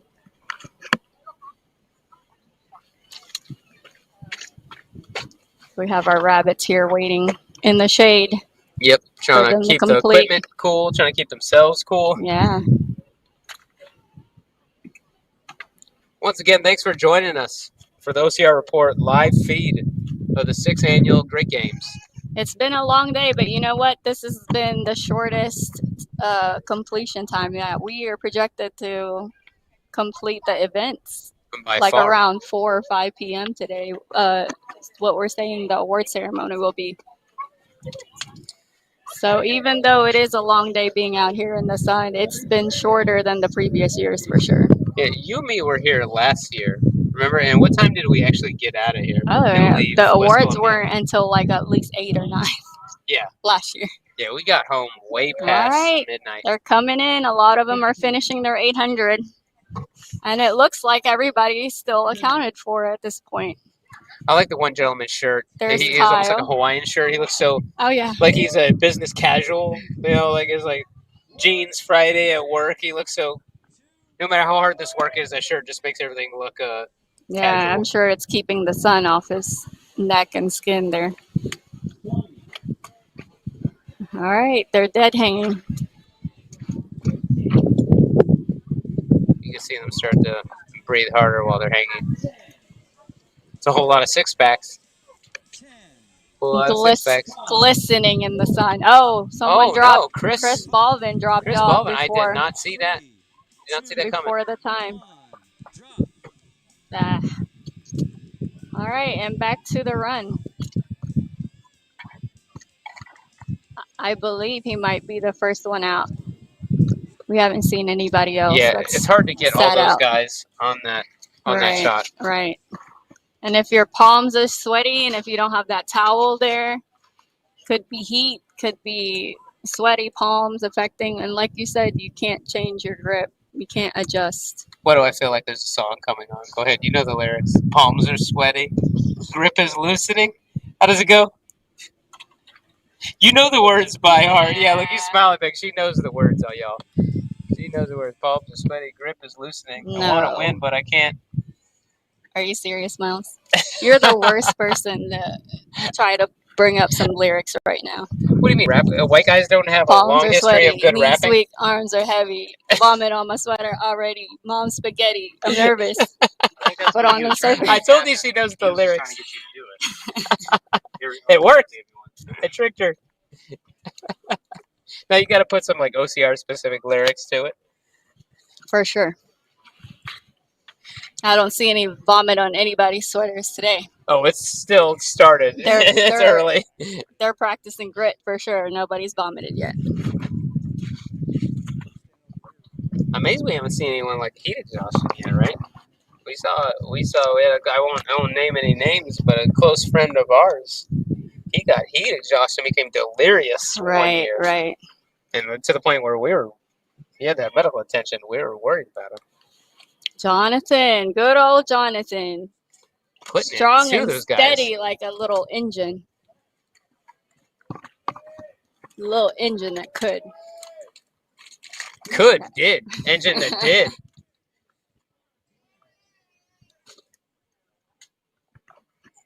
There you go. They're on their second 400 meter. All right, 400 complete, and they're on to their next 400. So once again, we're in South Texas, in West Columbia. That's Columbia with a U, not with an O, not like Colombia, but Columbia. Outside of Houston in South Texas. You're kind of a mecca for OCR fitness in Texas. Love to see the other OCR gyms do well. What do you see? See if they're taking those power lift drinks. See if we can't get one or two. What do you see? There's some over there. So it looks like we're just 21 and a half minutes total into the workout here. Because of the They got 1 minute to come in. video, going on and off here, we're not sure what round we're in. I'm going to get us a drink in the power lift. Keep in mind, 2023. The 2023 Grit Games brought to you by Power Lift. I was about to say, you about to get a Power Lift? Power Lift. Power We're ready Lift? to drink. The ones who brought this to us? I believe, yeah, whatever they attributed to this event to help us, help them be able to, put on the event, provide prize money, all that good stuff, making this for a much bigger event than we've even seen in the past. It's always been a really intense competition in the past, but even more so these days, this day. Hard to know. My kids are not. Getting ready for the over the head hold here. A lot of athletes going to their coolers to place their hats in ice cold water. And after the hold, they'll go back and retrieve that hat and put it over their heads. 10.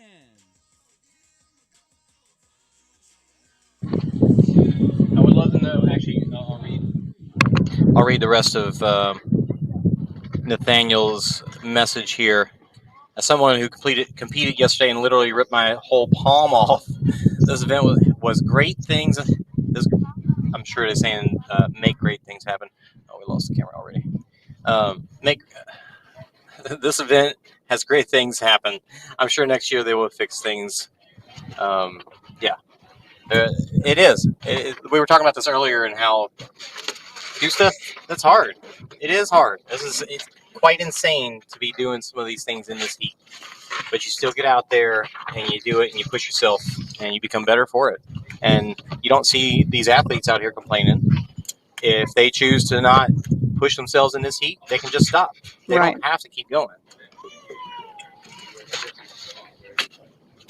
Right. They're literally out here to test how much grit they have and what all they can put up with, how much challenge their body can go through. So what's interesting, the order the guys are standing, some of the top guys expect to do really well are not right next to each other. Maybe they don't want to keep each other within eyesight. They just want to battle themselves. Ryan Kent is further to the right, while BJ Jones and Dylan Maragla and several others are doing really well are on the far left. Right. So I don't know if they were able to pick their own spots on the bar, or if it was assigned to them, like it was on the Burt 400. Most likely, if But it everyone looks- has the ref. Right. Everybody's still looking good on their run. It's been nice that nobody's had to Who? use your nurse skills today.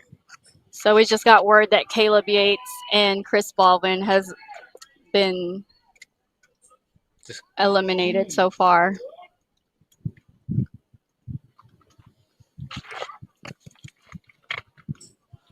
It's a wild filter. That makes it look like it's cartoon, right? Something about that. It's an almost a computer generated. I was saying earlier that it's been nice that no one had to take advantage of your nurse skills. I'm good. I'm glad about it. Yeah. So far, just a bunch of tape for everybody's hands, and nothing too serious.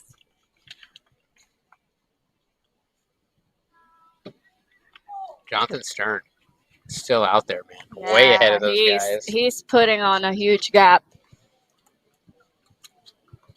with the guys that's behind him right now, and that's that much more time that he has to make it in and just recover and relax, take a breath. If he has a cooler or a cool rag that he can dip into.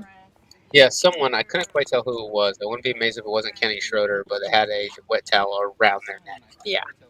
While they're running. I think that was Kenny Schroeder that I saw that was putting his hat in the cooler, and then he would, right before he goes back out to the run, he'd put the ice cold hat back on his head.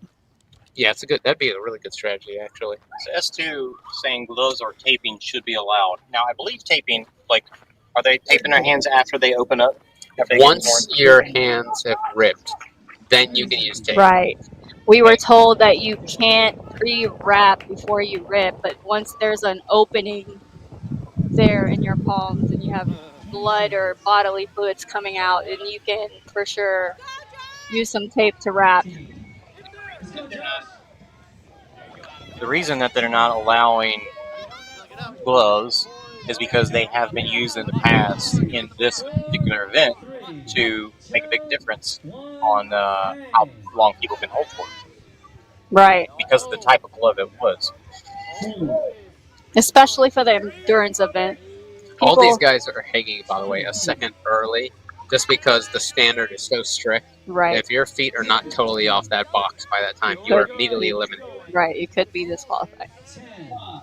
And this is where a lot of people have been down in the ratings, in the rankings for the whole event, and have made some points up. Yeah. It made the podium. Remember with Dylan Scott? This event 2 years here. ago? That's a lot of guys still left in the field. Remember, I'm calling it. We'll start to see more eliminations. Well, it's not much of a prophecy. But at 340 for an 800 meter, we've already had 2 guys drop. Right.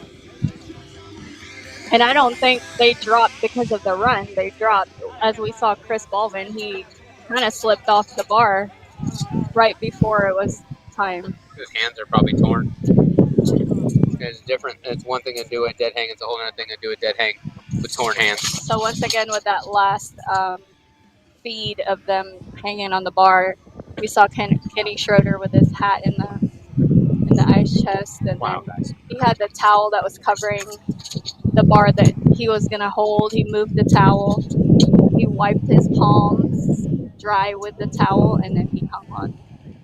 Yeah, I mean, very smart. This is rough. Almost 30 minutes in the sun on a run. Right. I don't know how many intervals they're in by now, but this is several miles. That is a lot of guys still in the game. Yeah. So. But look at, they're really slowing down now. Jonathan still looking good. Except for Jonathan Stern. Tell you what, after this performance, he's going to be on a lot more people's radar. He really is. This might be the last time someone doesn't take him into account for. Right. Next time they see his name on the roster, they're going to be on the lookout for him.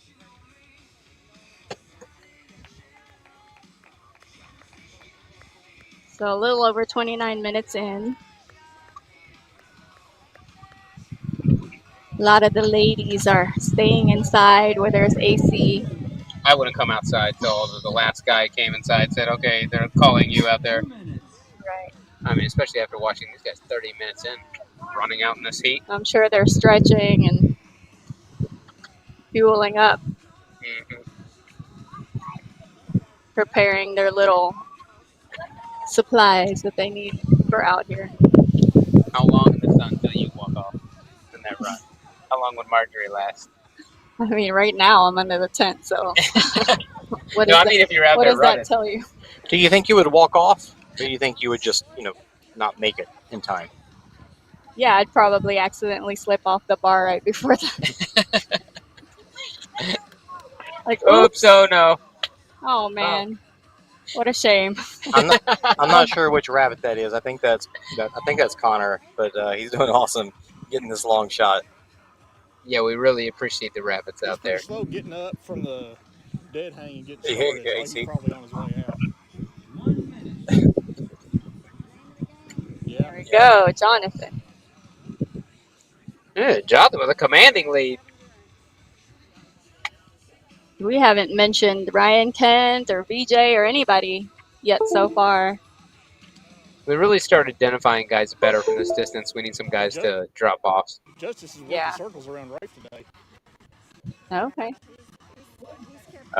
AC giving some commentary for us as well. Yep, getting audio in from him. Yeah. These guys are earning the Margarita Joe's Mexican food dinner after all this stuff. That's right. Oh, wait, I just realized I have to drive home. I don't get margaritas. I'm a designated driver, aren't I? You are. All right. Now they have the over the head hold. I'm sure this is recovery time for a lot of them. How long do you think until that ball starts getting heavy? Do you think anybody would drop? Now, at this point. It's 30 pounds. Do you think anybody would drop off with this? Well, that's what we were kind of talking about a second ago. I was contemplating the most advantageous way to hold above the head. Do you think it'd be better to lock out your arms overhead, or to hold it with one arm, or to cup where your thumbs are at with your palm and make a bowl and hold that above?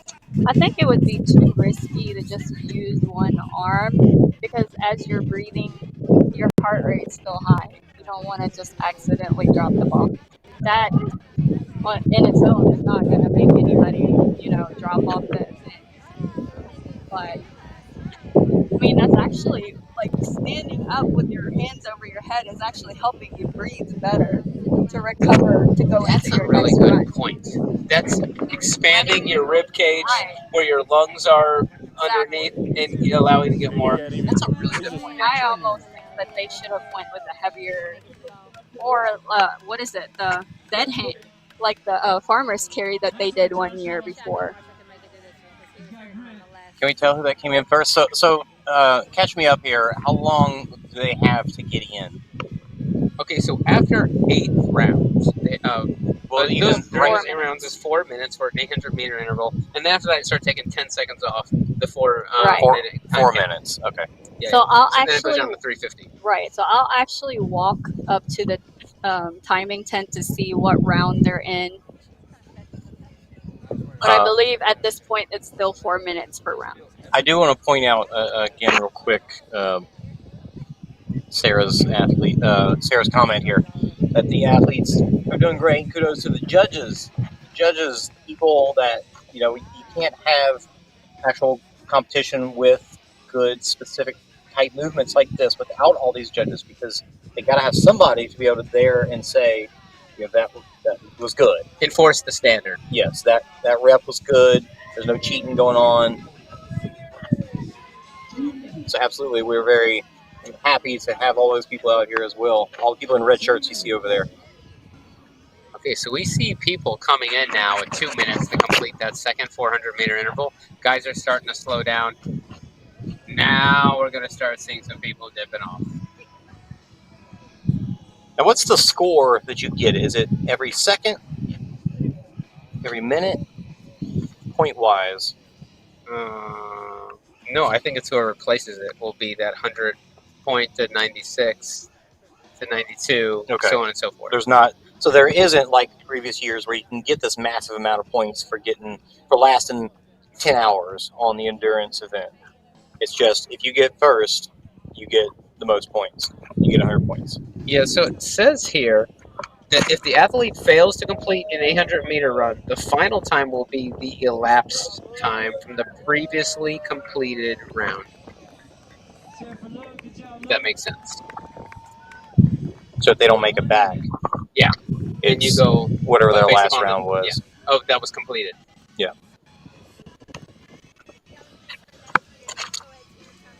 So we've got some people. Oh, either bowing out. That's Luke. I think Luke's done.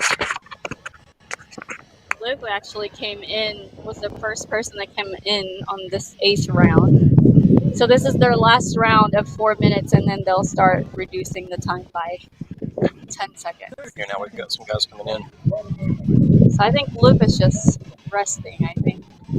That's possible. He came in and everybody said, "Good job, Luke." So I think. Was he the first one in? Did he jump the start? I think he was the first one. He's fast. He's picking it up. 10, 9, 8, 7, 6, 5. You see everybody moving that towel where they're, where they had it over to keep the bar from getting hot. All right, so this is the round where they'll start cutting down. Scott was just asking that. Oh, I had to drop. Yeah, so now it should be 350 for an 800-meter run. Yes. 4 minutes, very doable. But now at this point, after several miles, 350 starts seeming intimidating. 3, 2, 1. Drop. You got 3 minutes and 50 seconds. 3 minutes and 50 seconds to do this 800 meters. We got someone. Is that Dave? Is that? That was like Dylan Maragla. Magida, or what's his name? Elizabeth Rose Sorry, says, not "Go, Magida. Jonathan!" Everyone's super excited. Everyone knows What's his Jonathan last Stern name, is super Jason? excited for him. Maraglia? Yeah. Maraglia, yeah. Is that right? Yeah, he has a brother. That was Michael him. Maraglia too. Kind of Two really walking. Cool guys. The start of the 800 here.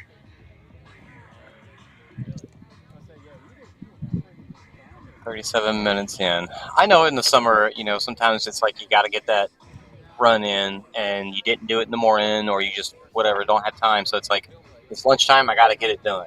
These are some tough guys. How long do you think they're going to push each other in this heat? 30 minutes is about, typically don't want to go out more than 30 minutes. Yeah, my runs are normally 35, 37 minutes. This is 37 Like and a a half 4-mile minutes run. in. And honestly, even at 11 o'clock, 12 o'clock, lunchtime, it's still not nearly as hot as it is right now. Yeah. A lot of these guys have barely eaten today, too. Because you don't want to eat. 97. Oh my God. Feels like Lord. 108 degrees. 108. Oh my goodness. Sounds like something in a post-apocalyptic movie. At the least, we've got, a breeze, but look at the humidity. In 51%. the shade, we are sweating, just sitting in the shade. Imagine.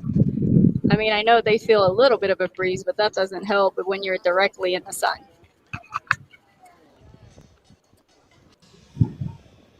Those three gentlemen there at the back of the pack, I don't know if they're going to make it on That the looks like second round. Caleb Yates right there. No, Caleb already Caleb's dropped. Yeah. gone. Him and Chris, I believe, are the first two. We're starting to see a lot more guys covering up with shirts. Whether it's like draped over like a cape. Maybe they had a cooler and they've been soaking that. Yeah. If you could get in time to get your shirt out of a cooler, throw it on, that might be a really good idea. That would be the way to go. That is the way to go. This is the way.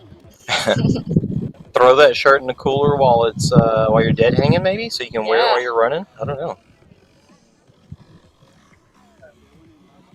Jonathan, somebody's moving up on Jonathan here. Yeah, they are pushing. Someone pointed out on the comments, Jonathan Stern judged all day yesterday in the sun, and now he's killing it. filling it here, showing people up. Kayla's saying that we're going to get a surprise by Justin Bourne in this event. I wouldn't be surprised. He's historically always done really well in the endurance event. He is a hard-working little man. Yeah, he is. Well, he's the future How of the many sport. of That's us what we've been talking about. at 15 and 16 we're competing with grown men that are I can't even famous imagine. I was playing video games. OCR athletes, I'm still playing and video you're games. in the same. You're in the same league as they are at 15, 16. BJ himself, while Justice was doing the obstacles, was like, "Oh my God, I can't believe how this guy is moving." That's good parenting. I was like, "How?" That's just, to me, that's just good parenting because look, you're teaching that young man and that young lady, the born kids, to work hard. That carries over into life. There we They're see going a to go glimpse. work at some place, whether it be in the We see corporate a glimpse world of or BJ there, getting a shirt out of the cooler, I think. And now we have over the head hold again. You get a little bit of a lag between the audio and the visual, but it is synced up in person. But that's going to be huge to those kids when they go into the workforce. They're going to excel in the whole work world because if I got a project going on work, They are. I need someone to make sure they're going to pull their weight. You can guarantee one of the board family is going to work hard. And I'm sure he is a rare example in his generation where everybody is just on their phones and wanting to be inside the house and wanting to have an indoor job where they barely work hard in the heat, you know? Yeah, absolutely amazing. Good job to his parents. Shout out to them. A lot of times the parents don't give credit for they give them good guidance. And that's something that they can just pass down to the next generation and the next generation. We need more of that. It's we were talking about earlier about the advantage of getting outside and doing hard things. Every once in a while, it doesn't be day after day. Do something hard, get out of your comfort zone.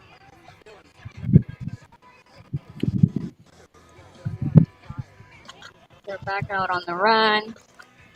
A little over the 200 mark.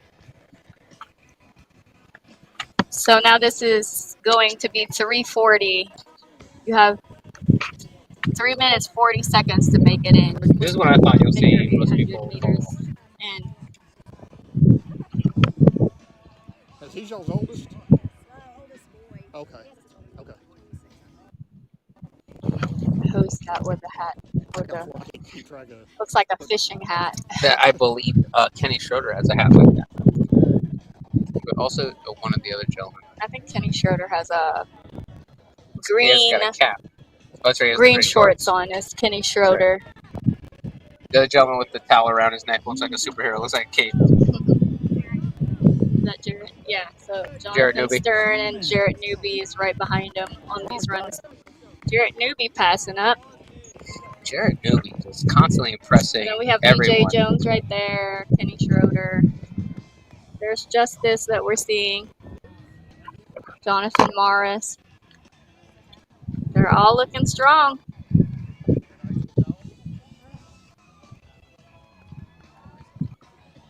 Like, you don't have to necessarily be at the very front of the pack each time, but that's that much more time you can use to your advantage to kind of rest up and adjust your towel and get some ice and pour some water on you when you get back from the Dunk run. your head in the cooler chest. You know, I'm sure they're going to have different strategies like that. You need that time to be able to do that. Like you were talking about, you have a shirt in that ice chest. I mean, it takes the time to put that thing on. You know what I mean? You can't be fumbling on it with 3 seconds to get your feet off the bar. 1 minute. They have 1 minute at this point, but they have just a little over 100 meters. So, no problem there.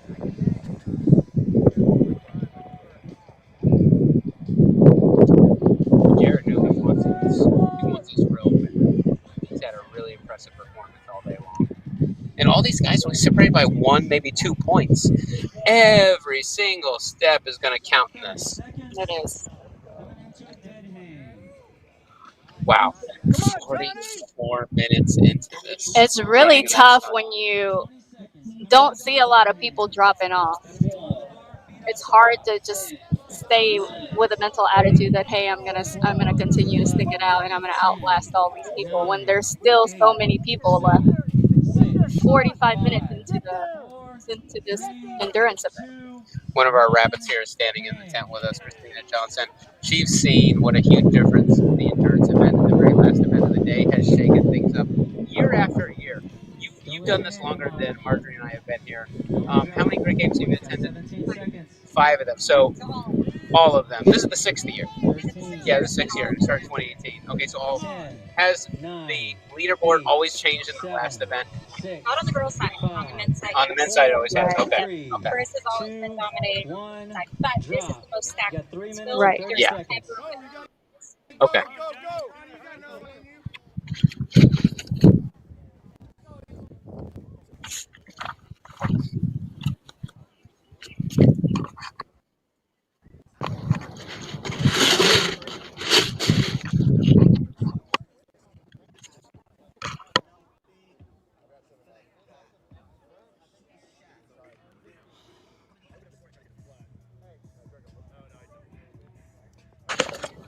For a while there, though, Jarrett, BJ, and Kent were all pacing each other on the runs. Okay, BJ, Ryan, Kent, and who? Jarrett. And Jarrett were all pacing each other on the runs. Okay. They'd obviously been talking beforehand.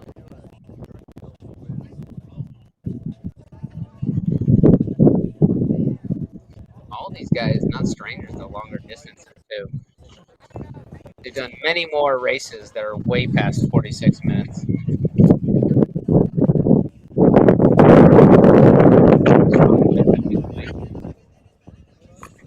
Gonna turn into an ultra pretty soon. Ultra distances. You and me will be asleep. 1, 2, 3. It's gonna wake us at 1 o'clock in the morning. 5. Trying to get a head count of how many men are left. Can y'all hear me? I don't think my mic is on. No, I can hear you. It's on. Okay. It's hard to tell from the.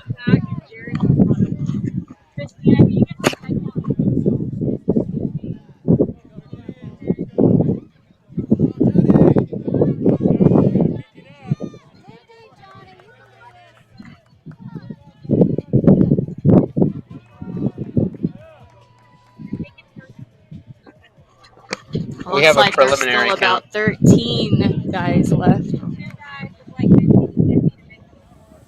So, one more than half.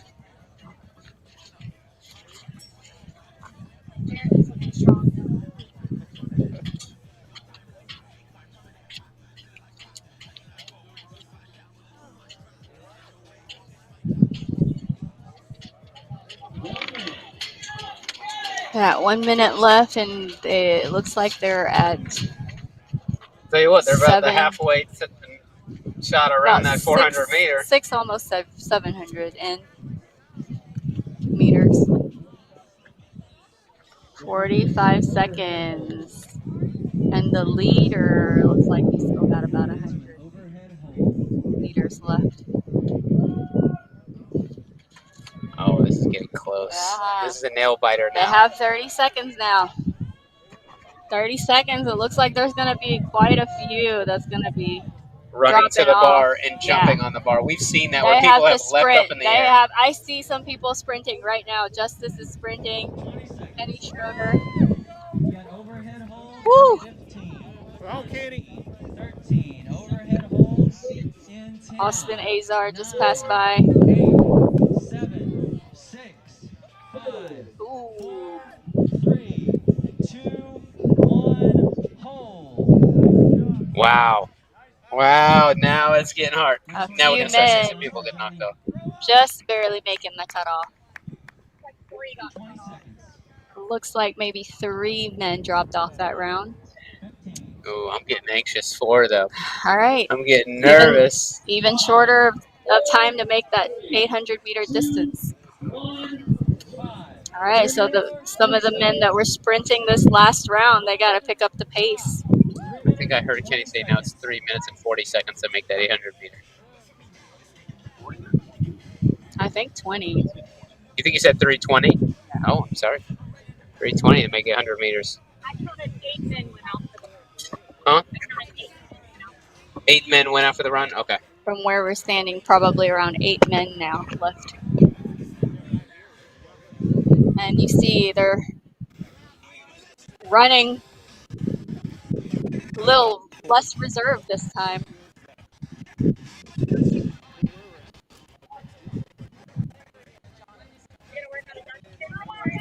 Jason, our picture went out. I know.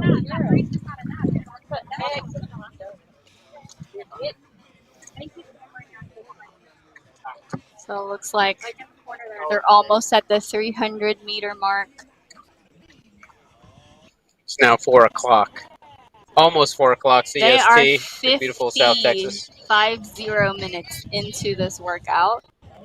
And 1, 2, 3, 4, 5, 6. 6 men in the picture right now. I think there's like a few that's still behind them. Looks like Jonathan Stern still.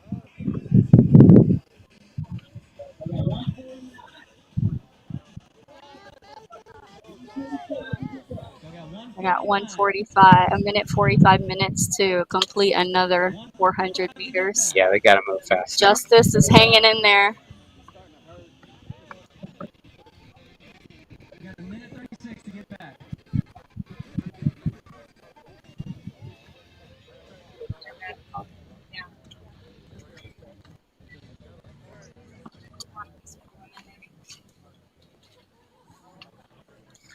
This is beneficial I think and not beneficial to the women. Well, I guess it's already super hot. I was going to say it's beneficial to the women. They get more of a break. They're a little over 5 miles in. Yeah, this is incredible. This is giving more of a break to the women on the inside. It is. 1, 2, 3, 4. And I don't think it's going to be any hotter between the last hour. So it's not like it's going to get so much hotter when the women come out. Right. You 5 can see people in the picture right breakdown. now.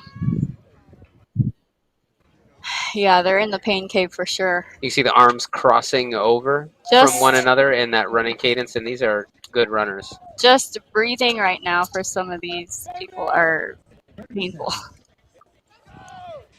Now imagine having to continue to increase your pace every time you go out for these runs.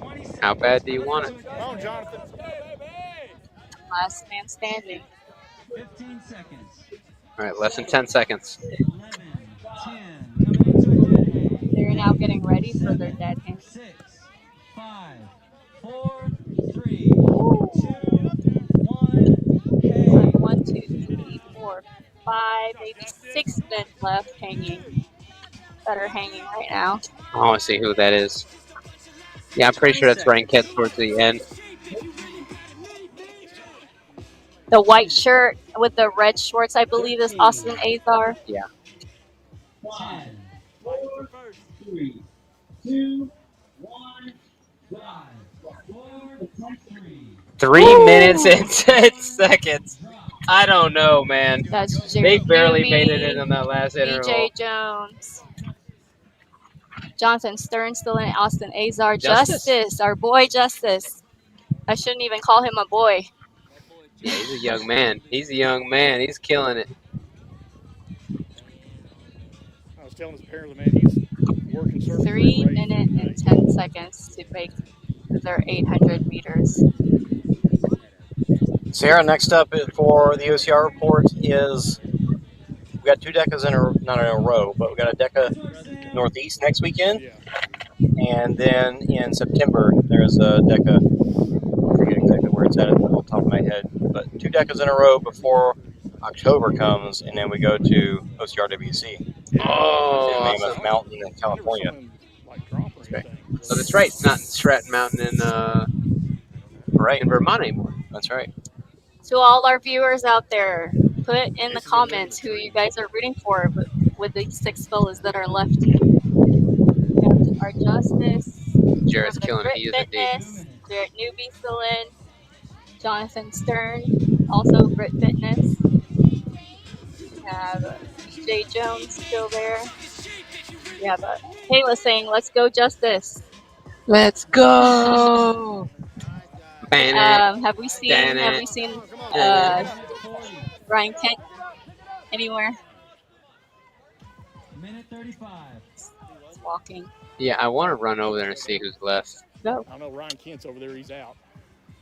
I think it's Oh, Ryan Kent's out. We just got word from our rabbit. Ryan Kent is out. Ryan Kent is out of it. Well, that's going to mix things up big time. It is. He's number one ranked right now, and there's still a few guys. He was after. Was he first after? I forgot. No, Austin Azar was. Austin Azar was first place. All the guys were separated by 2 to 1 points. Yeah. From like first to, I don't know, 7th or 8th. That looks like BJ Jones running form right there. I'm going to go run over because the picture is a little grainy. I'm going to go take a look. Go for it. 45 seconds to make it in.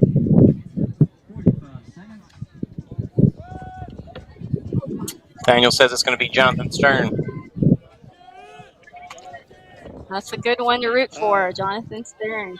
I live south of Fort Worth, a little town called Grandview. You can start to hear the crowd shouting and yelling at him. Yeah. Really trying to give them that last bit of encouragement. Usually when I tell people in the sport where I live, I was here to Savage Dallas, and everybody There's BJ coming in second. Jonathan Stern right behind him. Ooh, Austin Azar and Justice. Let's see how many people don't make the cutoff this time. Ooh. Justice. 1, 2, 3. No. Dead hang off when they get back. So instead of reducing the time and continuing to run them out, they're doing one more run. So it looks like they ran them all the way down to a 3-minute run. Wow, 3 minutes to make the 800 meters. They're going to do a dead How hang off exciting. when they come back. And yes, then, this is it. 3 minutes to make this, and in the case that they all make it back, it's a dead hang off. dead hang off.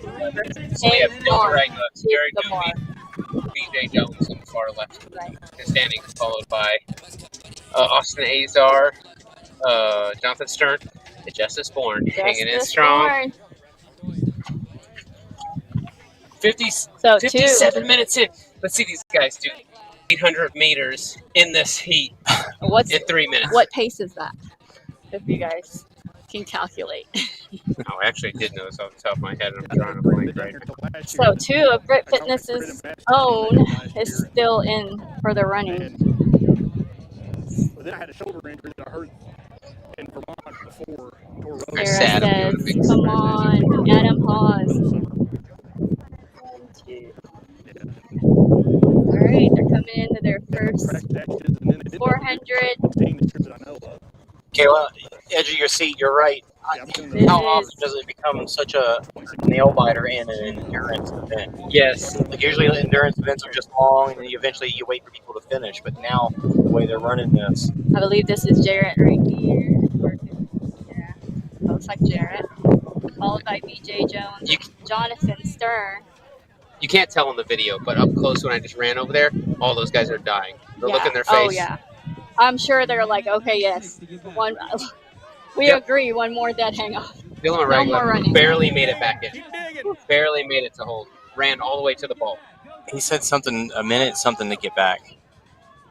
I didn't catch I don't know what how he you said. guys can make this. But yeah, they got to really pick it up. Jarrett's moving at a great pace, using those long strides.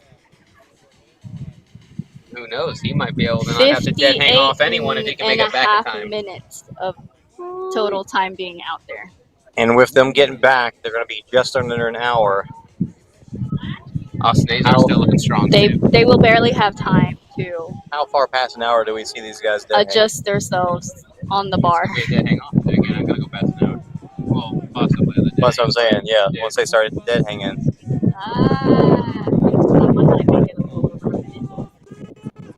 They're dying. Is somebody going to do a Caleb move where last minute jump on the bar? You remember that last year? That was amazing. The second ticked off, and feet left the air, and he limped to the bar. That was awesome to watch. All right, We're coming in. They're coming in for the dead hang off. It's very important to make it in before the time runs all the way out to be able to adjust your hands correctly to position yourself just to where you can hang off as long as you can. This is it. Does some of the They have guys fall off? started the dead hang. It looks like we're counting 3 guys. There's only 3 men left. That is Jonathan Stern hanging on. Austin Azar. Austin Azar hanging on. And Jarrett probably. Yeah, so And Jarrett. I hear them cheering for Jarrett. So 3 men trying to outlast each other. Super. Paper's going all over the place. Can't adjust your arm. Oh, Jarrett fell There off. goes Jarrett. Austin Azar. What? Oh, let's go! Oh my gosh! He said, "Let me show you one more pull-up." Wow. Austin Azar Showing off. coming up with the win. Those Endurance about event. 20 seconds past the hour. Woo. Not only someone outside of Texas coming to show us up, someone outside of America coming to represent for the Canadians. Man, they're so bad. And They're to bad think the he came here They're such tough people, yesterday. man. He came here yesterday. Sun was already setting. He was in the shade, and he has already sweated buckets. Yeah. He's amazing. I mean, He was all the definitely Canadian not used athletes, to the special heat. shout out to them. You guys are just a wonderful country, wonderful people, and put out some absolutely incredible athletes. amazing. After every event, I have been going up to Austin Azar and giving him fist bumps and patting his back, and he is just smiling each time. He has such a good attitude. He's He always is been like that. such a great person. Super friendly, super chill. Okay, we're gonna let's see. And they still had because that's done. All right, the women gonna be lined up. All right. Here we go. Pull the women from outside, from inside. Wake them up. Come on, ladies. The women are coming out of Killer job, hibernation.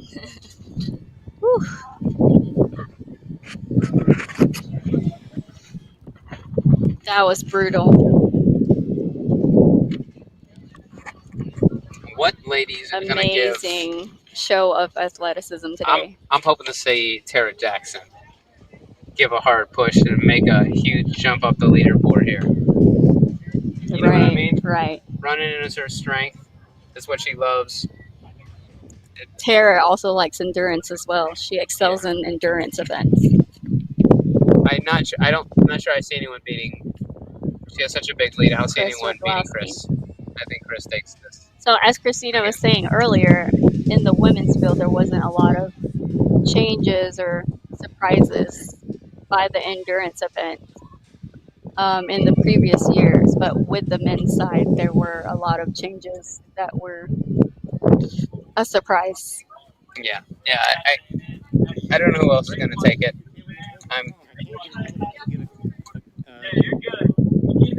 Did we go over the women's overall? No, One we more did. time? We did. I don't know how to get it on the screen there. The current standings going into the final event. Final event of the 6th annual 2023 Great Games here in West Columbia, Texas. Thanks for joining us in the OCR report. Make sure to like and subscribe. They're getting ready. Some comments. I want to see what everyone else thinks who is going to podium on this. Who do you think is going to take first, second, third in this event?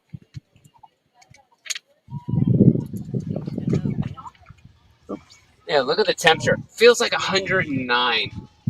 Good Lord. Humidity, 51%. Better than it was earlier at 80%. Man, that was exciting. Okay, ladies going to get set up. Bring out their AS buckets. There goes our hero, Miranda Hoover, walking over, setting up. Okay.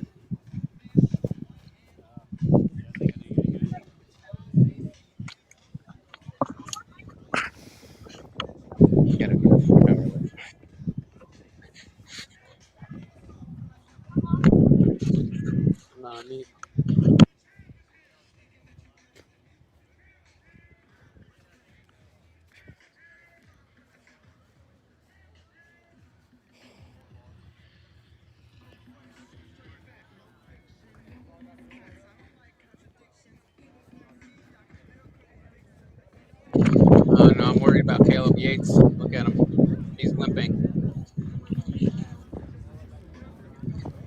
He may have cramped up being dehydrated. Very easy to dehydrate. We didn't even talk about that. Very easy in this kind of heat over that distance to cramp up.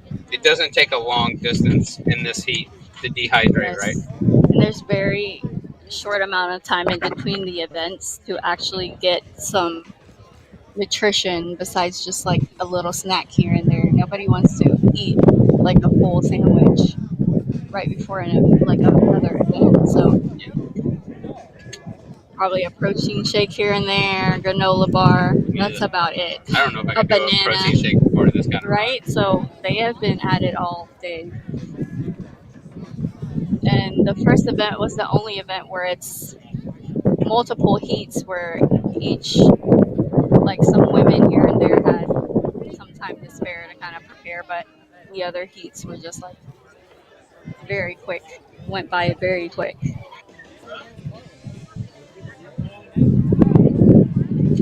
All right, so 16 women picking their lanes, going out there.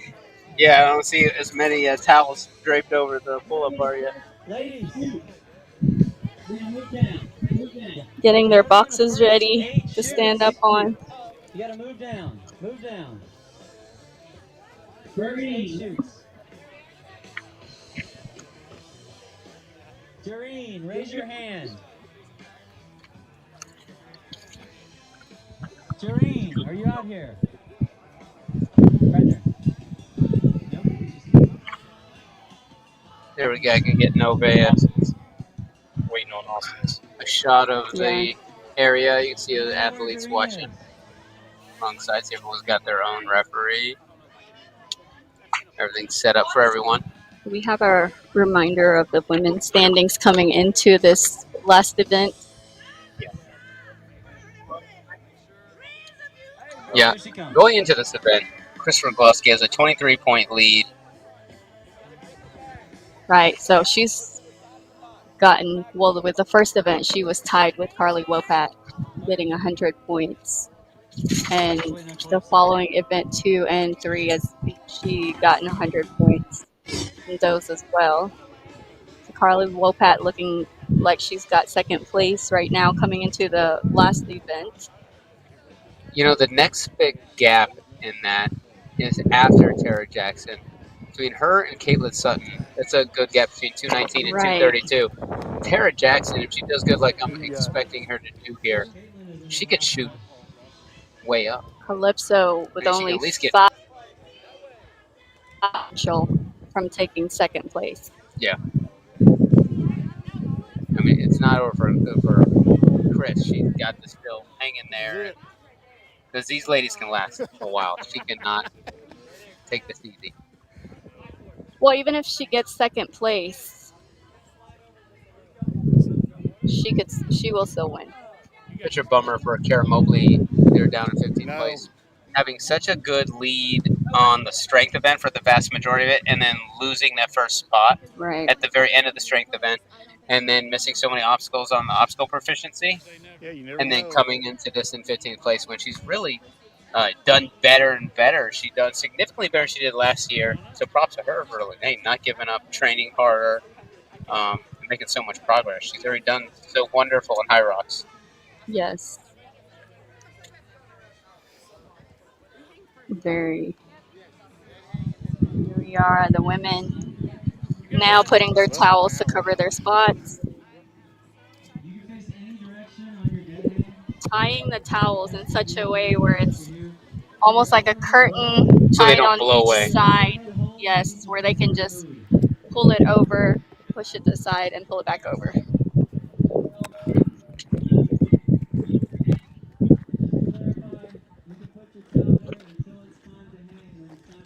It could be worse too. Those dead hangs could be towel dead hangs. Mm. You and I have practiced that.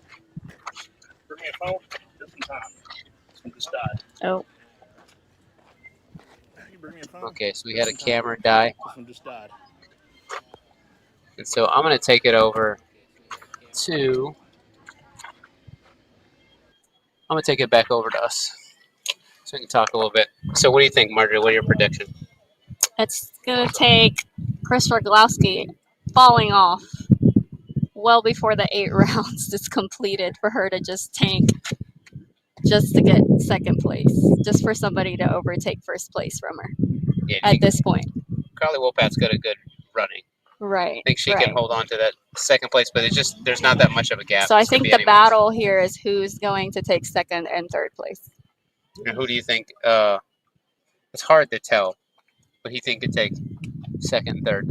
Yeah, it's hard to tell. So Calypso's doing really well, despite her finger being dislocated prior to this event, and a lot of this is running. Not really a lot to do with. I don't know how her finger is going to hold up with the dead hangs. Yeah, I mean all their hands are torn. I feel like the over the head is just something that takes up time. Yeah. So it's not really an obstacle or anything that will make somebody drop off. It doesn't seem like anyone is just the running during that, right? It's just the running and the dead hang. Really, that's a factor in this endurance event. Sounds like they're about to go. Here we go. I'm gonna swap over. So I know our friend Miranda said she's kind of worried about the running part of it. And they're hanging. And the time is off.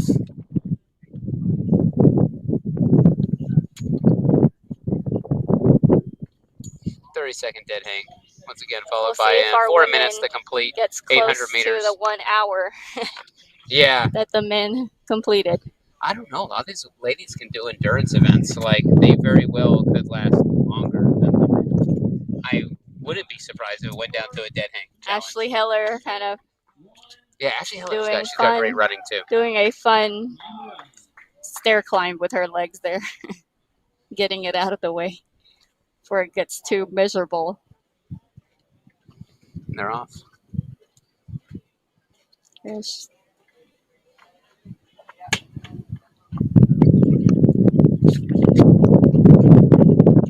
Yeah, so we still have a 4-minute timer for the women to make the 800 meters in. For 8 rounds. For 8 rounds before it starts.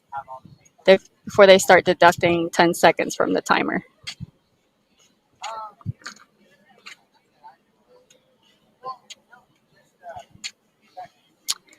So I think we're anticipating women to drop off faster than the men. Is that what you're predicting? No, I'm not convinced of for that. The event. For these Maybe just say a strength event, or like we saw in the OCR event, the men made it a little further, even though I think they had the same amount, almost the same amount of finishers. No, I think a lot of these women have good running backgrounds. I think they very well could go all the way down to a dead hang challenge. Again. Yeah. They're just not split.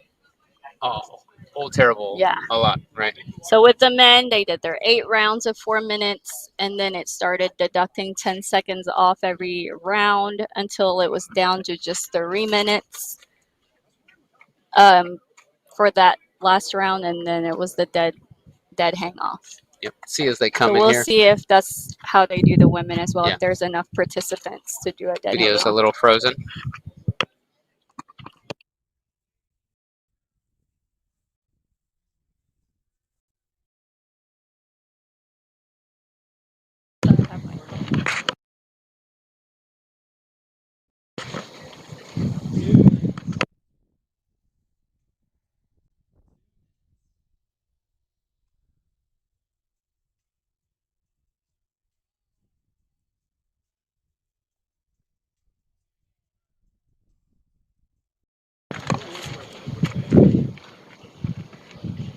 All right. We're almost 3 minutes into the run.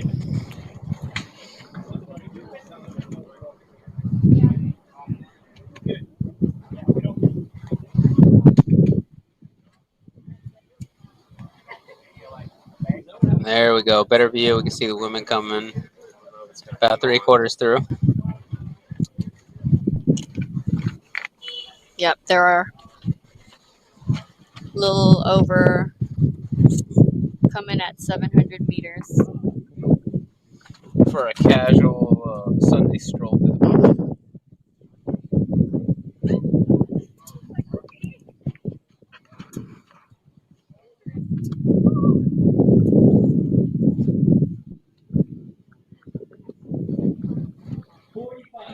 Oh, we lost the. Okay, there you go. It's back. Just gonna have to keep refreshing because they're cutting off. Yeah. After a while, Here's there, a I'll shot too of our go ladies. run out there and see who's holding the pace. Almost on their last stretch of the run here.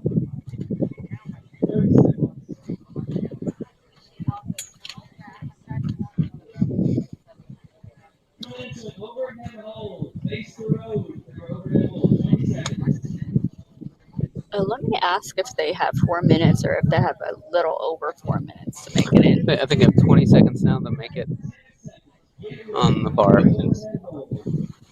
Or if our timer is a little off.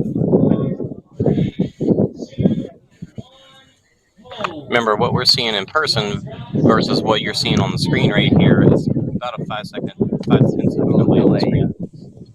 So what we hear happening is always a little bit past. I should have checked to see how much those balls weigh, those medicine balls. So the guys had slam balls. It should be in the rules. So it says on the rule book that the women has 20 pounds and the men had 30 pounds. Okay. Yeah, those balls are bigger, but they're lighter. They're lighter. All of them looking really We good just so lost far. both of them. So far, looks like everybody's accounted for after the first round. Let me just go double check whether it's 4 minutes for the women as well. Oh, it is. Yeah, Randa was just on, and she was saying how they.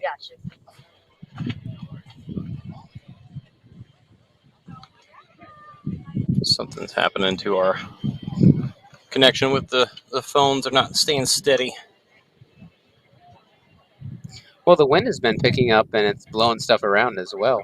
And it's wonderful for the ladies on the course.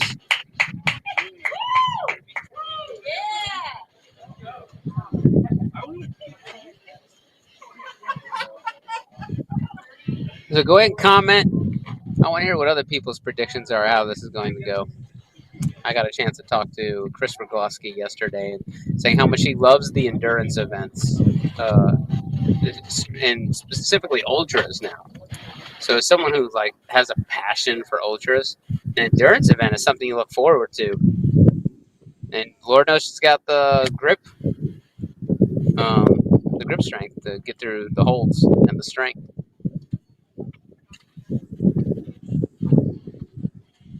We are seeing them coming around. We're just having a hard time getting the cameras to stay connected.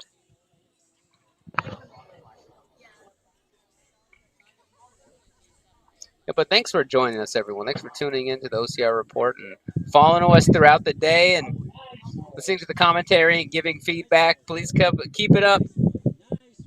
Keep on rooting on the OCR report so you can see all your favorite OCR athletes and your favorite events. We also have a Patreon you can contribute to. Help buy good equipment, things of that nature. The ladies are off on their run. Find some catching little glimpses of them. Yeah. Find some equipment that can handle the heat. Yeah. That's a good point. It's probably highly specialized to find cameras that can be on the heat for a while like that.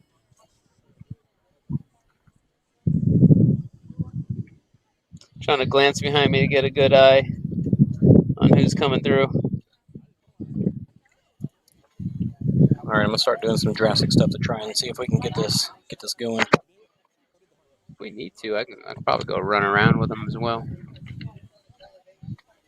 Well, we need it to, until they stay connected. That's our problem.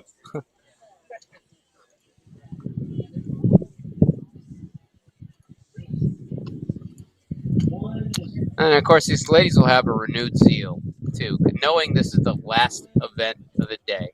They'll leave it all out there. It's kind of anyone's game at this point, especially for a second, third, and down. Chris Rogowski has a pretty good lead. All right, 45 seconds to come on in. At this point, you can see it on the screen, but Yes, got a hear it in camera the background. It's enough time for all the ladies to come in. They're pacing themselves really well. Yep, they're coming in with about 25 seconds left for the hold. It doesn't look like any of the ladies have dropped off yet. 20 seconds.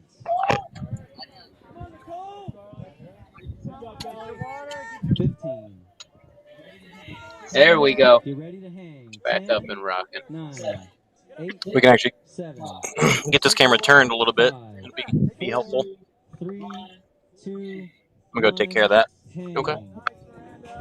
Don't put your feet on the box till I say drop. Nice work, baby. Come on. We're gonna try and readjust. Oh, the camera went out. Hopefully you still be able to hold to hear me. They're in the middle of the dead hang. 15 seconds left on the dead hang, and then they're off again to their 800. 10. 5, 4, 3, 2, 1, drop. Nice, baby. Nice. Let's go, girls. Go. Let's see if I can change it around now.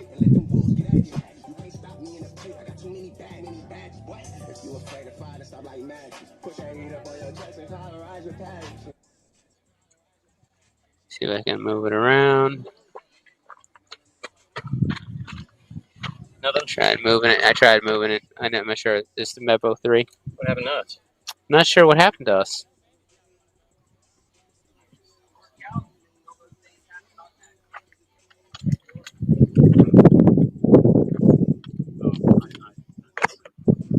I think you may have moved it, right? That's on me. I did something. Okay.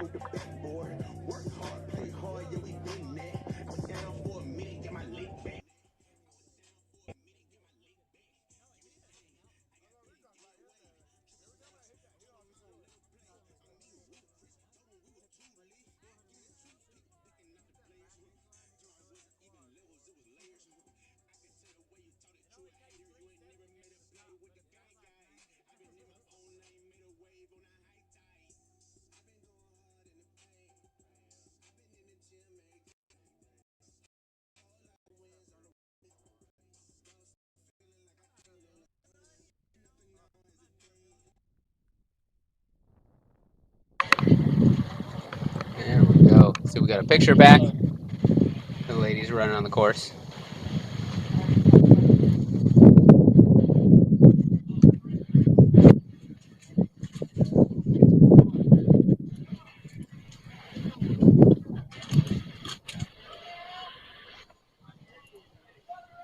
See Marjorie heading to the snow cone stand. The ladies are on their 800-meter march to the snow cone. They got for those of you who have ever done this event here, they have a little snow cone stand that comes on site and makes like handmade snow cones. Their own homemade recipes for the syrup.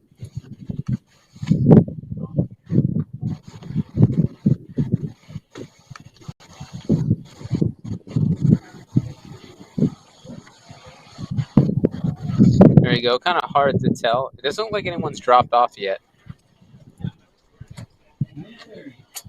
So kind of hard to tell. About this point, about 1:30 left to finish this 800 meter.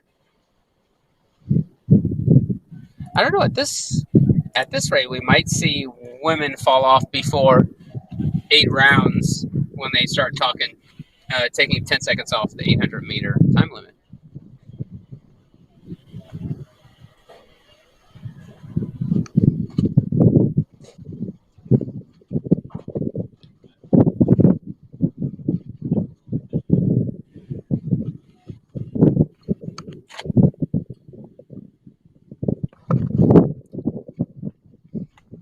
There you go. See the ladies coming through. 45 seconds. They're almost done with 800 meters. They're about the same spot they were when they had 45 seconds in the last section. There we go. We're coming back. Hopefully this is coming across on the feed. Oh, now we got the side of a wall.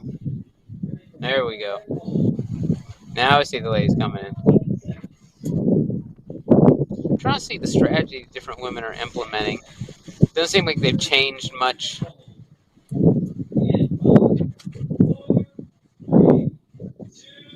Many people are just trying to put a cold towel around their neck. Very smart.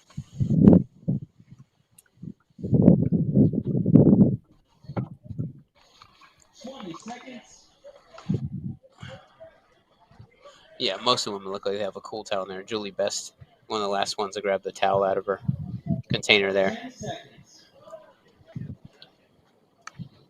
So I know this is risky, but I want to restart our streaming platform so that we can get the cameras connecting again.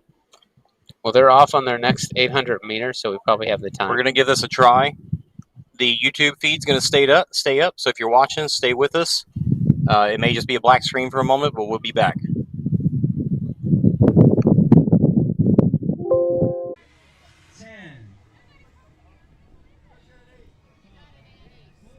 Five, 4, 3, 2, 1, drop. Let's go, ladies! Come on, Charity! Got here, Chris?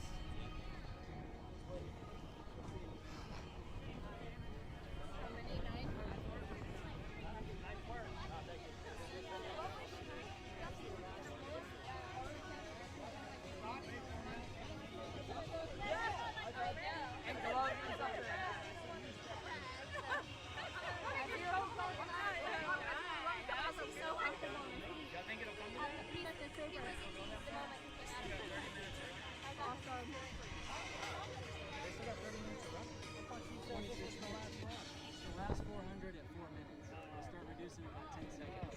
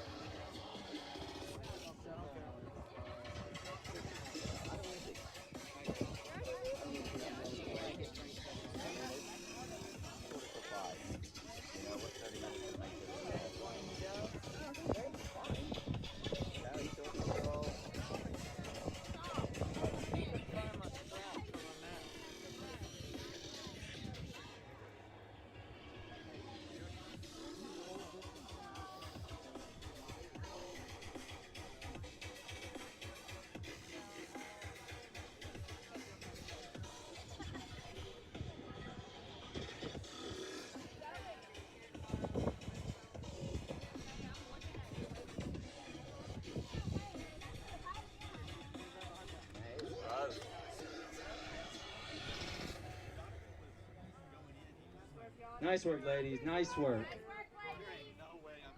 Looking strong.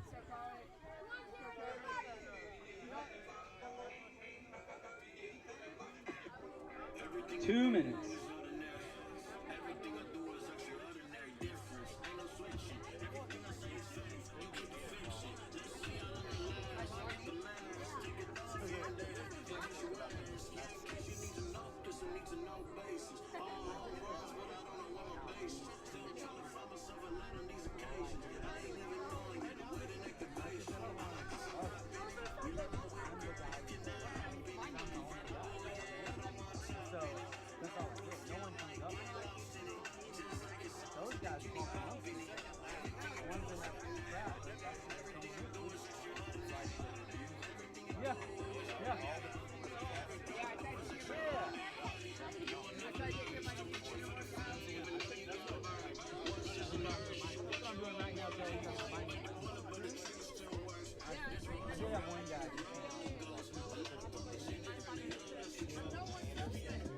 One minute.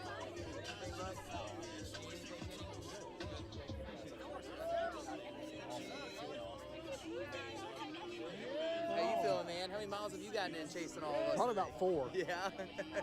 Getting in a good workout. 45 How's your back doing? That's why I dropped out on that one, man.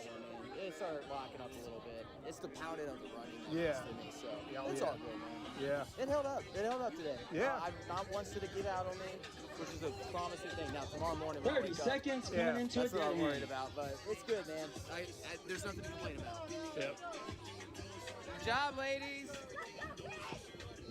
20 seconds. Coming into a dead hang. Nice.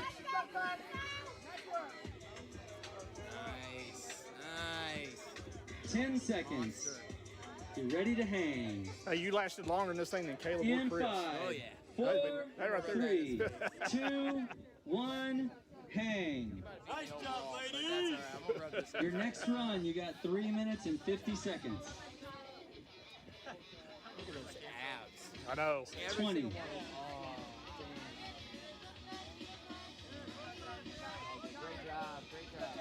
Hang, Tara. 10, 9, 8, 7, 6, 5, 4, 3, 2, 1, drop.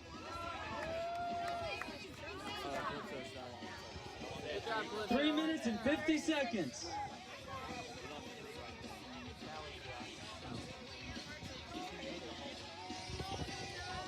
Tammy, you need anything? You okay? I guess. No, the heat, yeah.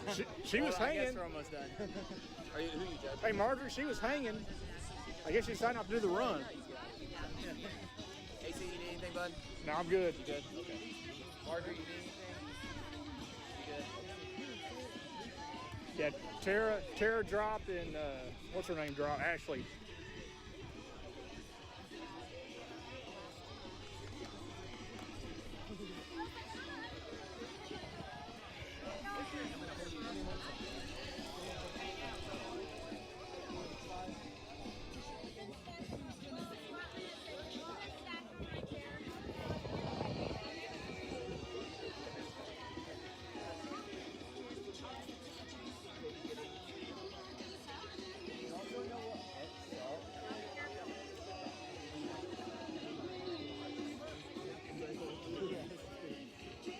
Now Farm Lady's doing yard work.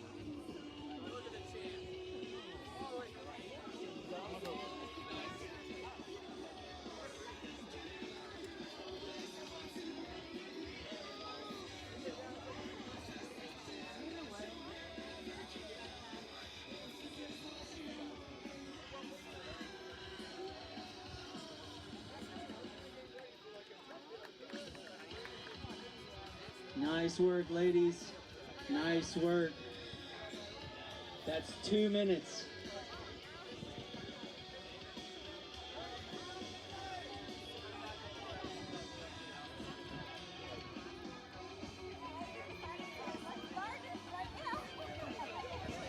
Hey, good job, Tara.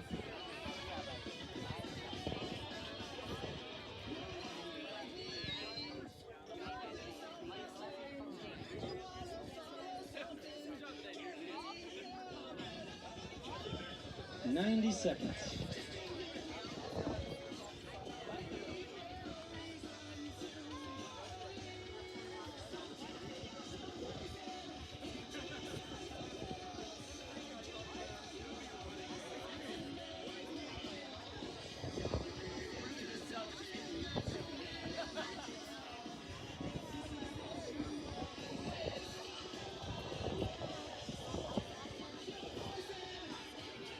"1 minute.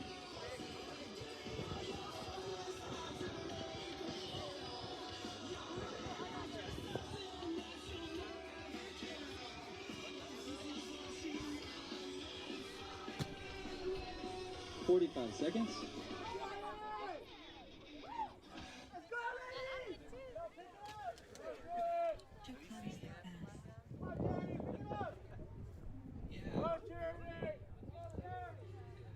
"30 seconds. Coming into an overhead hold. You got it, Chris. You got it. Go, Chris. Nice work, ladies. You got 20 seconds. Overhead hold. Come on, up. Charity. 15 seconds. 10. Get ready to overhead hold. In 5, 4, 3, 2, 1, hold.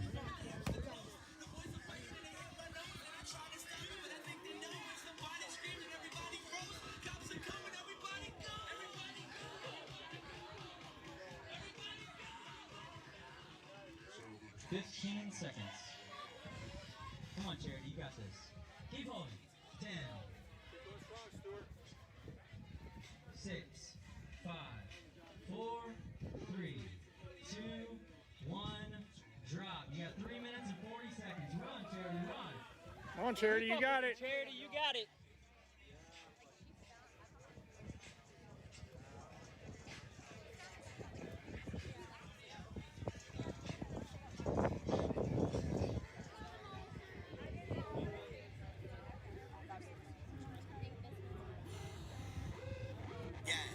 They looked at the social and boys will be constantly bringing that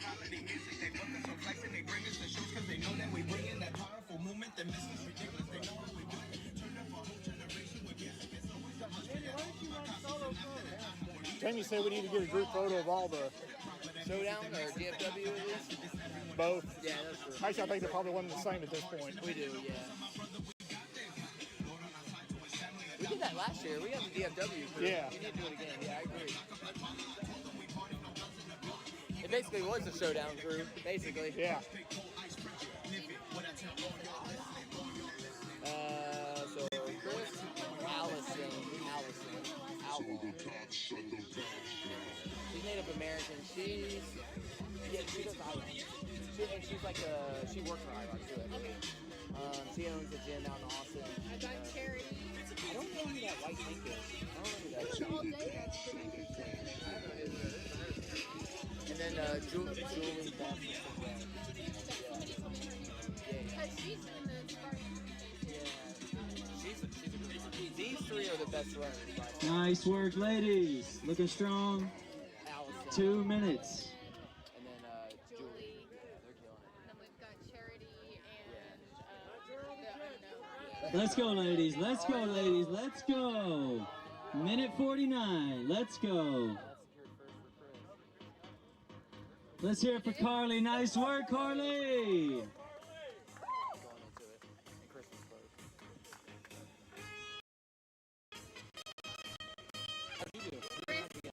Carly, Calypso. That was my prediction. You're right. Calypso could be dropped down from this. Yeah. She might not be. Maybe. But she lasted long enough that she could be because all those other people were kind of She might still Allison's far back, so Allison doesn't matter. I think Charity's up there, bro. Charity's like number 6 or something. Yeah, she's up there. Yeah, he'll not see me able to do it. She took her out. How you doing? There you go. Is it the run that you got? I didn't start. Because the one that I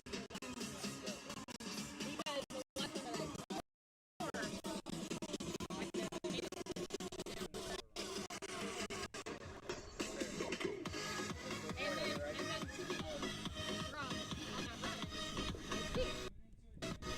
30 seconds. Coming into a dead hang.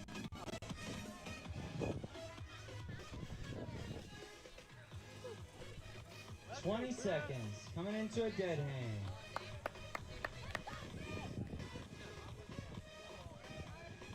12, 11, 10, 9, 8, 7, 6, 5, 4, 3, 2, 1, hang.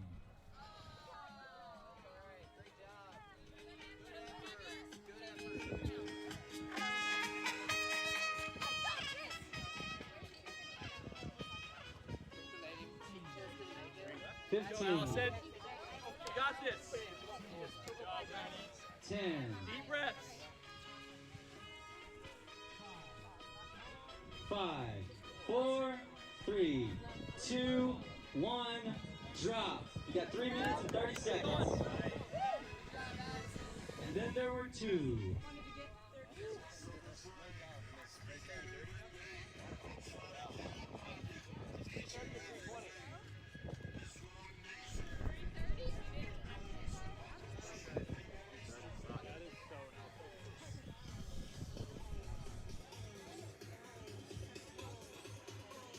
All right, we just got 2 left.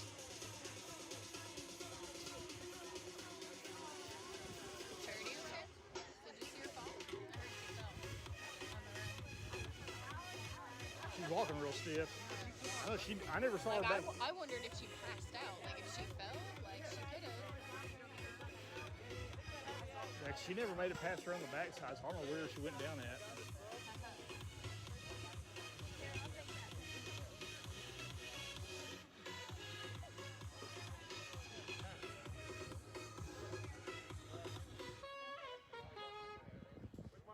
She was hurting on that last overhead hold and that last run in, so she probably wasn't gonna. Might not have made it. Yeah, I don't know if she would have made the run, this run.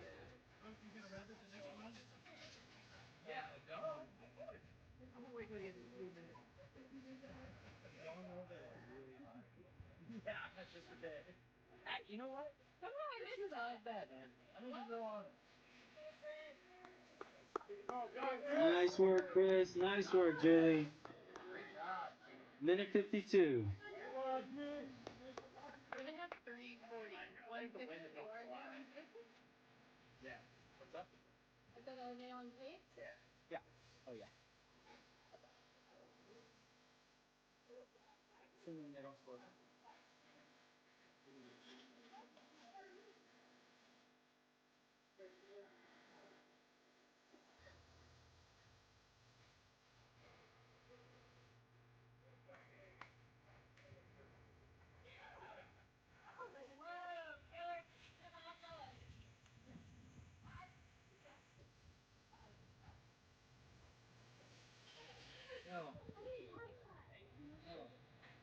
I guess they're just doing a flush out run.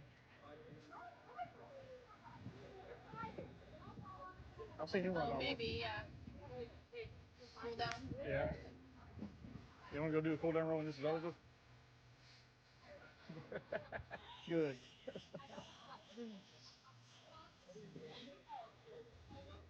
45 seconds.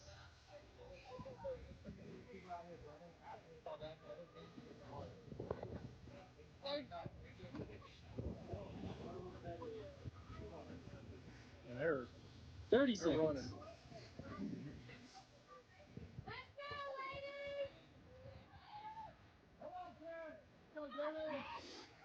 20 seconds. Here's the overhead hold. 15. 10. Gear ready. 5, 4, 3, 2, 1, hold.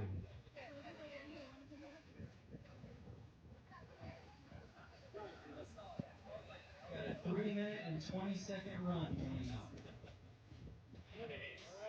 You never know.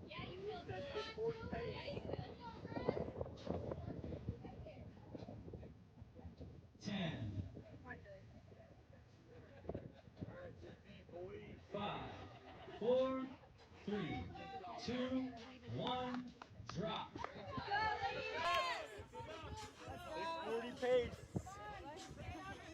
640 now? Yep. Yeah. 32800, 640 pace.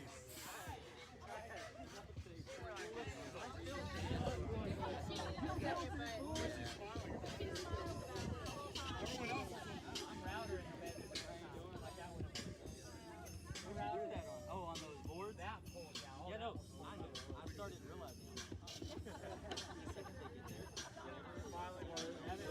So they got to run it at 640.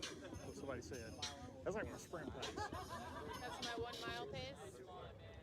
And I don't think I could do that for 800 meters in 106 degrees. No. Well, we did those mile time trials for XFit. I think that day we did them at, sorry. I think I did like 710 or 705 or something like that. So I think I did about 640 or 650. Oh, no, not for that workout. Yeah, it was over 7.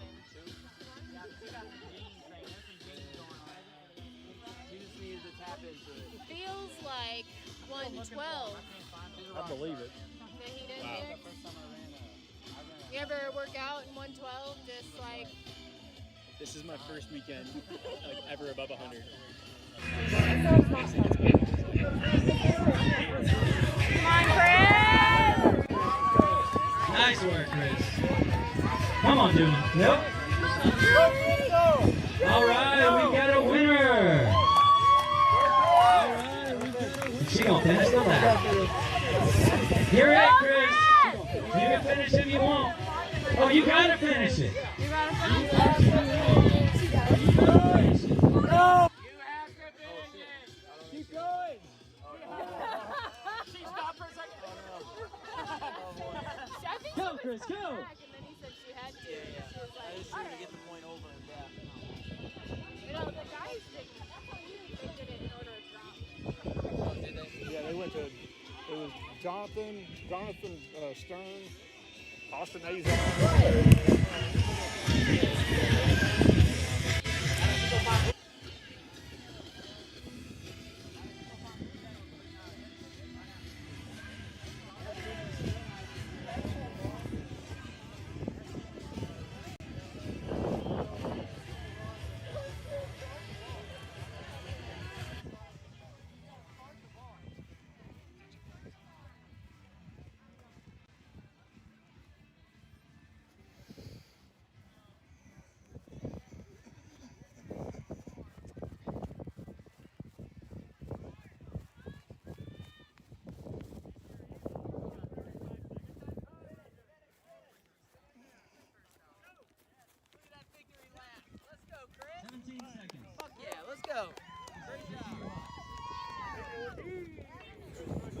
10 seconds.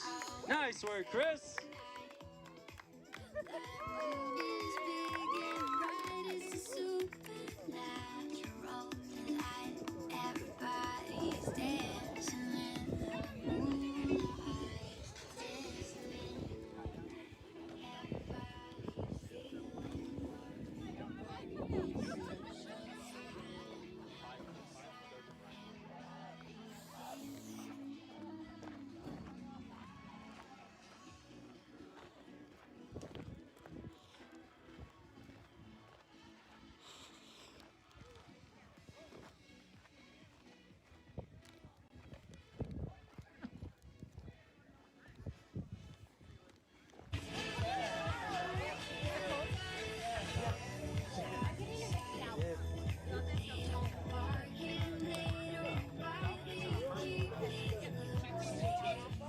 She's an intellectual, like we were talking about Melanie Mullins with her degree in mathematics.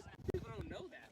It is one thing to take on the physical challenges, but a whole other thing to take the intellectual challenges.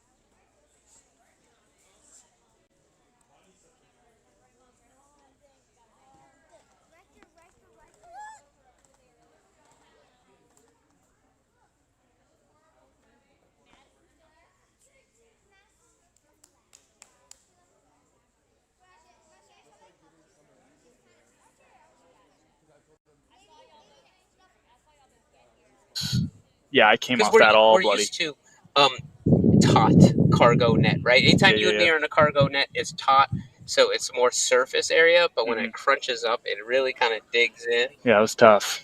Did not feel nice. Didn't feel special. So I didn't know if I was going to even do the last event, but I got my hands taped up and I thought I'd give it a try. But all my dead hangs I had to do in the tips of my fingers. I couldn't like fully grip on the bar. I had to kind of keep it in the fingers so that it wouldn't mess with the tears too much. But going into that last round on that workout, I was like really proud of it. I was happy with how I was doing, but I was ready for that dead hang. I thought I'm gonna fight for this. I at least got 30 seconds in me. I'm gonna go for another 30 seconds. It makes a difference because this is the only event I've ever been to where you can't readjust your grip.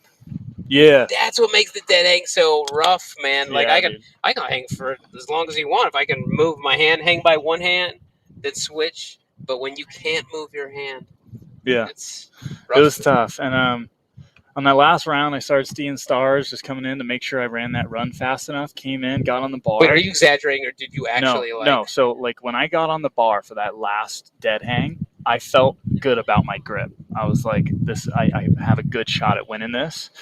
And I got on the bar, and my vision just went. It was wow. I was feeling a little wobbly going into it, but something about as soon as I put weight on my hands, I was going out, and I had a moment where I'm like, do I push and just see what happens? But I was nervous about I've never been in that position before, hanging and worried about passing out. Yeah. So I was like, do I hang and see what happens, or will I fall if I do end up blacking out? Will I hit my head on something when I come down? So I got kind of nervous, and part of me thinks I made the wrong call coming down and making sure I was safe about it. I think I should have just pushed through it and done it anyway, just to see what happens. Yeah, they didn't hang that long. They hung 20 seconds or something. And I'm like, I definitely had that in me. I just don't know if I was going to be conscious for the whole thing. Because I watched you on that last lap, man, and the look on your face, your running did not seem as compromised. It felt confident. It really looked like you were making it in from the run on time. Yeah. The other guys were making it running right to the ball. The heat was the hardest part of that workout. We were running 7:30 pace in the first 4 miles of it. Yeah, for sure. And my heart rate was over 180. And we're just jogging. That's an easy run pace for me. I'm jogging around and it's so hot. And I was trying to get water out of my cooler and dump it on me and put my shirt in there and try to get it cold. And then at the same time, you're trying to manage keeping the bar cool enough to be able to hold on to it. There was a lot of extra beyond just run, dead hang, and hold overhead. Yeah. You had to balance keeping your bar cool and making sure your hands were dry because you're handling so much water trying to keep yourself cool in between everything. It was actually kind of a battle of efficiency, who can actually manage everything the best and who has the best process of staying cool on everything. How did you hold the medicine ball? Did you think where you kind of put your hands like this and lock it out? Or did you try and hold the medicine ball on the sides above your head? So I actually didn't lock out. I would just hold it right above my head this. All the rule book says it has to be space. Yeah, just space over your head. So I just held it right here, and I kind of let it kind of went into range of motion in my hands there, and then I would just a little bit of effort in my triceps, and it was really easy. I was running a little extra hard into that to make sure that I would let my heart rate get up a little bit because that was going to be 30 seconds of free rest. Yeah, I was really happy. That's huge. That pays dividends. Yeah, so I was actually kind of proud of my effort. I made it to the end. I ran well, and even with that high heart rate, I was still able to push. And so it gives me a little confidence in the fitness a little bit, actually. So is this the first time Austin Azar has ever beat you? Probably not. No, he's a good athlete. I mean, yeah, he's amazing. Yeah, I mean, he beat me in the obstacle course, beat me in the strength event, and he beat me in the last event too. What? You're getting called off. I'm getting in trouble. Okay. I'm gonna bounce. Okay. Good to see you. Thank you so much, man. Thanks for joining us. All right, man. There you go. BJ Jones, third place, getting on the podium by pushing through. Did not know that about the stars on the dead hanging, man. That does take a lot of guts to be able to do that.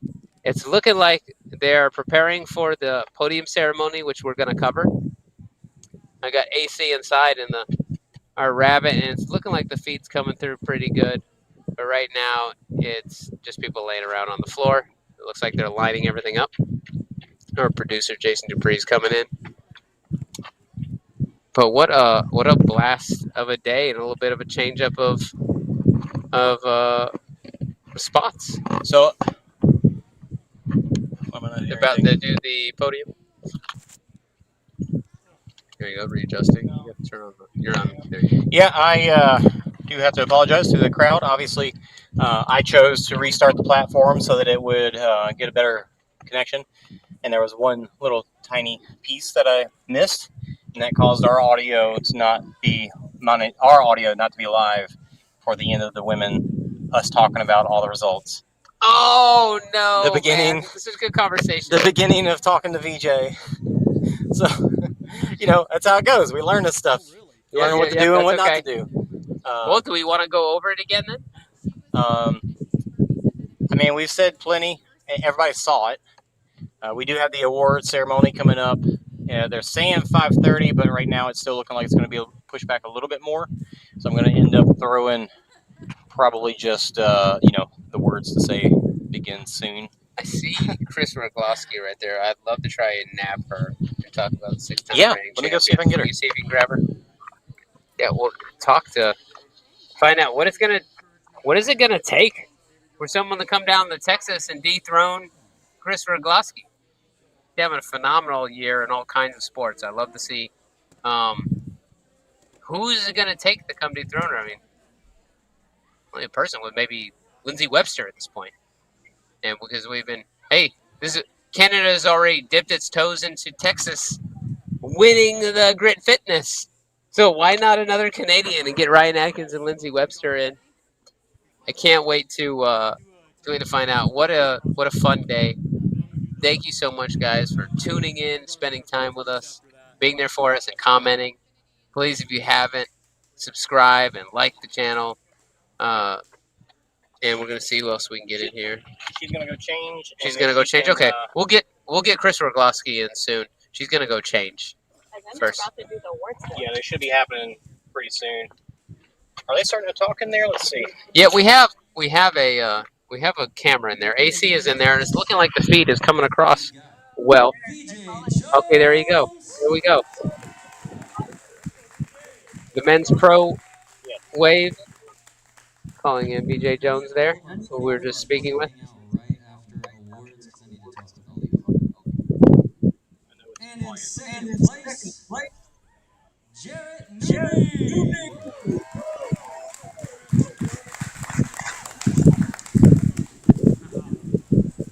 Just throw it on the ground.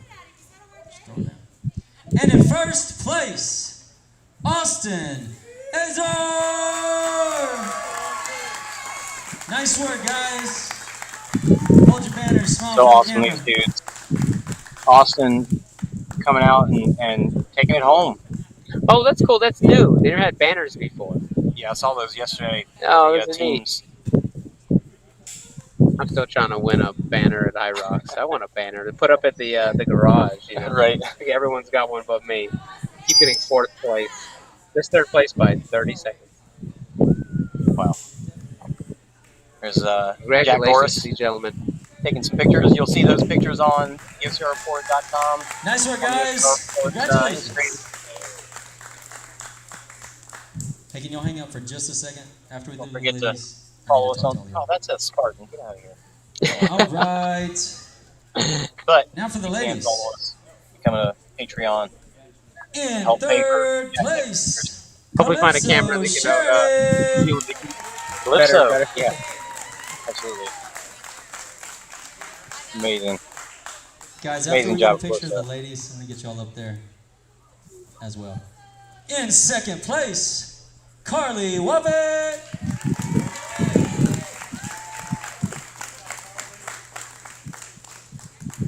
She looked so strong all day. I mean, And she really did. reigning undefeated Looks like champion 6 years in a talked row, about Chris Oh, Rogloski. I'm not wrestling. And there you go, Chris Rogloski. I think she looks like she'd make a good kickboxer. She does. She's just strong all around. She's got super strong legs. Tall, yeah. Extremely lean and muscular at the same time. Let's go, Chris. I mean, she's on the second place, and she's still Guys, can y'all powering get up there for a everybody. picture? Yeah, I'm not sure who's in Austin, first. get Is through that big. Super happy for these ladies. What an awesome effort all day long. 6th annual Grit Games in West Columbia, Texas. Live stream brought to you Yeah. here by the OCR Report. Such an impressive podium. Some amazing athletes came out today, that's for sure. Only one local athlete, Chris Rogloski.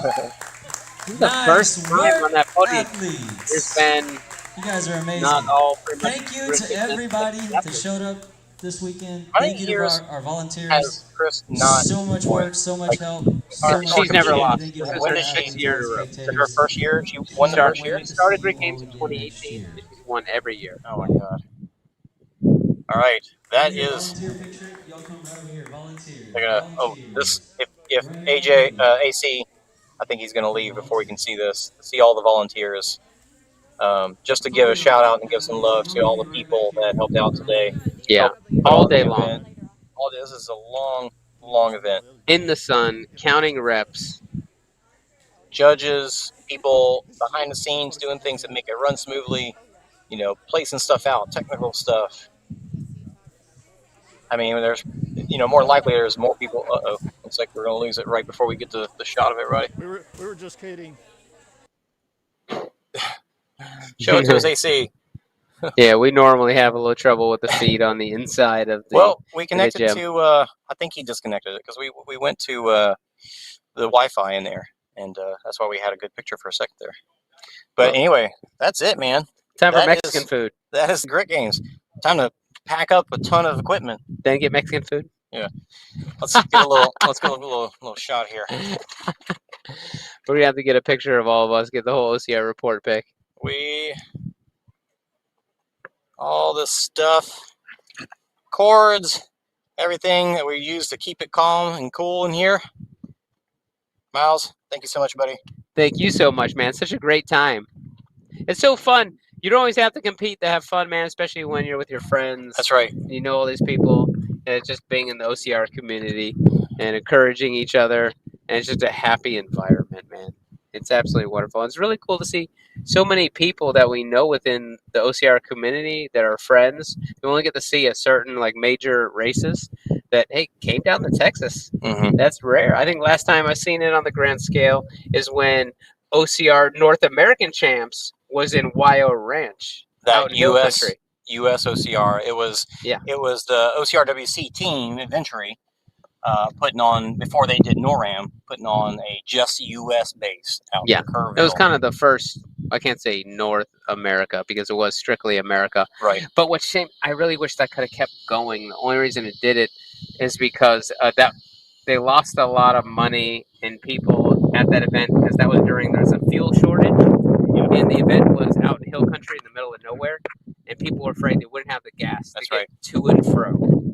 So just plane tickets and all that. And I think that maybe gave them a bad taste in their mouth for coming back to hill country to put on an event. But well, I know with OCRWC as well, they can only put on so many events a year. Yeah. And while they want to do like a championship in every country, they can't. Yeah. And so the fact that they even have done NORAM these past few years has been fantastic. And even though we couldn't travel overseas, you can still do it here. And this year, the World Championship, OCRWC being in Mammoth Lakes, is going to be exciting. But we do have World's Toughest Mudder in Dallas. Toughest Mudder coming in Dallas because it was supposed to be there in 2020, and then COVID happened, so we didn't get it. And then we got it this year, so we are excited, very excited, because we're going to be there. We're going to be filming. I'll be running around rabbiting all 24 hours. I wish I was with you, but I'm going to be in Greece doing the Spartan Trifecta with Marjorie. Are you running all 3 races? Yes. Nice. Matter of fact, that's the only reason I'm doing the Dallas Beast, because I have to complete a trifecta before I go over there, and I'm not a fan of the long distance. I'm no Chris Rogloski. But we got AC Hale next to us. A huge thank you. Yeah, great job, AC. Out there all day with that camera. Not even just switching out like, hey, let me take a break and you go film. Switching out, hey, give me another phone because this one's died or it's gotten too hot. The man outlasted cameras and phones. So greatly appreciated. Thank you to everybody that watched today. We appreciate you guys more than not quite as much as we appreciate guys like AC that are out here, but just as much because what would be the point if you guys weren't watching? So thank you so much, and we'll see you at the next one. Thanks, guys. Peace.